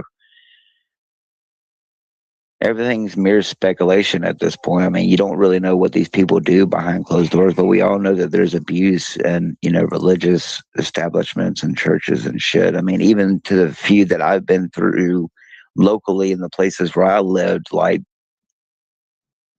people were ignorant to the shit that was going on even in them churches. So, I mean, if a small little redneck backwater church can have a preacher who basically molests his younger female audience with his eyes, then imagine what's going on in places where they get thousands of dollars, probably a day in charity allegedly, and donations and shekels, and probably one of the largest proprietors of the trafficking itself, allegedly yeah, this for is the algorithm. this is actually a funny comment down here. People should confess to having feelings for the priest's wife just to test. I mean, I don't know about that, but yeah, this is funny. I mean, Well, it's okay because Elon Musk said that we're going to probably meet aliens, so it's okay. Oh, you didn't hear about that? Elon Musk said we may meet aliens. Elon Musk has been listening to me, Neurojack. He heard where I said that UFO technology can't be hidden no more. I thought he said that we would beat our meat to aliens, but we probably will. I'm just looking at the video of him talking up here at the Grok AI thing, and he just looks. We're so fucking screwed. My heart goes out to you.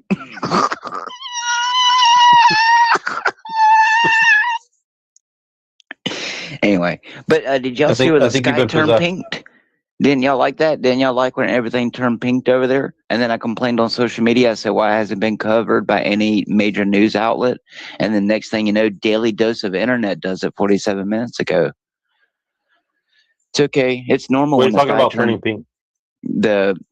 I think it's in Birmingham or some shit. I don't know. But anywhere, somewhere over there, it turned extremely pink. When I was a kid and before it snowed, it used to turn pink. Well, this is like pink, like Pepto-Bismol pink, everything pink. Really? I gotta look that out. I never saw that. When I was a kid, when we were about to have a blizzard, the sky would turn totally pink, and then it would just like dump like 3 feet of snow. Everything is strange. Yeah, I don't know. Maybe that was the snow bomb going off or something. I don't know, but yeah, I gotta ask some Orthodox guys about that. I've never heard that expressed openly like this. I've never heard any Christian ever openly say like, yeah, there's zero consequence for whatever. I don't think I've ever heard that before in my life. And look, we talked about the Truman Show and how it was a Gnostic allegory, and this guy goes and does it and gets 85,000 views. Getting paid by the system. Well, we just got to figure out. We just have to find some like agency that's gonna like bot our shit up, and then I think here's the thing: is like if we had like 50 people that all went and liked each other's stuff and commented on each other's stuff, like we might be able to catch an actual algorithm that way too. Well, from what I've heard, if we can't, then from what then I've there's heard, no YouTube, there's no chance. it's something that might actually explain what's been going on with some of our views. YouTube is doing something weird behind the scenes with terms of service or something with the algorithms. And a majority of people who push like nicer, good content, their views are like being hidden in the algorithm, while people who are like pushing the more like current world chaos kind of like content is being promoted in the system.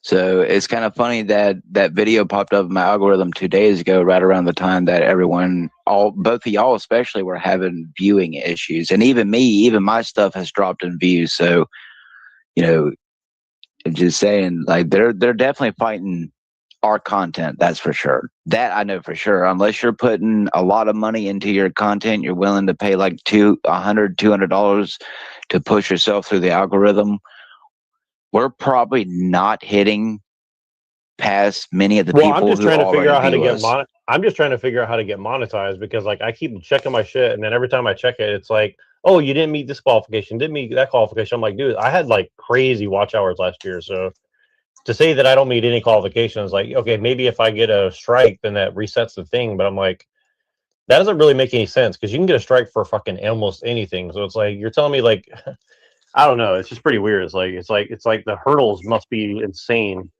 to get through to fucking get monetized. Like, I don't even want to get monetized. It's just kind of weird. It's like all the fucking effort you put in, you can't even do it. It's like, what the fuck? I think they've made it so you have to pay services to get your channel monetized. Yeah, you had to have, from what I've understood from the nice guys who were trying, because I was trying to really get into the Star Wars stuff, like making the actual generations, not just the stupid shit. And that guy told me, he's like, if you want to get anywhere near the level I am, you will have to have money to get what I'm doing, to get paid what I'm doing.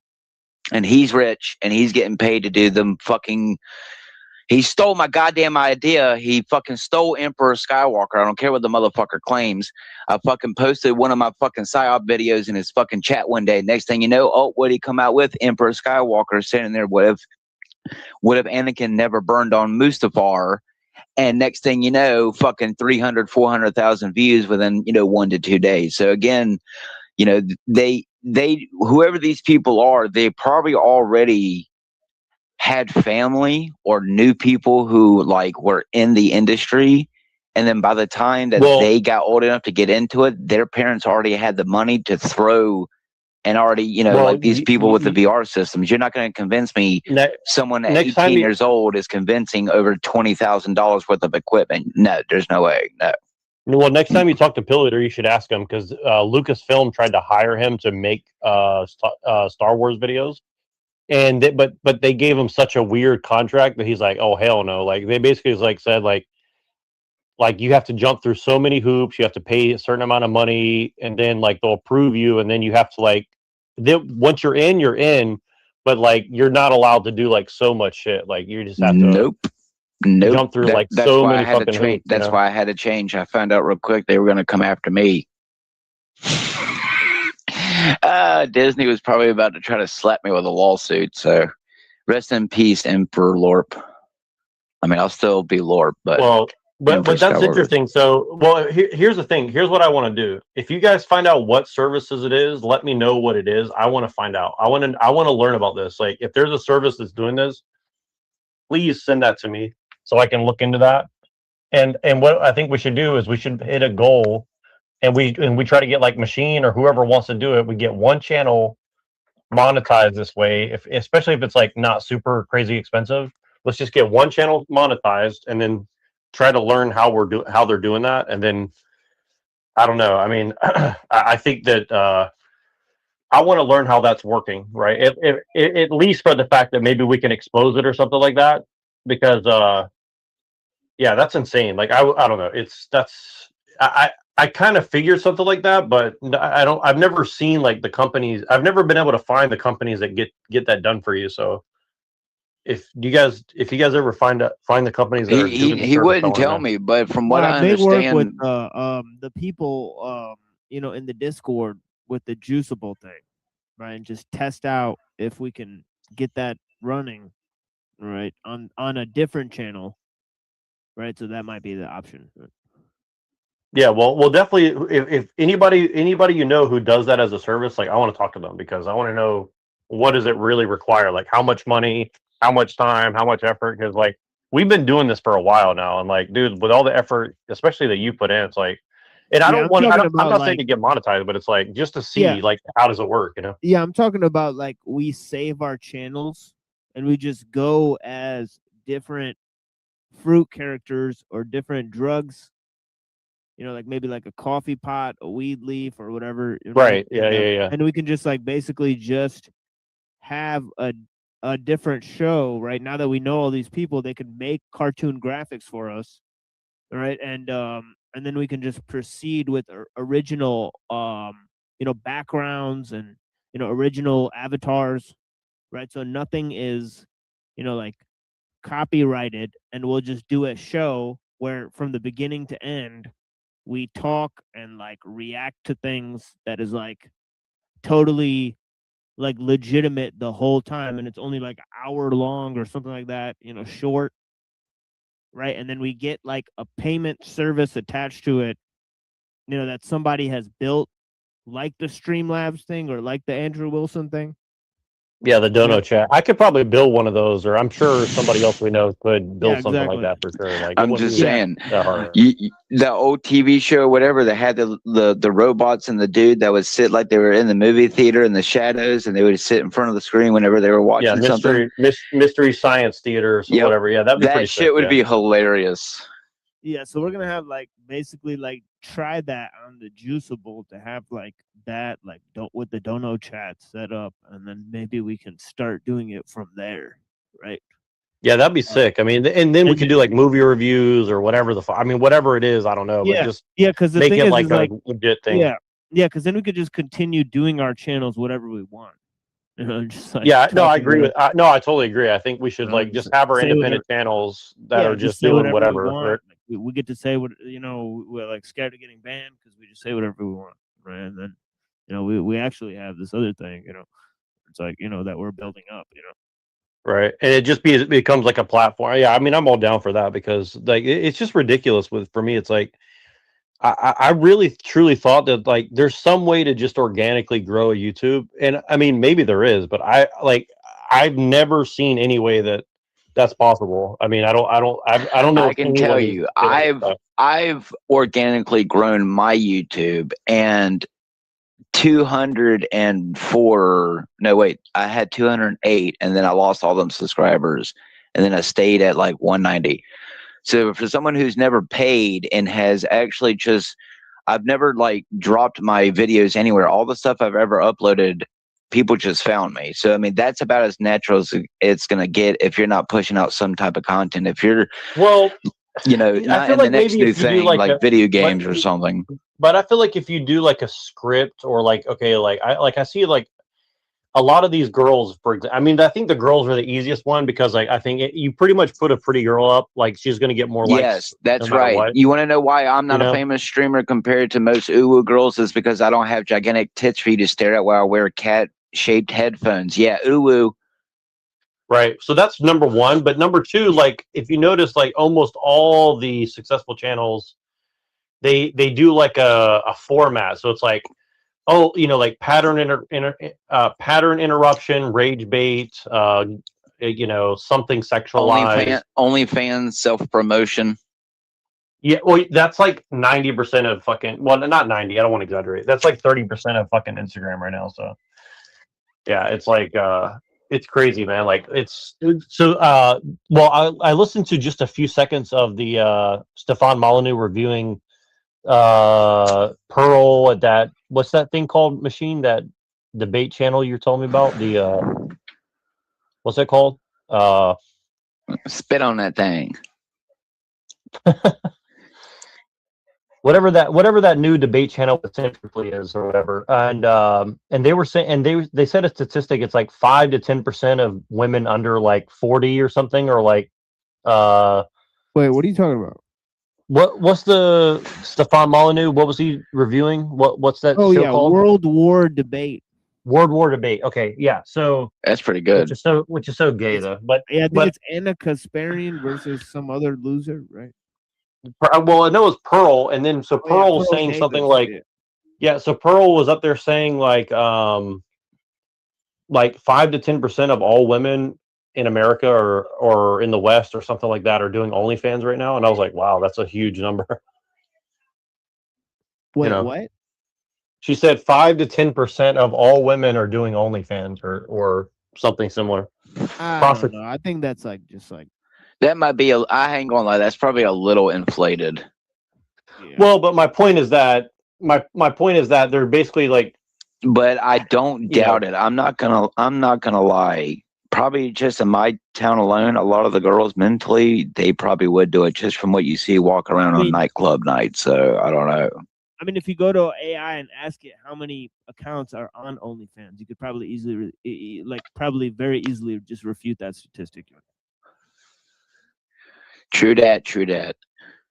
You just like look up what percentage of women are in the U.S. and how many accounts there are. Right. Well, if that's the case, then why would they? I mean, I guess that's the whole point, is they're just trying to like rage bait men to be all pissed off, and I don't know. It's kind of funny because I mean, it's not really funny, but they're probably trying to get them to go on OnlyFans because they're like trying to find like their neighbor's like daughter. Well, I'll tell you this, and I'm not gonna. Let me just say it like this: if you go look at the accounts that people that may be involved in that endeavor, let's say, I'm not going to name any names because I don't want to get sued. But they're tied to some, let's say, adult industry advocacy groups, and so yeah, I would say that. It would not surprise me for sure. So like I think you could actually make a very strong case that you're right. Like not beyond conjecture, right? I think you can make like a strong case beyond conjecture that that's probably what they're doing. Right. So like they're saying we're really against this whole OnlyFans thing, but it is pretty normal now. So I mean, and you wait, young man, you want to wait to get married, right? Well, between now and when you somehow in the future get married to a trad wife who's been in the Orthodox or Catholic Church for 30 years, you know, somewhere between now and then, like you're gonna have to goon, so you know, you might as well go to OnlyFans. Well, I mean, that probably coincides with the amount of alleged female teachers coming out with messing with students. So, I mean, while I don't want to push in too much into the theory, let's just face it. I mean, the detrimental effects that most porn and OnlyFans culture and stuff like that and Instagram kind of culture has kind of pushed, and even then TikTok trends for a while. Remember, they were doing them them trends with the red filter. Almost some of them were even doing it naked, thinking that people who didn't have a way to remove the filters and brighten it up and could see your bits and pieces. So, I mean, I'm not saying that while everyone is involved with that mentality, because obviously, like someone like my wife, your wife, and other people's wives usually would like be abhorrent to that type of behavior. But I mean, a younger generation, I mean, yeah, I mean, well, from my little bit of time on TikTok, they're definitely pushing like a very extremely sexualized culture. Same thing on Facebook. Beyond anything that we've ever witnessed when we were younger, right? Like it almost makes like Baywatch or Carmen Electra or even Playboy look like really innocent comparatively, because it's really pushing a very unique style of I saw this video today. I put it on my YouTube. I re-edited it, but it's this woman saying like, well, Marxist feminists have opposing views on sex workers, but we can all agree that sex work should never be shamed because they're women and we need to have solidarity with other women. It's like, what the fuck? It's like you're literally saying basically like there's nothing wrong with women like selling their body because that's just what we have to do in a capitalist system. It's like, okay, but it's like if you're saying that like marriage is really evil but sex work's not, it's like, what the fuck? I don't know. It's like they're pushing simultaneously marriage is really bad for women. Women should never get married. And then on the other end, sex work's, maybe not ideal, but it's, it's definitely not a bad thing, essentially. And it's like, okay, like, I don't know, like that to me is like seems totally contradictory. But while you have an entire fucking space quadrant completely dedicated to promoting pedophilia on Facebook and other social medias. Welcome to the PSYOP, my friend, where everyone and no one is an agent. Well, I mean, yeah, and like every discussion around this issue is like on the negative side, meaning like, okay, if you look on TikTok, there's a bunch of panels that are open every day, and the panels are like, should someone who's 50 years old date somebody who's 18, or somebody who's 30 and 18, or 25 and 18, or 22 and 18? It's like, it's literally like, just basically like, basically it's trying to imply that like all men are pedophiles, all men are rapists, all men are whatever, and and simultaneously you should sexualize yourself to get money from men. It's like, okay. Like it's I think it's to me is to help devolve people more into the debauchery. The more that we can desensitize people to rape and beheadings and rip apartings, the less that people will bat an eye when it's happening in front of them. But it seems like it's just I don't want to say normal people, but everyday people that are participating. So I saw one of these panels and I went up and asked. I was like, so if somebody's I was like, here's the thing is like, if somebody's 30 and the girl's like 18, 19, 20, and they get married and have a family together and stay together for the rest of their life, you have a problem with that? And they said, yes. And I was like, okay. Now it's like, if an 18, 19 or 20-year-old woman goes and like decides to sleep with 30 guys over the course of 2 years, do you think that's a problem? They said, no, absolutely not. That's her choice. And I was like, okay, but is it also not her choice to like marry somebody who's older and get married and do all this? And they're like, well, it's her choice, but she's being exploited by the man, so that's bad. I was like, but the people who are sleeping with her and never seeing her again are not exploiting her? And they're like, no, that's her choice. And I'm like, okay. Like, it's like it. I can only imagine who you're talking about. No, but this is literally like, this is what they're promoting to. And again, I saw this great quote by Stefan Molyneux. Let me actually read it to you. And because I actually wanted to ask Machine about this. And you as well, Lorp, and a couple of other people. But let me see if I have this quote right here. Let's see. I thought this was a really good quote. Oh yeah, here it is. Okay. In the modern world, people are not quote unquote victims of propaganda any more than they are quote unquote victims of fat and sugar. Better information is a click away. They choose the easy route, the lazy route. No forgiveness, no excuses. So what would you say about that? I would say that sounds about fucking right.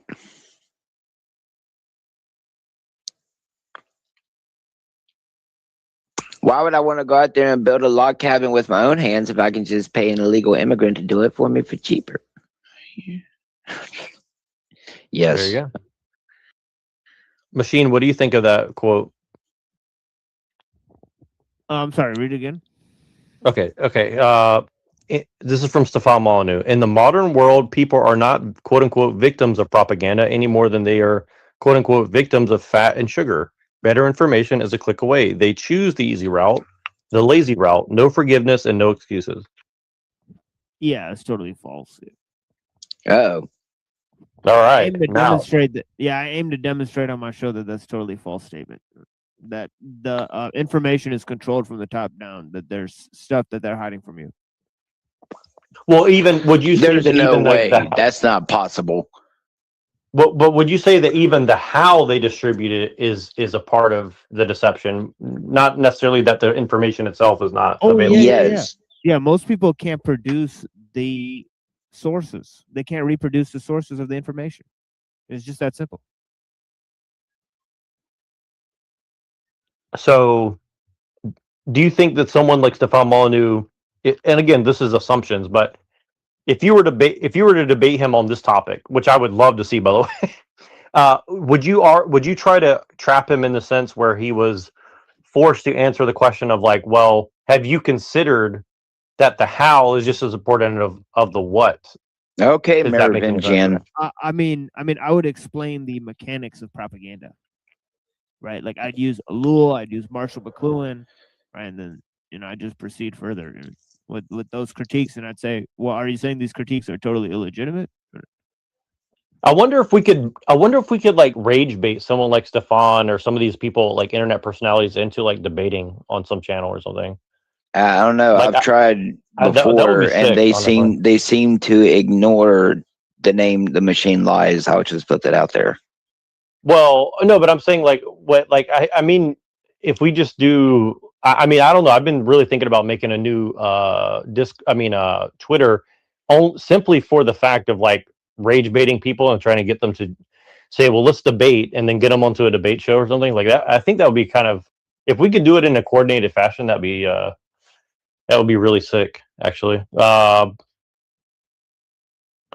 I don't know that because someone like Stefan Molyneux, like he was like when he started reviewing that thing. Actually, if you want, could we review a little bit of that? You don't have to. I know you got to go soon, probably. So, but I wanted you to see what he says at the beginning of that. In which one? The Stefan Molyneux like review of the Pearl debate or whatever. Yeah, if you want to watch some of that. Yeah. Well, no, I just want you to see like how he introduces the thing, because like you could tell that he like wants to get into debating or something, and or back into it because he's like, oh well, I was a master debater, and he he looks like Captain Picard. I think that's why I like Stefan. He just looks like a Stefan. I mean, he looks like a Captain Picard basically.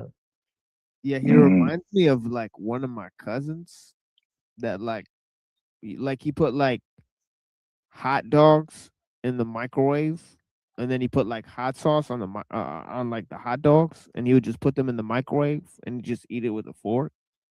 And I remember him doing this because like these hot dogs would start whistling in the microwave. Hear the pig squeal. Pigs in blanket. Sure, you got a nice that's pretty butter, weird. boy. That's pretty weird. I don't think I have known people that put hot dogs in my I know people in my own family like one who's of done those that. guys. Like he's wearing like one of those like shirts. You know, like t-shirt. He looks like a weird dude for sure. Yeah, he is. He is a weird dude for sure. Weird looking dude for sure. Yeah, I mean, Stefan Molyneux is one of these people that like I like him for like a couple reasons, but one of the main reasons I like him is like if you bring him up in any circle of like intellectual stuff, he is one of the most divisive people if you drop his name. It's so weird. Like people get so pissed when you drop his name. Yeah, have you seen that Slavoj Zizek? That guy? Yes, I hate that guy. Yes. He's a lot like that guy. Like he looks weird. He's very hard to listen to because he has like this weird tick where he like sniffs through one of his nostrils like every 5 words. It's kind of weird. But yeah. Yeah. No, but Stefan. Yeah, but I don't know. Yeah, I don't want to defend Stefan, but I do think Stefan's way better than Zizek, because Zizek is like I definitely could believe that Zizek has like done some bad shit in his life for sure. Like I get a very bad feeling about that guy. Yeah, he might have been on the Epstein plane or whatever.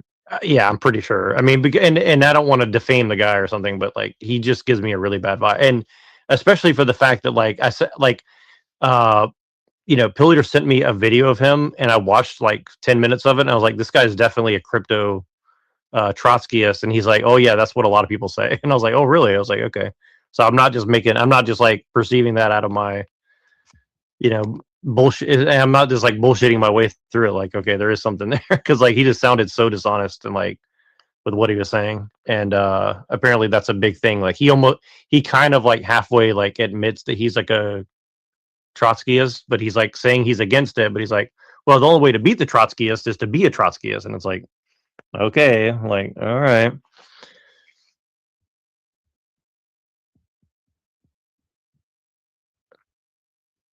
So I gotta have my arsenal of like bombs to throw in. It's like mention Zizek, mention Trotsky, mention Stefan Molyneux. I need a few more. Like just like I need like a list of like 10 people You know, like whenever I go into a debate, I just mention these like 10 people and until somebody like reacts, you know. I saw this girl on Instagram and she's like promoting I sent the link in the back for Twitter, by the way. But I'm not sure if he might not have it on YouTube because it might be too controversial, but let's see. He a call-in show. Yeah, he's been doing call-in shows for like 15 years, so he does them all the time. He's only got 3,000 subscribers. So did he get canceled? Yeah, he just got his YouTube back after like 10 years or something. So he's on Twitter. So you have to look at it on Twitter because I think that's the only place you're gonna be able to find his stuff. Now I sent you the link in the back. Yeah, it's gone here. Yeah, I put it in the back chat for you. But yeah, I want a list of like, you know, like figures to name to troll in any debate, you know. So Trotsky, Stefan Molyneux, Zizek, and I don't know. I get, you know, got to think of some other ones. I guess the people that like for like intellectuals, right? Maybe I should name like Anton LaVey might be one. Anton LaGay. That's right. So you drop name. I'm just trying to think of like people you can name drop that would like rage bait somebody, but like in an intellectual setting, right? So, like this. Oh yeah, this Asian girl was on Instagram yesterday, and she's like talking about like, Sator. You know, like what's the guy's name? Like something Sauter, SARTRE. And she's like, oh, he's the grandfather of Sartre. Yeah. And there's a lot of weird accounts that are like using his name now for some reason. Like, so like there's a bunch of people dropping like Sartre quotes for whatever. I don't know why, but yeah, it's this is common around. anglicized, you know. But if in French, it's like Sartre or something. Yeah, exactly. But what's his? But why is everybody like? Why would you think everybody's suddenly quoting Sartre or whatever? And you could share your screen if you can or want to. If not, I might be able to pull up my screen and do it actually. It's he's super like gay, like Existentialism, crybaby, cuck. Yeah. Yeah, but it's just weird. Like why? Like everybody's like it's like a Gen Z thing. It's like anybody under 24 or 25, they're like, oh, Sartre is like the end all be all of like philosophy, bro. Yeah, I think like Sartre and like Camus, I think some of that stuff's for wimps, honestly. It's like, oh, I'm gonna push this rock up the hill. It's like, just shut the fuck up, dude. Well, and what I wrote as a comment, I was like, what about Girard or Plantinga or I can't remember. I think I said Zizek or something. I just like pulled some random names out of my ass, and they're like, I said Lacan. I was like, what about Lacan or Girard? And she was like, oh, I don't know. I haven't really looked into them. Maybe I'll do some research. But like the amount of engagement that these like random philosophy posts are getting, I'm like, there's no way it's real. Like 15,000 likes on a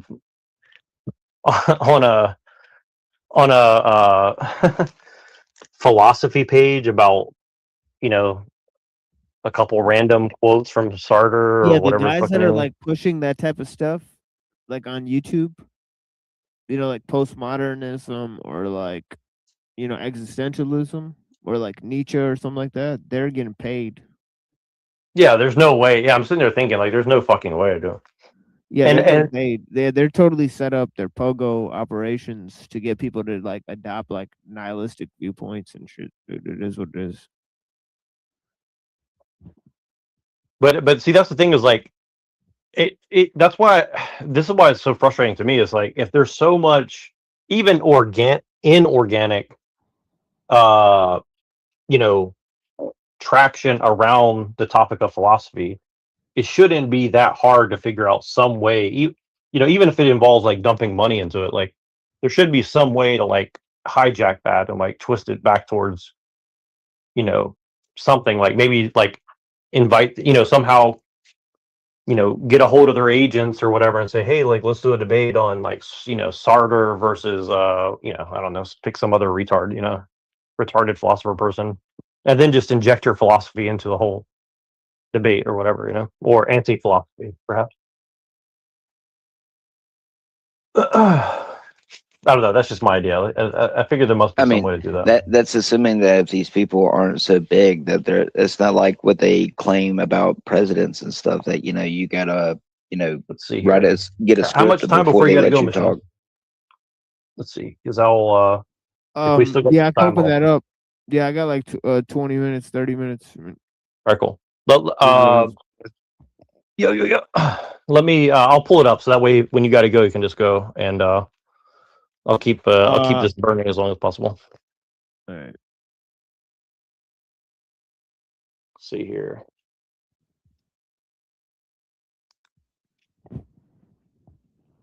Let's see if I can figure out how to turn this thing on.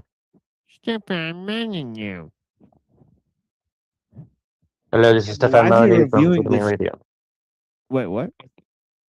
No, I was just doing an impression of Stefan. Like, hello, Stefan Molyneux from Freedom Radio. Yeah, but why is he like Well, reviewing this trash? that's why I wanted to see, because I heard him do the intro, and I think there's something. It's goy slop. Well, I know why actually. So here's the reason why. Because Pearl Davis is styling herself as a men's rights advocate. Yeah, but and she's and got that's no how, like hang time, man. and that's what he's tried to style himself as when he first started. So like he was kind of known as like one of the primary men's rights advocates in the proto alt-right, right? And so I would say that that's probably why he's interested, is because, and I think he kind of laments the fact that he's kind of been cut out of the discourse. If I had to guess, I mean, why is my thing not working here? Well, that guy did a hit piece on him on the Joe Rogan, where he said his wife has like a cult where she tells people to like leave her family, like leave their family and shit.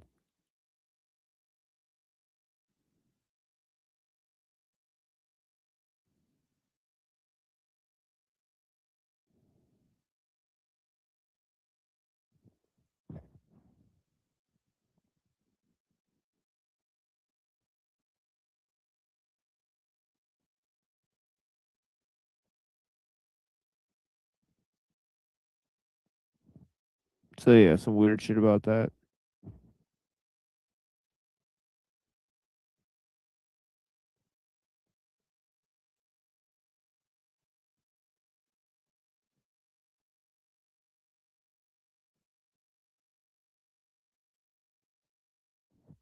Yeah, I don't know if you're there. If you want me to share it, I can.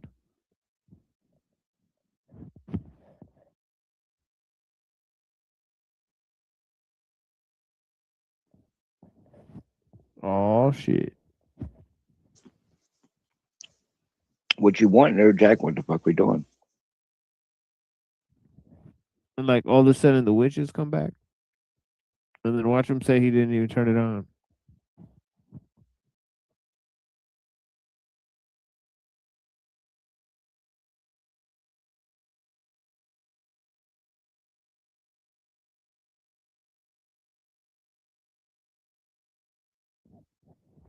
I honestly think when he breaks out of the studio, there's like witches with the pentagram. It's kind of weird.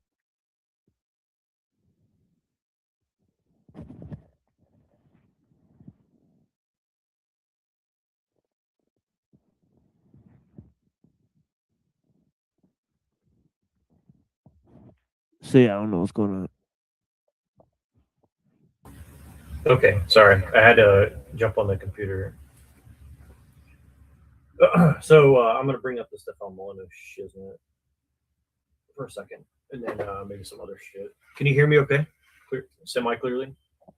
Yeah, did you put these witches in the background? I think it happened. I think I realized like it switches to whatever the default I had on the computer was, I guess. So I guess that's what's going on. but I didn't manually do it, so it must have happened when I clicked on the desktop version of,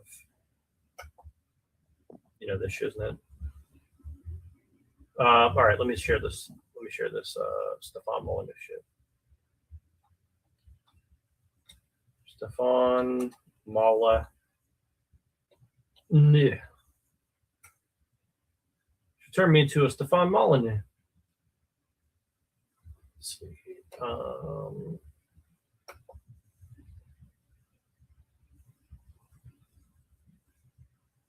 Okay, let's see if I can find this shit. Yeah, he has some funny takes though. Like, I just like his trolling. Yeah, he said some funny things yesterday, or recently, I guess. Let's see here. Find this.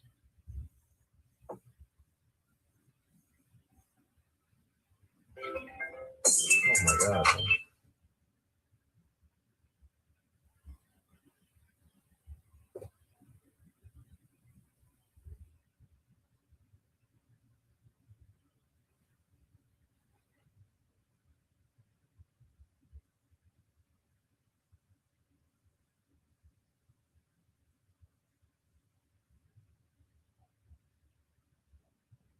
Yeah, I don't like the way that Anna lady debates. It's just really queefy. What? Oh, Anna Kasparian? Yeah, it's really queefy, but like the other lady is just as like bad. So it's literally like a queef sandwich. Oh, you listen to some of it? No, I have not listened to any of it, but I could predict that it'll be terrible. Yeah. Oh yeah, I'm sure it is too. I'm just more interested in Stefan's reaction to it more than I am.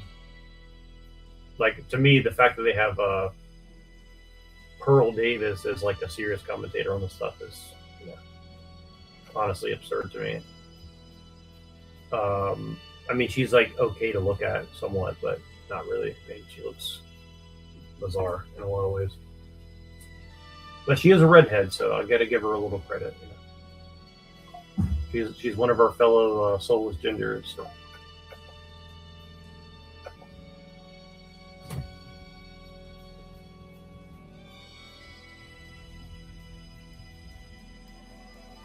All right, let's see if I got this here. All right, can you guys see this now? You can't see this. Right? No. All right, hold on. Let's see. Oh, okay. I didn't share it to screen. My bad. All right, cool. All right, let's go back. Let's hear. I just wanted you to hear how he introduces this thing. I'll just increase the speed a little bit. We're definitely not interested in watching this whole thing.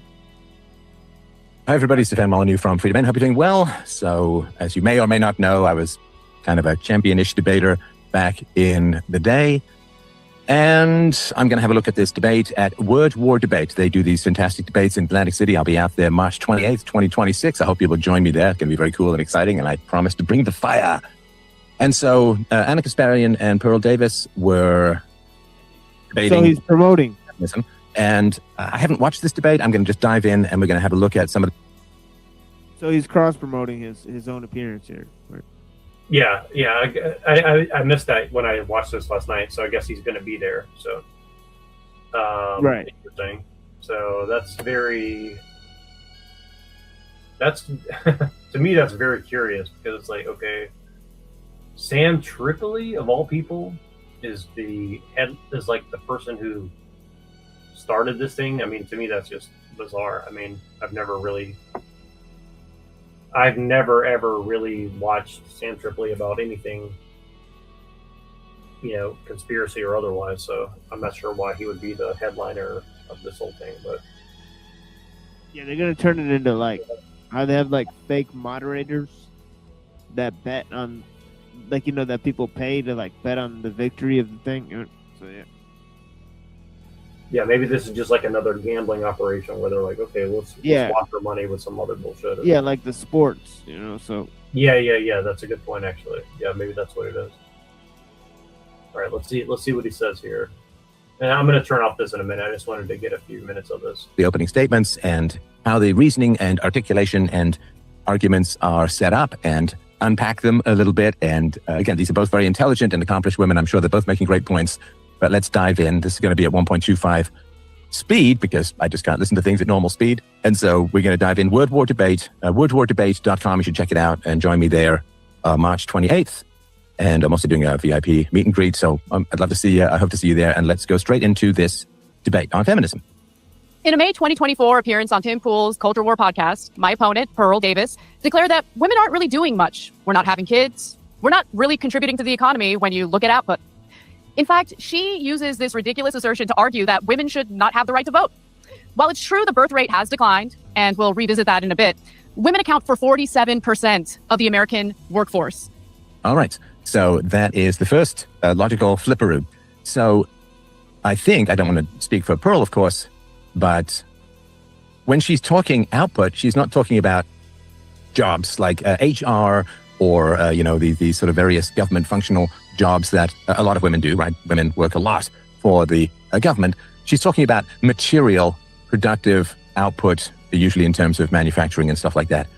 So saying that women don't produce much in terms of output when she's mostly looking at manufacturing, and then saying, well, but women are part of the workforce, almost half the workforce and so on, is apples to oranges.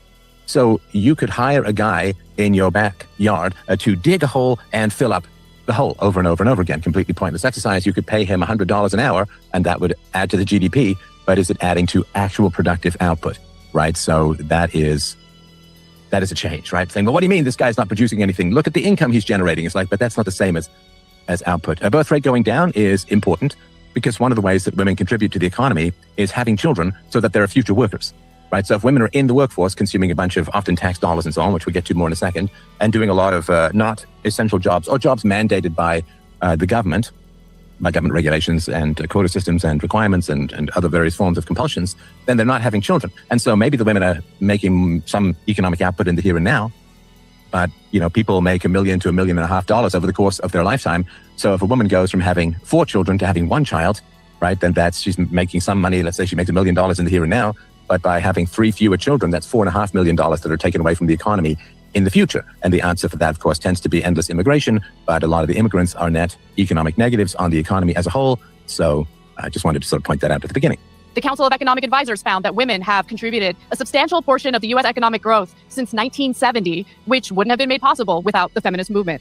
Well, it's not the feminist movement, it's the government. It's the government saying you have to hire women that gets a lot of women hired. And this is just a sort of basic biological fact. In the past, women generally weren't hired when they were young, and especially when they were married, because they started having children. So baby boom, you had 3, 4, 5 kids a family, and women generally aren't working because they're home raising the kids, running the community, doing all of that wonderful work that women do. So it's not feminism directly, it's feminism using its power and influence on the state to force employers to hire women. That has caused the rise in female employment, which is, there are lots of wonderful, remarkable, amazing female entrepreneurs, but I'm talking on the whole, on average. So it's not feminism that caused men to hire women. It is, obviously talented women out there, and some women are great in the economy, but as a whole, in general, it's the government that make people hire women. So it's not feminism, it's state power, and feminism's influence on state power is not unimportant. Unimportant, of course, but that is reality. Now there's something 1970. else. Oh yeah, and so she's saying that there's been a productivity rise or an economic growth since 1970. My rebuttal to that would be no, there hasn't. Wages have been flat in real terms since the 1970s. Because that's just basic economics, right? When you bring half the population into the workforce, it simply drives down wages for everyone else. I don't know that that's hugely complicated, right? If you're going to say, well, now we got to hire a whole bunch of women, then male wages simply going to go down. So no, there's not been big economic growth. There's been growth in technology and so on, but it's not been big economic growth since the 1970s. And part of that, of course, is going off the gold standard under Nixon, and part of that is all of this stuff where raw meritocracy is not pursued anymore, but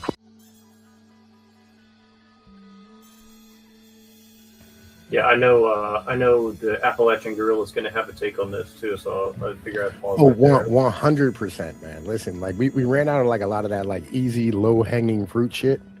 You know what I mean? Back in the 1970s and 80s, just the really easy, inventions and shit, just kind of evaporated. We had computerization, right, that helped with productivity, but in the end of the day, we just didn't have that, that easy, basic ass shit where, we went from in the 1920s, 10% of the population having a refrigerator to 90% in 1950. That stopped existing.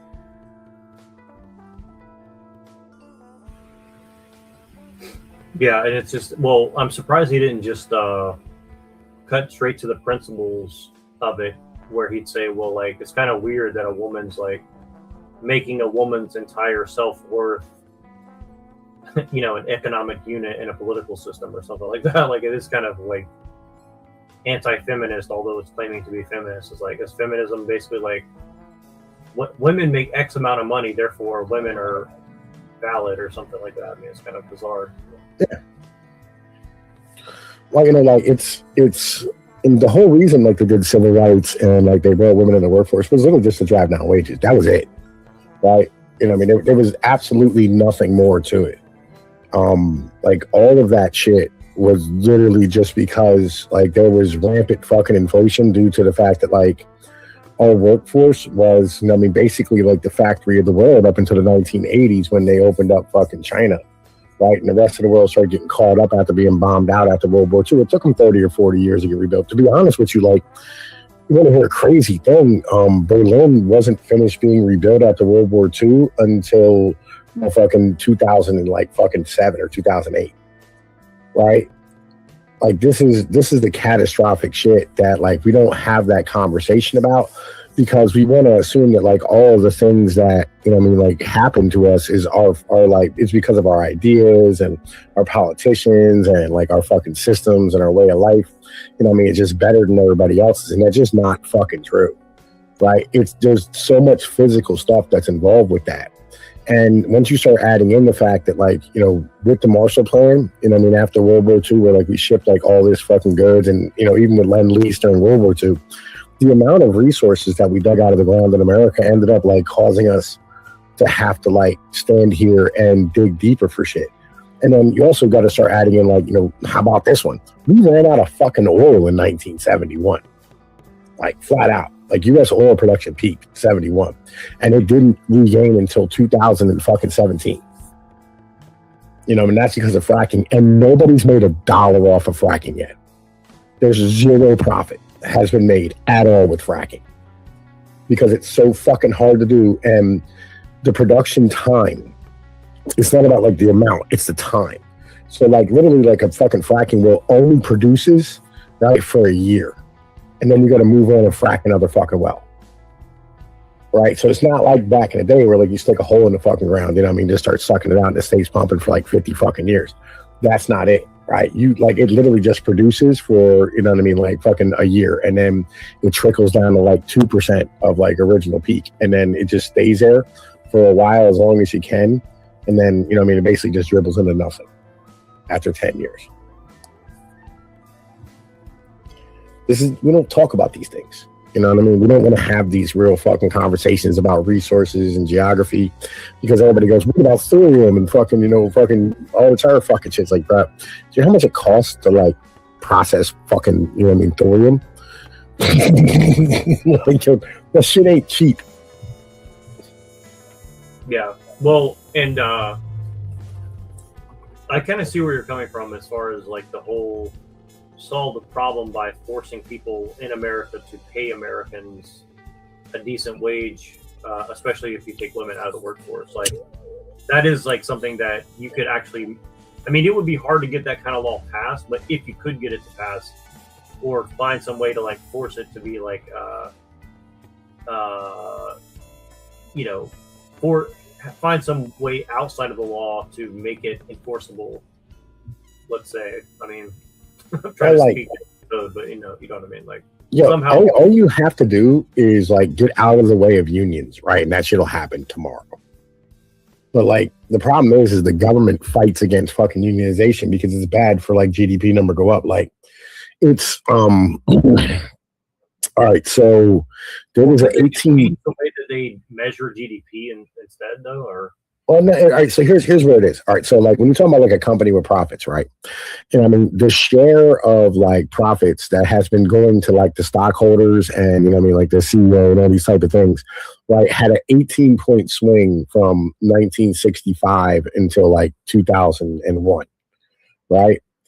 And so like the problem is that that amount of money, right? Like there's a certain amount of money that you have to pay to your workers, and I mean, just as an in general thing because of supply and demand, right? But like, before we get to like actual slavery, where it's like, hey, listen, we're gonna have to like set up company towns and shit. Like, get back to like some old models. But like, so when you have all this money being pumped to the top, right, into the stockholders, what that's really doing is supporting the baby boomers, right? At the end of the day, it's supporting the retirees.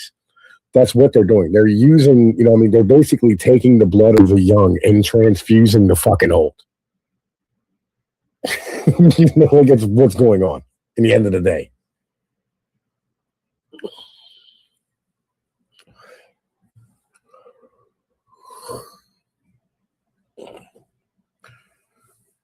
Sorry, I stepped away from the computer. I couldn't hit the unmute button. But well, have you ever listened to Stefan Molyneux at all, or do you have any opinion on him? I talked to him back in the day, right? I think I might have called into a show once or twice. I can't really Yeah, I called him a couple of times, right? I don't know, like I feel like he's an asshole, right? He's like Aaron Clary, like he's one of these guys who thinks that individualism will save this, and that's just not. It's not how it works. Like his whole like libertarian fucking NAP fucking retarded nonsense, right? Like it's fucking dumb. You know what I mean? Like all these people should probably be fucking thrown into the ocean. It wasn't for the fact we needed him as a voting block. Like I just ignore him the whole time. Like he's trash, right? Just as a whole. He's fucking hot garbage.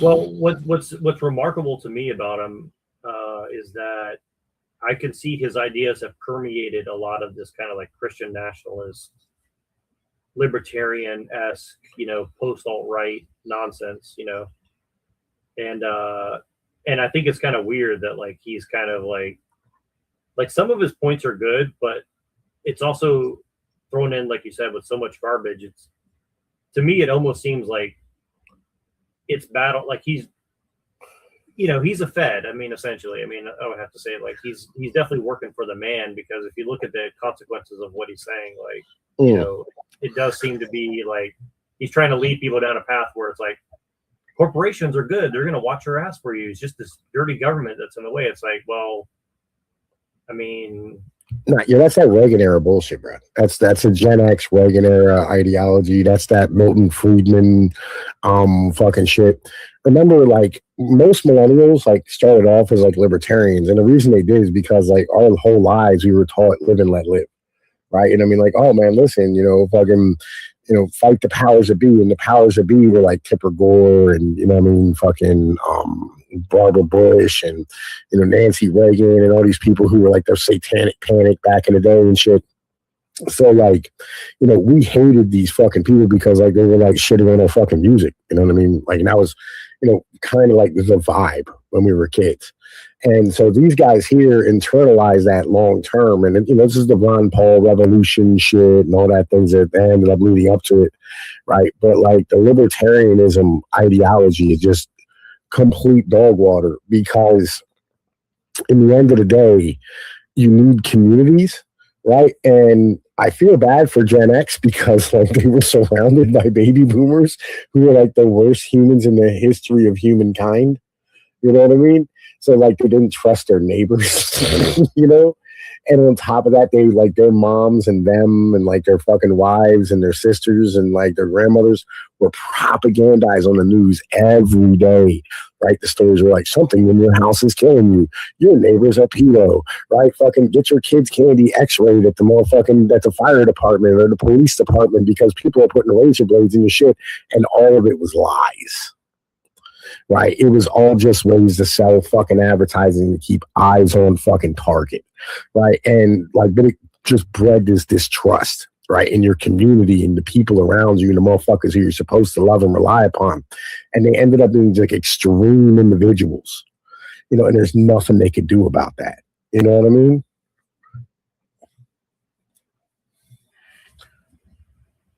yeah, I do know what you mean. And I mean, I think I could always like pick it apart, but I think I generally agree with you. And I think, I don't know, it's just one of these fucked up you know, the lack of real conversation going on. Like, I guess he's reviewing Sam Tripoli's fucking new debate thing or whatever, and it's like, you know, Pearl Davis versus Anna Kasparian. It's like, you're really gonna start a debate league, and that's like the opening show. It's like, is that really like what people want to see right now? I don't know. I mean, Oh, listen, that shit sells, dog. You know what I mean? Like, yo, internet beef debate forums fucking sell. Right? It's what it is. They make money off of it. So I mean, what do you think of Sam Tripoli? I don't really know Sam Tripoli all like that. I mean, yeah, honest, I don't really know him. Nice. Isn't he like one of them comedians from like Joe Rogan or some shit?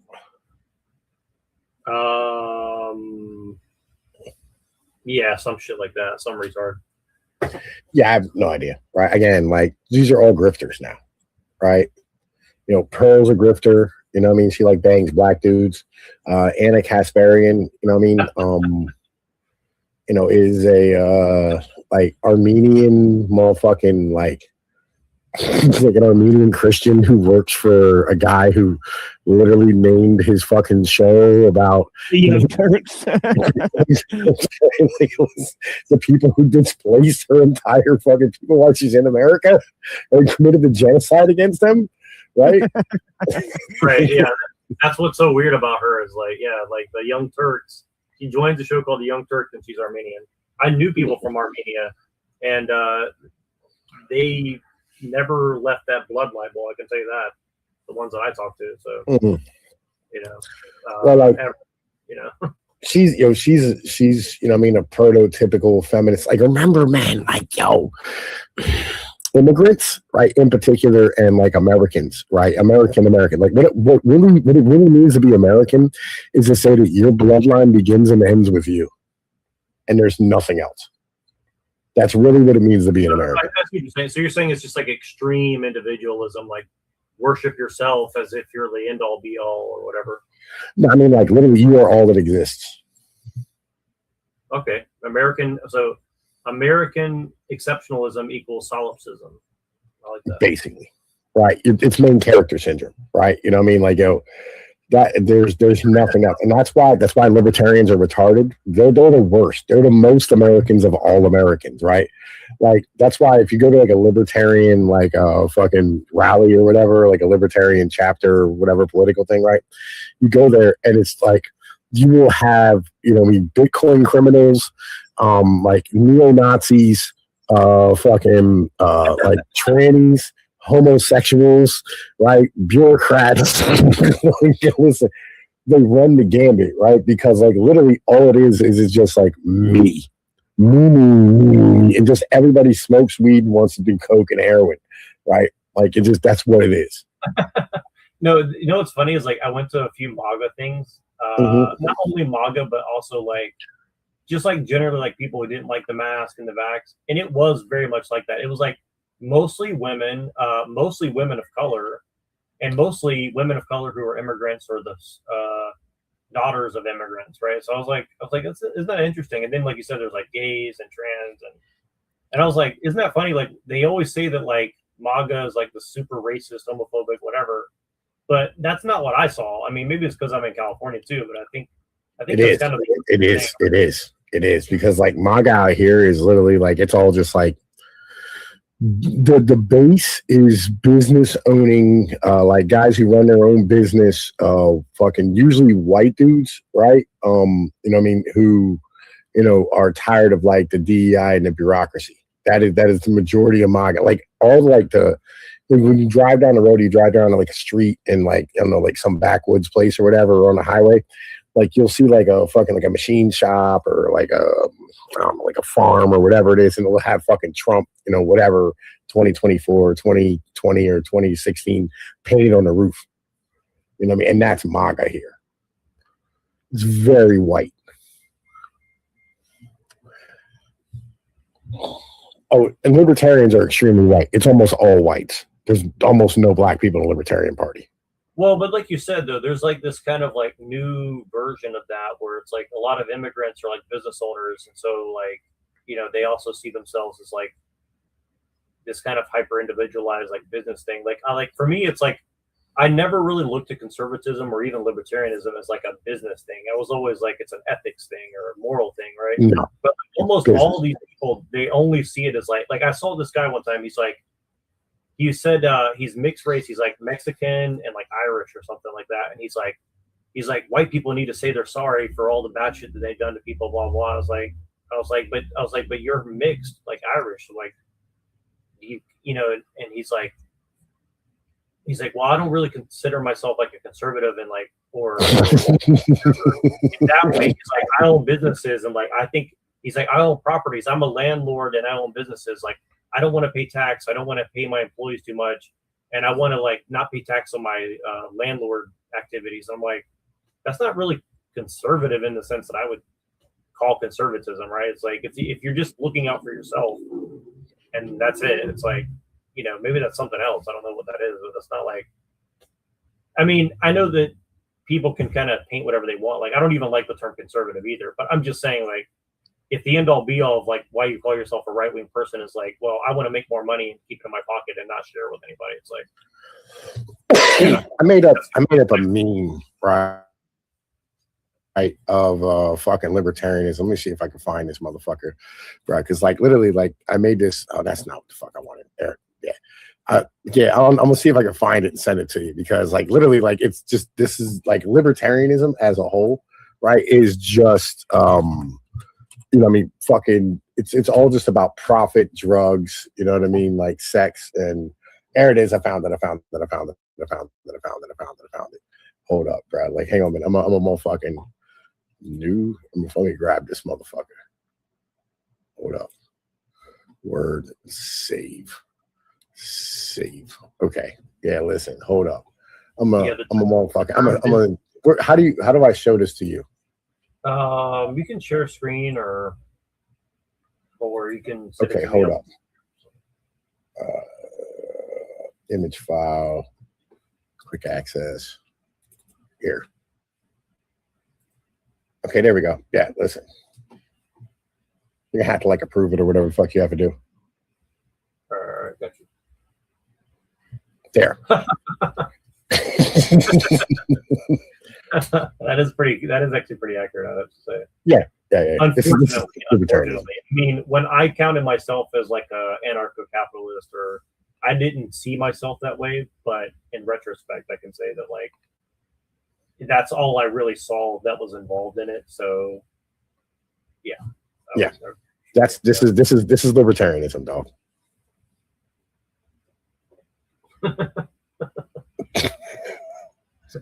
Yeah, like, what do you want? You know what I mean? Like, this is what it is. That's funny. That's definitely going to one of my.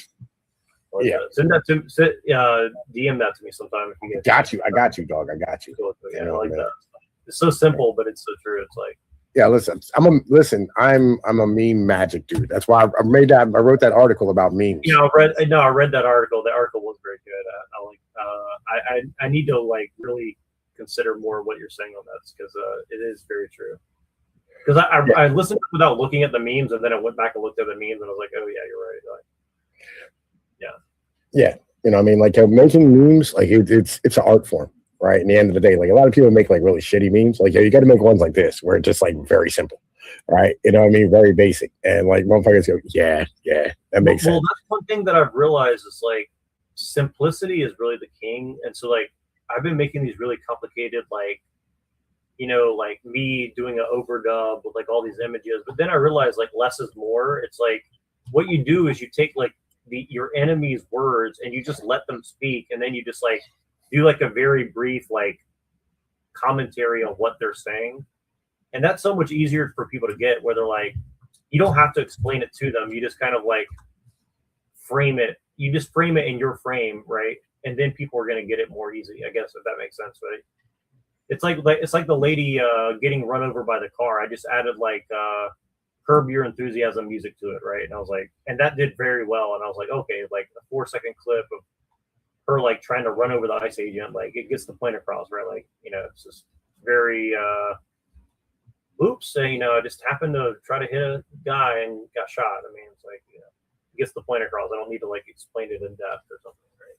So yeah, I need to really think about the simplicity of it all. Like simple works much better. Like every meme that I've made that's like overly simplistic, it seems that the chances of being quality are much better for sure. So yeah, that was an interesting article you wrote. I didn't read the one that you wrote yesterday yet, but yeah, I mean that one's a little longer, a little more technical type of shit.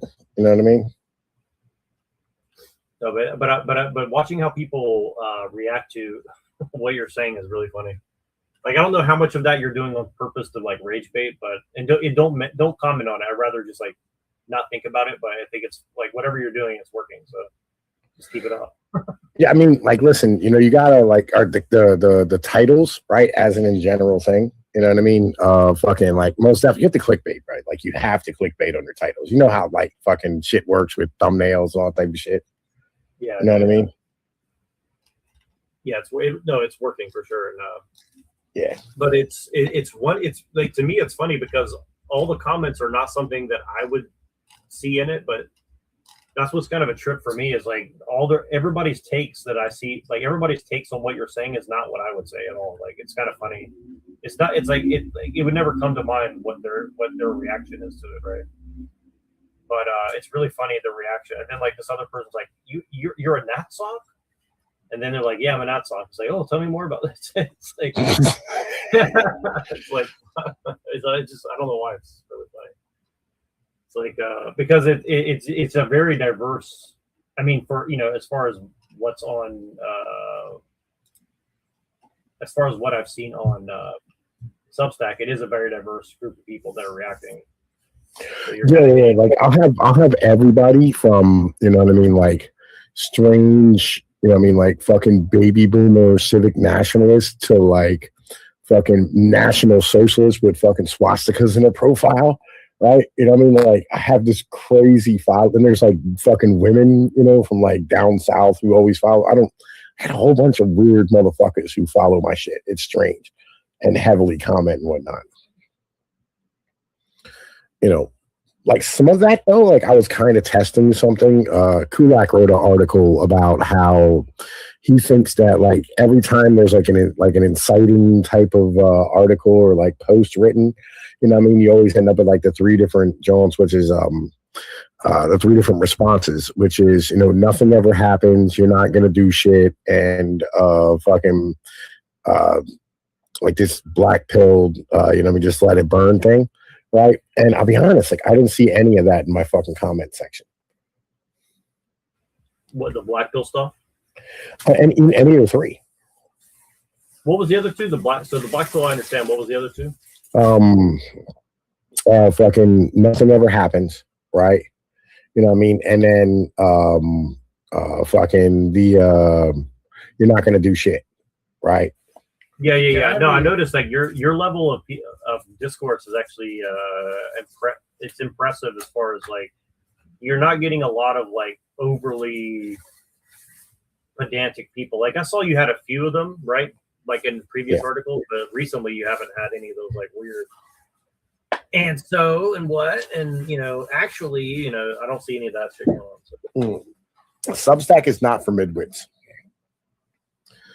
There's just not a lot of midwittery, right, in Substack. Well, it seems like they're trying. That's good. That's nice. It seems like they're trying to push maybe dangerous, but it's not. Hold on, what'd you say? What'd you say, TMO? I said that's nice, but maybe dangerous. Yeah, right. It's like it's actual intellectuals. You know what I mean? Like fucking like for real guys who like they know really, really big words. They start off their article and it's like, the fuck did you just say, bro? Like, what was that? What was that shit that you were just talking about? That shit's fucking crazy. Wait, hold on. Let me see if I can find this article I was reading earlier. Man, this shit was fucking just immediately started off with just going ham. Yeah, I gotta break out of here in like 2 minutes. Yeah.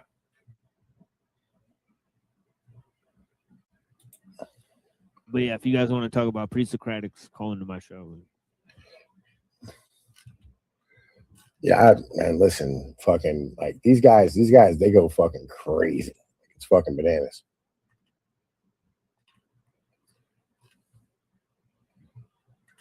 Yeah, I know Machine's about to start a show, and I think we're going over the thing. I want to keep this running, but I've got a few things I've got to do in the near future too. So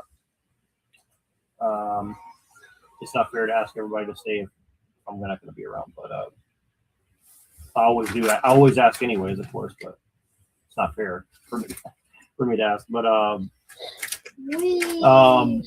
I do want to cover some of the stuff with you. I've just got a sort of tight schedule now. Yeah, man, listen, I'll be honest with you. Like, I don't know, like I called into work tonight and they were like, yeah, listen, we ain't got shit. Fucking it's slow right now because it's like fucking January. So you had like a lull after fucking Christmas and the holidays or whatever. You know what I mean? So like fucking, I had a night off and Shorty got naked and I was like, okay, down. You know what I mean? Oh, the stars are on and you gotta run, you know what I mean? Yeah, listen, guys, you gotta go take care of business. Like fuck the bullshit. Yeah, well, it's like you get some lemons, you make some lemonade. There you go. Literally a metaphor. So I was gonna ask, what would you guys, Machine, are you doing music only, or are you doing a panel later on, or? It's an open panel, but it's just gonna be about pre-Socratics the whole time. So it's up to whoever wants to contribute. I mean, I'm only gonna talk about it for like an hour, maybe only half an hour. It depends on who joins. So it is what it is. Sure. Nice. I know. So you're about to go right now, start your thing up. Tom, you'll be around later today. So go. Yeah, probably. I gotta go write an article myself. You know what I mean? Article. Yeah, I got the young one over here. The youngling getting ready to break some. Go spend some time with your kids, man. You know what I mean? So yeah, I appreciate you guys. We'll go ahead and end here, and we'll pick this up next time. Appreciate you guys. Yeah, peace, brother. Take care. No, you're not. You're doing it in the most non-sequitorial fashion imaginable because I'm that's not a your lane. secretary. I'm not a Like we're all secretary. riffing and we're in a solid groove, and you're like, but fire hydrant, gas station, beehive. And that's the non sequitur into whatever we're talking to. FBB? What is that? What's the acronym? So this is via Trap Appalachian, two ends there. This image is making the rounds on the social medias. Do you see something here? And this picture here, it looks like an ocean. I think the water is blue, but then there's some other lines here. Are you seeing it clearly? Is this how to prove we're not a robot? Is this a CAPTCHA? It could be. We'll evaluate your answers after the stream ends. If we ran this image, the image on the right, through AI and told it to make it look like a snake head or a dragon head, it would look exactly like the image on the left. It would, but you'd have to tell it to look like that. So because I know it doesn't. I know that David Icke is busy planning for Anarchapulco, and he's the resident reptilian expert. He's not available for comment at this time. We'll get back to him later, but right now, this image is the most important I can image on the call internet. Gareth right now, but it's 4 o'clock in the morning in the UK, so I don't think he'll wake up. Well, that's when I got my Easy Heat delivered. We have, the city never sleeps. We have 7 services, 7 days a week, 24 hours. So where is this picture on the right supposedly representing? Yeah. What I would like to see what is that on the overlaid on the North American map? Right. Yeah, We have this is tightly cropped. Yeah, I don't know. I could scroll down, but I think this is just the image. People are comparing it to Is this the the Leviathan. ocean? This is the ocean. Are the people that are talking and comparing, are they idiots? Machine lies. In case you don't get it yet, feel free to jump in at any point, brother, and just. Oh yeah, you kind of got to get in where you fit in. It's elbows out, knees up, keep moving. If somebody falls down, pick them up. For sure. Sure. Yeah. Yeah, I'm just here because of the name. Ted. So I was, I'm just really interested in that subject. You look like you might be able to charm snakes. You put a snake in a right, exactly right. A bowl, a jar, a pot, or a basket, and then if you could just whistle the tune correctly, I think you'll charm this Leviathan and save the entire eastern seaboard. I get my east-west mixed up sometimes. I'm in the Midwest, Right. so I don't know. You actually, Machine Lies, you look like every member of Soundgarden blended together as one human being. For sure. Yeah, I haven't seen And that. I mean that with all love and respect. I do. But you look like the entire band just smushed together as one guy. Yeah, thank you. Yeah. So the meteorologists have been replaced, and now we have to sort of crowdsource the analysis of these weather maps that they're sending us to our social medias.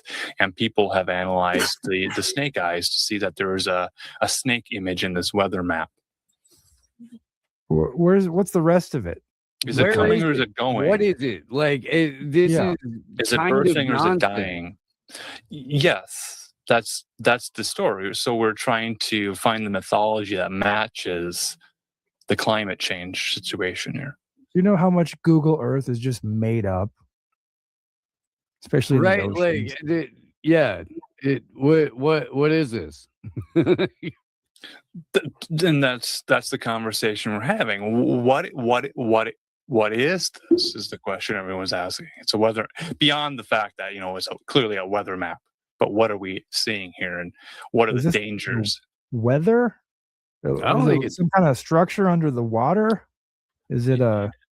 It might be approaching the Bermuda Triangle, if that helps. Do you know the location of it? Approaching the Bermuda Triangle. Is it the Bimini the Road? Atlantic Ocean? I mean, like, is this in? I guess the Atlantic doesn't get super deep, super fast. It's kind of like shallow, and it goes out for a really long ways. So you could probably see stuff underneath of it. But so is there more than this little head image?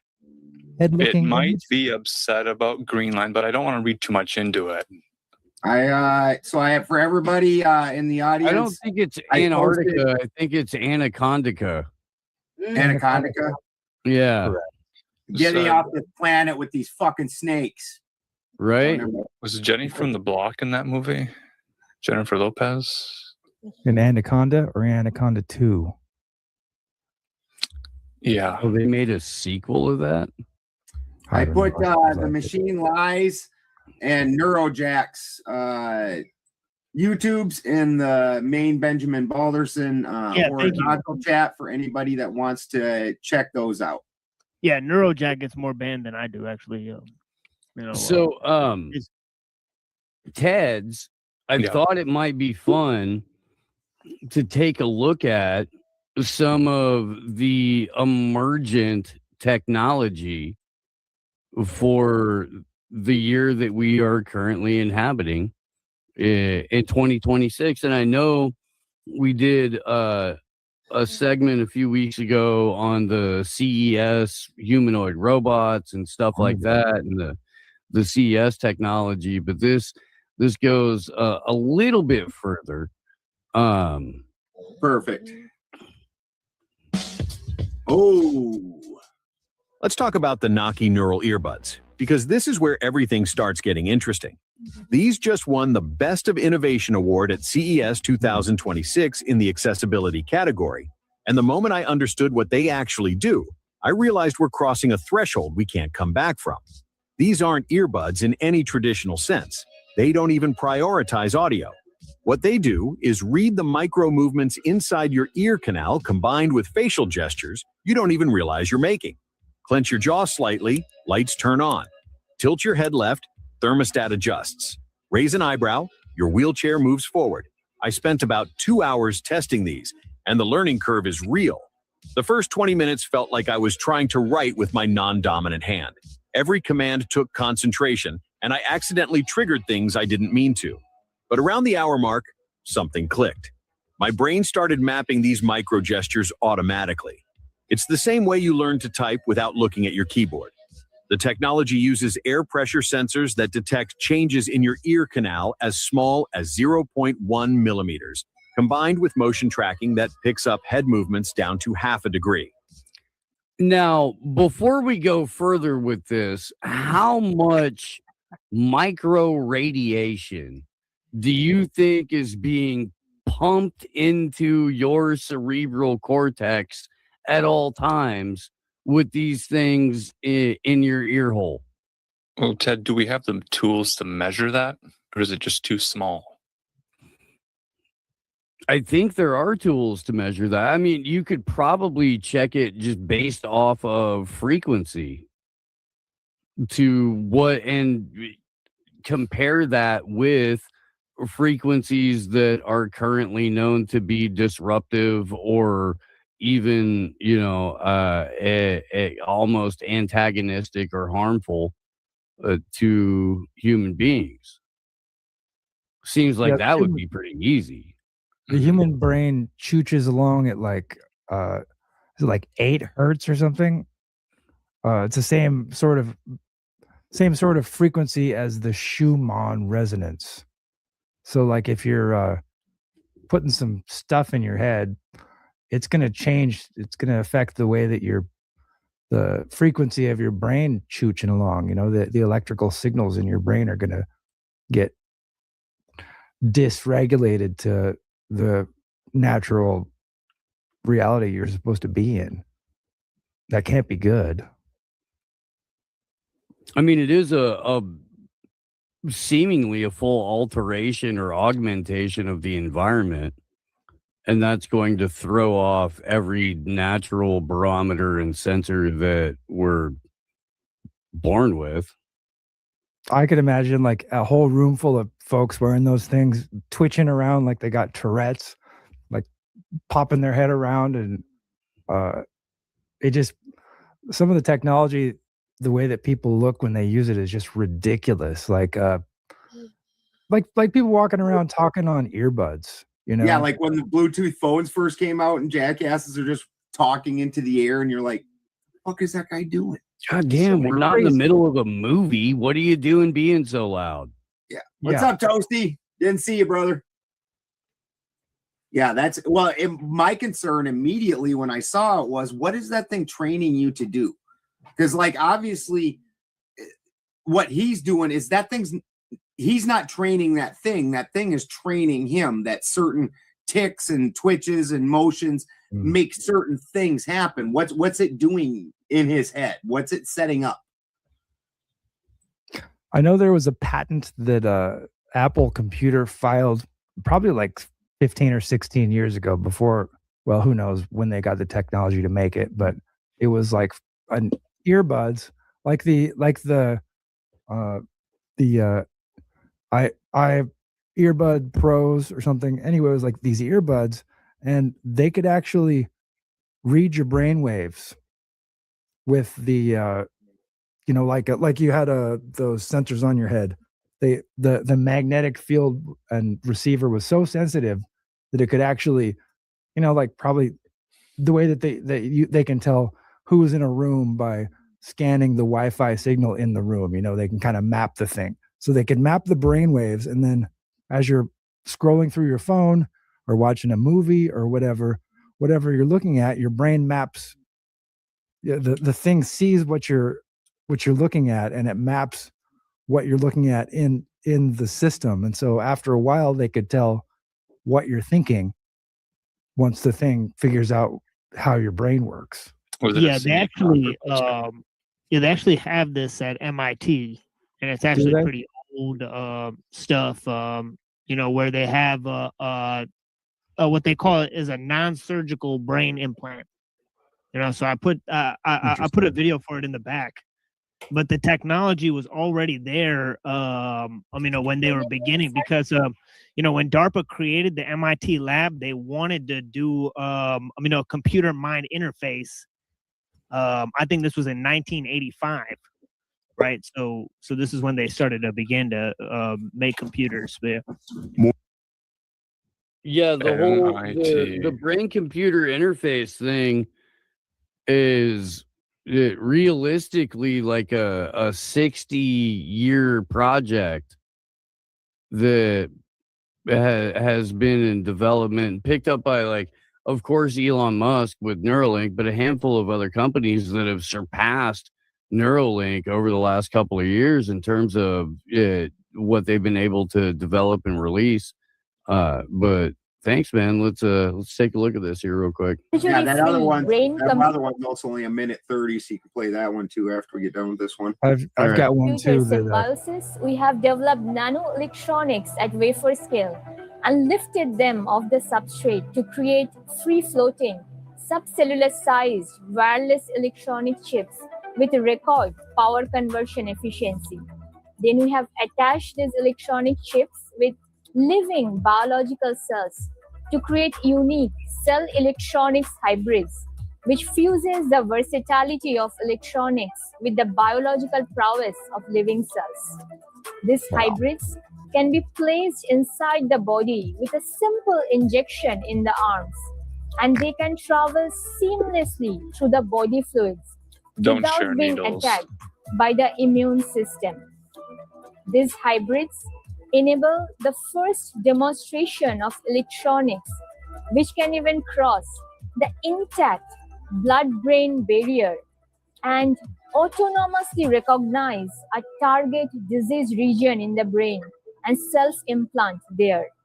These electronics provide precise electrical stimulation of the brain, enabling surgery-free brain-computer symbiosis for transcending humans beyond diseases and biological limitations. Let me ask you guys a question. Yes. Just one? Just one for now. For now. We will, of course, discuss and dissect this.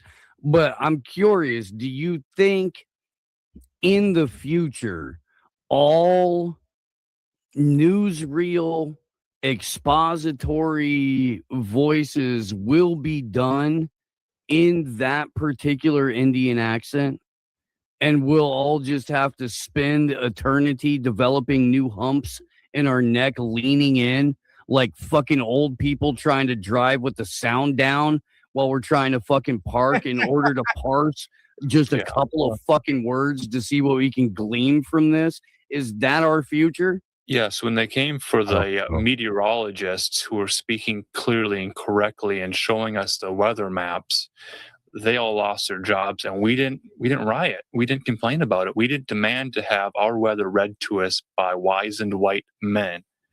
This is what we get.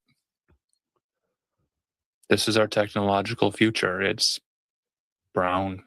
There will be a parsing from the moral center point of the neurological specter of the sphincter of the, and that's you're like, but you could have had an AI do this in a classy British broad voice, or we could have had the dulcet tones of Morgan Freeman.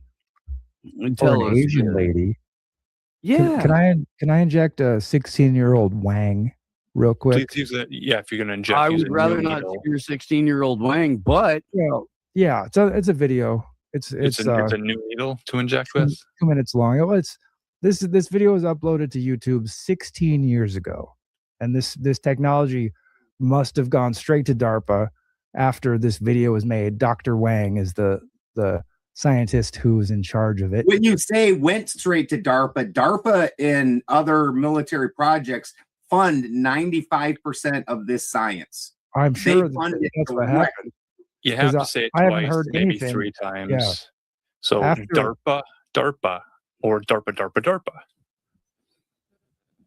So this line of study, like, there's nothing about it. Like I haven't seen hardly anything about it. Like it went silent after this video, and I'm pretty sure that they jumped into something pretty awesome, and are way more advanced than it right now. But dude, I got chills when it said it crosses, and she said it the like blood-brain barrier. the blood-brain barrier. Yeah. Like it's an accomplishment. Yeah, and they have other devices that you basically just wear on your face, and you can have two-way communication with devices, like just like you know, you can control like apps and like your TV, and like instead of like a remote control, where you just wear the thing on your face. I got like that video too, where it's like a device they made. You're welcome to use the share screen for anything or drop anything into the private chat. This is the other one I got. I'll share it.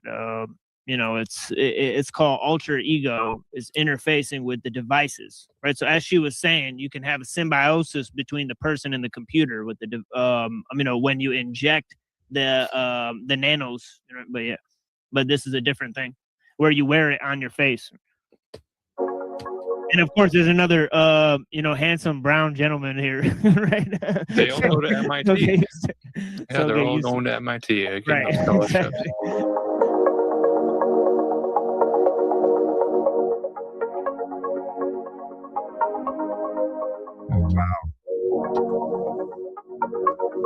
Hey, look, you didn't have to say anything. On his face. God. 10:43 a.m.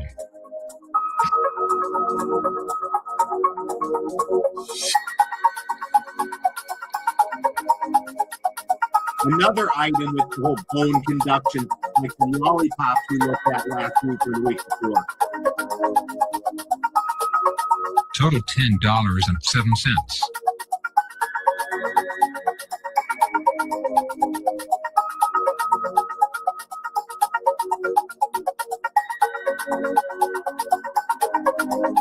Could the technology look more retarded to wear?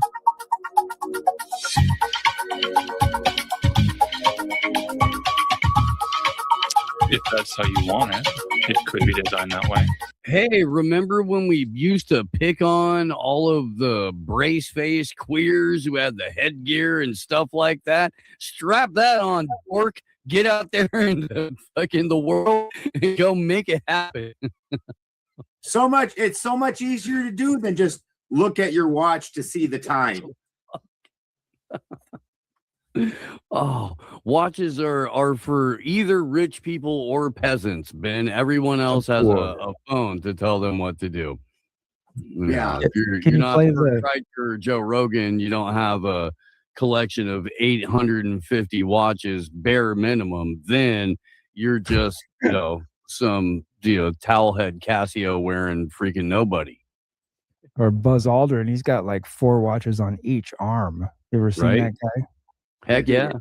Batshit crazy. He is engaged in drug smuggling operations with that many watches on each arm. That's what he's going and converting cocaine money and taking it to the freaking Diamond District in New York and being like, lay a bunch of Rolexes on me. I'm trying to get across customs. Can you play the screen I'm sharing? Yeah. Real quick. This is what I was talking about earlier. The let me find the play button here. Okay. More and more, we will be able to measure and understand how our brain cells function. Deciphering our consciousness is another question, but the experiments of Dr. Yang Dan have proved that in principle, it is possible to read and to understand the brain.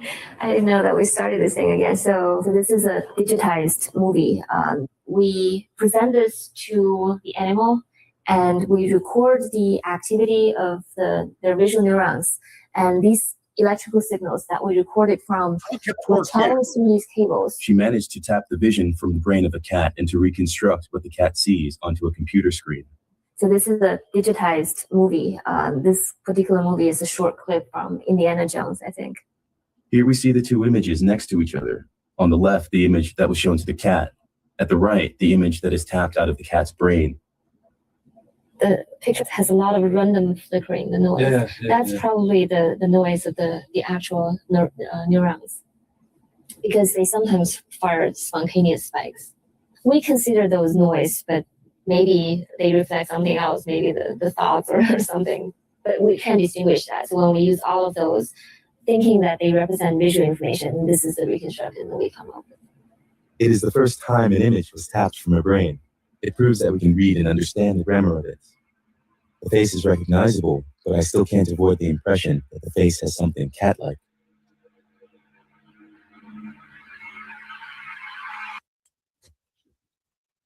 That was from 16 years ago. This was uploaded. Yep. Ooh. I think. Oh, go ahead. I think I heard that they have the technology this day where they can put those visual sensors on your brain and actually show on a video screen what you're dreaming. Well, I mean, true. yes, that's true. And then this is, again, back to the emergent technology for this year. This is what people are putting out into the marketplace. But enhancing what your body can do is only half the equation. What if you could also see exactly what's happening inside your body while you're pushing those limits?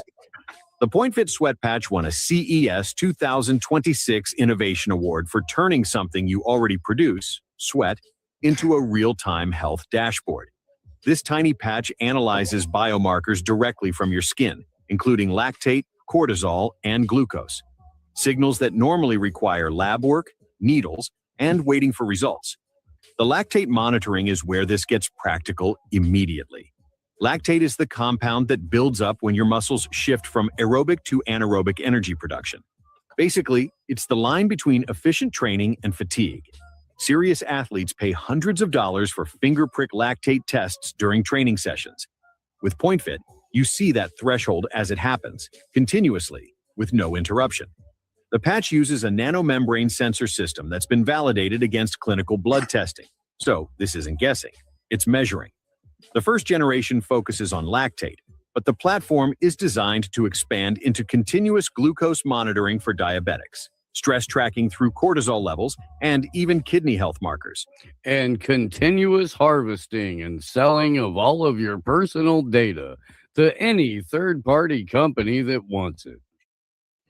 Really, then you could absolutely see people's reactions to any event, and especially in today's digital era where they can just absolutely make shit up and see how you react to it, and then they can make fine-tuning adjustments that we would never consider.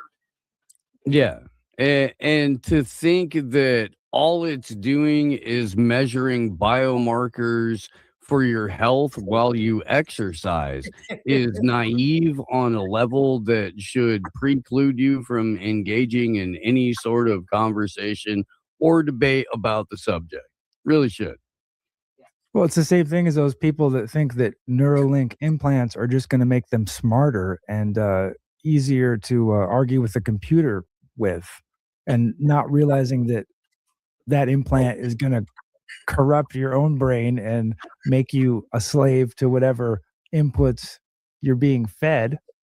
Well, what are you going to be, one of them fags wearing the fucking big face mask one and not get the cool hidden implant one? Right? Yeah. Pork?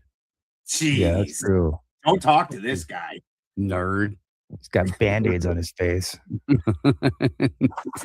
Doing walking around with a half a chin strap. You trying to look like fucking Picard from the Borg episodes? What are you doing over here? Embed that shit like a real man. Yeah. I mean, that's where it's going. Yeah, it's very difficult to argue around that. I maintain that nobody wants this shit. It's just being forced on us, and we're all getting told that it's the only way that we're going to be able to live anymore. And it's to the detriment of 100% of us, even the people that are pushing the technology. Have you seen the video celebrating the life of Stephen Hawking? What also bothers me a lot, people don't understand how slow their conscious mind is and how fast their unconscious mind is. one of the only things that I got out of when they forced me to go through drug treatment was they sat a whole bunch of people down and they were monitoring their brains, and they would show them pictures that would move so fast you never got to stop and recognize what any one of those pictures was. It just flipped through it too fast for you to register it. Your brain, every time your drug of choice would get flipped up in front of your face, even though you didn't recognize it, your fucking subconscious did. And it was like, ooh, like for me, ooh, weed. Yeah. Can we smoke some weed? I like weed. Like, and so whatever your drug of choice was, your subconscious caught that and activated and started actually making moves based off of that your conscious brain never ever had any part of. And so knowing that, they're dicking around inside your head.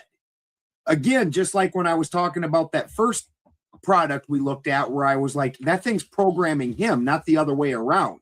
Yeah. What are they going to program inside your brain that your conscious brain will never catch on to? You know, that's real stuff. Because I mean, like the first cup of coffee in the morning, I can smell that first cup of coffee and I have to poop. Like every time. Your whole body starts acting like it already happened. They say that for a regular drug user, like anything that's in the ritual of you doing the drugs, you actually start getting high as soon as that ritual begins, not when you start using the drugs. So let's say every day you get off work, you go home and you sit down and you lay out a little setting and you pull out your pipe and your weed and you grind it up and you do this. When you started even doing that ritual at all, your body already started reacting like, yeah, this is the deal. Yes. Like, and so the thought that they're going to do that, they could possibly do that in so many different ways. I mean, imagine if they want you to be angry. Like, think about like the recent riots. What if they want you to be angry and they just start hitting little spikes in your fucking brain that make that show up, and you don't even know why you're angry. You're just getting crazed.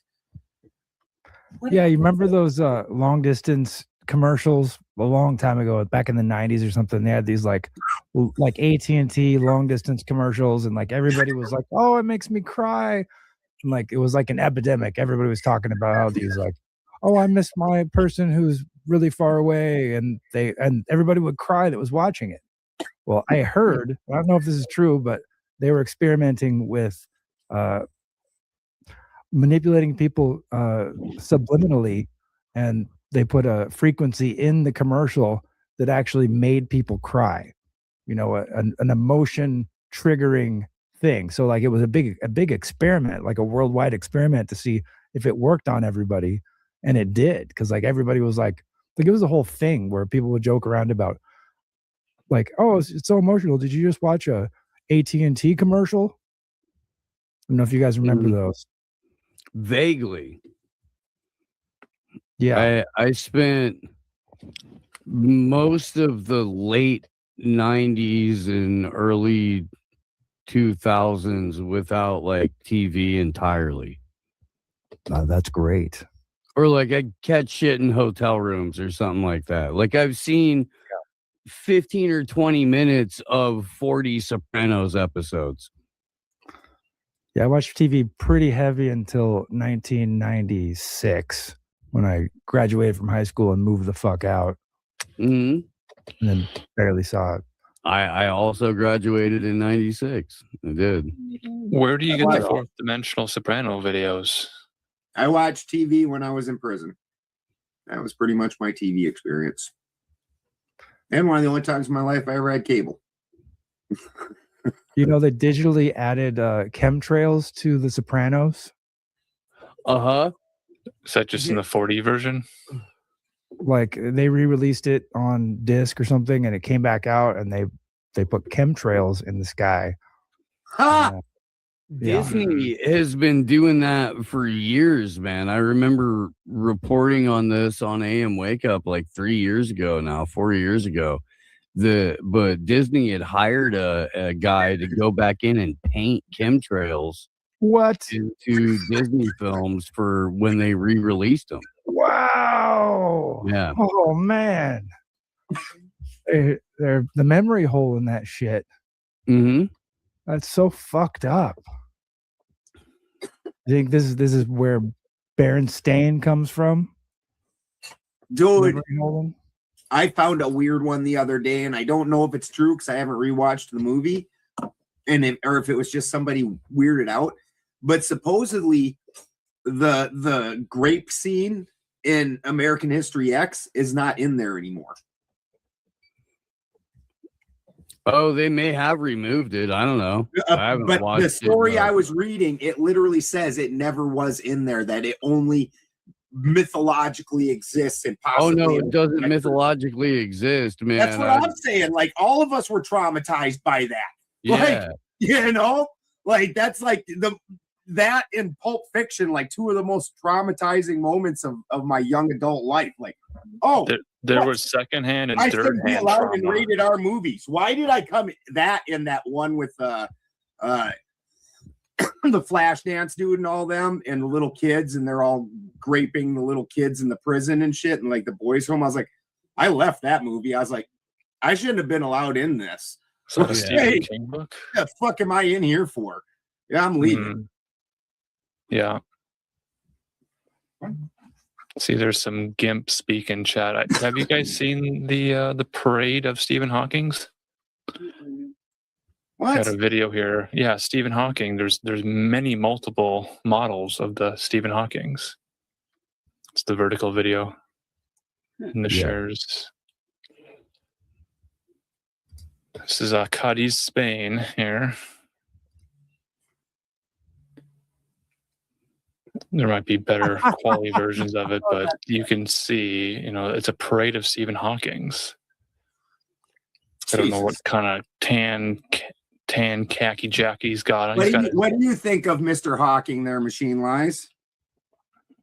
So probably just a fraud. I don't know. I'm not big on like science, and I'm a huge like anti-philosophy guy. Is he wearing an ascot? Well, Yeah, explain yourself on that. If people from balconies start pummeling them with beads, they have to take their sport coat off. I don't think he could take a pummeling from the beads. They would impact the skin. He'd turn purple. It's very I mean, how fragile. come they don't have? I don't understand why they don't have a bunch of midgets running around. They should all be on a couple of floats, dude. Yeah. They should have like just the freaking Hawking. I mean, sure. Run a wheelchair over the cobblestone streets of Spain. Why I can not? guarantee this is not artificially intelligently generated imagery. This is an actual parade. Cadiz, C-A-D-I-Z, Spain. It's a Cadiz real nuts. parade. These are real people. So this is basically the opposite of the running of the bulls. This is what happens when your country has universal health care and like fucking 85 days of paid vacation a year. Well, this is what happens when we're all Stephen Hawking now, and to induce handicaps to make us stronger and smarter than the average man. This is the result of it. We all become a Stephen Hawking cyborg thing. There are downsides. Invite to the island. That's an interesting idea, but I think it is. I think you're right about the island, Ted Steves. I think these are the young girl on Epstein Island, Stephen Hawking's love children. He was on Epstein Island making these babies, and they're going to be They ruling the built world. a tunnel from the Zorro Ranch to Cadiz, Spain. And they're just filtering all of the Zorro Ranch babies into Spain. And now it's the parade of the Hawkings. Yeah, and rather than the running of the bulls, this is the rolling of the gimps. You messed with science, Jeffrey Epstein. This is what you fucking get. You get a bunch of frauds consequences will and never be the same. wheelchairs rolling around with a fucking, auto-tune keyboard. These gentlemen are all handy capable. They're all autonomous men moving at their own free will at a They're pace of capable comfort. of committing felony fraud. Oh yeah. Well, that'll be decided in the court of law, not on a TED Talk on a Tuesday. They're indicted in this particular court of TED. Yes. The machine lies. You said you're an anti-philosopher. Would you explain what that means? Yeah, definitely. I think that like religion is tied to like ethnos, right? So I think like I mean, and I think the original religion was about nature, how nature is intelligent, how it's got like spirit, aspects to it. So I think like the loss of traditions, the loss of the sacred, the desacralization of nature, right? And the global like sort of monoculture, right, that exists today, right, are sort of a product of like sort of science and liberalism. I call it techno-liberalism, right? Like I'm like one of the influences on on Uncle Teddy was this French guy named Jacques Ellul, right? And he said he said liberalism gave birth to its executioner, which is the technological state, right? So he said that liberalism sort of formed the technological society, and that's what sort of takes out liberalism, right? So there's no liberalism left, that like that science created liberalism and liberalism created the technological society. Yeah, the mechanisms by which technocracy is implemented remove all aspects of foundational classical liberalism from society. Right, exactly. So that's it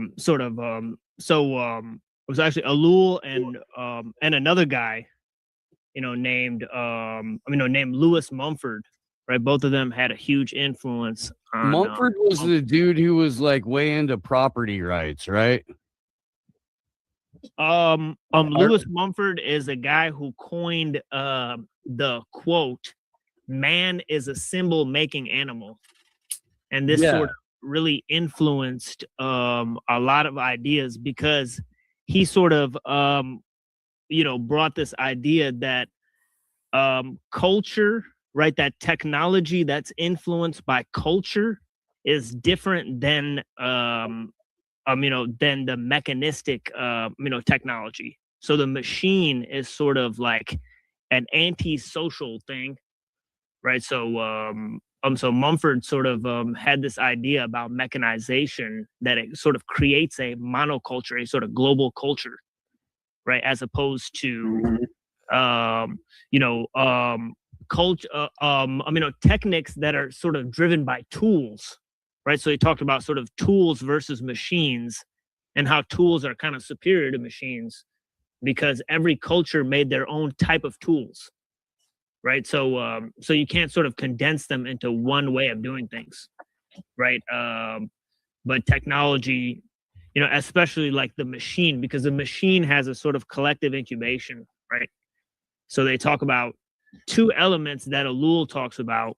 One is monism, right? Which is that once you use once you use one machine, you basically use them all, because a bunch of machines contain different parts for other things.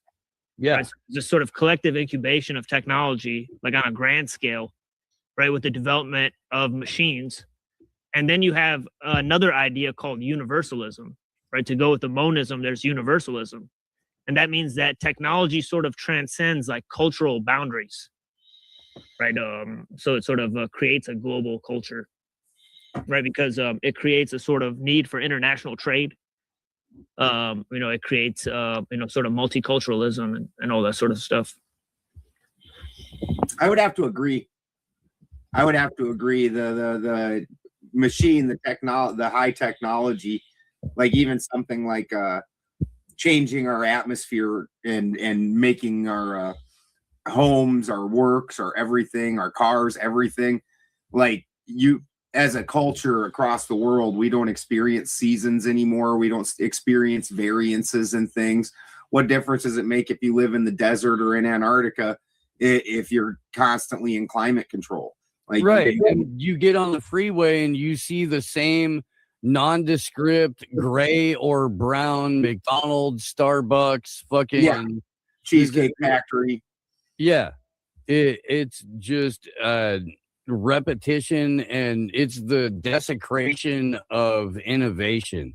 It's the desecration of art. It's the inversion of all things that are sacred. And people continue to cheer it on because for some reason or another, they wind up being like partisan hacks. I don't know. Yeah. Yeah, and that's what goes to one of the huge things that Uncle Teddy and Ellul talked about, which is this idea of liberalism or leftism, right? And how it's sort of the default view of the technological sort of system, right? That sort of, it seems to like that it engenders liberalism as a sort of psychological landscape, because it has a dual effect in sort of massification on the one end, but also alienation on the other end. So it both isolates and collectivizes, and that exacerbates the two ends of liberalism, right? Which is the individualism and the collectivism, right? So it's sort of like, ramps this thing up, to where, you're a global citizen and sort of you have this, global identity. And that's where, Ellul sort of developed a sort of credo against that, right? Which was plan locally, think globally, right? He sort of, created the philosophy of personalism. And he said, we need to foster the local communities. And you see that, most of the people that understand the situation that we're in, they're going to point towards smaller communities. Right, because the logical conclusion of that is like a forced, imposed schizophrenia, where you've got multiple separate identities that are competing for space for all of your time and energy, where you have to be concerned about absolutely everything that's happening in every corner of the world that you'll never be able to have any impact in whatsoever. And then you have to be concerned about, like, it's just this mass propaganda machine that is structured to get you to have visceral emotional reactions to all of the weird shit going on everywhere in the world. And it splits you into so many different pieces of care that you don't have any left over for your immediate situation. And that's when they get you by the balls, because they can be like, oh, are you distraught, frustrated? Do you feel like you don't have a place in the world and you can't affect it? That's okay. We've got universal basic income, and we've got, the life in Avatar land in the metaverse, where you don't have to worry about that, and just plug in and give us your autonomy and all of your biometric data, and you too can live in a utopic little, basically hyperbaric chamber where you don't have to experience any of the bad. And they've already got something that is reading all your face and everything else and making it correspond to something else. How long before that's just Ready Player One, where he's got that special suit where the girl's playing with his crotch and everything? Why even leave your home? You get all the sensory experiences that you would get. You most likely are going to be able to act in ways that you couldn't act in the normal world. Woofda. Yeah. I mean, Ellul wrote The Technological Society in 1964, and he pointed out that the decision to recall General MacArthur was made by an electronic brain called the Washington Oracle. And then he questioned how many other, key decisions, were made by electronic brains, where they simply just put the information in and then it spits out the answer of what the next decision is. Right? Sure. Briefly, if I may, reflecting back on the weather map that I showed, the point of that is IBM owns the machines that predict the weather and give you the weather forecast. So they bought out Weather Underground. All the local meteorologists have been released. They said, we don't need you anymore. So they're maybe streaming on their own TikToks and lives, but they don't have the full audience of a 10 o'clock news or a morning news to tell you the weather. So it's a global culture concerned about all of the weather events everywhere else but outside your own door. So people are staying inside because it's too cold outside, or it's going to rain, or the rain hasn't come yet, but if I go outside, I'll still get wet. There's too much moisture, fighting against the natural world. And that all comes down to weather.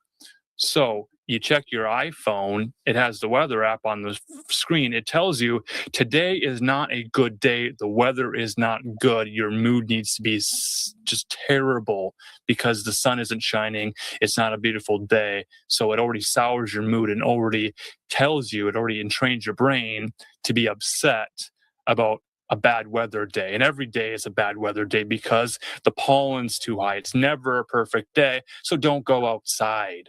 Don't go outside. And that's connected to IBM thinking machines doing the thinking for you.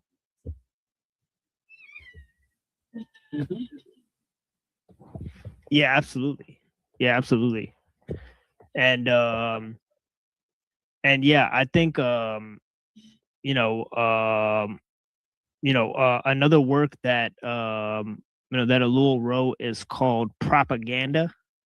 Right, it's one of his most famous works, and it ties to ideas that Uncle Ted explored in a work he titled "The System's Neatest Trick." Where he talks about two types of propaganda. Right, one is integration propaganda, and the other is to antagonize people. Right. And sort of to excite them against, certain issues. And the other is sort of like, just like, like the weather and the community guidelines and C-SPAN and that's sort of like integration propaganda, right? Where it sort of is to educate people on their sort of civic duties, right? So there's this sort of controlled opposition within the methodology of how the propaganda system works. And he actually said that the only thing that justifies it is the technological society. So he said the technology goes hand in hand with the propaganda because it's the first time in history that they can communicate with hundreds and thousands of people at once, right? So yeah, we're in an age of unprecedented mass MK ultraing.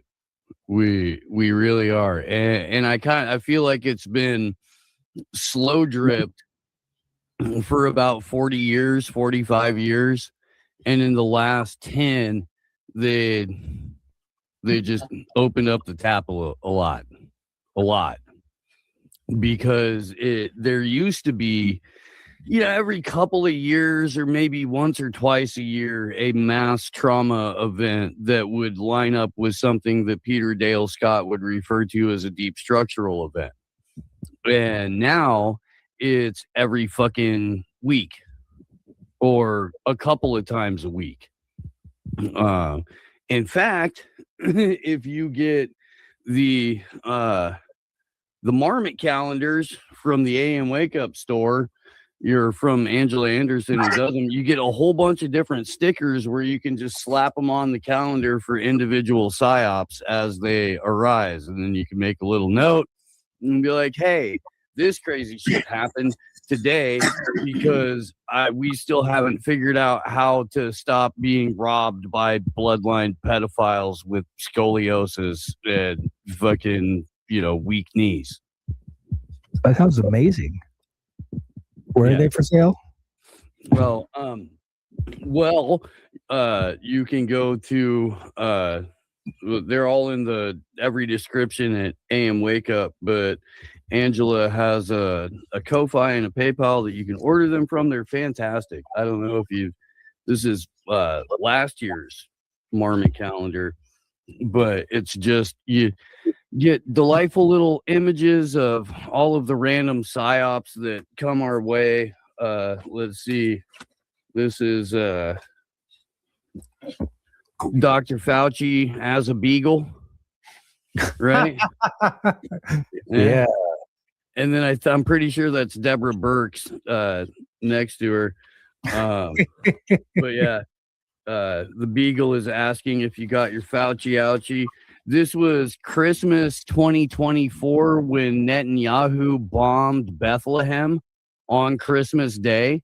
I don't know if anybody remembers that or not, but the Israeli occupation force bombed the birthplace of Jesus on Christmas because they're our greatest ally. Celebratory bombing. But we commemorate these things on the show and put them into cartoon form because we live in a fucking cartoon.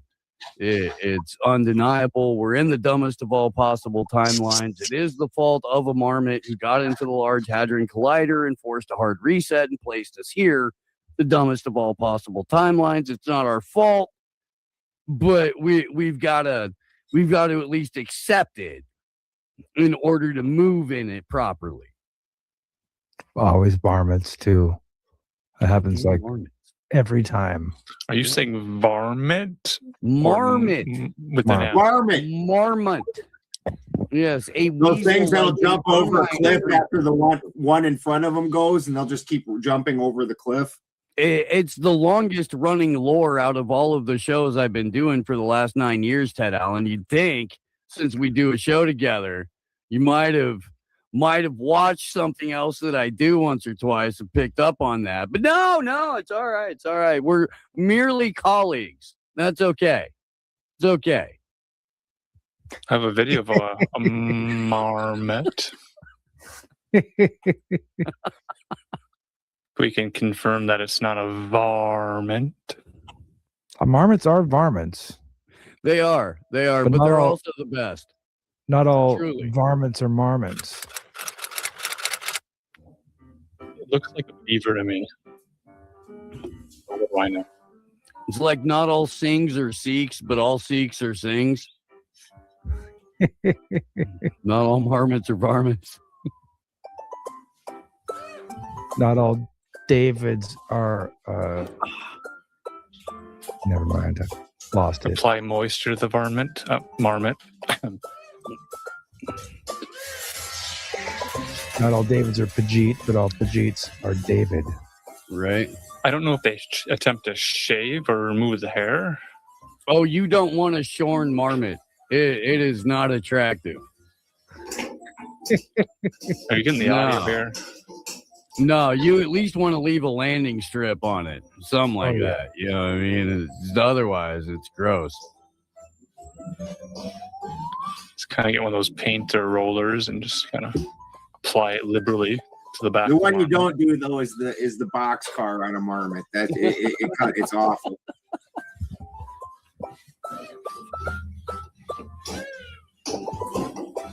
Man, that is a relaxed ass animal right there. If Gomez acted like that when I gave him a bath, I would be suspicious. I would wonder. Fuck, dude. You're sneaking out of the apartment at night. You're going down into fucking San Francisco or over into Oakland. You on that heron. I think it's just because the marmot heard that his fucking the first time I gave McLickens a flea bath, he was the worst of them. He literally ran around the house like 6 times and then ran under the house the whole time doing this super high-pitched yelp and hid under the house for like 3 hours. A couple of years ago when I was in Sonoma, I had to take Gomez to the feed store there and clip him into their dog wash station. And he was still trying to like move like it. He was not pleased with it. Now he's cool. I've figured out the proper schedule of bribery and everything else that like I need to do to get his fucking giant engine block headed bitch ass in the goddamn tub. Yeah. But I just take a shower at the same time, and I just have Christy grab, because I got to do 6 of them, so I just fucking have her march in one at a time and drag that fucker in with me, like, you're in it now. Yeah. No, he really got so much better over the last year and a half. These guys got better so much. It's not open WWF with these guys anymore, but they still don't like it. Like it's always the groups of 2, and whichever one's get in the shower, the other one sits out there and just shakes like you're about to abuse it or something. They just shake. Oh, you're like, oh my God. Do you ever go down to the farmer or Tractor Supply? They've got the dog wash station there.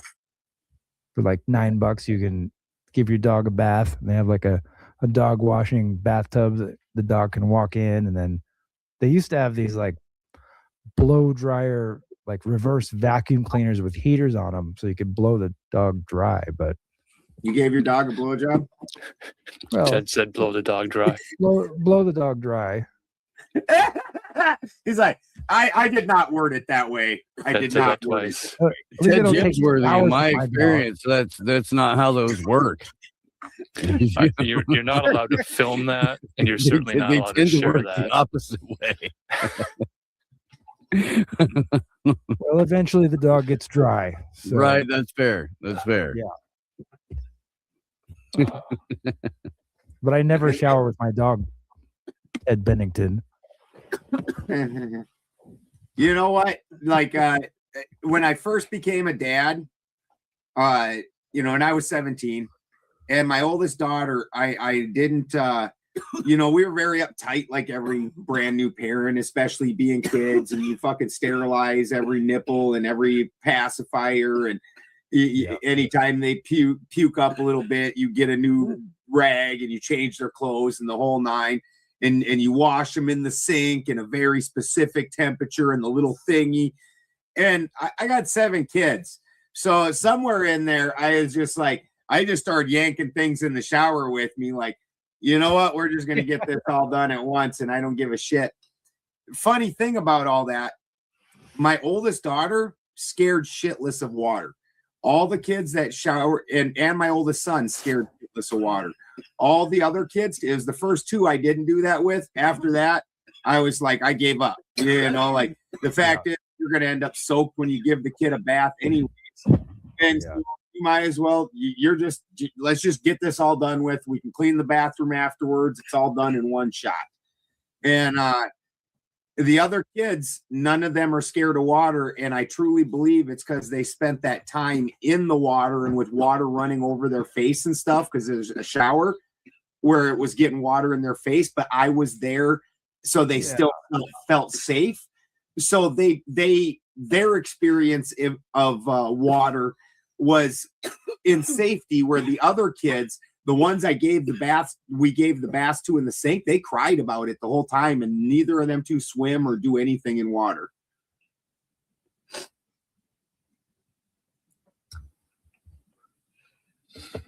Send me an email.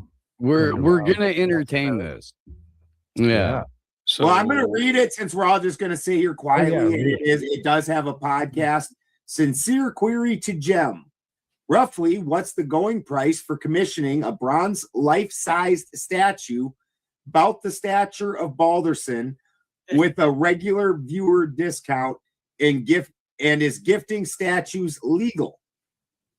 Yes, gifting statues is totally legal. In fact, it's encouraged by me and this panel of Teds, I think. So yeah, I'll give you a killer deal. Right? You can launder way more money when it's a gift. Oh yeah. Allegedly. Yeah. Nobody on this panel has had enough money to launder. So we have to say allegedly, not because we're trying to cover our asses, but because we just don't know. Personal life experience of moving. Yeah. I've laundered so much money. I guess that maybe the machine lies does have like $1 billion back there that he's created out in artwork. I don't know. I could be speaking out of pocket with this. Are you machine lies? Are you a multi-millionaire or nepo baby sitting on a fortune? No, sir. No. All right. No. If you were, would you tell us? No, not I. No. Yeah. That's kind of what I thought. I knew it. Do you possess a sweater, sir? Oh yeah, great. How many quarter zips do you own? Could you for just a moment put the sweater on, pull the hood up over your head, so we may officially Ted-in you? Oh yeah, we will give you. We will induct you as a Ted if you're able to come up with a hoodie and a pair of sunglasses, which you're already halfway there. Yes. Yeah, I don't have a hoodie at this age, at this late age. Do you have a towel or blanket, a shawl? Oh yeah, we got like a. Okay. All right, well, fake it, fucker. We're trying to help you out. Yeah. Yes, 2 out of 3 ain't bad. Burger King napkin. Yeah, I wouldn't go out with the towel on the head, type of thing. I think that'll, misconstrue certain, things here. Valid Let's point. give the man a Ted name. let's I let's don't take know. care of that. The lies seems rather Ted appropriate. It's very Ted appropriate. Well, then you're Ted Sheen. Ooh, Ted Sheen. You are hereby Ted Sheen. Pronounced China. Where's his lightning music? I'm trying to fucking find it. You don't have it on a little button somewhere? Yeah, I just I have it memorized. You don't have the tune in your thought I head. had it on this one. I guess I'm gonna have to go bring it back because I saw it on. We'll just kind of rock back and forth and bang our head to the tune that we can hear. We like a silent disco. Have you heard of those? What the hell? Silent disco. Or only the people in the silent disco can hear the music in their head and they'll dance to it. So and they're no one all else can hear dancing it. with no music? Well, Are they you don't sucking hear the on music. lollipops that make the music go through your bone things like that, the thing that machine lies showed us? Well, I can't reveal the secrets to the silent disco on a Tuesday night on a free stream. That's true. Oh yeah, better wait. That would be ridiculous. It would not be appreciated. I did hear earlier the word resacralization. That dude, I was having so hard to fucking not laugh about that because I was it's desacralization. Yeah, it's What I heard, Ted Chine. it's was nothing to do with you, resacralization. machine lies. It's do you know who Marty Leeds is by chance? Everybody knows who Marty Leeds is. He's all over the internet. He's a Christian that does like gematria and has developed into quite the cult leader. Lives in a yurt. Yeah. Beautiful structure. Yeah, he starts talking about resacralizing things, and we have like this. I used to know the guy, so I mean, resacralizing. I've not heard that one. Yeah, desacralizing of nature. Specifically. Yeah. I think that's like Rene Guénon or something like that. Oh, yeah. He's an alchemist. Yeah, I know him. Yeah, that's heavy duties. Yeah, I have his fucking books. Yeah, that's like Guénon and Evola. Yeah, that's a huge, that's heavyweight concept. Yeah. He's a great. His shit's pretty fucking great. Oh yeah, it's pretty amazing. Yeah. Love the Renees. Can do no wrong. Oh yeah. Say her name. I don't know how I missed that. Did you say that before? I don't know how I missed that the first time. That's why I keep notes. I wrote it down. I use this technology called ballpoint pen. Sometimes. All right, Helen Keller. Do you keep those ballpoint pens in a sack vase? Sometimes I have to replace the balls. But that's just a regular maintenance schedule. That was gold, and Steve gave me nothing. For as many times he cries at you about not fucking laughing when he's putting them out, that was gold. I got nothing.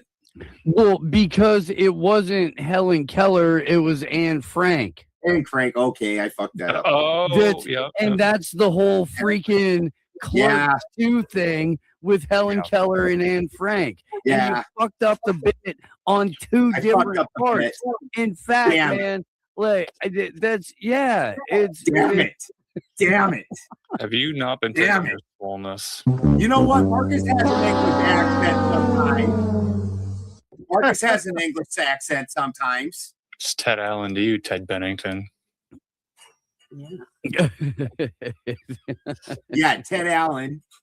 And look, anybody, dude, you could be as blind as Anne Frank and get that right. You could be.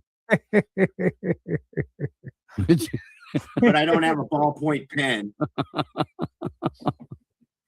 Anne Frank did. You're correct, Windhammer. Anne Frank invented the ballpoint pen. Al Gore invented pants and the internet. Well, what else are you going to do while you're hiding in an attic from the evil Schnazis? But invent ballpoint pens and write diaries. That's like need is the mother of invention.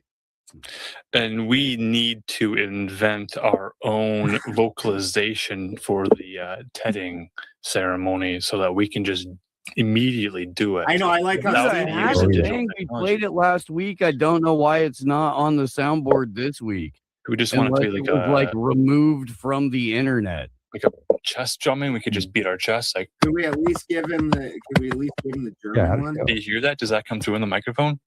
Yeah. Poorly. Or we could just plosives like a beatboxing.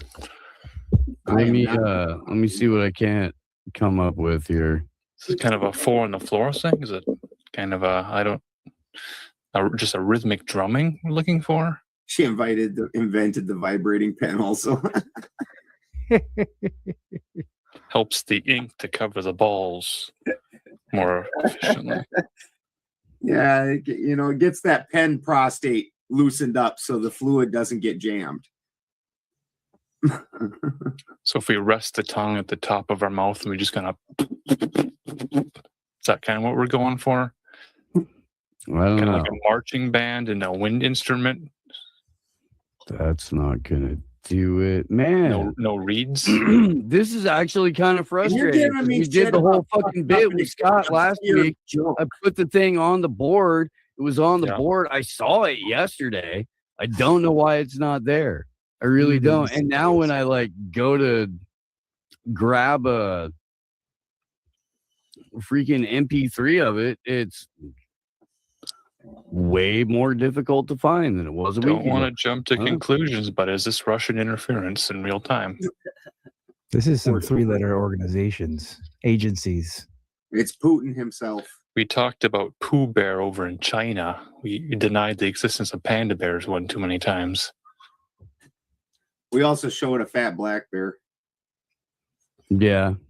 Oh, geez. We said fat black bear. All right. Well, I get a bounce. You haven't even played the Tedning music. I have limited hours between now and my next show, and significant work to do between that. So we'll have vocal band practice. We'll enunciate sort of the plosive tones. At least to kind play of do a in the marching German beat. music. We what? Who, huh? At least playing the German music, something. Oh, Ted Chine has been his okay.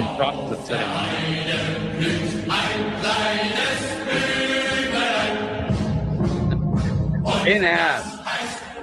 Salute however you feel.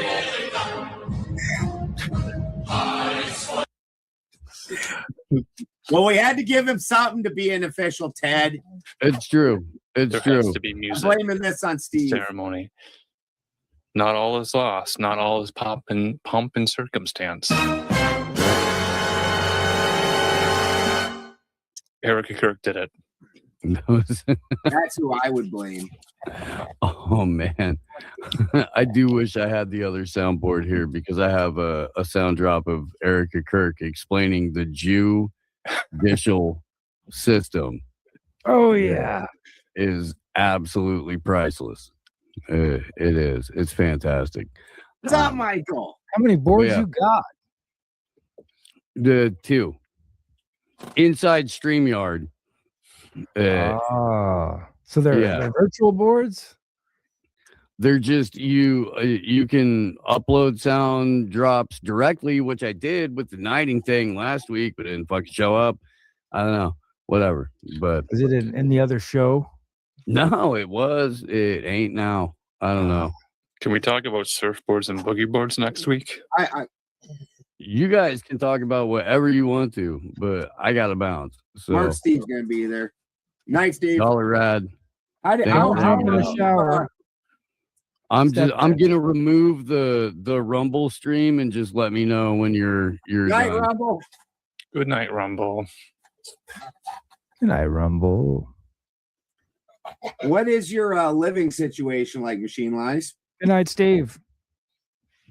I am possibly moving to Ohio soon. So yeah, I'm in the process of moving to Ohio. Are you moving to a city or what's the deal there? Yeah, like kind of like close to like Hamilton and right, like that sort of region, right? True or false? Ohio is for lovers. Oh yeah, yeah. 4 That's of them? kind of why I'm moving there. Approximately 4. But yeah, After 4 ex-wives, they kick you out. So make them. Do you have interest? Any interest in trying to live that the off-grid type life or anything like that? Oh yeah, definitely. Yeah, definitely. Yeah, a lot of interest in that.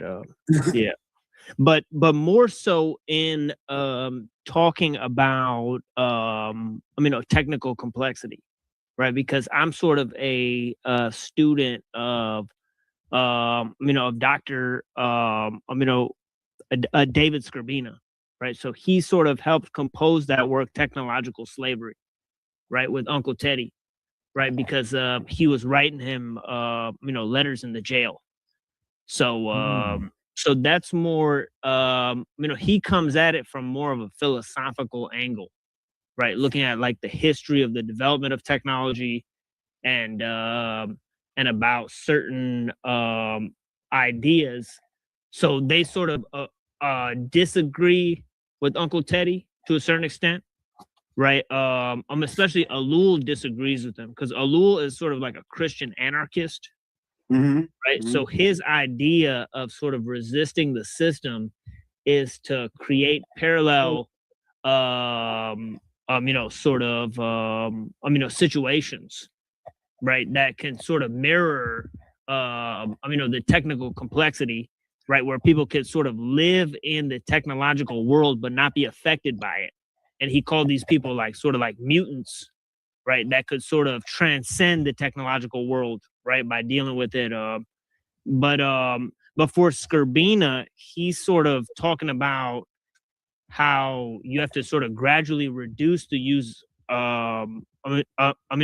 especially the use of mechanical technology to about 1200 AD, where where you get rid of clocks, right? So he wants to get rid of the clock, right? So he thinks the clock was a pivotal changing point, right? When they invented the mechanical gears. Oh, absolutely. Right? Away from sort of being in tune with the cycles of nature, right? He's sort of a panpsychist, so he thinks that nature is basically like God, right? And he's more of a guy who thinks that mind and nature are sort of like the same thing, right? So we're like living in a sort of mind, right? But it's also made up of minds, right? So he thinks like all of nature. I mean, it's basically a typical pagan with only pagans typically anthropomorphized their the aspects of nature. Yeah, so they took those aspects and gave them names and whatnot, but then also there was an overall general system to it. Yeah. Yeah. He's more looking at it from the view of Heraclitus, right? He's like very much like into philosophy. Like I went to Athens to study with him, right? Because he's like really like obsessed with Greek philosophy, right? So he studied the pre-Socratics, and there's a guy named Heraclitus who says that nature is sort of like a creative fire, right? And sort of it's like creating itself all the time. And he also said that war is the father of all things. So it's kind of like war and strife sort of cause everything to change. And he kind of described how nature is made of like these opposites, and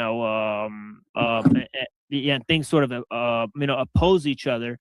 And he said there's no such thing as being, there's only becoming, right? So he said so he got like pretty deep into the metaphysics of it all, right? But yeah, so we've been talking about Heraclitus, and he's sort of like pre-Stoic, right? See, the Stoics, they sort of thought of nature as God, right? But you say Heraclitus, someone else might say Heraclitus. Yeah, Heraclitus. Yeah, there's a clit in there. Only becoming. Yeah, there's a giant clit in there. Yeah, there's a rumor that it's like a real thing, but nobody knows. You see the side chat, Jim? You should find that and answer that after Machine Lies is done talking here. Can I go back for a second about the mutants? I had a question about that. Yeah, you're off the clock, Jim. So they live in the world with the technology, but they live outside of it. Is it like using, like I had this hashtag I used to say, friend zone the New World Order, or friend zone the NWO. And the idea was like there's like a meme where there's like all these girls in a hot tub with like a nerdy kid, and like he's like, it's his hot tub, but they like wanted to go in the hot tub, so they friend zoned him so that they can use the hot tub but like not be romantically attached to him. And I see the New World Order and the technology beast like that. Like I'm not gonna like build my life on it, but I might use parts of it, like the internet, like to talk to you guys, and AI to, answer some questions sometimes. I'm not going to use it as my doctor, but it helps out. I feel like I friend zoning the New World Order is kind of friend zone the beast. Like don't build your life around it. Build a separate life next to it, but don't say fuck you. Like take what you can use. Yeah, if you look up like his development of this idea of personalism, it's pretty interesting. It has a lot of like sort of mechanics to how it's run, but the main credo of it is again this idea of plan locally, think globally, right? You're sort of foisted into a global situation, right, where you have to sort of decide local factors within it. So some of the ideas that people have come up to is this idea, obviously that Uncle Ted mentions, right, about how wild nature is sort of the antithesis of industrial society, right? So he says, the people that are against the technological society, they should see wild nature as the ideal, right? So sort of this idea of replanting wild nature, right? Or sort of an idea of community forestry, right? Where people figure out what plants, are indigenous to their area, and then sort of commence with the, replanting of wild nature, and to thrive. Because you can eat I got this app where I can take a picture of a plant and figure out what it is. It tells me. So I like let my yard, I hate lawns, I don't mow lawns, just like let it go for a couple of years, and I've got all these beautiful plants. So I went around, like figured out what they all were, and the app doesn't tell you if you can eat it or not, so I'd have to like cross-reference in a book to is it an herb, is it medicinal? And Like we got like a whole garden in our front lawn. Like me and my wife will go out there and pick a whole big bowl full of plants and make a salad out of it and eat it. You know, it's just insane. People don't even realize. Yeah, and there's a whole series of thinkers, like Ivan Illich, E.F. Schumacher, and Petty Linkola, right, who describe like radical solutions, right, to like in terms of deep ecology, right? So there's a lot of ideas, in conservationism and deep ecology that sort of deal with wild nature and how to make that, your ideal, right? And be in service of that instead of being in service of the the world technological system, right? Petty Linkola, is that her real name or her nom de plume? That's a dude from Finland, right? Petty. Yeah, Petty is his first name, Petti, and then Linkola. Yeah, and he is a pretty much a radical thinker. A lot like Uncle Teddy. But one of the main guys is this dude named Ivan Illich, right? Illich, right? Who's sort of, he wrote a book called Deschooling Society. And he wrote another book, I believe, called Energy and Equity, right? About how like, cars and different, systems of technology that we've implemented sort of having a large scale impact on communities, right? Why schools might be disabling your ability to learn. Ivan Illich. Oh yeah, it's great stuff. Yeah. Villain like a villain. Why has Ivan always got that terrible reputation? And Wonder Wild Treehouse Pirates, the gentleman who asked about the statue earlier, wanted to know about possibly having a contest for somebody like throughout the year who displays the most Uncle Ted type characteristics. And his example would be like somebody that lives in their father's basement and saves up and buys a piece of property on his own. He would be a contender, a sincere man up award. I think that would be absolutely awesome. Yeah, well, I don't know if you guys know this, but Uncle Teddy was actually getting, a lot of money from his parents to go live in a cabin. So, so that was actually happening. So he did not go independent from his brother and his parents, and that was part of the problem with this sort of lifestyle, right? He had to sort of still get help from others in order to sustain it, and that sort of gave him up, eventually.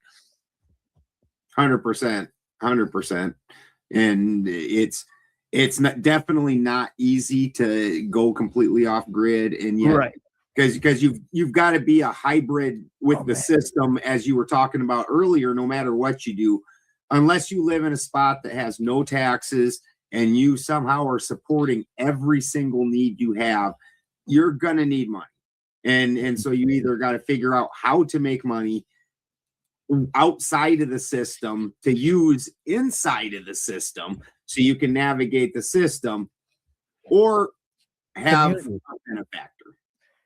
Yeah, and I saw Gems Worthy sort of asking about that too. I put a video in the back about that, you did? Little from ellul, explaining this concept, if you guys are interested. In the back, and where? Good stuff. Yeah, I see the links here in the studio chat. We'll save all those links. I'm putting them in the in the share. In the share, I just shared it. So, like in California, we're not able to bring up the shares at the moment. Oh, whoops. So we won't be able to screen share anything. That's power bestowed only to the tech bouncers. Yeah, no worries. Yeah, no worries. Should we move over to the control studio that we have? That is one of the benefits of the after party. Yeah, the de-escalation station. Yeah, we will have to start setting up with the other. Well, Steve was going to fix it on StreamYard, so we could not have that problem. Either that, or we need to start using the other one. Well, to next week, I'm done with. I'm done this week with swimming lessons. So Congratulations. Do you know Can how to you, swim now? I butterfly know how to stroke or swim, a yeah. breaststroke? Nice. Can you do the breaststroke? I mostly just doggy paddle around and catch little floating balls. Oh, okay. Okay. It Keep seems my good hands enough. That would have saved you in the Titanic, anyways. multicolored floating Good balls. that the balls float. It's a warm. All right, guys. They think you'd have to swim to the bottom and pick them up. You never know how it got so warm in there, but We if you didn't catch it, we had a hell of a week. I think I've been streaming for like 5 days in a row or some shit like that. Are you addicted to streaming? Right. Oh man, I was so worn out last night. Well, last night was Christy, but like the 4 days before that, we had some heaters on Sarah Tomato's channel. Mm-hmm. And so everybody can go check those out. Beth Mayhew, we went on her channel. So if you guys didn't know, Benjamin Balderson is a big deal. He's becoming a big thing. Everybody wants to ask him questions. Pretty cool. You bet. So he's like chat daddy. You think that Ted has gone to his head? But for everybody else, after check those out, we'll get some more stuff going this week. Well, again, we're working on the more stuff. I hope everybody enjoyed the intro. That's my boy Freddie Badger. Check out his. Oh God, wait till you see it after the show. It's great. My boy, he has a album called Good Time and People. Check out Freddie Badger. He is the best. And we love you guys. If you're not a member, come on over, and we're about to start the after member section. We will leave it not members for a few minutes. Machine Lies, if you want to pop in and say hi, and then we'll send a link to you so you can jump into the show and continue if you want. If not, it was great having you, sir. Where's this happening at, or when do you guys stream? I'll start it up as soon as we end this one. I'll start it up. Yeah, stick around after this. Stay in the stream. We got to switch to a different StreamYard, so give me like 2 minutes and that stream will pop up. Just jump in it and say, "Here I am," and I'll drop you the link and you can jump backstage with us. Okay. Yeah. Good night, YouTubes. Yeah, blessings. Yeah, I could come through for a little bit. Yeah. All right. Night, guys. Love you guys. Love y'all. Remove.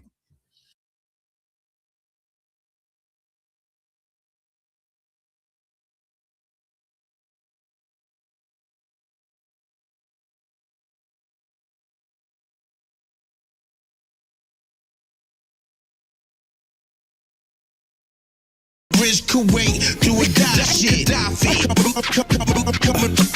Coming from the bridge Kuwait, do or die shit. Yo, my gun burn like acid. Your flesh chastised, little worm ass maggot nigga thinking he more fly. Gaddafi lines is justifiable. Homicide, green paper, demonic faces. Money haunts me. I don't talk much when it's beef. I'm just a known creep. Nocturnal scope in the desert, cover the whole beak. So when I spit black talent, you hear my bird speak. Only bird your bird ass see is when you type a tweet. Mock day, Grand Padre, machete your teeth. Casually, I pull out blade and wipe it on your cheek. Tiffany Green Air Maxes, 9.5 classics. Mockty, Frank Matthews, crime praying mantis. Lay on the track like I swallowed 1,000 Xanaxes. And you should never ask questions if you don't want the answers. Gaddafi, 252, across the planet.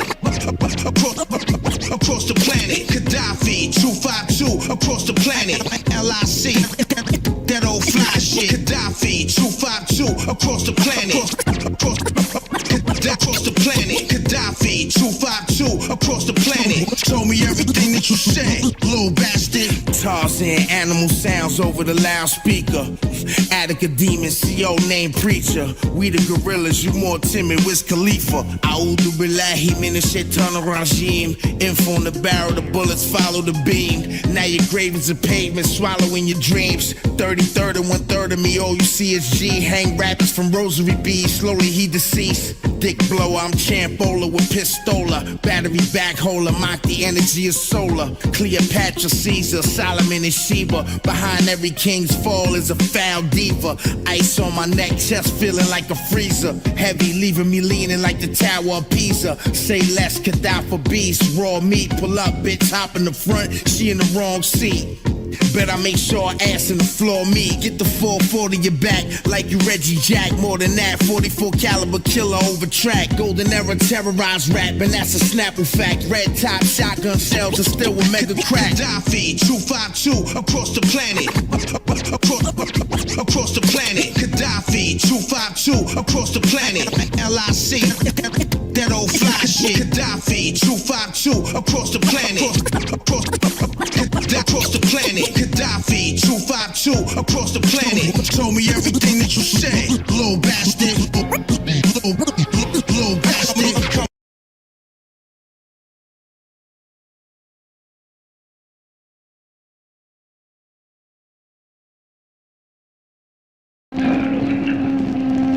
Making him suffer. Exactly.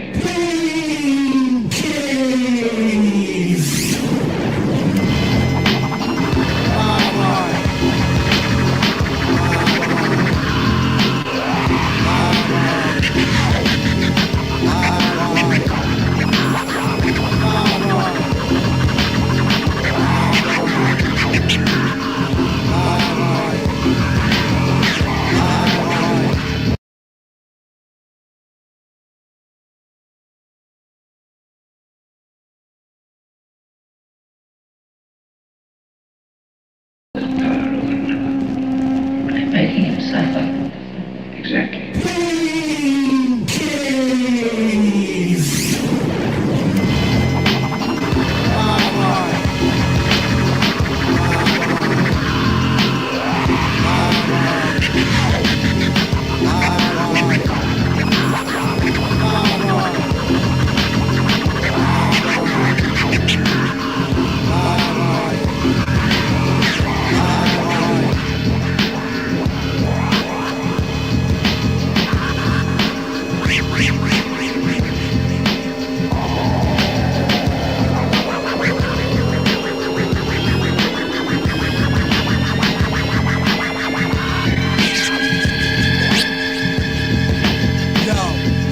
Touch with rust and clutch, spun out of the dust and careen into the temples of automated destruct. Nanotech bugs in a plug and unplug. Vision for the fly shit hybrid. I run among the mud, skipper sworn through warnings in the warning Beirut. Little Billy blunderbuss looking for more recruits. City life is practice, casket truancy. That's the rule of you and me. Crash on mass lunacy. Friends used to laugh fast, crash little troop on me. Now they check the bags with a staff class and Uzis. Who deserves a rap without warning? This ain't got but a morning with a sports scorch. New York forfeit. Run among the poppy fields, order some more clips. Store trips are rare, but the fare is forceless. Gloomy bought the city of Lego and shitty metal hole. Jitters to the floorboard, burn almost aborted. Flight of the accidental tourist morbid. The advertising god so oddly courtship. Godly corporate squad plot these tortures. Holiness is hard and it's costing God fortune. Guess he took a second job on a force to afford it. I don't want a part of these self-fulfilled prophets. Man, it's too much for my stubbornness. I hate the people running shit. Sleeping ground, oh below, wishing you peaceful sleep. Horror on the surface emerges less frequently. Metal bars of ancient roads dissolved from the scenery. What the fuck? I'll take a hostage and walk to the mosh pit. Pristine untouched. MB703's unscuffed. Trust is a commodity crushed by Pol Pot. Your cookie cutter laws contain flaws in philosophy. Toppling down a flight of extra box steps to life. Cause the man that raped my sister won't sleep right tonight. Suppose the pretty horses and four could love more. But I'm exhausted by the scope of this dark god of opiates. Breakfast for the dystopian ruthless whole movement. Seasonal effects of the butchery's looking good. And our writer's block is a prison camp with free press repress. We can hypnotize the herd. Live fly visions that attack like Alfred Hitchcock. Raise a rabbit carrier fish. True, the only form of calm not tapped. The trap strong in the cranium of future reveling with his whistling song. I know you're listening. Get down with this bitch, whistle along. Obedience is not enough. Power is inflicting pain and humiliation, otherwise you cannot be sure. Power is tearing human minds apart and putting them together again in new shapes of your own choosing. It's like the Bilderbergs came to dinner with filthy birds. They pussy all infected, I'm looking for milky words. They pull my third eye out, then they let it dry out. Had to pour my belief in Christ to find out what I look like with no skin. The movement faded while the back of my paper is still illuminated. Even your dough, flipped Egyptian euro. Got my website shut down by the bureau. Can't kick it with the dead until my life stops. But Bush got a Ouija to talk to Adam White's hot. I breed martyrs, turn fans to artists. Put a couple G's together before harvest. Like, I'll take all this. The hell I'm doing, dipping this whole fucking pound in embalming fluids. You think I rhyme to do it? If it's too foolish, try this. If you can't help but sleep, peel off the eyelids. If you want a vision of the future, imagine a boot stamping on a human face. Nazi, a group of people who want to rule the world. Hitler's second book was The World Order, the New World Order. The Council on Foreign Relations crowd are trying to establish today what Hitler established yesterday. But Hitler's been demonized. 85% of the people want a national ID card. They want what Hitler delivered. We're living in the last days, what will be the prophecy? The seven-headed beast, place the hexagram upon the streets. Illuminati kamikaze, who are the real Nazis? Beware of the modern day Hitler. Your Masonic seals on your dollar bills suddenly transform into swastikas. 24 elders appear from the four corners as I recite verses from the scriptures. Angels descend, the sky blackens, the sun turns into blood. Behold a pale horse rider from a distance. I see the four horsemen of the apocalypse. The entrance to the pyramids where the secrets of the lost ages are buried, wrapped up like mummies, uncovered like archaeology. This is the new discovery of the LCOB. Secret society, trying to keep the Illuminati propaganda, enslaved through legal tender, Holocaustic brain, Washington, super state epicenter. There's nowhere to hide the great eyes on me. Entertainment industry, spiritual Zyklon B. Collectively collude to leave the free man slain, shepherding sheep into the concentration campaign. Run for your life to escape the Gestapo police. These are the real terrorists, and the fear won't cease. Capitus diminutia, engage in politics. Seers of Bavaria, worshipping the idol six. Totalitarian rule through conquest or consent. Total Aryan school, requested all the bombs sent. Yeah, you heard right, this is the new Third Reich. Double-headed eagle in flight, swoops like a thief in the night. As the prison walls harden, the parallel goals of Halliburton and IG Farben become apparent. Underneath the parent Union Banking Corporation of NYC heads up the distribution of RFID chips to make you slip into submission. Become civilian citizens of neo-fascist jurisdiction. Illuminati want my mind, soul, and my body. Children of lost souls, crossroads, source flows in the valley of death. Don't step where the corpse grows. Ain't nothing magic like Angel and Copperfield. Novus, Ordo Seclorum on a Masonic seal. Illuminati, I'll be ill. Follow what they fathers build. Eye of illumination stamped upon a dollar bill. Secret symbology, the circle in the prophecy. Skull and bones, scroll, lock and key. That's the policy. Raping the nation, the philosophy is Satan. The hypocrisy we facing like we got to be forsaken. Lost without a savior, burning the corpse upon a cross with our neighbor and toast the forgotten flavor. What? Neo-Nazi, fascism, the classism, collapse system that felt the venom when man bit them. When that's given, then nothing can never come of this. The smoke and mirrors of shadow worlds that don't exist. Illuminati want my mind, soul, and my body. Secret society, trying to keep the eye on me. Illuminati want my mind, soul, and my body. Secret society, trying to keep the eye on me. Illuminati want my mind, soul, and my body.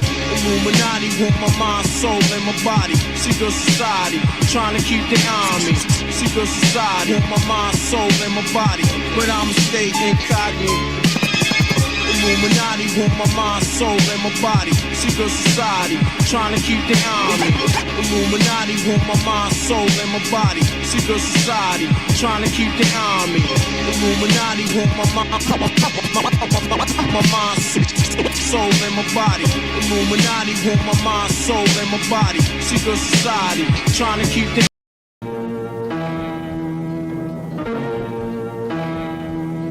emergency, emergency, emergency, emergency. check the army of doom patrol. Now I see human life as a whole at the end of time. Through tiny incisions cutting my soul. Waste intake, defecation, racing, testing methods of DNA retrieval stage. 38 months disintegration. Ready to build like first menstruation. What's your biological limitation? I study regional class and occupational subculture. A primitive change, but less rapidly through the vultures. Jesus returns as a woman with no evidence of carcasses. Say goodnight, I got the shakes, cause the body's mangled with Parkinson's. I see men build machines without treating their own disorders. Plus the Christian madhouse where the Cardinals planning the slaughters. Sickly holiness, my connection to Kabbalah leaves you motionless. Focus the Maccabees, last days of kosher dish. Kosher dish. Emergency broadcast system. We interrupt your remedy schedule program. Pay attention. Emergency hold out for urgency. Declare martial law. Warfare. State of emergency. Emergency broadcast system. We interrupt your remedy schedule program. Pay attention.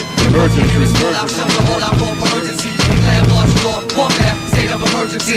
Bearded Islamic circuit, break the secret service, shadow mind control, walk in the astral plane, consciously earthless. Manifesting truth to swallow serpent, snake like in they purpose. Slither sucking, fork tongue twisting, holy scriptures into curses. As the siren sounds, soldiers with weapons underground with grasp. Perhaps the only way to get up, pointing crosses with the gap. Now picture that. Ghetto terrain clustered for armor tanks and Romans. Federal emergency declared, prepared as their troops closing. Commandeer with riot gear, rifles secure, where the beast lives. We coming through like 12 and for the arms and the Easters. We can all gain a place within the presence of the sun. Time to revolutionize with the mind and the gun. Emergency broadcast system. We interrupt your remedy schedule program. Pay attention.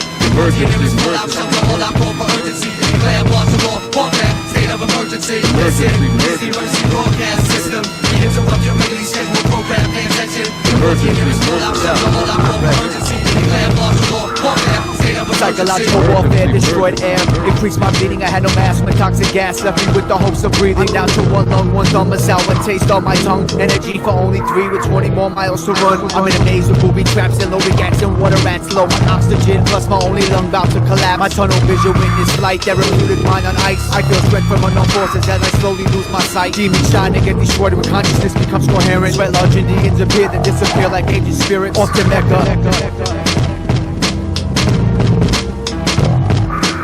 Emergency broadcast system. We interrupt your remedy schedule program. Pay attention. Emergency hold out for urgency. Declare martial law. Warfare. State of emergency. Emergency broadcast system. We interrupt your remedy schedule program. Pay attention. Emergency hold out for urgency. Declare martial law. Warfare. State of emergency. Emergency. This is my rifle. There are many like it, but this one is mine. My rifle is my best friend. It is my life. I must master it as I must master my life. Without me, my rifle is useless. Without my rifle, I am useless.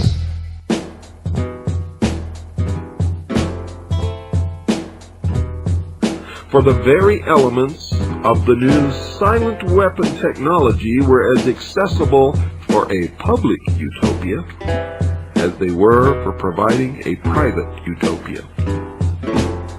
The issue of primary concern, that of dominance, revolved around the subject of the energy sciences.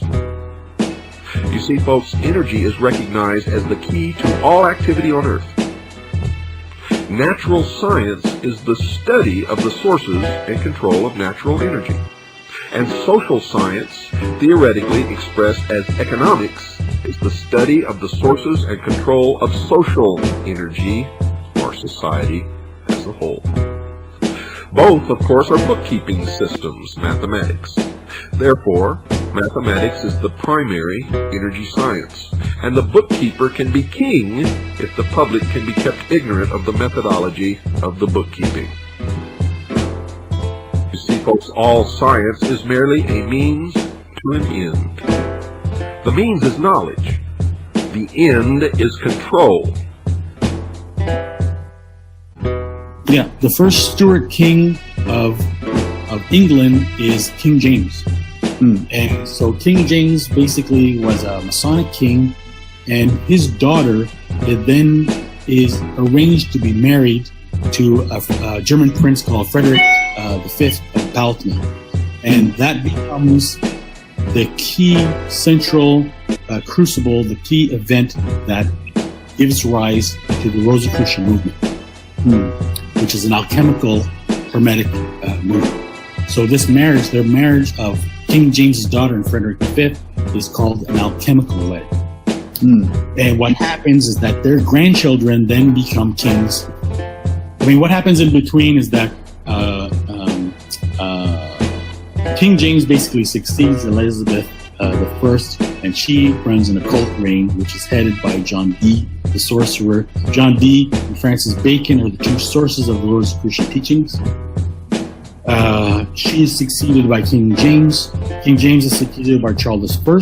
Charles I is executed by Oliver Cromwell, who basically succeeds to power for a short period. Cromwell was surrounded by Rosicrucian. His movement was a Rosicrucian movement, and they were in contact with the chief rabbi of Amsterdam. His name is Manasseh ben Israel. So all the leading Rosicrucians were in the circle of Manasseh ben Israel, and they were working together to petition Cromwell to allow the return of the Jews to England.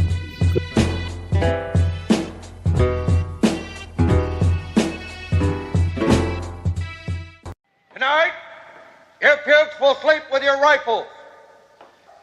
You're married to this piece, this weapon of iron and wood, and you will be faithful. This is my rifle. There are many like it, but this one is mine. My rifle is my best friend. It is my life. I must master it as I must master my life. Without me, my rifle is useless. Listen to this black visionary, bringing war like a revolutionary, constructing daily portrait of murderous melodies. So prepare for death be your penalty. Now you're a mere memory, bloody victory, soldier driven mad by centuries of lies and trickery. They're going to kill a spree, putting devils out their misery. Hearing scream sounds of agony, my hostility takes over me. Mind adventuring through the cracks of insanity, down the hallowed halls of hell, walking the trail of tears with no fears, giving them partials cold stares. Cause I know they fakes and snakes are stabbed in the back with poisonous tactics. For wicked acts they get subtracted. My rifle and myself are defenders of my country. We are my rifle and myself are defenders of my country. We are the masters of our enemies. We are the defenders of my life. I like it. I like up on the head. Under siege, I like it. I weld a silent weapon for the squad war that's in store. My physical's on a world tour. My brain is waging war in the urban. Cinder blocks stacked like castles. They call them project housing, arousing anger. Divine.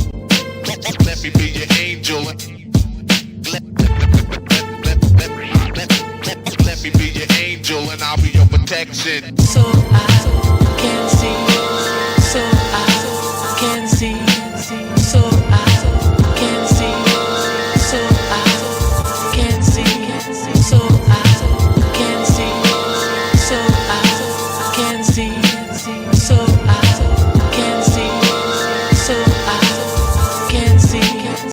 Waiting for something to wake up, like some type of consciousness inside of a machine, I think that that's probably dubious and not likely to occur in the near future. But I think it's important to consider that machines are already alive and conscious. Data is one of the big ones. They named it after like brainwave states and all that. Wait, machine. What's alive? What are you saying here? Well, I just think that the machine, like, literally, like, almost has its own consciousness that it's deciding that, like, that possibly was gonna happen. Like one of the doomsday scenarios, like out of all the doomsday scenarios that was listed, I think one of the top ones was this guy named K. Eric Drexler, who actually invented nanomachines. And he was considering what would happen if a nanomachine learned how to replicate itself and then just spread around like mushroom spores. No, but not learn. Like here's where I disagree. They don't learn. Who teach it? They are taught. Like, so we think learn, then we think like, well, we learn stuff on our own. We can navigate, curiosity, trial and error.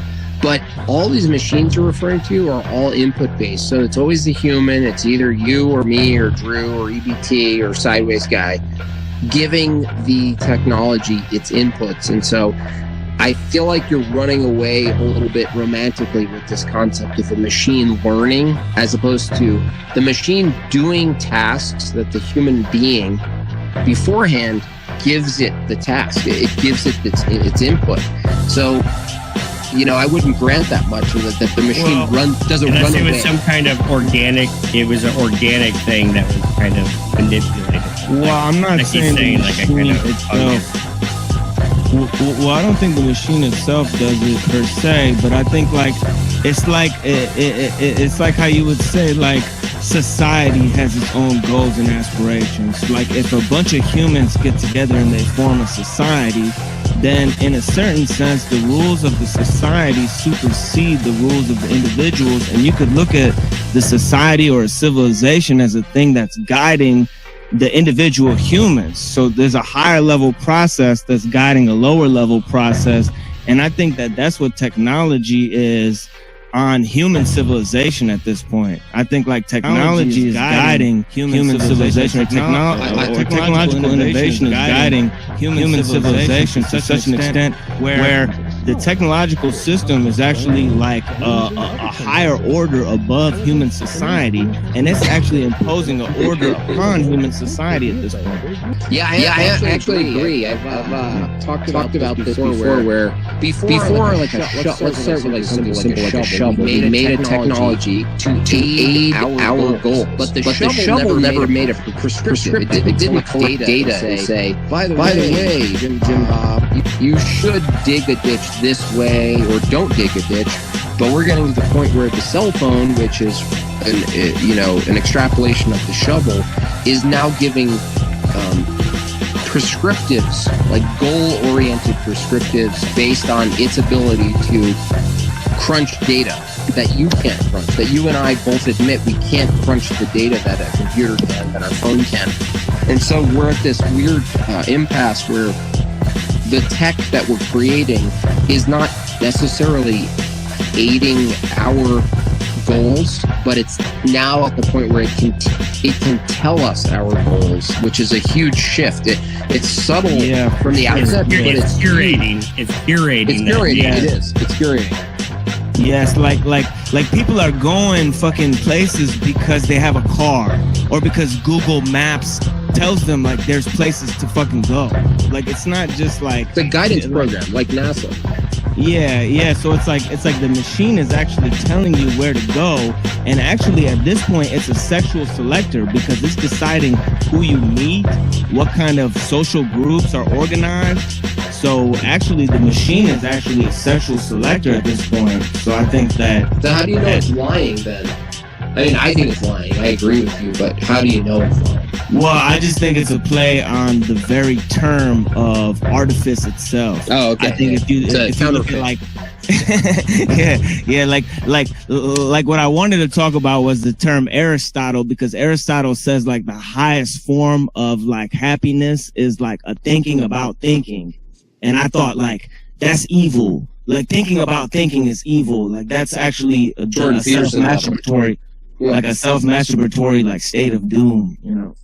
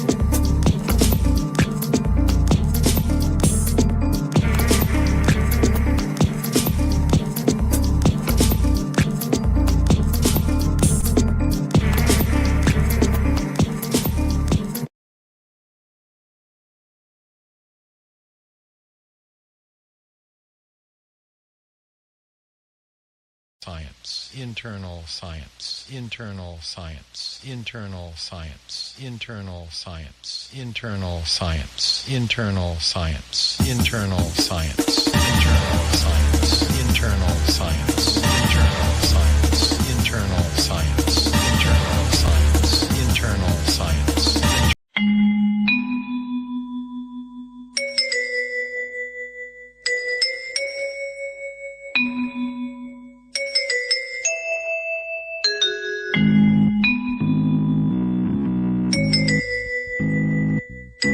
Packed up ingredients stacked up my laptop, downloaded that military cookbook PDF, elements, everyday chemicals at my reach, household bleach to extract the potassium chlorate, boiling on a hot plate with hate, recipe for disaster, plastic bomb blaster. I mix up 5 parts wax to Vaseline, slowly dissolving gasoline, add to potassium in a large metal bowl, knead like dough so they leave real slow, gasoline evaporates, cool dry place, I'm strapped up, cross my chest, bone belt attached, deeply satisfied with the plan I hatch, electrodes connected to a gas cooker lighter, switch in my hand, the situation demands self-sacrifice, hitting back a vice with a £50 price.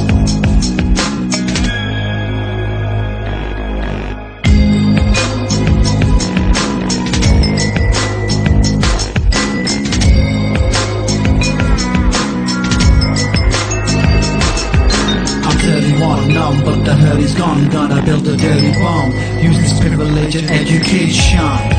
My PhD will free me, paid off the ruskies for weapons grade uranium. Taught myself skills from Pakistan to Iran, upgraded in stage 2 of the plan. Rage, a thermonuclear density gauge, sold by the tensions from a base in Georgia. I get some cobalt 60 from a food radiator, so easy to send the infidels to their creator. It takes a dirty mind to build a dirty bomb. Simplicity is numbing, genius is dumbing down the situation to a manageable level, to make the world impossible to live for these devils. A suitcase of Semtex, a mobile phone trigger, blow them all to hell for $1 million figure.